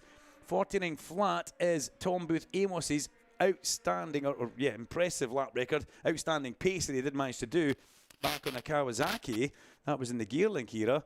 So let's see what Ollie Bayliss can do. Josh Bannister's entered the pit lane and he has stopped. He will take no further part in this race as Kennedy so close to the back wheel of Ben Curry as they come through and up over the crest of Clark Corner. That's typical Jack Kennedy way of riding. And look at Bayliss, he's managing to put a big spurt on here. Personal best sector 1, personal best sector number 2, or best of anybody. Bayliss maybe about to reconfigure the lap record here. A not kill as he comes up and crosses the line. 49.2. No, he loses a bit of time at the hairpin. And you know how he lost time, Alan? Because he caught the other guys up in the apex. He had nowhere to go. But Ollie Bayliss showing that his 49.2, that's back-to-back 49.2s for the man on the Factory Macadam Triumph. Dougie McAdam, good friend of mine. He and his wife Margaret, we spent time. Remember when we were in Navarra? We had some lovely time with those guys in our hotel, Alan. And Dougie McAdam, a big, long-time supporter of the Triumph Factory team that we see coming through Clark's and head round towards the hairpin. 1, 2, 3. Here comes Kennedy up the inside. But no, Ben Curry so late on the brakes, able to hold it. And 26 laps of super sport racing. Feels just as quick as a superbike race as they come out from the hairpin up the main straight. Jack Mahaffey still in a fine 4th place, holds Luke Stapleford at bay. Behind Stapleford, yep, we look back to see Oliver Barr, and Oliver Barr in 6th place. He had Rory Skinner on the grid with him, giving him a bit of a chat. And the chat from Rory Skinner to Oliver Barr would be, bring it home in one piece and do the best job you possibly can. Make sure you enjoy it. That's what these guys do. They love what they do out on track. And as we watch them go through chicane with millimetre precision. Inch perfect's a long ago thing now, Alan. You can't be inch perfect. You've got to be millimetre perfect out here at Knockhill. And Stapleford starting to catch up to the back of Mahaffey on the Astro JGR Suzuki, the GSXR 750. coming under pressure from the big Panigale V2. And Stapleford up and said, oh, Mahaffey deep into the corner. Has he got a problem? Has Mahaffey got a problem? It looks like he could possibly have a technical issue, or is he Big just... one, yeah. Yeah, that's 2 races in the shame. 2 races on the bounce for Jack Mahaffey. It was a fuel pump yesterday in towards the hairpin. That would usually think is a gear selection problem on the way down there. What a shame for that young man. He needs these results to bring him on and keep him in this championship moving forward. And Jack Mahaffey, unfortunately, Larry Carter returning into the pit lane. Whether he stopped in the pit lane at the Astro JGR team, I'm not sure. But Kennedy had a big, long look at the inside of Ben Curry at Clark's, and Ben Curry just laid the bike on the nose. And what that's done is it's cost Jack Kennedy time. And, yeah, Ollie Bayliss tried to capitalise, was unable to do so. Oh, Kennedy runs deep into the hairpin, just exactly what we saw yesterday. But he does manage to get it back to the inside. Bayliss is watching this, and he's probably thinking, this looks a little bit scrappy for my liking. I would like to be ahead of this, and he powers past Kennedy on the straight. Kennedy late on the brakes. Bayliss has the bike on the nose. Back wheel in the air, skips left, skips right, and throws it towards the apex of Duffy's Dip. Wow. You know what? He reminds me of his old man. It's a flashback here. Looks like we're watching Troy Bayliss, but Ollie Bayliss, the professional young racer that he is, rides a World Supersport. He's a factory Triumph rider. The first couple of meetings, unfortunately, clashed with what he was doing in the world scene. But just look at the talent that we have got on board. Taking it to Ben Curry, we could be set for something pretty special here. Remember, Ollie only on the bike because Bradley Peary broke a leg pre-season testing. Brad Peary, get well soon. This is where you would be. Would love to see that happening. But as they make their way over the crest of the hill, Curry, Bayliss and Kennedy in towards Duffy's. That Triumph, I think it's maybe just the way that Ollie Bayliss rides, but it looks loose, it looks fun, it looks fast, it also looks quite free and easy to move around the place. As we come down through Butchers, looking further back, Luke Stapleford in 4th place, Oliver Barrett in 5th place, Lucas Brown in 6th place, Dean Harrison 7th, Lee Johnston, Harry Truelove, and then in 10th place across the line, it's Corey Tinker on the sole JDM Ducati. Off the end of the Clark exit curb, here comes Ollie Bayliss. Bayliss pops out from the slipstream. He levels him, and that's all he's got to do. Curry, strong on the brakes, though, cuts back across. And that's just a little bit of a warning shot for Ben Curry. He now knows that Ollie Bayliss' countryman is there. And it would frighten the life out of him seeing that Triumph come up alongside him. Bayliss up the main straight, pops out from the slipstream, pulls out a little wheelie, and you can see the wheelie just costing him on the entrance to Duffy's Dip as they go down Duffy's, through Leslie's, maximum attack in towards McIntyre's. This is true super sport racing. Next generation rules living up to the expectation and the hype that we expect. And look how committed Ben Curry is on the direction change. Great for radio, that, I know, but as he comes up to the chicane, he's already thinking about the exit point. The minute he gets onto that first curb, he's manoeuvring the bike mid-bounce. Once again, Bayliss pops out from the slipstream. He knows he's got to be late in the brakes. He levels Ben Curry. Oh, they're almost touching in towards a hairpin. They managed to get the bike stopped. Ollie Bayliss hits the front for the first time at Knockhill. And it was a big manoeuvre. It was a forceful manoeuvre, and it had a bit of intent behind it as well. As they go over the crest of the hill, Ben Curry tries to come back through. He maybe needs to just think that, yes, he wants to win, but does he really need to force the issue against Ollie Bayliss, who has a wriggle down in towards the bottom of Leslie's? This is fabulous riding at its best on Supersport as they come up over the crest of the chicane again. Kerb, kerb, kerb. It's like watching cars bounce through there. And Ollie Bayliss, 49.209. He set that on lap number 4 of this race as he uses the exit curb. I don't think Troy has too much to do with him now. He lets Ollie get wound up and go and do his racing. He'll probably have a debrief with him after each session and after a race meeting. But right now, Ben Curry maybe needs to think championship here and look back. He needs to look at what's going to happen in the bigger picture of things. How many rounds will we have Ollie Bayliss here for? Will he be in for the entirety of the year? If he is, well, he needs to do something about that. As we watch them go over the crest of Duffy's Dip, down the hill they go towards McIntyre's after they come out of Leslie's. Lovely style from the 3 at the front. Stapleford leads the championship from Curry and Dean Harrison. 108 points for Ben Curry, only 11 4th place, so yeah, Ben Curry does get a few more championship points. Bayliss starting to pull away. This is what it looked like would happen. He bridged the gap, he caught up, and he just looks like he's on another level. He's got 2 back markers. He needs to try and slot through at the hairpin. He's going to catch them at possibly one of the best moments. He can just gas it up out the hairpin, cut underneath one of them. That's Dave Tyling on the Yamaha. He stays well out the way. And then Craig Kennelly also will be getting pretty much out of the way. He'll be on the brakes. Bayliss accelerates past him going in. And then Ben Curry. See that? Slaughter back marker between them. Ben Curry taking his time to go through there. We watch to see Jack Kennedy. No. Jack Kennedy, ever the opportunistic in Supersport. We thought that he might have had a little dig to try and get back through on the inside, but not to be as we come back through the Black Circle chicane. Right, let's have a little look further back into the pack, because Luke Stapleford up towards Clark Connor has just gone through the chicane. And the Scars Ducati not making too much of an impression. He's a little bit in no man's land. Behind Luke Stapleford, though, we have got Oliver Barr. OB needs to keep switched on because he's got an incoming Lucas Brown on the MSG number 29 Suzuki. Then we have got Dean Harrison in 7th place on 55, the teammate to Jack Kennedy, with Harry Truelove, Ben Curry's teammate, next in line. Up over the crest of the hill they have gone. They're braking. Bayliss makes the apex at Duffy's Dip, and then down through Leslie's he goes. This is a pretty impressive run for Ollie Bayliss. 49.6. He's the only rider, apart from Luke Stapleford, in that top 4 in the 49-second bracket. Kennedy and Curry both slipped to a 50.3 and 50.4 second lap there. But this is something pretty impressive for the man who came up into the track day midweek at Knockhill, and he didn't really get too many laps because, unfortunately, a few of the track day guys were getting rather caught up in gravel traps.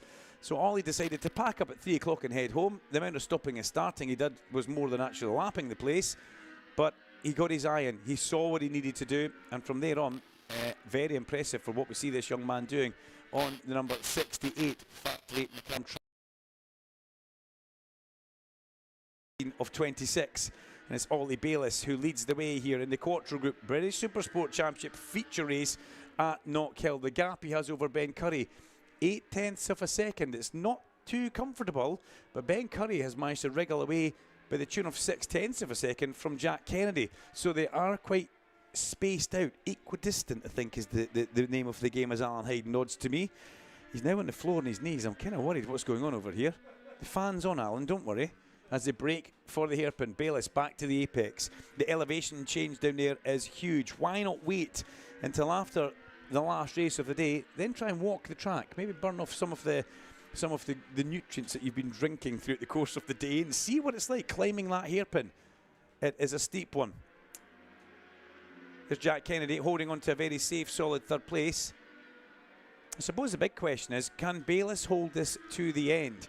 He set a pretty frantic pace. Will the Triumph tyres last the distance, or will he have used a little bit too much of them? Because it does look like Ben Curry's starting to take a couple of 0.1 of a second back out of him and bringing himself up towards the back of that leading bike.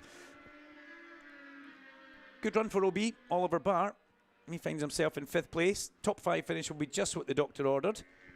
And he may even be on some bonus money for a top 5 position from Dave Binch or his dad. Oh, Lucas Brown's gone down at Clark's. Could see the big cloud of dust before I actually saw anything else. Somewhere in there is an MSG Suzuki. I say somewhere, not 100% sure where that bike has gone. But it does look over the top of the debris fence, so they can practically go back to green with that one. It's made itself a nice home beside the Port West Race Safe Marshals and the Marshals Hut. But Lucas Brown, yep, we just saw a replay of that one on the big screen there. And unfortunately, he effectively did the Glenn Irwin. And that's what we saw with Glenn.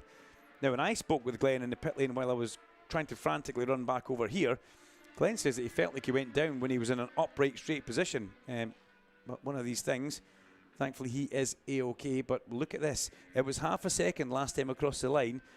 Ollie Bayliss being pegged back by the veteran campaigner, Ben Curry. This would be a big scalp for Ben Curry. 0.3 of a second now the lead. Has come down from about 1.1 to 0.8 to 0.5 to 0.3. You can see the progression that we've seen on the actual screen. If you can look at the main big TVs, Ben Curry faster over the last 4 laps of the race. Just taking him a little bit of time to get up to speed. Whereas Ollie Bayliss was like a firework. He got lit up early on and went for it. And he's not looked back. As we're on lap 18 of 26. There's a long way around here in lappage. And remember, we did actually hear Brian Morrison saying that I don't fancy doing what these guys are doing. 30 laps around here on a superbike is that you effectively almost feel like you're holding your breath. And the same for Supersport. These guys are so incredibly fit. To ride a Supersport bike at this pace around Knockhill is something incredible. 49.2 for Ollie Bayliss. Just needs to watch what he's doing there as Freddie Barnes heads into the pit lane. And when I say Bayliss needs to watch what he's doing, as he comes under the Beatson's Building Supply bridge, he's just exiting into the blue ever so slightly. 78 Freddie Barnes into the pit lane, and also 16 enters into the pit lane, which is Jamie Davies. From Jamie Davies from the XMT Triumph, unfortunately. Off the end of Clark Kerb. It did look like Curry was going to be all over the back of Ollie Bayliss, but Ollie's kind of regrouped and put a bit of a spurt on his. Ben seems so strong at the hairpin on that R9 Yamaha. The way he can really close the hairpin is the strong point on that Yamaha. It's got good braking on it. Whether that's mechanical and electronic, we would have to see. But Ben Curry, they've both pulled away from Jack Kennedy, such as the pace that they've got round here. The Honda Racing, Honda UK star, unable to stay with the Triumph and the R9 Yamaha. And this really is a bit of a demonstration now. You know what? There's a little bit of pride at stake here. This is what we're seeing now. This is a pride race, Alan Hyde, because Ben Curry doesn't want Ollie Bayliss arriving onto the UK shores and stealing the limelight that Ben has got. But also, Ben will be quite happy to see one of his countrymen arriving here. He knows the pedigree of Ollie Bayliss, so it doesn't really matter. These guys having a bit of an internal Australian rivalry as we go on to lap 21 of 26. Bayliss from Curry, 0.3 of a second is where the gap has been. The thing is, they look like they're both at their absolute limit. And then out of nowhere, somebody will spring a bit of a surprise and manage to find an extra couple of tenths of a second. Bayliss, a lap or two ago, looked like he was running hotter into McIntyre's than Ben Curry. And it looked like he was starting to just run out of curb as he spins the Triumph off the track onto the exit curb at chicane and drives up the exit curb. That was pretty impressive, I have to say. The way he handled and negotiated that moment as they come round underneath the commentary point in towards the hairpin. Behind the big screen, they pop back into my vision. I can actually just make it out from underneath there as they go through. That's a great thing where they position that big screen. We only lose sight of them for about 0.5 of a second, Alan, as they make their way in towards Duffy's Dip. Let's look further back. There goes Luke Stapleford. Behind Luke Stapleford, we still have Oliver Barr. OB crossing the line ahead of Dean Harrison. And behind Dean Harrison, up towards the line, is the second of the R9 Yamahas. That is Harry Truelove. Truelove has got Lee Johnson, a good chunk behind him. And it's Corey Tinker and Carter Brown. That's another big battle that we have on track. Corey Tinker and Carter Brown very much doing the business further down. They're 9th and 10th. And there's pride at stake there as well. 0.3 of a second as we head round towards the hairpin. It was 0.3 last time across the line. Thing is, Curry looks so strong on the brakes at the hairpin. Is that the place where the R9 will go through? I have to say, it looked like Ben Curry could have actually gone through on the brakes that time. So much later on the brakes, and just managed to just hold it back and not get too excited going in there. Ollie Bayliss needs to be very much aware of what's going on here. As we look into the Cup class as well, all three of our Cup racers together 18th, 19th and 20th. Ben Tolliday ahead of Keogh Walker at this point, and then Craig Kennelly. Keogh Walker 2.1 seconds behind Ben Tolliday, and that's not something that we would expect. A little bit of a rough ride through the chicane that lap for Ben Curry. Didn't absolutely ace the perfect line, but he still made it up through and onto the back of Bayliss. Bayliss now putting a little bit of time. Now watch Curry in the brakes in the hairpin, everybody. He comes from a long way back and makes up such ground. A lot of that's a concertina effect. We've seen that before. But then Ollie Bayliss actually managed to hold it through this time. It was 0.2 of a second across the line on lap 23. On lap 24, the gap goes out to 0.4 of a second. So 0.2 of a second go the way of Ollie Bayliss. As this is just like watching poetry in motion. Bayliss versus Curry. This is a proper grudge match in my mind. Ben Curry doesn't want Ollie Bayliss coming into this championship and stealing the limelight as they rumble through chicane. Oh, Bayliss is held up by the chicane. Curry's won't be held up at the chicane. Curry will not have that issue.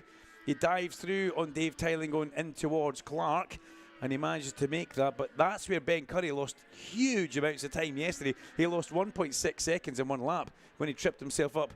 Not his own fault, just 3 back markers, and Ben unfortunately chose the wrong side. Through the hairpin they come. We're about to start lap 25 out of 26. Bayliss accelerates up the main straight. Is lap traffic going to play an issue in this? And is that Joe Sheldon Shaw coming in the pit lane?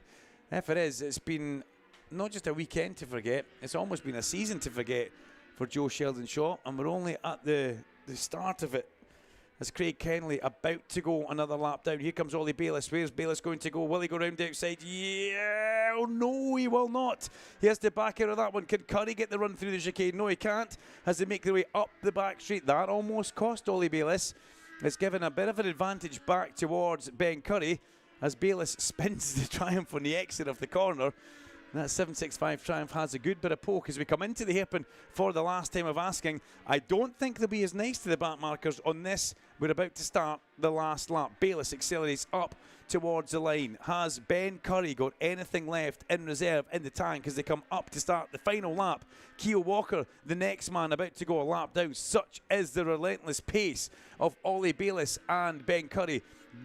Bit of a wobble for Ollie Bayliss down Duffus Dip, but they get back to McIntyre's. Keogh Walker will be getting the blue boards, lights and flags as he comes through the chicane. I'm pretty sure he will play ball and get out of the way for Ollie Bayliss and for Ben Curry as we make our way up the back straight. A big long look over the shoulder for Keogh Walker. He knows they're coming and he'll get through Clark Corner. He should stay to the inside and he just gives enough room for Ollie Bayliss. Good riding from local man Keogh Walker, and obviously Bayliss had a good slipstream round to the hairpin, and that should make him safe on this, the last lap into the last corner. Ollie Bayliss has aced Knockhill Racing Circuit in the Quattro Group British Supersport Championship. It's a win for Ollie Bayliss. Second place for Ben Curry, and Jack Kennedy will come home a little bit of a distant third, but still a fabulous result. Luke Stapleford in fourth. Oliver Barr will cross the line in fifth place as he does for OB, and then Dean Harrison should come through across the line, and he does. Here comes Hazard Trulove across that line, and yeah, Carter Brown has managed to get ahead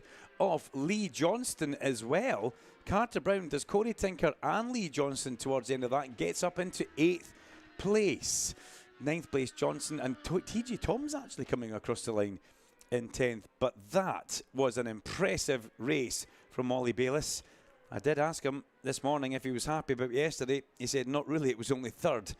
Ollie Bayliss wins at Knockhill, and didn't he make that look good? Is that Dad below us there actually? It is Dad, there we go. So he is here.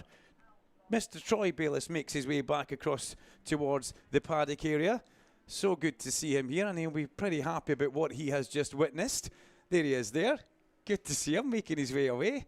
Well, Troy Bayliss is in the house, Larry Carter. 30 years. There's some stories in that Bayliss camp. We'll have to try and catch up with him if we can. Hey, how's this for a stat dump? Ollie Bayliss becomes the 7th Australian to win a British Supersport Championship race. The other 6, Ben Curry, Billy McConnell, Glenn Richards, Paul Young, Dean Thomas and Captain Kurt McCarthy. I think I've got the Bayliss camp still somewhere across here in the middle. But yeah, that was a good race to watch. Ollie had pace from the word go. I said he went off like a firework, but he managed to keep enough tyre towards the end of that. And yeah, I think you'll be getting a visit from Dad across there in a couple of minutes into that one. Jack Kennedy Cup Class winner Ben Tolliday. That'll shuffle the championship up, given that Luke Stepple finished off of the podium there. I've not got the championship positions in front of me, Dunk, but I'm sure you'll be getting them at some point. But that will just tighten things up nicely. Thank you very much, Larry. I wish I'd known Troy was actually here. We could have dragged him up into the commentary box for a quick chat. Alan Hyde says exactly the same thing. But that was a good race to watch. That was a tense affair because Ben Curry, you know, a little bit of pride at stake there for Ben, but he rode so well on that Yamaha. It shows the development that Ben Curry and the McCams team have put into that R9 Yamaha, paying dividends. That was a really strong showing from Ben.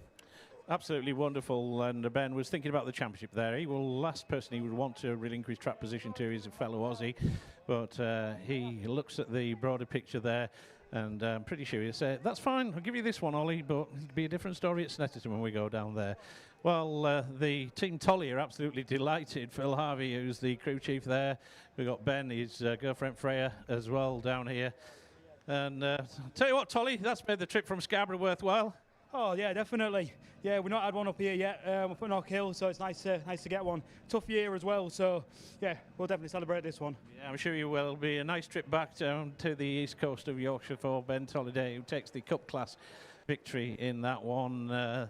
there is Jack Kennedy, just having a usual chat with the team, has a chat with Dougie McAdam and the rest of the Triumph squad. There's Steve Rogers from Raceways, as well as looks like he's on the phone. In fact, he's actually trying to get the earphones out. Important points, Jack. Happy enough with that?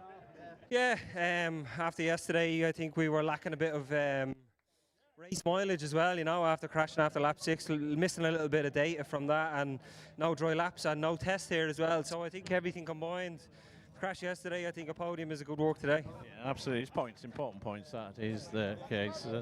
There is Ben Curry just finishing off the TV interview as we get. We'll have a chat with him as soon as we can. And likewise for Ollie Bayliss. I wasn't aware that his dad was here. Congratulations, Ben. That was a tough race. Were you playing the percentage game there, thinking points make prizes? Ollie doesn't feature in the championship at present. Them 22 points important for you. I want to say I settled, but I didn't. I gave it absolutely everything to try and win that race. As you can see, I'm out of breath. I literally gave everything I could, and unfortunately, I couldn't chew any more out in the braking zones to get back all that time that I lose down the bottom straight and the front straight on the Triumph. It just rocket ship out of the corners. So, yeah, we've got some work to do. If Ollie's going to be riding like that all year, we've got some real work to do. So, we'll step it up. We'll keep coming, and we'll never quit. So, keep rolling on, and look forward to Snet. It's one thing Limey beating you, isn't it? It's another thing a fella Aussie. Yeah, it stings a little bit. Well, there is Ollie. Ollie, congratulations on that one. Didn't realise your dad was here and actually watching here on that one. Well, congratulations, a Knockhill debut victory for you. Yeah, yeah, good. What can you say? Good to be back on the top step. It's been a while for me. These boys rode a really good race, and Ben didn't give me an inch. So, yeah, I'm excited to come back in 2 weeks' time to Snetterton, and yeah, hopefully we can continue the work like this. You know your way around there as well, so that'll be Exactly. good. Yeah. Thanks. We're going to do the podium, Ollie, anyway. We're going to head down there. Just take us a couple of minutes to get there. So with that, I think we can just hand back to Alan and Duncan in the box temporarily. Yeah, thank you very much for that one. Yeah, Troy kept that one under wraps, didn't he? But, I mean... Oh, you okay there, Larry? Yeah, it's all right. I forgot to switch the mic off as I barged through as the barrier. As you fell down the hill. Don't kick him, ladies and gentlemen. Help him. But yeah, fabulous race that. And how cool, I mean, Ben Curry, yeah, it stings a little bit, but Ben knows the bigger picture. He knows that that's good for him in the championship. He's beat his nearest rivals. And Ollie just sounds like another day at work, Alan. It does. For me, I'd still be talking on the microphone right now, forgetting what I've said, and Ollie just takes it all in his stride.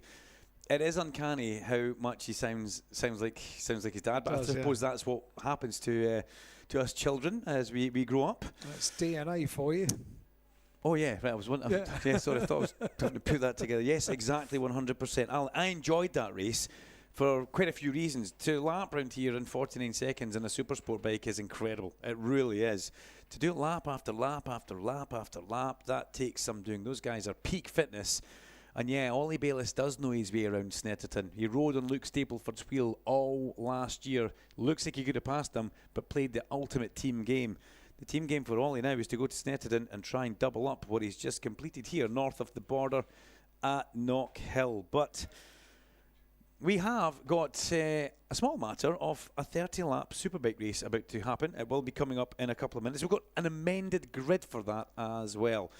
We'll run through the amended grid once Larry has got to the podium and done that, because what we don't want to have happen here is most typically, you know what will happen, we'll get to the podium and Larry will come back. Have you got some messages, Alan? I've got loads of them, yeah. Go. Happy Father's Day to my granddad, Brian Stewart. That comes with love from Rory. Thank you, Rory.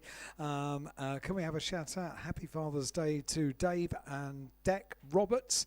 Love from their girls, please. They've camped here all weekend and are cheering for Storm.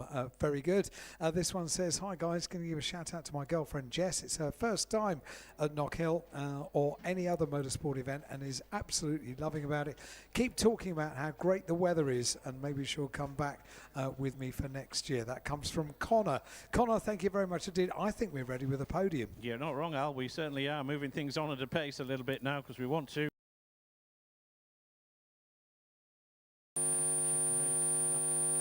want to switch the fader overall. Not sure what happened there, but we went quiet on ourselves.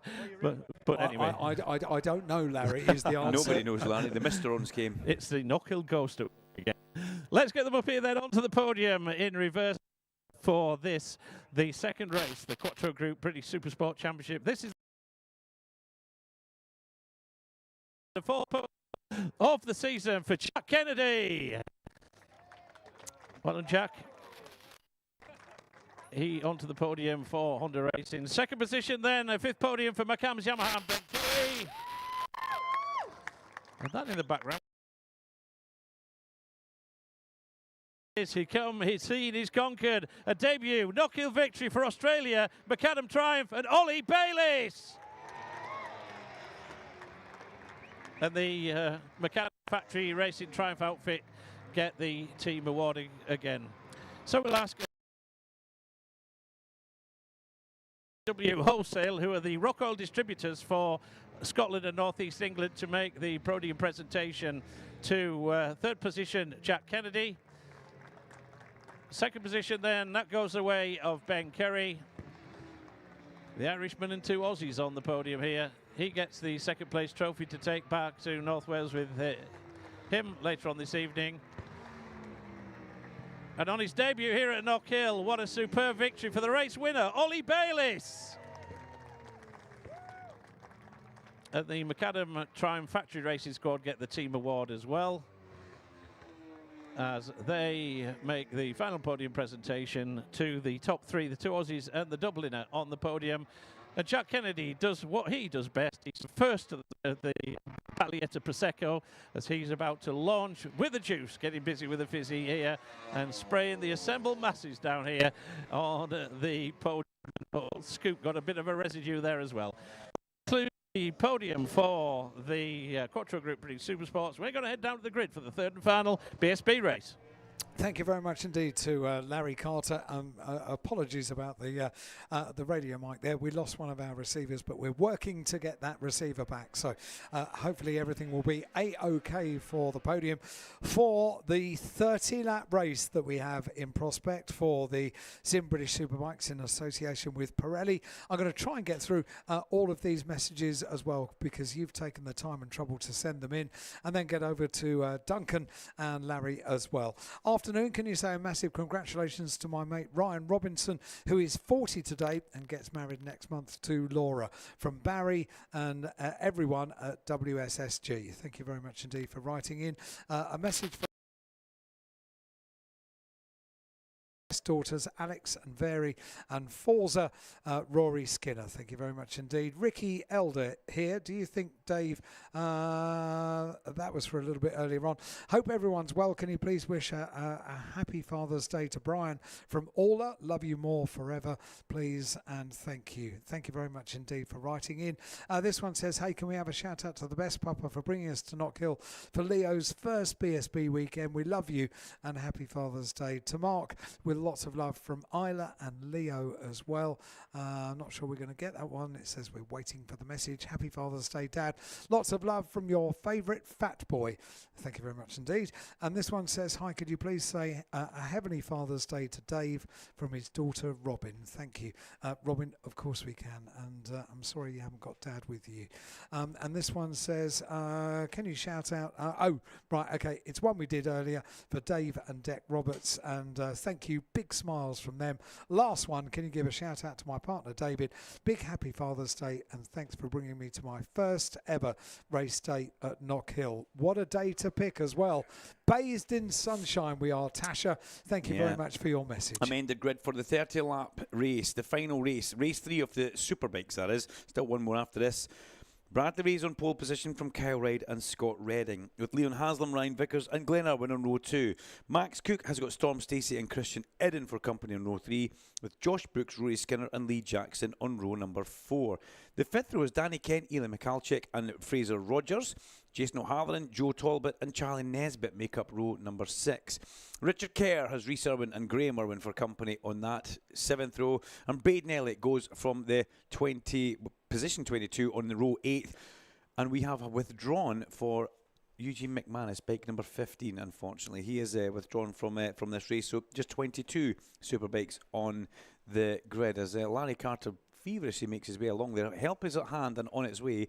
Michael is about to go and try and see if he can do something with... it sounded like the Mr. Ones just came down there, and that was quite strange. But Scoop, are you on? That. No. Yes, we are down here. Sorry, I just had the headphones just cocked off the side, just talking to somebody else about something else. But yeah, we are down here, and you will be in the fan-conditioned studio up there.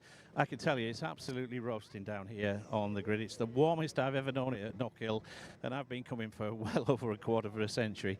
Brad Ray sits down here on pole position. A reminder at the end of this one that we have the Hizzy Award for the Flying Haggis Fastest Lap, and the Neil Mackenzie King of the Hill Award as well. So a couple of ancillary podiums to do at the end of this one as well.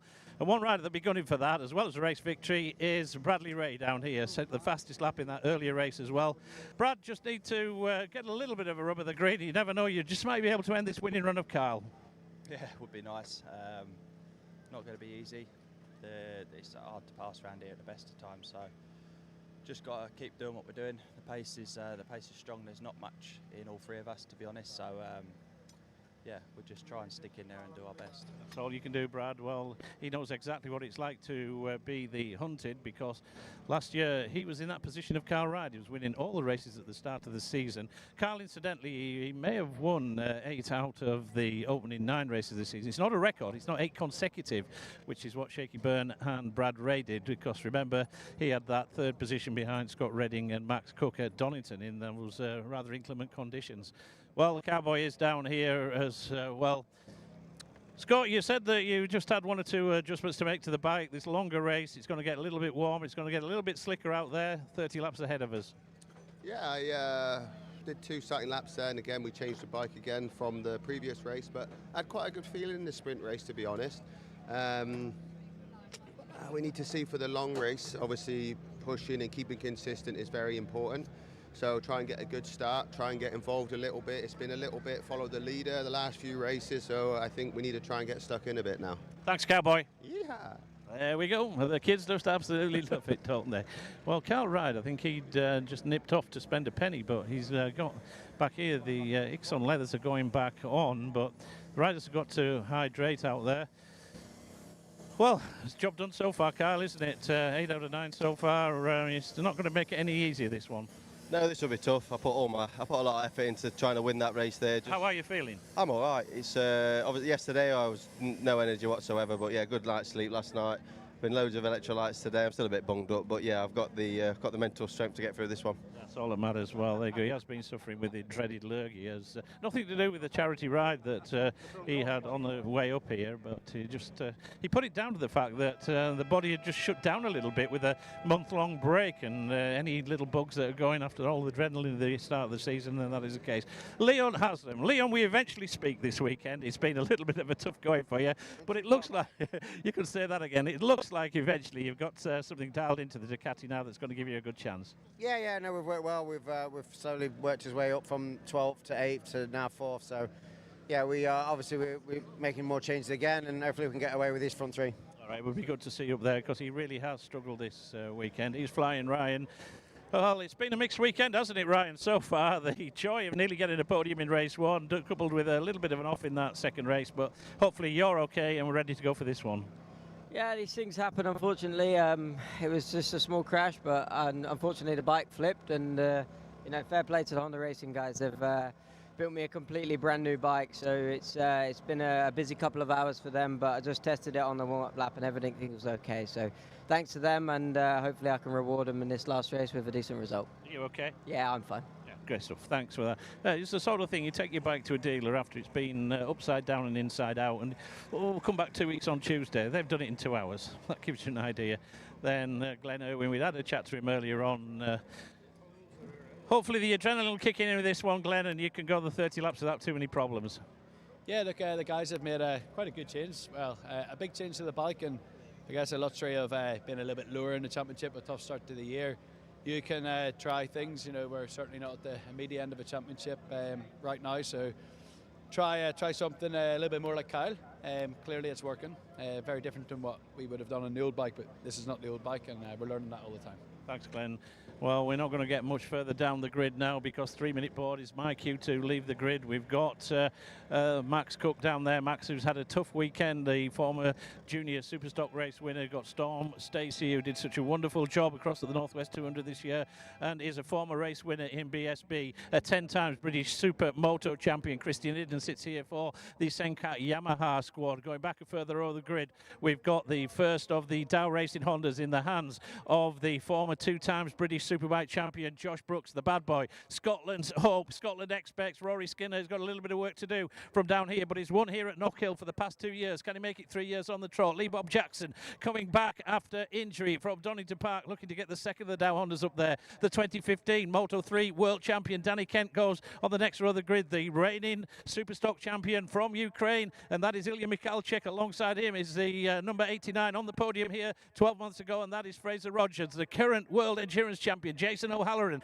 a little bit further down the grid. Joe Talbot, after that off in the earlier race, he's back there as well, as indeed is Spud Nesbitt. Great to see Spud. He'll be looking to try and get up the order. Richard Kerr goes again, the 2023 Superstock national champion. There is the reigning Super Sport champion Rhys Irwin. Alongside him is Andrew Irwin, the 2017 British motocross champion, and on his own at the back row of the grid it is Braden Elliott, who runs for the NP Honda squad. There you go, 24 of the world's fastest riders set to do battle once again here around this fabulous 1.2 mile ribbon of tarmac here in the Kingdom of Fife, and to call it the voice of British motorcycle sport once again this year, Duncan Vincent. Thank you very much, Larry Carter. Great stuff. We get ready for race number 3 of the Zin British Superbike Championship in association with Pirelli here at Knockhill. 30 laps.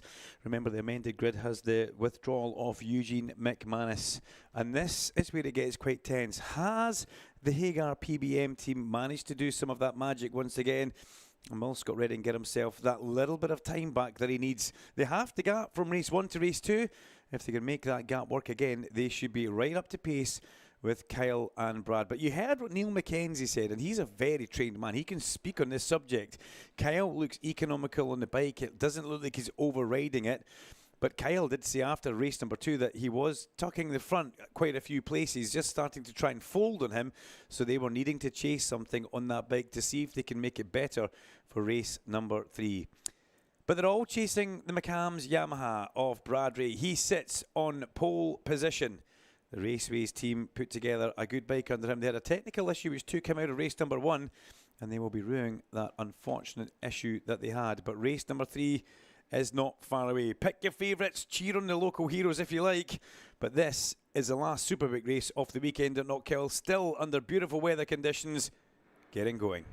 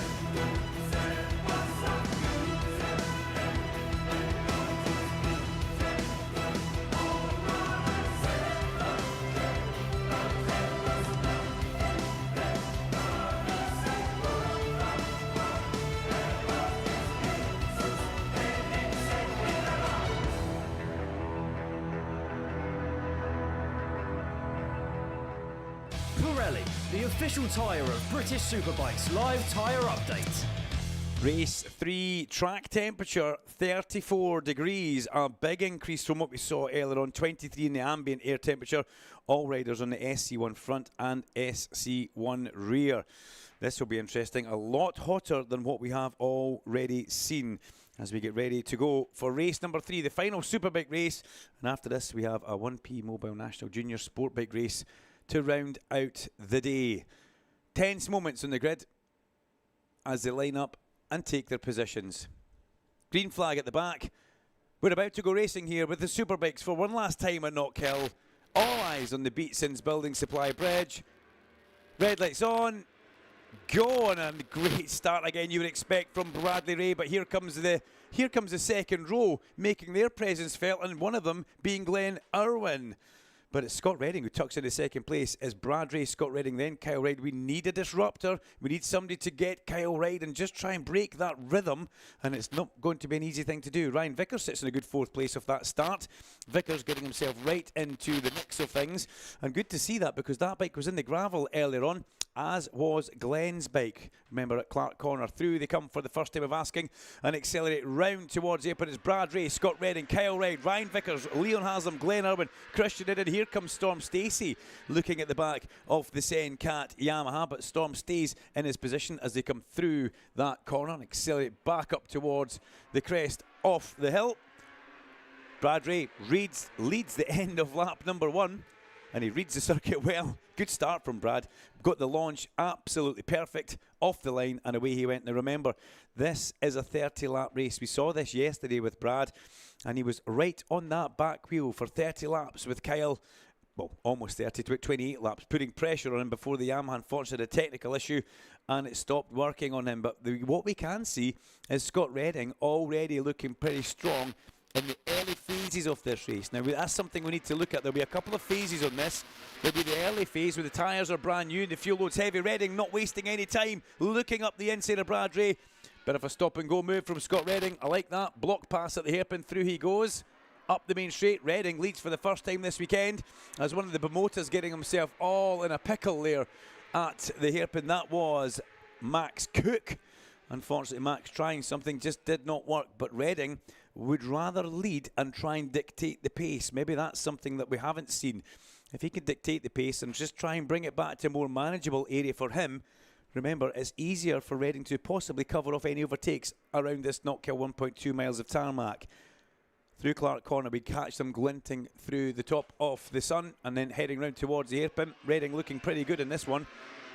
Third place, so Kyle Ryde. Remember, he did say he was going to have to change his setup on the bike, and I think equally impressive, if he has managed that setup change, Ryan Vickers. Oh, Leon Haslam deep, opens the door up. Oh, Danny Kent, now was a technical issue. Cheshire Moulding Yamaha of Danny Kent, technical issue. Oh, hang on, we've got smoke and everything. We've got a bit of a hand in the air moment. Now, was that because of Danny Kent's bike? Is that what we're seeing? Yeah, Danny Kent's had an engine failure on that bike. Smoke now coming out of that. And now one thing Race Direction will not do is take any risks with any of the surface of the track. If they think that's at all, they will bring that back in. I can't see anything else happening around the circuit. I'm trying to look as much as I can, Alan. But more eyes are better than one. I think that's what it is. Yeah, there is a bit of smoke hanging in the air, and especially from what we see down at the hairpin, there's a lot of smoke down there. Not a great weekend, unfortunately, for Cheshire Moulding's Yamaha. They've had a few technical issues. And we'll bring everybody back into the pit lane. Scott Redding won't be happy with that one. Can you smell it? I can, yes. Can you smell it? Yeah. Can anybody else smell it out there? That's not the smell of Danny Kent. Unfortunately, that's an expensive smell as they make their way back up into the pit lane. So a red flag at Knockhill Racing Circuit for race number 3 for the Zinn British Superbike Championship. Watch the replay on the big screens, ladies and gentlemen. Bang! Danny Kent. There we go. That's all we need to see.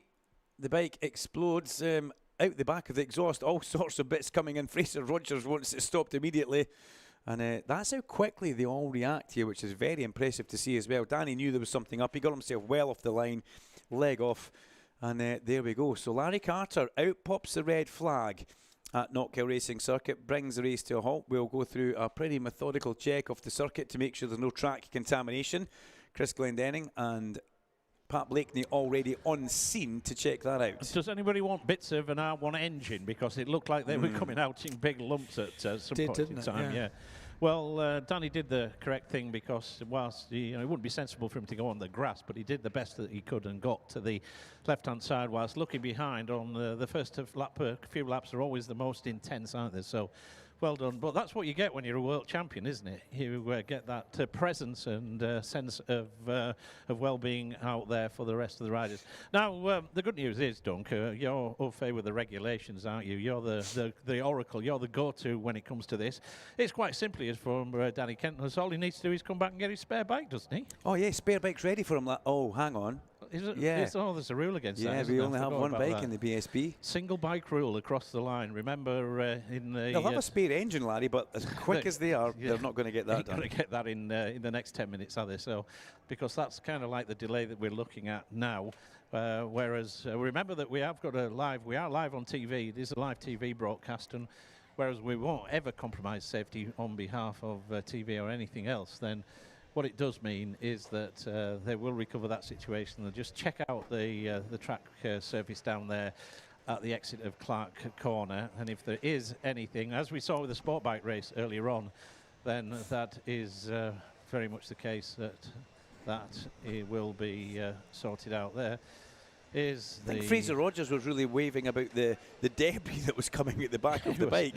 I'd like to think that the containment vessels that they have on these bikes looks like it's done a good job, because it doesn't look like there's too much in the way of panic out there.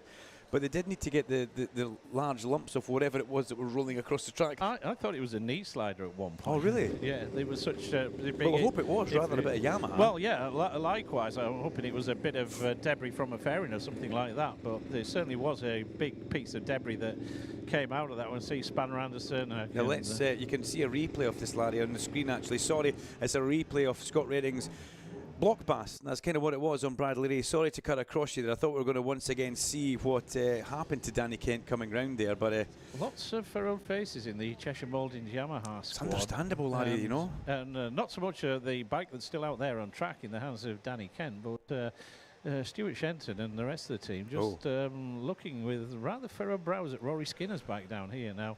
Hopefully we don't read anything too much into that. I can see Nigel Snook having a word with the team coordinator Steve Plater, but they do just keep striking the bike up and making sure that all is okay there. Well, obviously what they're concerned about is that they're sister bikes, aren't they? The two Yamaha R1s in Cheshire Mouldings. That's the Taz team run by nowadays Philip Neal, his dad. Hector very much just stays at home and watches things from a distance. His health precludes him from doing a lot of travelling these days, but that is the Taz team. They've run under the various guises over the years. There's Relentless Taz, Relentless Suzuki, most recently the likes of Cinetic BMW and Tyco BMW. That's the same team that have won that. They've won many honours on the roads, and the Ulster Grand Prix, the Northwest 200, the Isle of Man TT. One thing they've never won is a British Superbike Championship championship. They've won plenty of races in the time. Yeah. But they've been close. They've been close, but they haven't actually. Yeah, you're correct. They've not checked that one off. Not good if they've furrowed brows in the Rory Skinner camp. I know why they keep starting them up. I had to ask, why'd you do that? Just to circulate the water around to try and keep them cool. They've got the blowers in there as well. Well, of course, there's the tyre rule as well, isn't it? That they only run with a very limited number of tyres that we've got, 5 front, 5 rears. Larry, so can I interrupt? Sure. Restart over 25 laps. Grid position as of lap 3. No tyre changes is what it says on screen. Yeah. Quick start procedure.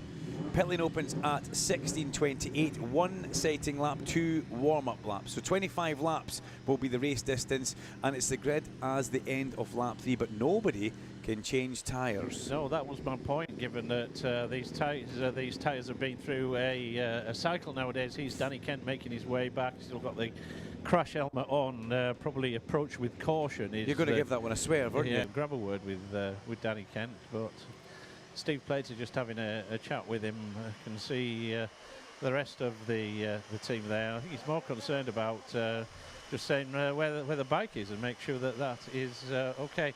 Steve, one of them things, isn't it? The R1 just let go there, but hopefully all is okay with Dan and we can get that job sorted out.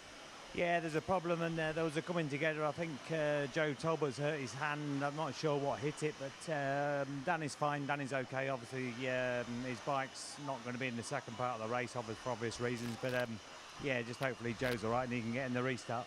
So you think it was a bit of debris from Dan's bike that caused that? I don't know whether it was the engine going terminal something, or whether it was a collision of the two when Danny suddenly slowed. I'm not sure. All right, thanks, Steve. Well, that would explain why. Yeah, big Nigel words here as well. Yeah. Terminal and explosion, we don't like to hear in bike racing, unfortunately. But Steve, very honest. That's one thing you will always get the honest truth from Steve Plater. Well, he has made his way back as there's Max Cook, and Joe Talbot is there in the garage. I wasn't aware of that. No, that was I, Larry. But he's just putting the right-hand glove on there, and it's looking. Darren, it's all okay. Just hearing from Steve Plater there that he might have just been caught up in that little coming together with Danny Kent. Yeah, he's tucked in right behind Danny, and yeah, he's took half the front of the bike out and hit his hand and handlebar pretty hard as well. So yeah, it's ripped the wing off it and all the carbon fairings off the side. So he's hit him hard, but he says he's good to go. Can you fix a bike as well? Can you sort that out in the time we've got? Yeah, all done. Yeah, so bike and rider good to go. Yeah, all right. Well, there you go. They're very fun. They're not making them like they used to. The fact is that the guys just had it coming together. He's ripped half the front of the fairing off, in the words of the joint team owner Darren Fry for the AGM Bimotor Steel Stock squad. Joe Talbot's give his hand a proper wallop. I can't work out whether it's his left hand or his right hand. Hopefully, from a control perspective, it's his left hand. That's the one that's going to do a little bit less work. And from the way that they look like they have been working on the bike, it is the left-hand side of the machine. So, by a series of deductions, I would imagine it is the left hand that Joe Talbot. But adrenaline is the best painkiller. If you could bottle adrenaline and sell it, Dunk, we'd be very, very rich men. I think if it had been the right hand, it'd be a completely different thing. It would have been a brake lever at the back of Danny Kent, and that's not worth thinking about at that part of the track. So let's hope that Joe is okay. Does a bit of boxing training, so he's probably used to having his hands a little bit sore. You stay away from him, Larry. Yeah, I was going to say, I nearly got a right hook there. Yeah, I can understand that. But there we go, not what we need to see, but a lot of information on our screen. We'll just recap that for you. It's a 25-lap restart, grid positions as of lap 3. No tyre changes for anybody in this race. Quick start procedure, pit lane opens at 16:28, which is 20 seconds from now. And there's one sighting lap to the grid and 2 warm-up laps. We're watching Joe Talbot come out from the garage. We can see that from the pit lane onto the AGN Steel Stock Bimotor. And there'll be one mechanic from each team to collect the rider, give them a fist pump, whatever happens, and then send them on their way around the circuit.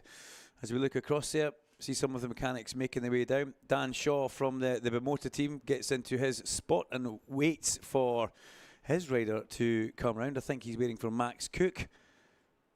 But yeah, that's not what they want. The riders, it's always difficult, Larry. You're ready to go, you get hyped up for the race, you go and do the race, you make a great start, bang, red flag. It's almost like, oh, we've got to stop and do it all again. And that's exactly what they are doing. Paid professionals making their way down. We can see Scott Redding just going onto track. He heads down to Duffus Dip, and he's chased by, is that Richard Kerr behind him? Yes, it is Richard Kerr. 25 laps, Alan.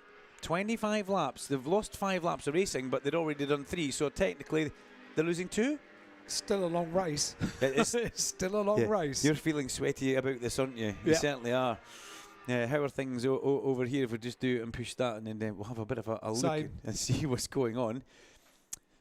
Scott Hargreaves across in the pit lane surveys a few footsteps, walking around in circles in the Honda UK garage, just wanting to know exactly what's going on. Binoculars are a commentator's best friend. That's one thing I can tell you. As we have a big look across here, just the next garage up from them, Dow Honda, arms folded, headphones on, getting ready to go. So we're waiting for Scott Redding and Richard Kerr to come up. There'll be 2 warm-up laps. Now, what they won't want to do is go too hard on these warm-up laps, because they're trying to save as much tyre life as they possibly can. But I've got to say, the Pirelli SC1, we have seen it give some fabulous, fabulous performances. It doesn't drop off as much as we have seen with other compounds of tyres if they're maybe a bit softer. I think that's Warren that just gives Scott Redding a bit of a tap. He heads off. Redding now on pole position for this one. because he was the leader when the red flag came out with Bradley Ray and Kyle Wright. Scott got a really, really strong start, as did the second row, Ryan Vickers. So let's see if Vickers can do the exact same again as they make their way on to 2 more warm-up laps.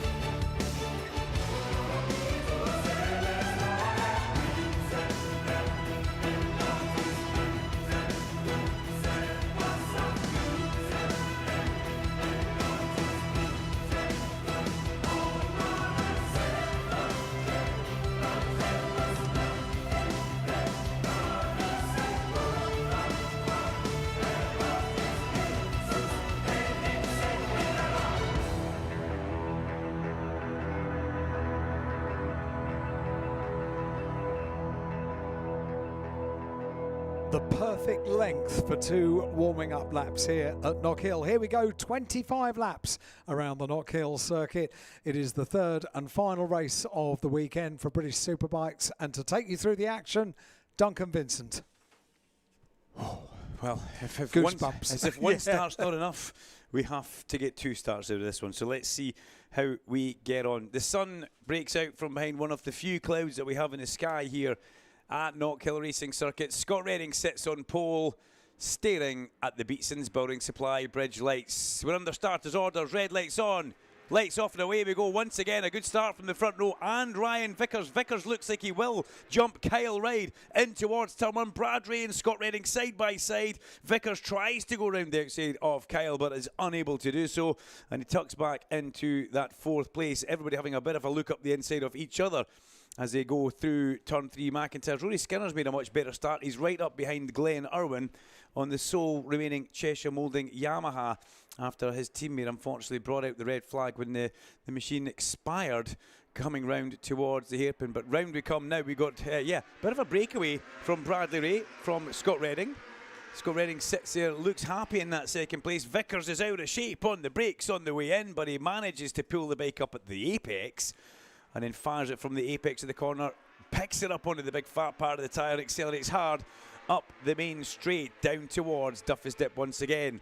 We're getting later in the day now. You can see the slightly longer shadows appearing on the track for these guys as they come past you at your favourite vantage point, and then it's through McIntyre's. We watched them go down through Butchers and then climb towards the Black Circles chicane. From the chicane you start climbing up towards the back straight of Clark Corner.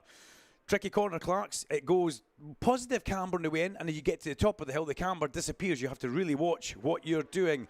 Heading towards the hairpin, Bradley Ray. Well, he's been watching what he's doing, and he knows he likes to lead from the front. If this is kind of what we did need from the outside casual observer looking in. We needed a disruptor. We needed something to upset the ride, and that ride would be Kyle over the crest of the hill. He still sits in 3rd place and looks menacing alone. Ryan Vickers just off the back of the Nitrous Competition Ducati as they make the break in towards McIntyre's. Braking zone into McIntyre's. It starts the minute you come through the left-hander of Leslie's.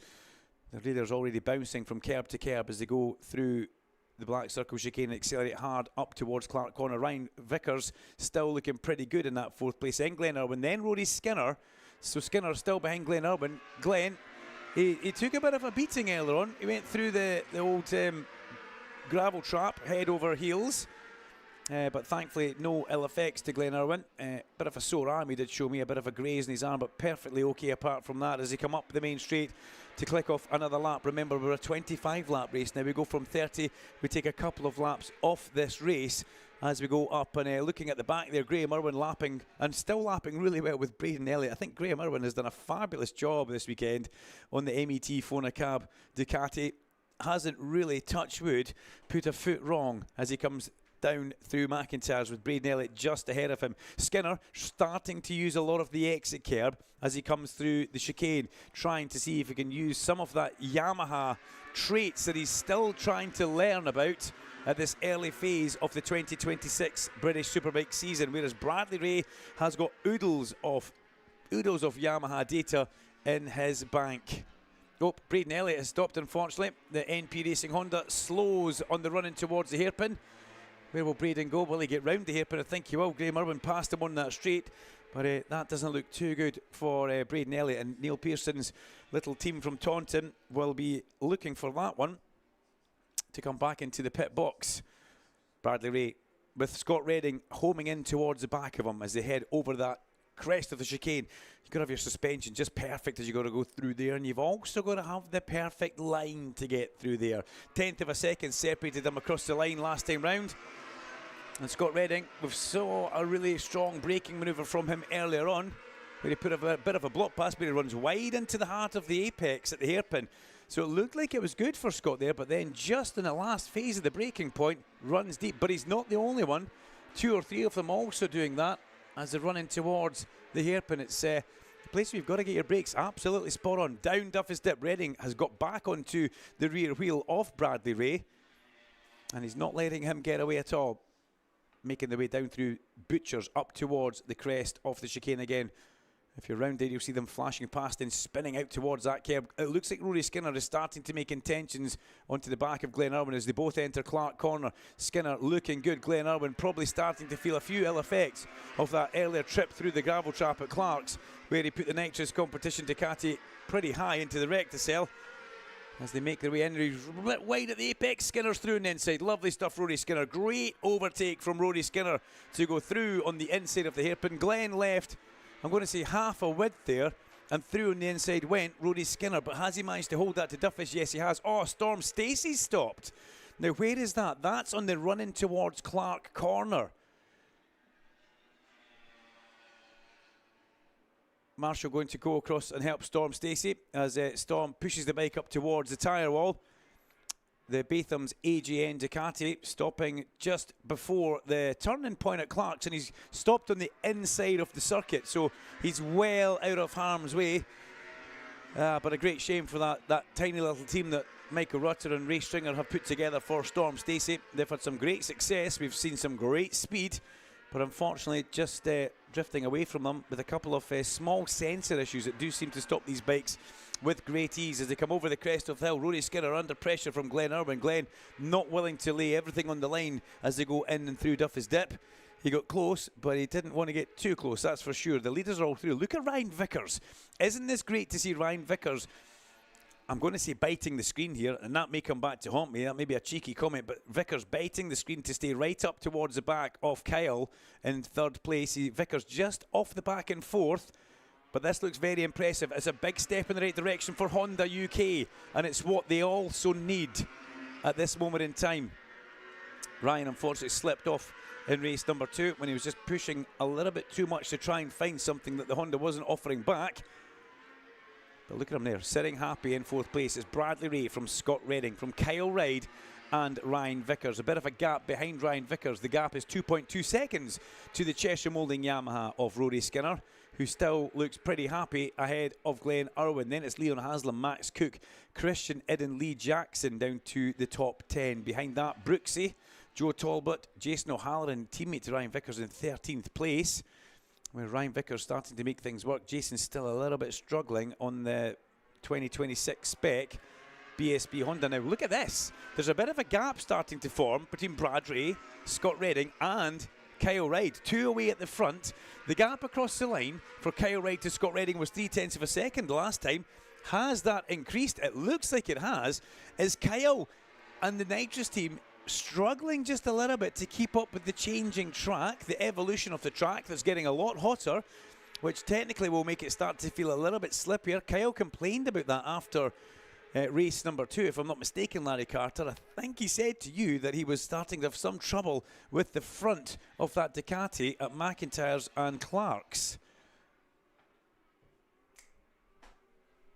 As we make our way through Clark Corner and head up over the crest of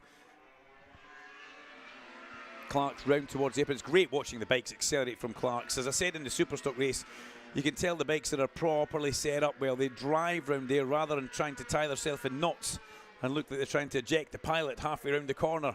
Crossing the line, Brad Ray, Scott Redding, Kyle Reid. What's the gap now? Half a second. That's 0.2 of a second has been put into Kyle Reid from Scott Redding back to third place Kyle Reid. So these two at the front have just got a bit more pace. If we look at the lap time last time round, Bradley Ray did a 47.7, Scott did a 47.8, and Kyle did a 47.9. So Ray and Redding have more pace than the guys behind them. But you know what will happen? It will come back in a heartbeat. That's the thing with Knockhill. One tiny, tiny error, and before you know it, the man that you were pulling away from is on your tail. I'm surprised that Scott Redding is sitting behind Bradley Ray. I'm surprised that he hasn't at least shown what we saw from Scott in the first part of the race. But he knows Brad so well. And Brad knows Scott so well. They race hard, they race against each other all the time. And as they make their way in towards Duffus, Scott Redding closes up on the back of Bradley Ray. Brad Ray gets a lovely apex as they come through McIntyre's. From McIntyre's, it's down the dip to Butcher's. The bike goes into that dip. They come back over the crest of the chicane, and you've got to try and manage your tyre. They're not really using the exit curb as much as the likes of Rory Skinner. Rory Skinner was all over that exit curb for quite some time, and he has pulled away from Glenn Irwin. Skinner looks like he's in a bit of a safe 5th place. I spoke to him just before one of the breaks we had today. You know what, Larry Carter, I'm going to agree with you. He had a bit of a furrowed brow as well. He says, I'm not going to win. I've got to kind of got to face that reality. I said, top 5, bring it home and do yourself proud. The two Dow Hondas chasing or changing positions and chasing each other in towards the bottom of the hairpin. I think that was Brooksy going past Jackson, as Bradley Ray now has Scott Redding issues all over him as they come through the bottom of Leslie's and in towards Butcher's. The gap now 0.6 of a second from Redding back to Reid. This is a little bit different of a form book.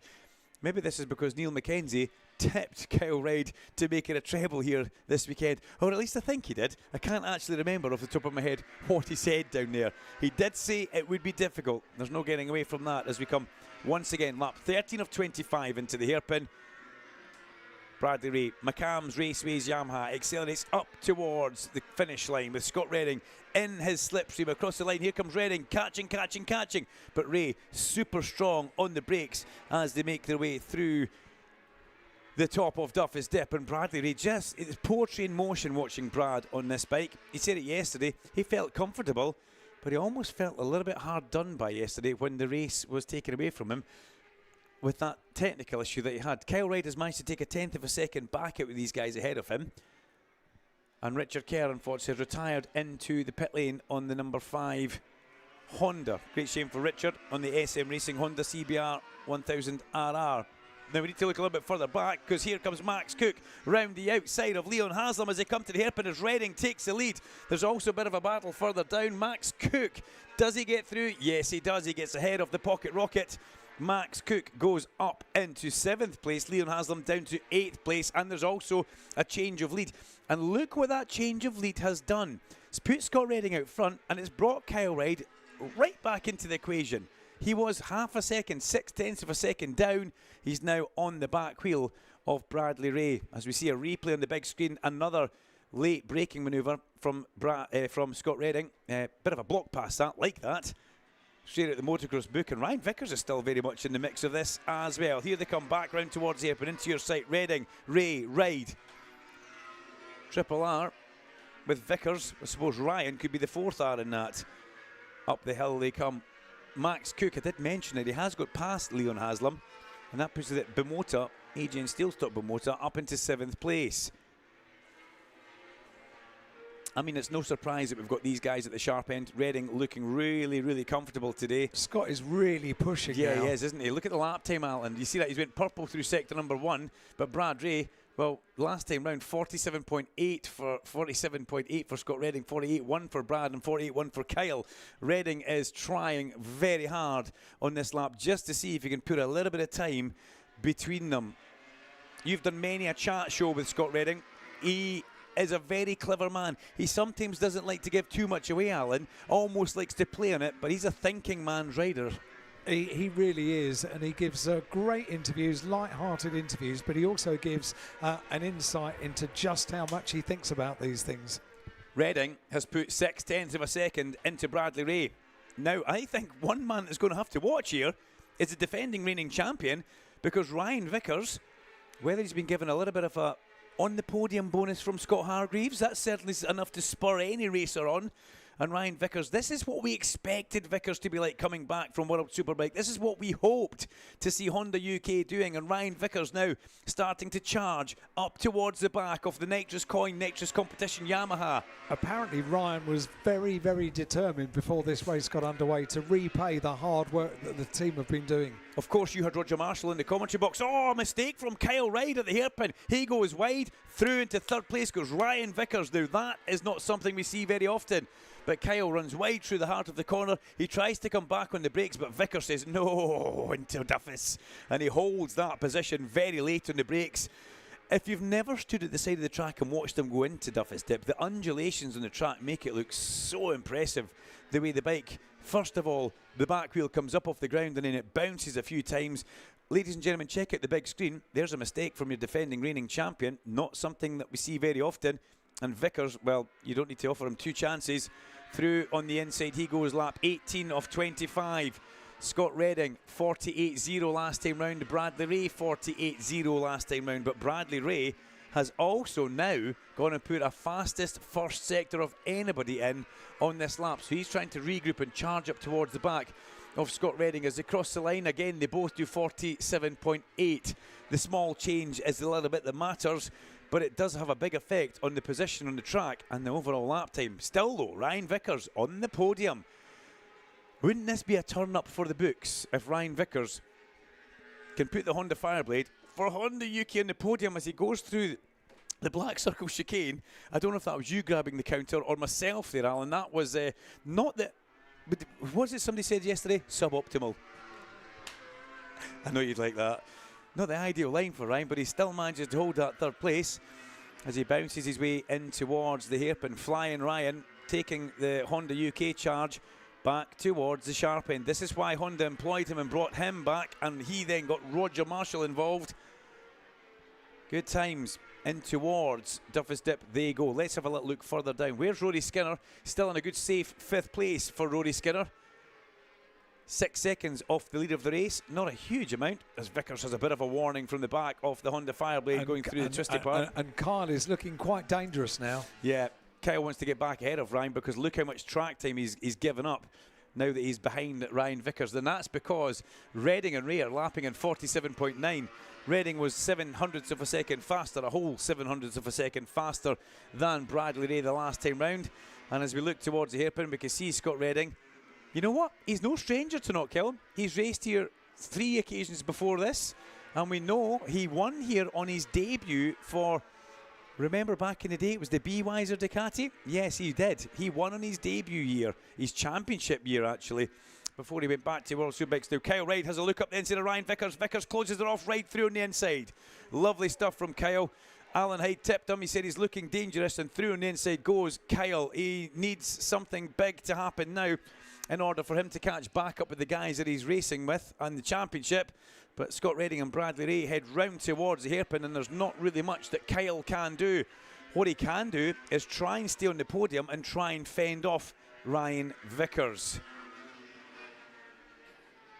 Sunlight basking on us here at Knockhill Racing Circuit. If you aren't here and you're listening from afar, well, you should have joined us. We have had a fantastic meeting.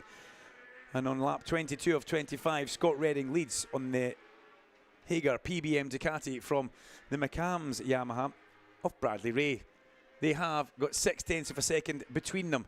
2.2 seconds further back behind Bradley Ray is the defending reigning champion on the nitrous coin nitrous competition Ducati, and that's Kyle Ryde. Then it's Ryan Vickers. Serious upturn, a bit of a glow up in performance for Ryan, and he's hanging in there with Kyle Ryde. 0.3 of a second separate those guys. Then behind Ryan Vickers, it's Rory Skinner. Is Rory Skinner got a Glenn Irwin coming in behind him? The last lap for Glenn Irwin was a 1/10 of a second. Was it a 1/10 of a second faster or slower? He was a 1/10 of a second slower than Rory Skinner. So Rory looks like he possibly has this covered as we move into lap 23 of 25. These are tense moments, but this is what we saw through the start of race 1 into race 2 and into race 3, Alan. Scott Redding was 3.5 seconds back. They halved that gap at the PBM team to 1.5 seconds. And I said if they can find another little bit of the magic, it will put them at the sharp end, and look exactly what they've done. Johnny Mowat and also James Mead on the electronic side of things, along with the rest of the guys in that garage, have done a job here for Scott Redding. And Redding then has to deliver on track. Graham Irwin is about to go a lap down on the MET Fonacab Ducati. Graham, he will be feeling this in his arms now, I can guarantee you that, as he goes up and over the crest of the hill, down towards Duffy's Dip. Credit to the man. Graham Irwin at 18th place. He has his best laps of 49.3, and he's currently lapping a second off that, doing a 50.3. He's got the race leader, Scott Redding, approaching at speed. The blue boards will be illuminated for Graham Irwin as he sees the leaders coming up behind. And Graham, look at that. Proper move from Graham Irwin, stays well out of the way of Scott Redding and Bradley Ray, and he knows Kyle's the next man in line. Alan, you gave me a fright. I gave myself a fright. I think the back stepped out for Scott Redding there. I was looking the wrong way at the commentary box window. Typical. There we go. Scott Redding having a bit of a warning from the back of the hay. Let's see a replay on this. Good stuff, Alan Hyde. Watch Redding coming through Clark Corner here on the big screen. Just enough. That's a warning. And what that does do for Scott Redding, it lets him know where his limit is as we move into the final lap. I'm still recovering from the scream I heard in the back of the commentary box. Sorry about that. It's okay. Sent me on a bit of a giddy moment there as we go down Butchers. For the last time of asking for Scott Redding, he goes through that black circle chicane and accelerates up the back straight to Clark Corner, where he'll come round and see the little black mark that he put on the track a lap or so ago. It was a lap ago. And then heads round towards the airpin. Redding Power has come back to Knockhill with the PBM Hagar team, and he has been strong at the end of the weekend where it counts. He gets back to an apex. We look across to the pit wall. PBM are on the pit wall. Redding wins once again at Knockhill, and he does it in style from Bradley Ray. Kyle Ryde in third place. Sensational for Ryan Vickers in fourth, as Frank and Jordan embracing the garage. Rory Skinner with a top 5. Glenn Irwin again 6th place, and Max Cook across the line in 7th. The pocket rocket Leon Haslam comes across the line in 8th place, with 9th place Josh Brooks and 10th place Christian Eden. That was sensational, that race. So impressed with what Johnny Mowat, James Mead and the PBM team have done, and Scott Redding's on his way around.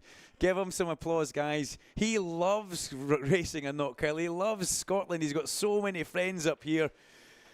And seeing him come round doing the kind of, what do you call that? The flappy arm dance? What would you call that? We'll call it the flappy arm dance. Yeah, go on, okay? do that, yeah. Credit to Bradley Ray as well. 2nd place in that race on the McCams Yamaha. He'll be pretty happy taking home points for that. And who's the taxi bike for Storm Stacey? Looks like a Ducati, or is it a Honda of Ryan Vickers? Somebody stopped to pick up Storm Stacey as they all head round towards the hairpin. A great race towards the end of the day, but it's Scott Redding on the Hagar PBM Ducati who takes the victory. Glenn Irwin is the taxi bike, and you don't want to see what they're doing on the back of that. It's not for TV, honestly, it's not. But there we go, Larry Carter. Scott Redding delivers for PBM. Bradley Ray 2nd place, and Kyle Ryde rounds out a very successful trip north of the border with 2 wins and a 3rd. As we watch the bikes coming back into the Park Fermi area, you can see Glenn Irwin picking up his good friend Storm Stacey, and he'll drop Storm someplace in the pit lane. Possibly not at his garage, but that's good to see. Scott Redding stopping at the hairpin. What are we going to see from Redding Power? We saw yesterday some knee sliders going into the crowd. Give him some appreciation, guys. This is your race 3 winner. Super. This is what we like to see Scott Redding do. This is what he does best. He is a showman at heart. very much a showman. He knows Well what people caught, like. sir. And what's he doing? What are we getting? Are we getting gloves into the crowd? There we go. That's quite a throw from Reading as well. Brilliant stuff from Scott. Don't throw the helmet in the crowd. You need that for the rest of the year. Fabulous stuff from Scott Reading. That's what the crowd want. That's what Reading wants. PBM want the same. But Larry Carter wants him back in the winner's enclosure for an interview. Super stuff. That's what it's all about, isn't it? Absolutely brilliant. Good stuff, Alan. He comes in standing up on the foot pegs, taps the bike, and he'll be ushered in towards the winner's enclosure. What a great end to the weekend for Scott. He hasn't been 100% happy with how things have gone throughout the course of it. He had a lot of work to do, that's for sure. But finally getting onto that top step off the podium, you can see him. If you're looking at the big screen, that was Warren, his mechanic, was giving him a big hug. Harry Parkinson runs in as well. And then also we get across there John Hebson and Frank Bird. Great stuff. And Larry Carter sounds like he's across there as well. Yeah, sorry about that. Don't just getting the winners of the Hizzy Flying Haggis Award, which is Brad Ray, and the Neil Mackenzie King of the Hill, which is Carl Ryde. So we will be making them podium presentations in between the main podium presentation down here. Carl Ryde just had to just admit a little bit of defeat on that one. Well, Carl, the winning run was going to come to an end at some point in time, but you couldn't give him much more there. No, just happy with myself for having a battle with Ryan to get that extra couple of points and another trophy to take home. So yeah, I was really struggling in that race for grip and made it a lot of hard work on my arms, and I've not got much energy as it is. So yeah, I found something extra to get that third place, and yeah, increase the Championship League coming into the weekend. So good job. Yeah, points make prizes. That is what it's all about. Well, there is where's Brad Ray just talking to his manager Shaky Byrne as they get the lowdown there, and it's not a bad weekend. Not a bad weekend, Brad, all things told. It's not the victory that you wanted, but reasonable points all, notwithstanding yesterday's failure. Yeah, that's it. Solid Saturday. We was in the mix the whole race there. Scott had a fair bit of pace then towards the end. I tried to keep him honest and put the pressure on, but he just had a little bit more than me in that race. But overall happy. Big thanks to the team. We've done a mega job. We're the only ones at the minute trying to take it to Ducati, so got to be proud of what we're doing. You're doing a cracking job, Brad. Absolutely, you 100% on that one. Scott Redding moves in with the Nitrous Competitions Racing Ducati squad, and yeah, just no doubt. What was grip like for you, mate? Well, no, it wasn't so good. What was it like for you? Well, Scott Redding just having a chat with. Congratulations, Scott. That's the victory you've been searching. Oh, that feels so good, baby. Yeah, what to say, that was a difficult race. Just knowing what the tyres were going to do after the red flag. I felt pretty racy at the start. And yeah, the second start, I felt okay, but not as good as the first start we did. So I stuck behind Brad, and I felt my bike was working a bit better. You could see turn 3 up over the chicane, I wasn't losing so much time. And then I could make steps and just held a consistent pace.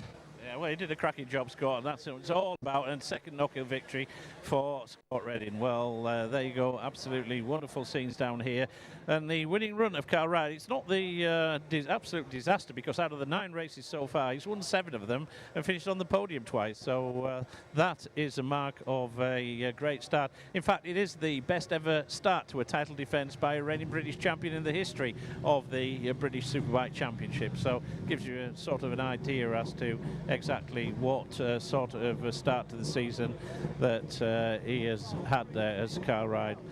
Well, what we're going to do is the TV interviews are going to take a little while. As we said, when we do this, we'll do the podium presentation and we'll integrate the additional awards into the podium presentation before we go with the anthems and the bubbly. So we'll do the 3, 2, 1, then we'll do the Hizzy Award, which goes to Brad Ray. We'll do the Neil Mackenzie King of the Hill Award, which goes to Carl Ryde, and then we will do the national anthem and the Prosecco bubbly spraying. So that should be the plan, Al. Hopefully it comes off. Quick question for you, Larry. How many people call you baby? Baby, yeah. And end it with a yeehaw. Not many, Al, not many. We don't command that much respect in the paddock as it is, but Scott Redding takes things to new levels. See whether or not any of the there is Jordan Bird down there. There's There's Frank. Franco, grab a quick word with Frank. That makes the weekend worthwhile, Frank. Yeah, absolutely. I'm absolutely buzzing. The boys have been working so hard. We're a bit off the pace, really, to be fair, in the first race. So to show all the work the boys have been doing in the garage and to come with the win and by a little bit of a margin as well. So yeah, no, really, really happy to do it on Father's Day as well. So yeah, even better. That was the point of Father's Day, and this is your local track as well. You're based 100 miles down the M6 at Penrith. Alton and Knockhill, very much your local tracks where the team's had so much success over the years. Yeah, that's right, and yeah, we're happy to keep it on going. So yeah, Snetterton up next, and that's been a happy hunting ground for us in the past. So yeah, we'll keep this form going, hopefully. Another bonus to pay though, Franco. It doesn't get any easier, does it? There's always a downside to it. Thanks for reminding me. I'll have to see if I can weigh in with a bonus myself, Frank, on that one. But well done to the whole PBM team. There's Callum Bay just down there as we're talking to. Callum, we never got to have a chat to you on the grid, mate, but you always managed to do something silly at Knockhill, don't you? It's never been a lucky place for you. Yeah, it's somewhat of a curse, this place. I'm hoping in a few years to redeem that at some point, but yeah, I'm a bit burst, to be honest, laddie. What was worse, the actual crash itself or the rollicking you got when you got back to pit lane from the gaffer here? Well, the first thing I thought that was going through my head upon landing was I need to stand up because I know she'll be in pit lane freaking out, so... Freaking out. All right, okay. A great weekend for you, Jordan, as well. Congratulations. Scott deserved that. No, it's a special day to get a win as well. I know my dad's not here with us, but he's always watching, so yeah. It always is. He always is, darling. Don't you worry about that. That is very much the case, Jordan, there. Just his Father's Day and very much the legacy of the late, great Paul Byrne. He should still be with us, shouldn't he, really? But he lived his life in the fast lane and he was never going to see out a full innings in this world, wasn't Paul? But also, Larry, he treated this like his home round. It was such an important round for Paul coming up to Knockhill because he had so many local sponsors up here. Yeah, absolutely. Well, he loved the place as well. We had his private helicopter pilot here, Dogger, yesterday as well, if you recall. From years gone by. I don't think he could fly a push bike, let alone a helicopter, Dogger. But anyway, that's his legacy. We're heading round to the podium now, Duncan. What we'll do is, I've got your message about trying to keep the radio mic in sight. I'm actually at the back of the Knockhill the office, and it's actually working wonderful down here. I think we might be okay. That's because we've got a Michael Simpson. We've been working on things. Yeah. All right. Well, that Michael wasn't just a superbike race, by the way, Larry. That was that's a busy session for that night.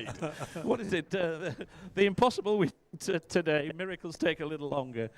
That is what they say. Well, just waiting for the riders. It might take them a little while to come round here. We're just down by the podium, so you can see that it is just breaking up a little bit.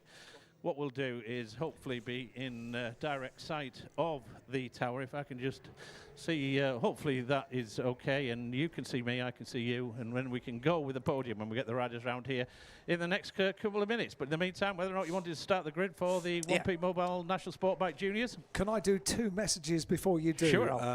Duncan, yes, if that's please okay? do. Because people have taken the time and trouble to WhatsApp in. Hey, please, can you do a Father's Day shout out to Cod from Kyle? Thank you very much indeed. And this one, hi, please, can you do a shout out to Josh Proctor cheering on Storm Stacey? Come on, Storm. And the final one, it sort of ties up a story that we've run all weekend, is from Nikki, who says, I think we need to say a big thank you to the Carrot of Happiness. It was £8.10, well spent. I'll buy it its own beer next year. Nikki B, now at the track. And that is because it is the Carrot of Happiness, the Carrot of Joy, which was planted down at the hairpin on Wednesday here at Knockhill, including Stuart Higgs, the boss of the British Superbike Championship, in order to bring good weather. And I tell you what, I'm sure you'll all agree, yesterday and today, we've had it. Ellie Watson was the person who had the carrot idea and paid the Etsy witch £8.10 for the sunshine spell. Apparently Stuart Higgs has told me that he's employed her for the rest of the year and he's taken her up and down the country. There we go. Finn Smartweeden joins us in the commentary box. Normally, if you were finished, you'd be away home because you'd have a long, long journey to do. But Finn Smartweeden is very much in the commentary box. Only a couple of miles up the road to Perth. You'll be absolutely fine. So you can do the 1P Mobile National Junior Sport Bike Championship race with this 15-lap final race. Marley McKenzie on pole from Kyle and Shuttlewood, and Lakin Payne with Freddie Oakley, Luca Hopkins and Luca Wilkinson on row 2.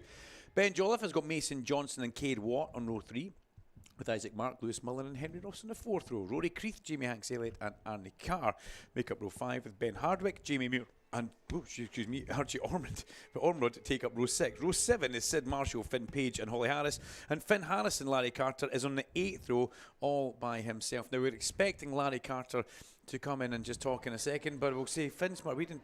Oh, hang on, Larry's on the podium. We can see him there on big screen HD Jumbotron. Yeah, well, what I'm doing, I don't normally come up onto the podium, but I've done it just so that we do get a better reception for this, and we can get the various people to make the awards as well. So let's get them up here then in the 9th round of the Zinn British Superbike Championship with Pirelli, and onto the podium for a 9th time this season for Nitrous Coin, Nitrous Competition Ducati, Carl Ride.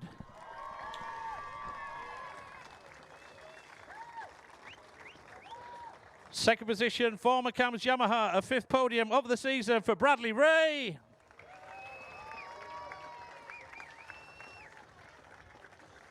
And taking a 2nd win of the season for Hager PBM Ducati, the race winner, the Cowboy, Scott Redding. And Johnny Mowat will collect the team award on behalf, steady on Johnny, who came in, do you need help? On behalf of the Hager PBM squad. And we'll ask Natalie Mill on behalf of the title sponsor Zinn to make the podium presentation to the 3rd place rider, Kyle Ride, 70 times now on a BSB podium and a 6th here at Knockhill. 2nd place then for Bradley Ray, 60 BSB podiums and a 7th here at Knockhill for him. And the race winner with a 20th career victory in his BSB career for Scott Redding. And the team award as well to Johnny Mowat on behalf of the Hager PBM squad as they take that back to their base down there in Lancashire. And also 2 ancillary awards, because this is one of the most prized possessions in British motorcycle racing. The Steve Hislop Memorial Trophy, the Flying Haggis Award, goes to Bradley Ray. Thanks to Wallace for making that presentation. And also for this year as well, we've got the Neil McKenzie King of the Hill for the best overall performance, and that goes the way of Carl Ride. Presented by Neil McKenzie himself. So now, ladies and gentlemen, your respect please for the race winners. National Anthem.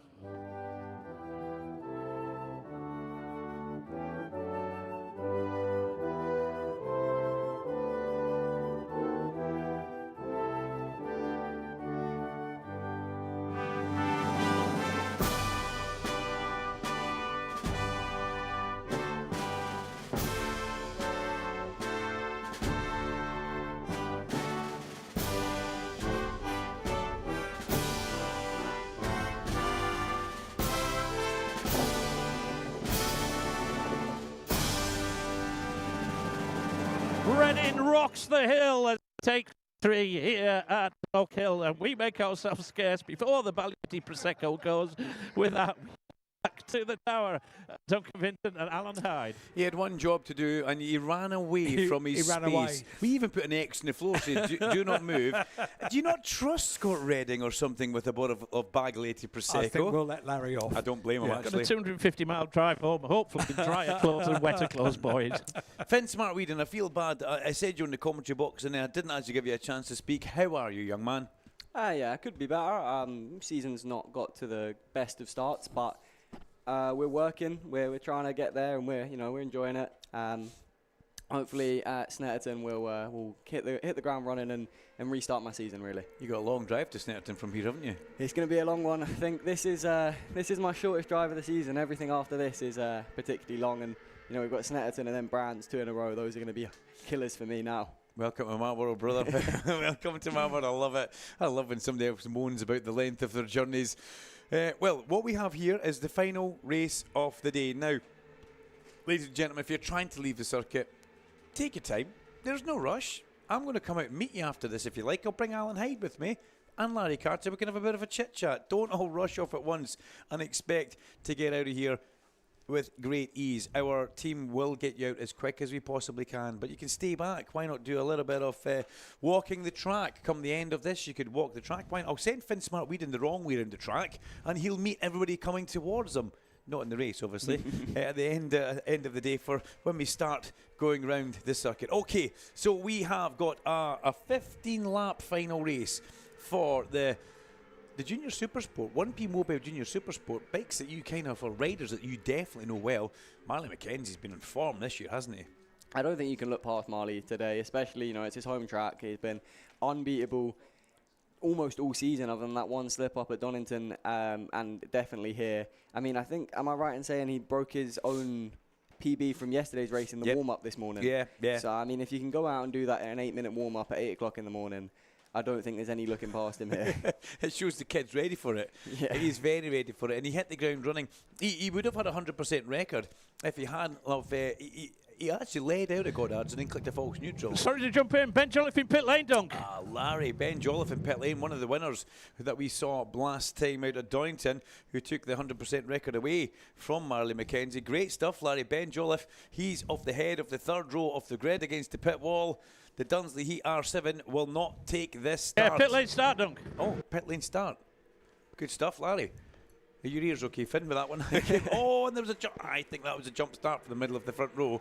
We'll come back to that one. We'll let Race Direction deal with that. Already ahead of Marley McKenzie, Kylan Shuttlewood. Let's just say he was keen to get going there, Finn. Not that there's anything wrong with that. I wish I'd put that screen there earlier on. I would have been able to see the television, Alan Hyde. What a great inspired manoeuvre that was. He's not going to be in front for long, though, is he? There with Marley McKenzie straight back through at turn 3. Yeah, Marley knows that he has the pace. He won by 10.5 seconds, and he just rode away from the field, which is great to see. When you're a rider, if you can do that, it gives you such confidence, Finn. He looks so good round here, just everywhere. He looks like he just carries so much more speed than everyone, and he looks so settled. Other people are, making a little mistake into the last corner where they're trying to push their braking marker. Marley just looks so settled everywhere. I think he's just got this place nailed. And what I need to say is everybody will think, oh, he's a local guy. He's done lots of racing up here. It couldn't be further from the truth. Marley has not done a lot of racing on this track. He's a couple of years of Super Teen, and that's really it. He was never a big club racer. Good grief, a bit of elbowing up the straight. Lake in Pain. Is that Lake in Pain? Not happy with Kylan Shuttlewood at all as they come up the main straight there. That was a little bit cheeky, elbow to elbow, coming towards the pit wall. That's, as a rider, you're looking for a little bit of respect rather than an elbow, Finn. Especially on lap 1 there. I think Kylan just wanted to go with Marley, and I think Laken's probably got the same idea. But, in a race like this where Marley's clearly got such an advantage over the two of you, you can't be duffing each other up like that on lap 1, and you're definitely going to lose the toe. Yeah, you don't want to lose the toe, that's for sure. You've got to try and stay with Marley McKenzie.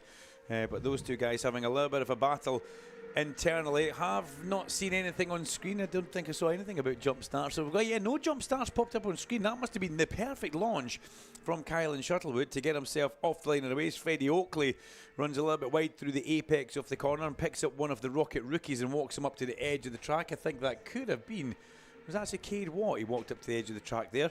There certainly wasn't a lot of room left on the exit curb. As we see Luca Hopkins in the mix, 3 wide. There's Lewis Mullen. Where did that go? Did they all get through there? Lewis Mullen entered that corner pretty heavily, but thankfully managing to get through. Yes, he did. And he stopped with a technical problem yesterday. The technical problem stopped Lewis Mullen and brought him into the pit lane, but he did actually get back out of the pit lane. And when he got back out, he had the pace. I mean, he went out in front of that second group, and I think he had the pace.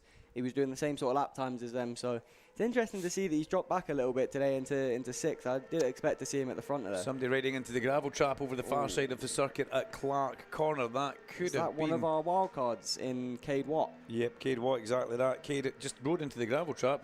Didn't see anything going wrong, nothing untoward, but he gets back on track. Back into the action, and away he goes. Marley McKenzie leads over the line. 1.3 seconds is his lead. Oh, good grief. What are they doing? Why are they trying to touch arms on the straight? Some more elbows. Kylan Shuttlewood is not having a good time here today. Elbows out down that back straight with everyone. Look at Hopkins that time on 41. Won the SBR, Team SBR with powered by DKS Drilling. ZX 4RR, but I'm not into elbows getting thrown about the place unless it's in a UFC match, to be honest, or WWF. That's more of my era. But that was quite strange there, as one of the other Rocket rookies a little bit further back. I think that could have been Jamie Muir using all the track and a little bit more coming through the chicane. Freddie Oakley as well coming out of Clark's there using the green. Yeah, that's a no-go area, isn't it? It's going to be interesting to see if we get anyone with the penalties here today. He said on these little bikes you have to use all of the track, and sometimes you just snag that little bit extra when you're trying to carry the corner speed. So I think that might play a part in the race here with that second group battling. Oh, Stuart Higgs won't miss them, that's for sure. You know, he won't miss them. They'll catch everything that goes on. And you know what they've got to do is they've got to teach the youngsters a lesson. That's it. You've got to play by the rules. This championship for 14 to 23-year-olds. So you can start quite young in this, and you can work your way all the way up to 23 if you want. But through on the inside was that Luca Wilkinson. That was a big manoeuvre on Kylan Shuttlewood. Kylan Shuttlewood just seems to be going backwards he's and going backwards here. Yeah, rather than going forwards and holding pace, maintaining, Kylan is going backwards. And here comes Freddie Oakley up the inside of the Clarks. There's a long way back. And he kind of half committed, Freddie, but then was nowhere near going through. It's a hard place to make the overtake, though, because you try to outbrake and you don't do a lot of braking into there, so you really have to commit to it to get the overtake done into Clark's. Mason Johnson up the inside on the pink and blue Dunsley Heat R7 was a little bit sketchy for getting stopped into the hairpin. Thankfully he didn't bury himself into the side of the baby blue number 4 of Henry Ross on the HR Racing's Eric's 4RR, but Henry had probably no idea that was incoming his way at that moment in time. But good, strong race this, and we're already on lap 6 of 15. That's how quickly we go here at Knockhill Finsmart Whedon. It's non-stop action all the way. Fastest lap of the race, 54.3 for Marley McKenzie. I don't think he'll be happy with that, though. I was speaking to his engineer this morning, and he's going for the lap time quicker than the Super Team lap time from last season. And is he? Yeah, that's what he wants. He wants to break that. I know he will get the lap record either way, but he wants to get what was the Super Team lap record as well. But we don't need to fireball it into the fence, really, do we, Marley?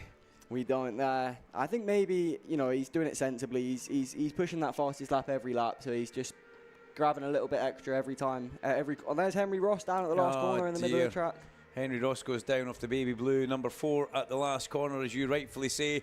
He picks up and just walks away from that. Wants nothing more to do with that. Looks like he's maybe just twisted a wristy. Let's see a replay on the big screen. Look for the blue bike coming into your shot now. What does he do? Classic. Oh, that's a horrible one. Kind of all caught up in that. You're almost better to get completely off the bike in the first one rather than tangle yourself up 2 or 3 times with it. Yeah, he looks like he's hurt his wrist there, and it's those kind of ones that do it. It's not even maybe the contact with the bike. It's just that forces is going through as he's flicked it right and then left again. It's not nice to be having your hands holding onto that when you... Listen, pal, you know all about that. You remember you came to Knockhill, you dug your shoulder into a gravel trap after just getting yourself back together, the same bad shoulder. Yeah. Sometimes getting off the bike isn't the problem, it's what happens in that little bit after it. So yeah, great shame for Henry Ross. Good work from the Port West Race Safe Marshals down at the hairpin. They've got themselves tidied up and away they go. As we look and watch the bikes coming up over the crest of the hill, it's pretty much action aplenty here as we come down to Duffy's Dip lap 8 of 15. The race really going away from us pretty quickly. Yeah, I almost feel bad for Marley McKenzie a little bit here. We've not really given him much commentary, and he's not getting much TV time. He's just a little bit too far ahead to be getting that. But what he's doing here, I just want to point out, is so impressive. He's led from, he didn't lead into turn 1, but everything after that he's led, and he's just put the hammer down and gone out and done, 6/10 quicker this lap than everyone else on track, ran a circuit that really isn't a lot of time to be made. Ben Jolliffe back on track. That pit lane start for Ben that we saw. Where has he worked his way up to 12th place, just ahead of Ben Hardwick that we saw in the background there. Ben Hardwick actually got black flagged yesterday for being on track without a belly pan. It's quite a large area of the bike to forget to put on. Yeah, I'm not sure how that one's happened, really, to be honest. Yeah, not something you want to see, rightfully so, for a black flag there, just in case. I think battle here, Kylan Shuttlewood and Luca Wilkinson. Interesting, Luca Wilkinson was obviously on the podium yesterday. Kylan Shuttlewood, a podium finisher last season, was second on the grid here for today's race. Clearly got the pace, but it seems like this race has just spread out that little bit, and some of these people that you'd expect to be battling for the podium are battling really for 4th, 5th, just because there's that bigger bit of a gap between everyone. It's not normally that we see the pack splintered like this. So yes, Marley has been away at the front, but the battles have been pretty intense. What we have seen is Marley win race number 1 at most places, and then everybody ups their game and catches up with them with race number 2. But this weekend, I've got to say, Marley McKenzie just looks in a different postcode. Look at this. Let's not have more elbows flying here on the main straight, please. They're getting quite close to each other. There's no need for that, to be honest. When you're out on track in the heat of the moment, I guess you can get to a point where you think you need to battle for the position that hard, but it's a flat out straight going down into turn 1. You don't need to be doing that. I like that, Finn Smart-Weedon. I like your outlook on that, and I agree 100%, and I think Race Direction will as well. If it does get out of hand, they will very much definitely be clamping down on that. But as we come up the back straight, Lewis Mullen finds himself in 4th place after having to pit yesterday but get back on track. But the 1P Mobile National Junior Sport Bike Championship, number 4 to the medical centre. That's Henry Ross. He's going to take a little trip to the medical centre. So you're probably right. You probably did kind of, just catch all the bits that you're not meant to catch on the wrists and that down there. I think in this race here, looking at issues like you said, Lewis Mullen, I think really impressive from him and from Laken Payne. Both of them rookies to the class, rookie to BSB, so never have been to this circuit before, and to be up there in 2nd and 4th. Marley's got round to the front and really set the pace, but them two aren't miles away, and they're both rookies in BSB, while Freddie Oakley, Luca Wilkinson, Carlin Shuttlewood have all done laps around this place before, so really impressive from them two at the front. About to see a replay on the big screen of Mason Johnston. No, good grief. Talk me through that, please, Finn. I think Mason's just tried to get the brake on him there, go through on the brakes, but sometimes when you're the one being passed, you think you can get back underneath in the braking zone if they're pushing too far into the corner, if you think they're going to run wide. And I think whoever that was behind that Rocket Rookies bike has maybe just tried to go a little bit too early. Maybe should have pulled the brake a bit harder and just slotted in behind, because it was clear to see that Mason was going to run wide there. Yeah, Rory Creeth. Yeah, Mason had that thing on the front wheel. The back wheel was locked up. It was sideways on the way in. But I can still go round outside of him, is what Rory Creeth was thinking, and unfortunately he couldn't. We see Luca Wilkinson on 76 as we're on lap 12 of 15. Luca Wilkinson in 4th place with Lewis Mullen, Freddie Oakley behind him. And then, if I'm not mistaken, behind Freddie Oakley, it is Kylan. If I do this, you'll know exactly what I'm talking about. Elbow in the ribs. Kylan Shuttlewood as they make their way up the back straight. The sun's still shining on the back of Knockhill. And Graham Waddell enters into the commentary point. Great to see Graham. He's been a very busy boy today. Not a naughty boy, very busy boy down at the Knockhill VIP Hospitality, and great to see Graham across here in the commentary point. He was with us all day on Friday watching this lot going round. Remember Friday's a distant memory, the weather, isn't it? I don't even want to think about Friday. Let's stay in the good weather on Saturday and Sunday. Absolutely. Mullen in a big slipstream with Wilkinson up over the crest of the hill for that 4th and 5th place battle. But it's 4.8 seconds Marley McKenzie's lead, a 54.051 over Laken Payne, and then Luca Hopkins, who's battled his way through on the Team SBR powered by DKS drilling bike for Steve Brogan, up into that good 3rd place. Then it's Wilkinson, Mullen, Oakley and Shuttlewood, the battle that we can see making their way up towards Clark Corner after rumbling through that black circle chicane.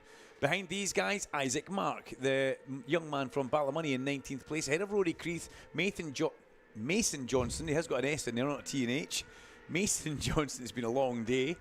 Behind Mason Johnson, we have got Arnie Carr, Ben Hardwick, Jamie Muir and Jamie Hanks Elliott down to 15th. But there goes Marley McKenzie across the line. I've got to say, I'm not going to say effortless, that's wrong, but faultless so far. 5.082 seconds, impressive stuff. Not quite managed to break that 53 that I know he'll be wanting, so I think he's he might want it, but he'll be under strict instructions not to do anything silly. Yeah, definitely, and I mean, he's got such a big lead here. He'd be thinking about the championship. I mean, we're only 3 rounds in, but it's an 8-round championship. And who's that down a big crash there? Was that Kylan? Is it Kylan? No, it's one of the Rocket Rookies, I can tell you that. And one of the Rocket Rookies. We'll wait to see him coming through. Rory Creeth hasn't set a time, and Rory Creeth was number 18 behind Mason Johnson going down at turn 1. Yet Rory Creeth is on 18. What does he do? In towards Duffy's Dip. He's offline. He's still on the brake. Down he goes. And oh dear, that bike, well, a bit second-hand in the run down there. I think you could. I don't want to say you could see it coming, because they're all out there trying their best and no one's doing anything dangerous. But just when we saw that into the last corner with him and Mason Johnson, it looked almost similar there into turn 1, where he's just got a little bit too close to the back of him and not really had the space to turn in. So maybe just he was a little bit quicker than Mason on the brakes there and not quite good enough. They certainly did a good roll down the hill, didn't they? But that's not something you want to do. Rory Creeth, unfortunately, takes himself out of the equation as we're on to the final lap. Time flies when you're having fun, Finn. Marley McKenzie coming into the last corner here to wrap up the race. Yeah, Marley McKenzie has led from start to finish as we watch him coming into Taylor's turn. Marley McKenzie is going to make it a lovely double here at Knockhill Racing Circuit as he heads up towards the checkered flag. The flag flutters in the breeze, and he's done it. He looks delighted, punching there. His local sponsor will be happy as Lewis Mullen sticks her on Luca Wilkinson. Second place for Lake and Payne, third place for Luca Hopkins. And the drag race to the line, will Wilkinson come back across the line? Yes, Wilkinson takes it from Mullen by 200ths of a second. Behind that, we have got Freddie Oakley, Kylan Shuttlewood, Isaac Mark, Ben Jolliffe, and Mason Johnson rounding out the top 10. Ladies and gentlemen, the racing is effectively over. We'll call the last couple across the line, but what a day we have had here at Knockhill Racing Circuit. Summer arrived and hit us square between the eyes. Thankfully, everybody looking nice and tanned out there on the bankings. Arnie Carr in 11th place, Ben Hardwick in 12th, Jamie Muir in 13th place, Jamie Hanks Elliott in 14th place. You caught Cade Watt going off the track. You called it, Finn Smart-Whedon, and you were 100% correct. Cade's 15th place, with Archie Ormrod in 16th. Sid Marshall across the line in 17th. The lovely Holly Harris across the line in 18th place. And Finn Harrison in 19th. Unfortunately, Rory Creeth, Finn Page and Henry Ross not finishing that race. But, well, there we go. Marley McKenzie doubles up north of the border.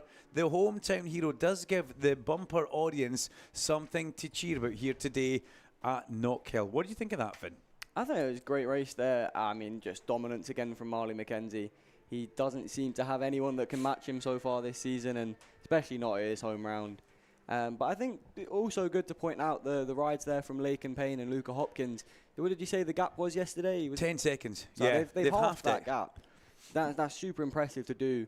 Obviously, they want to be on the top step. They want to be winning, but to half that gap in a day and be that much closer to Marley, they've clearly found something. They've clearly got on that little bit better, and that's a good sign for the season to come. Graham Bedell, they most certainly have found something, haven't they? They have done exactly what they needed to do. They've halved the gap and caught up with Marley McKenzie. But Marley's a man that you know. He'll be delighted with that lovely double he's picked up this weekend. Yeah, a lot of pressure on the home round as well, and he's been riding fabulous all season. We've seen it from him last year as well. So I think, rewarding team and everyone around them, support locally for him has been massive, and it's great to see a Scot on the top of the podium for the final race of the day. Dad has got shorts on today. He's not got a kilt on today. I did hear Stuart Higgs was asking him a few questions on the grid yesterday. Thankfully, they're not for broadcast. But Finn Smart-Whedon, thank you very much. Enjoy the drive back to Perth, the short trip back to Perth. Graham Bedell's actually got longer to go than you. You're 25 minutes up the road. He's across to Glasgow, but it's been great seeing you in the commentary box, and I'll catch you at Snetterton as well. Thank you very much, young man. Good to see you. Thank you for having me. Cheers, Finn. So, as Finn Smart-Whedon disappears across back to, I was going to say the dark side, to the other side, thank you, Finn. Feel free to take one of those out of that box. Please do, or they're just going to go somewhere else. We've all eaten enough over here today. Graham Bedell, what a fabulous end to the day where Larry Carter is across there for one other podium. You have been fairly busy. You've been down at the VIP hospitality. How did the guests enjoy it? Fabulous day for everyone. Actually, we had pit walk and everything. We just had smiling faces all around, lots of excited people. And you know, one of the things I was really pleased about, a lot of people new to bike sport, and what a great way to show us the sport that we love it so much, and kind of share that with everyone else. And it was absolutely fabulous and great to see. I love the podiums inside the area. Everyone's able to get down and get close to things, so a fabulous way for everybody to celebrate with the riders, and what a display of racing all day today. Were you the hostess with the mostess for everybody? Well, we could say that. And talking about hostess to the mostess, I hear the rumble in the background there. Good link. A definite feminine aspect of that as well. Well, yeah, great. Thanks to Graham for all his help this weekend as well. He's proved an able deputy for me on Friday with some wonderful interviews as well, and thanks for him doing a lot of running around and making sure that everything was to my satisfaction as well. So big thanks to you, Graham, and hopefully it won't be too long before we work together again. And if there's any motorcycle racing in that. Super. Well, Marley McKenzie just having a chat there. There's Luca Hopkins. Satisfied with that, Luca? Happy enough to a podium? Yeah, definitely. I mean, in the past few seasons here at Knockhill, things haven't quite gone to how they planned out. So yeah, really pleased to put it to right with the podium. But yeah, massive well done to Marlene Lakin, rode really well. And I'd like to thank all my sponsors, Team SBR Racing, Target Power Generators and Masterback Surfacings. And don't forget Goldie the Goldfish either, back home there. That is Lakin Payne. Congratulations, Lakin. That's been a productive weekend for you, 2 podiums. Yeah, good to be on the podium again. Struggled at Donington, just with lack of track time, struggling. But came here, rode a good race. Shame, obviously. I didn't get on the back of Marley from the start. I think I would have had a better chance. Could have maybe had a bit more pace in this race than last race. Maybe could have gone with. But at the end, the P2 is better than anything. It's a double podium, mate, and there is Marley McKenzie as well. Marley, congratulations. You're sending a lot of Scottish people home happy there. A double podium. We've got to rely on you. Yeah, no, it's great. After Donington, just missing out on the win and ruining my streak, I had to come back this weekend and show them how it's done. So really happy. Can't thank everyone who come here to support me, see me, all the kind messages. It means the world to me, so thank you. Done a cracking job, mate. Well done. I'm delighted for you on home soil as well. So I think we are just about ready to go with the podium then. We've got Gillian Shedden, who will be making the podium presentation there on behalf of our title sponsors, 1P Mobile. So when we get the thumbs up from Richard, we've got that. Let's go then with this round 4 of the 1P Mobile Junior Sport Bike Championship. Onto the podium then for a 3rd time this weekend, or this season, for Team SBR by DKS Drilling. That goes to Luca Hopkins. Well, Luca, P3 on the podium. 2nd position then for LP41 Racing. That goes to Lakin Payne. A double podium for Lakin here this weekend. But we promised you a Scottish victory, didn't we? And he's delivered not once but twice. The race winner, championship leader for Kokori Kawasaki, Marley McKenzie.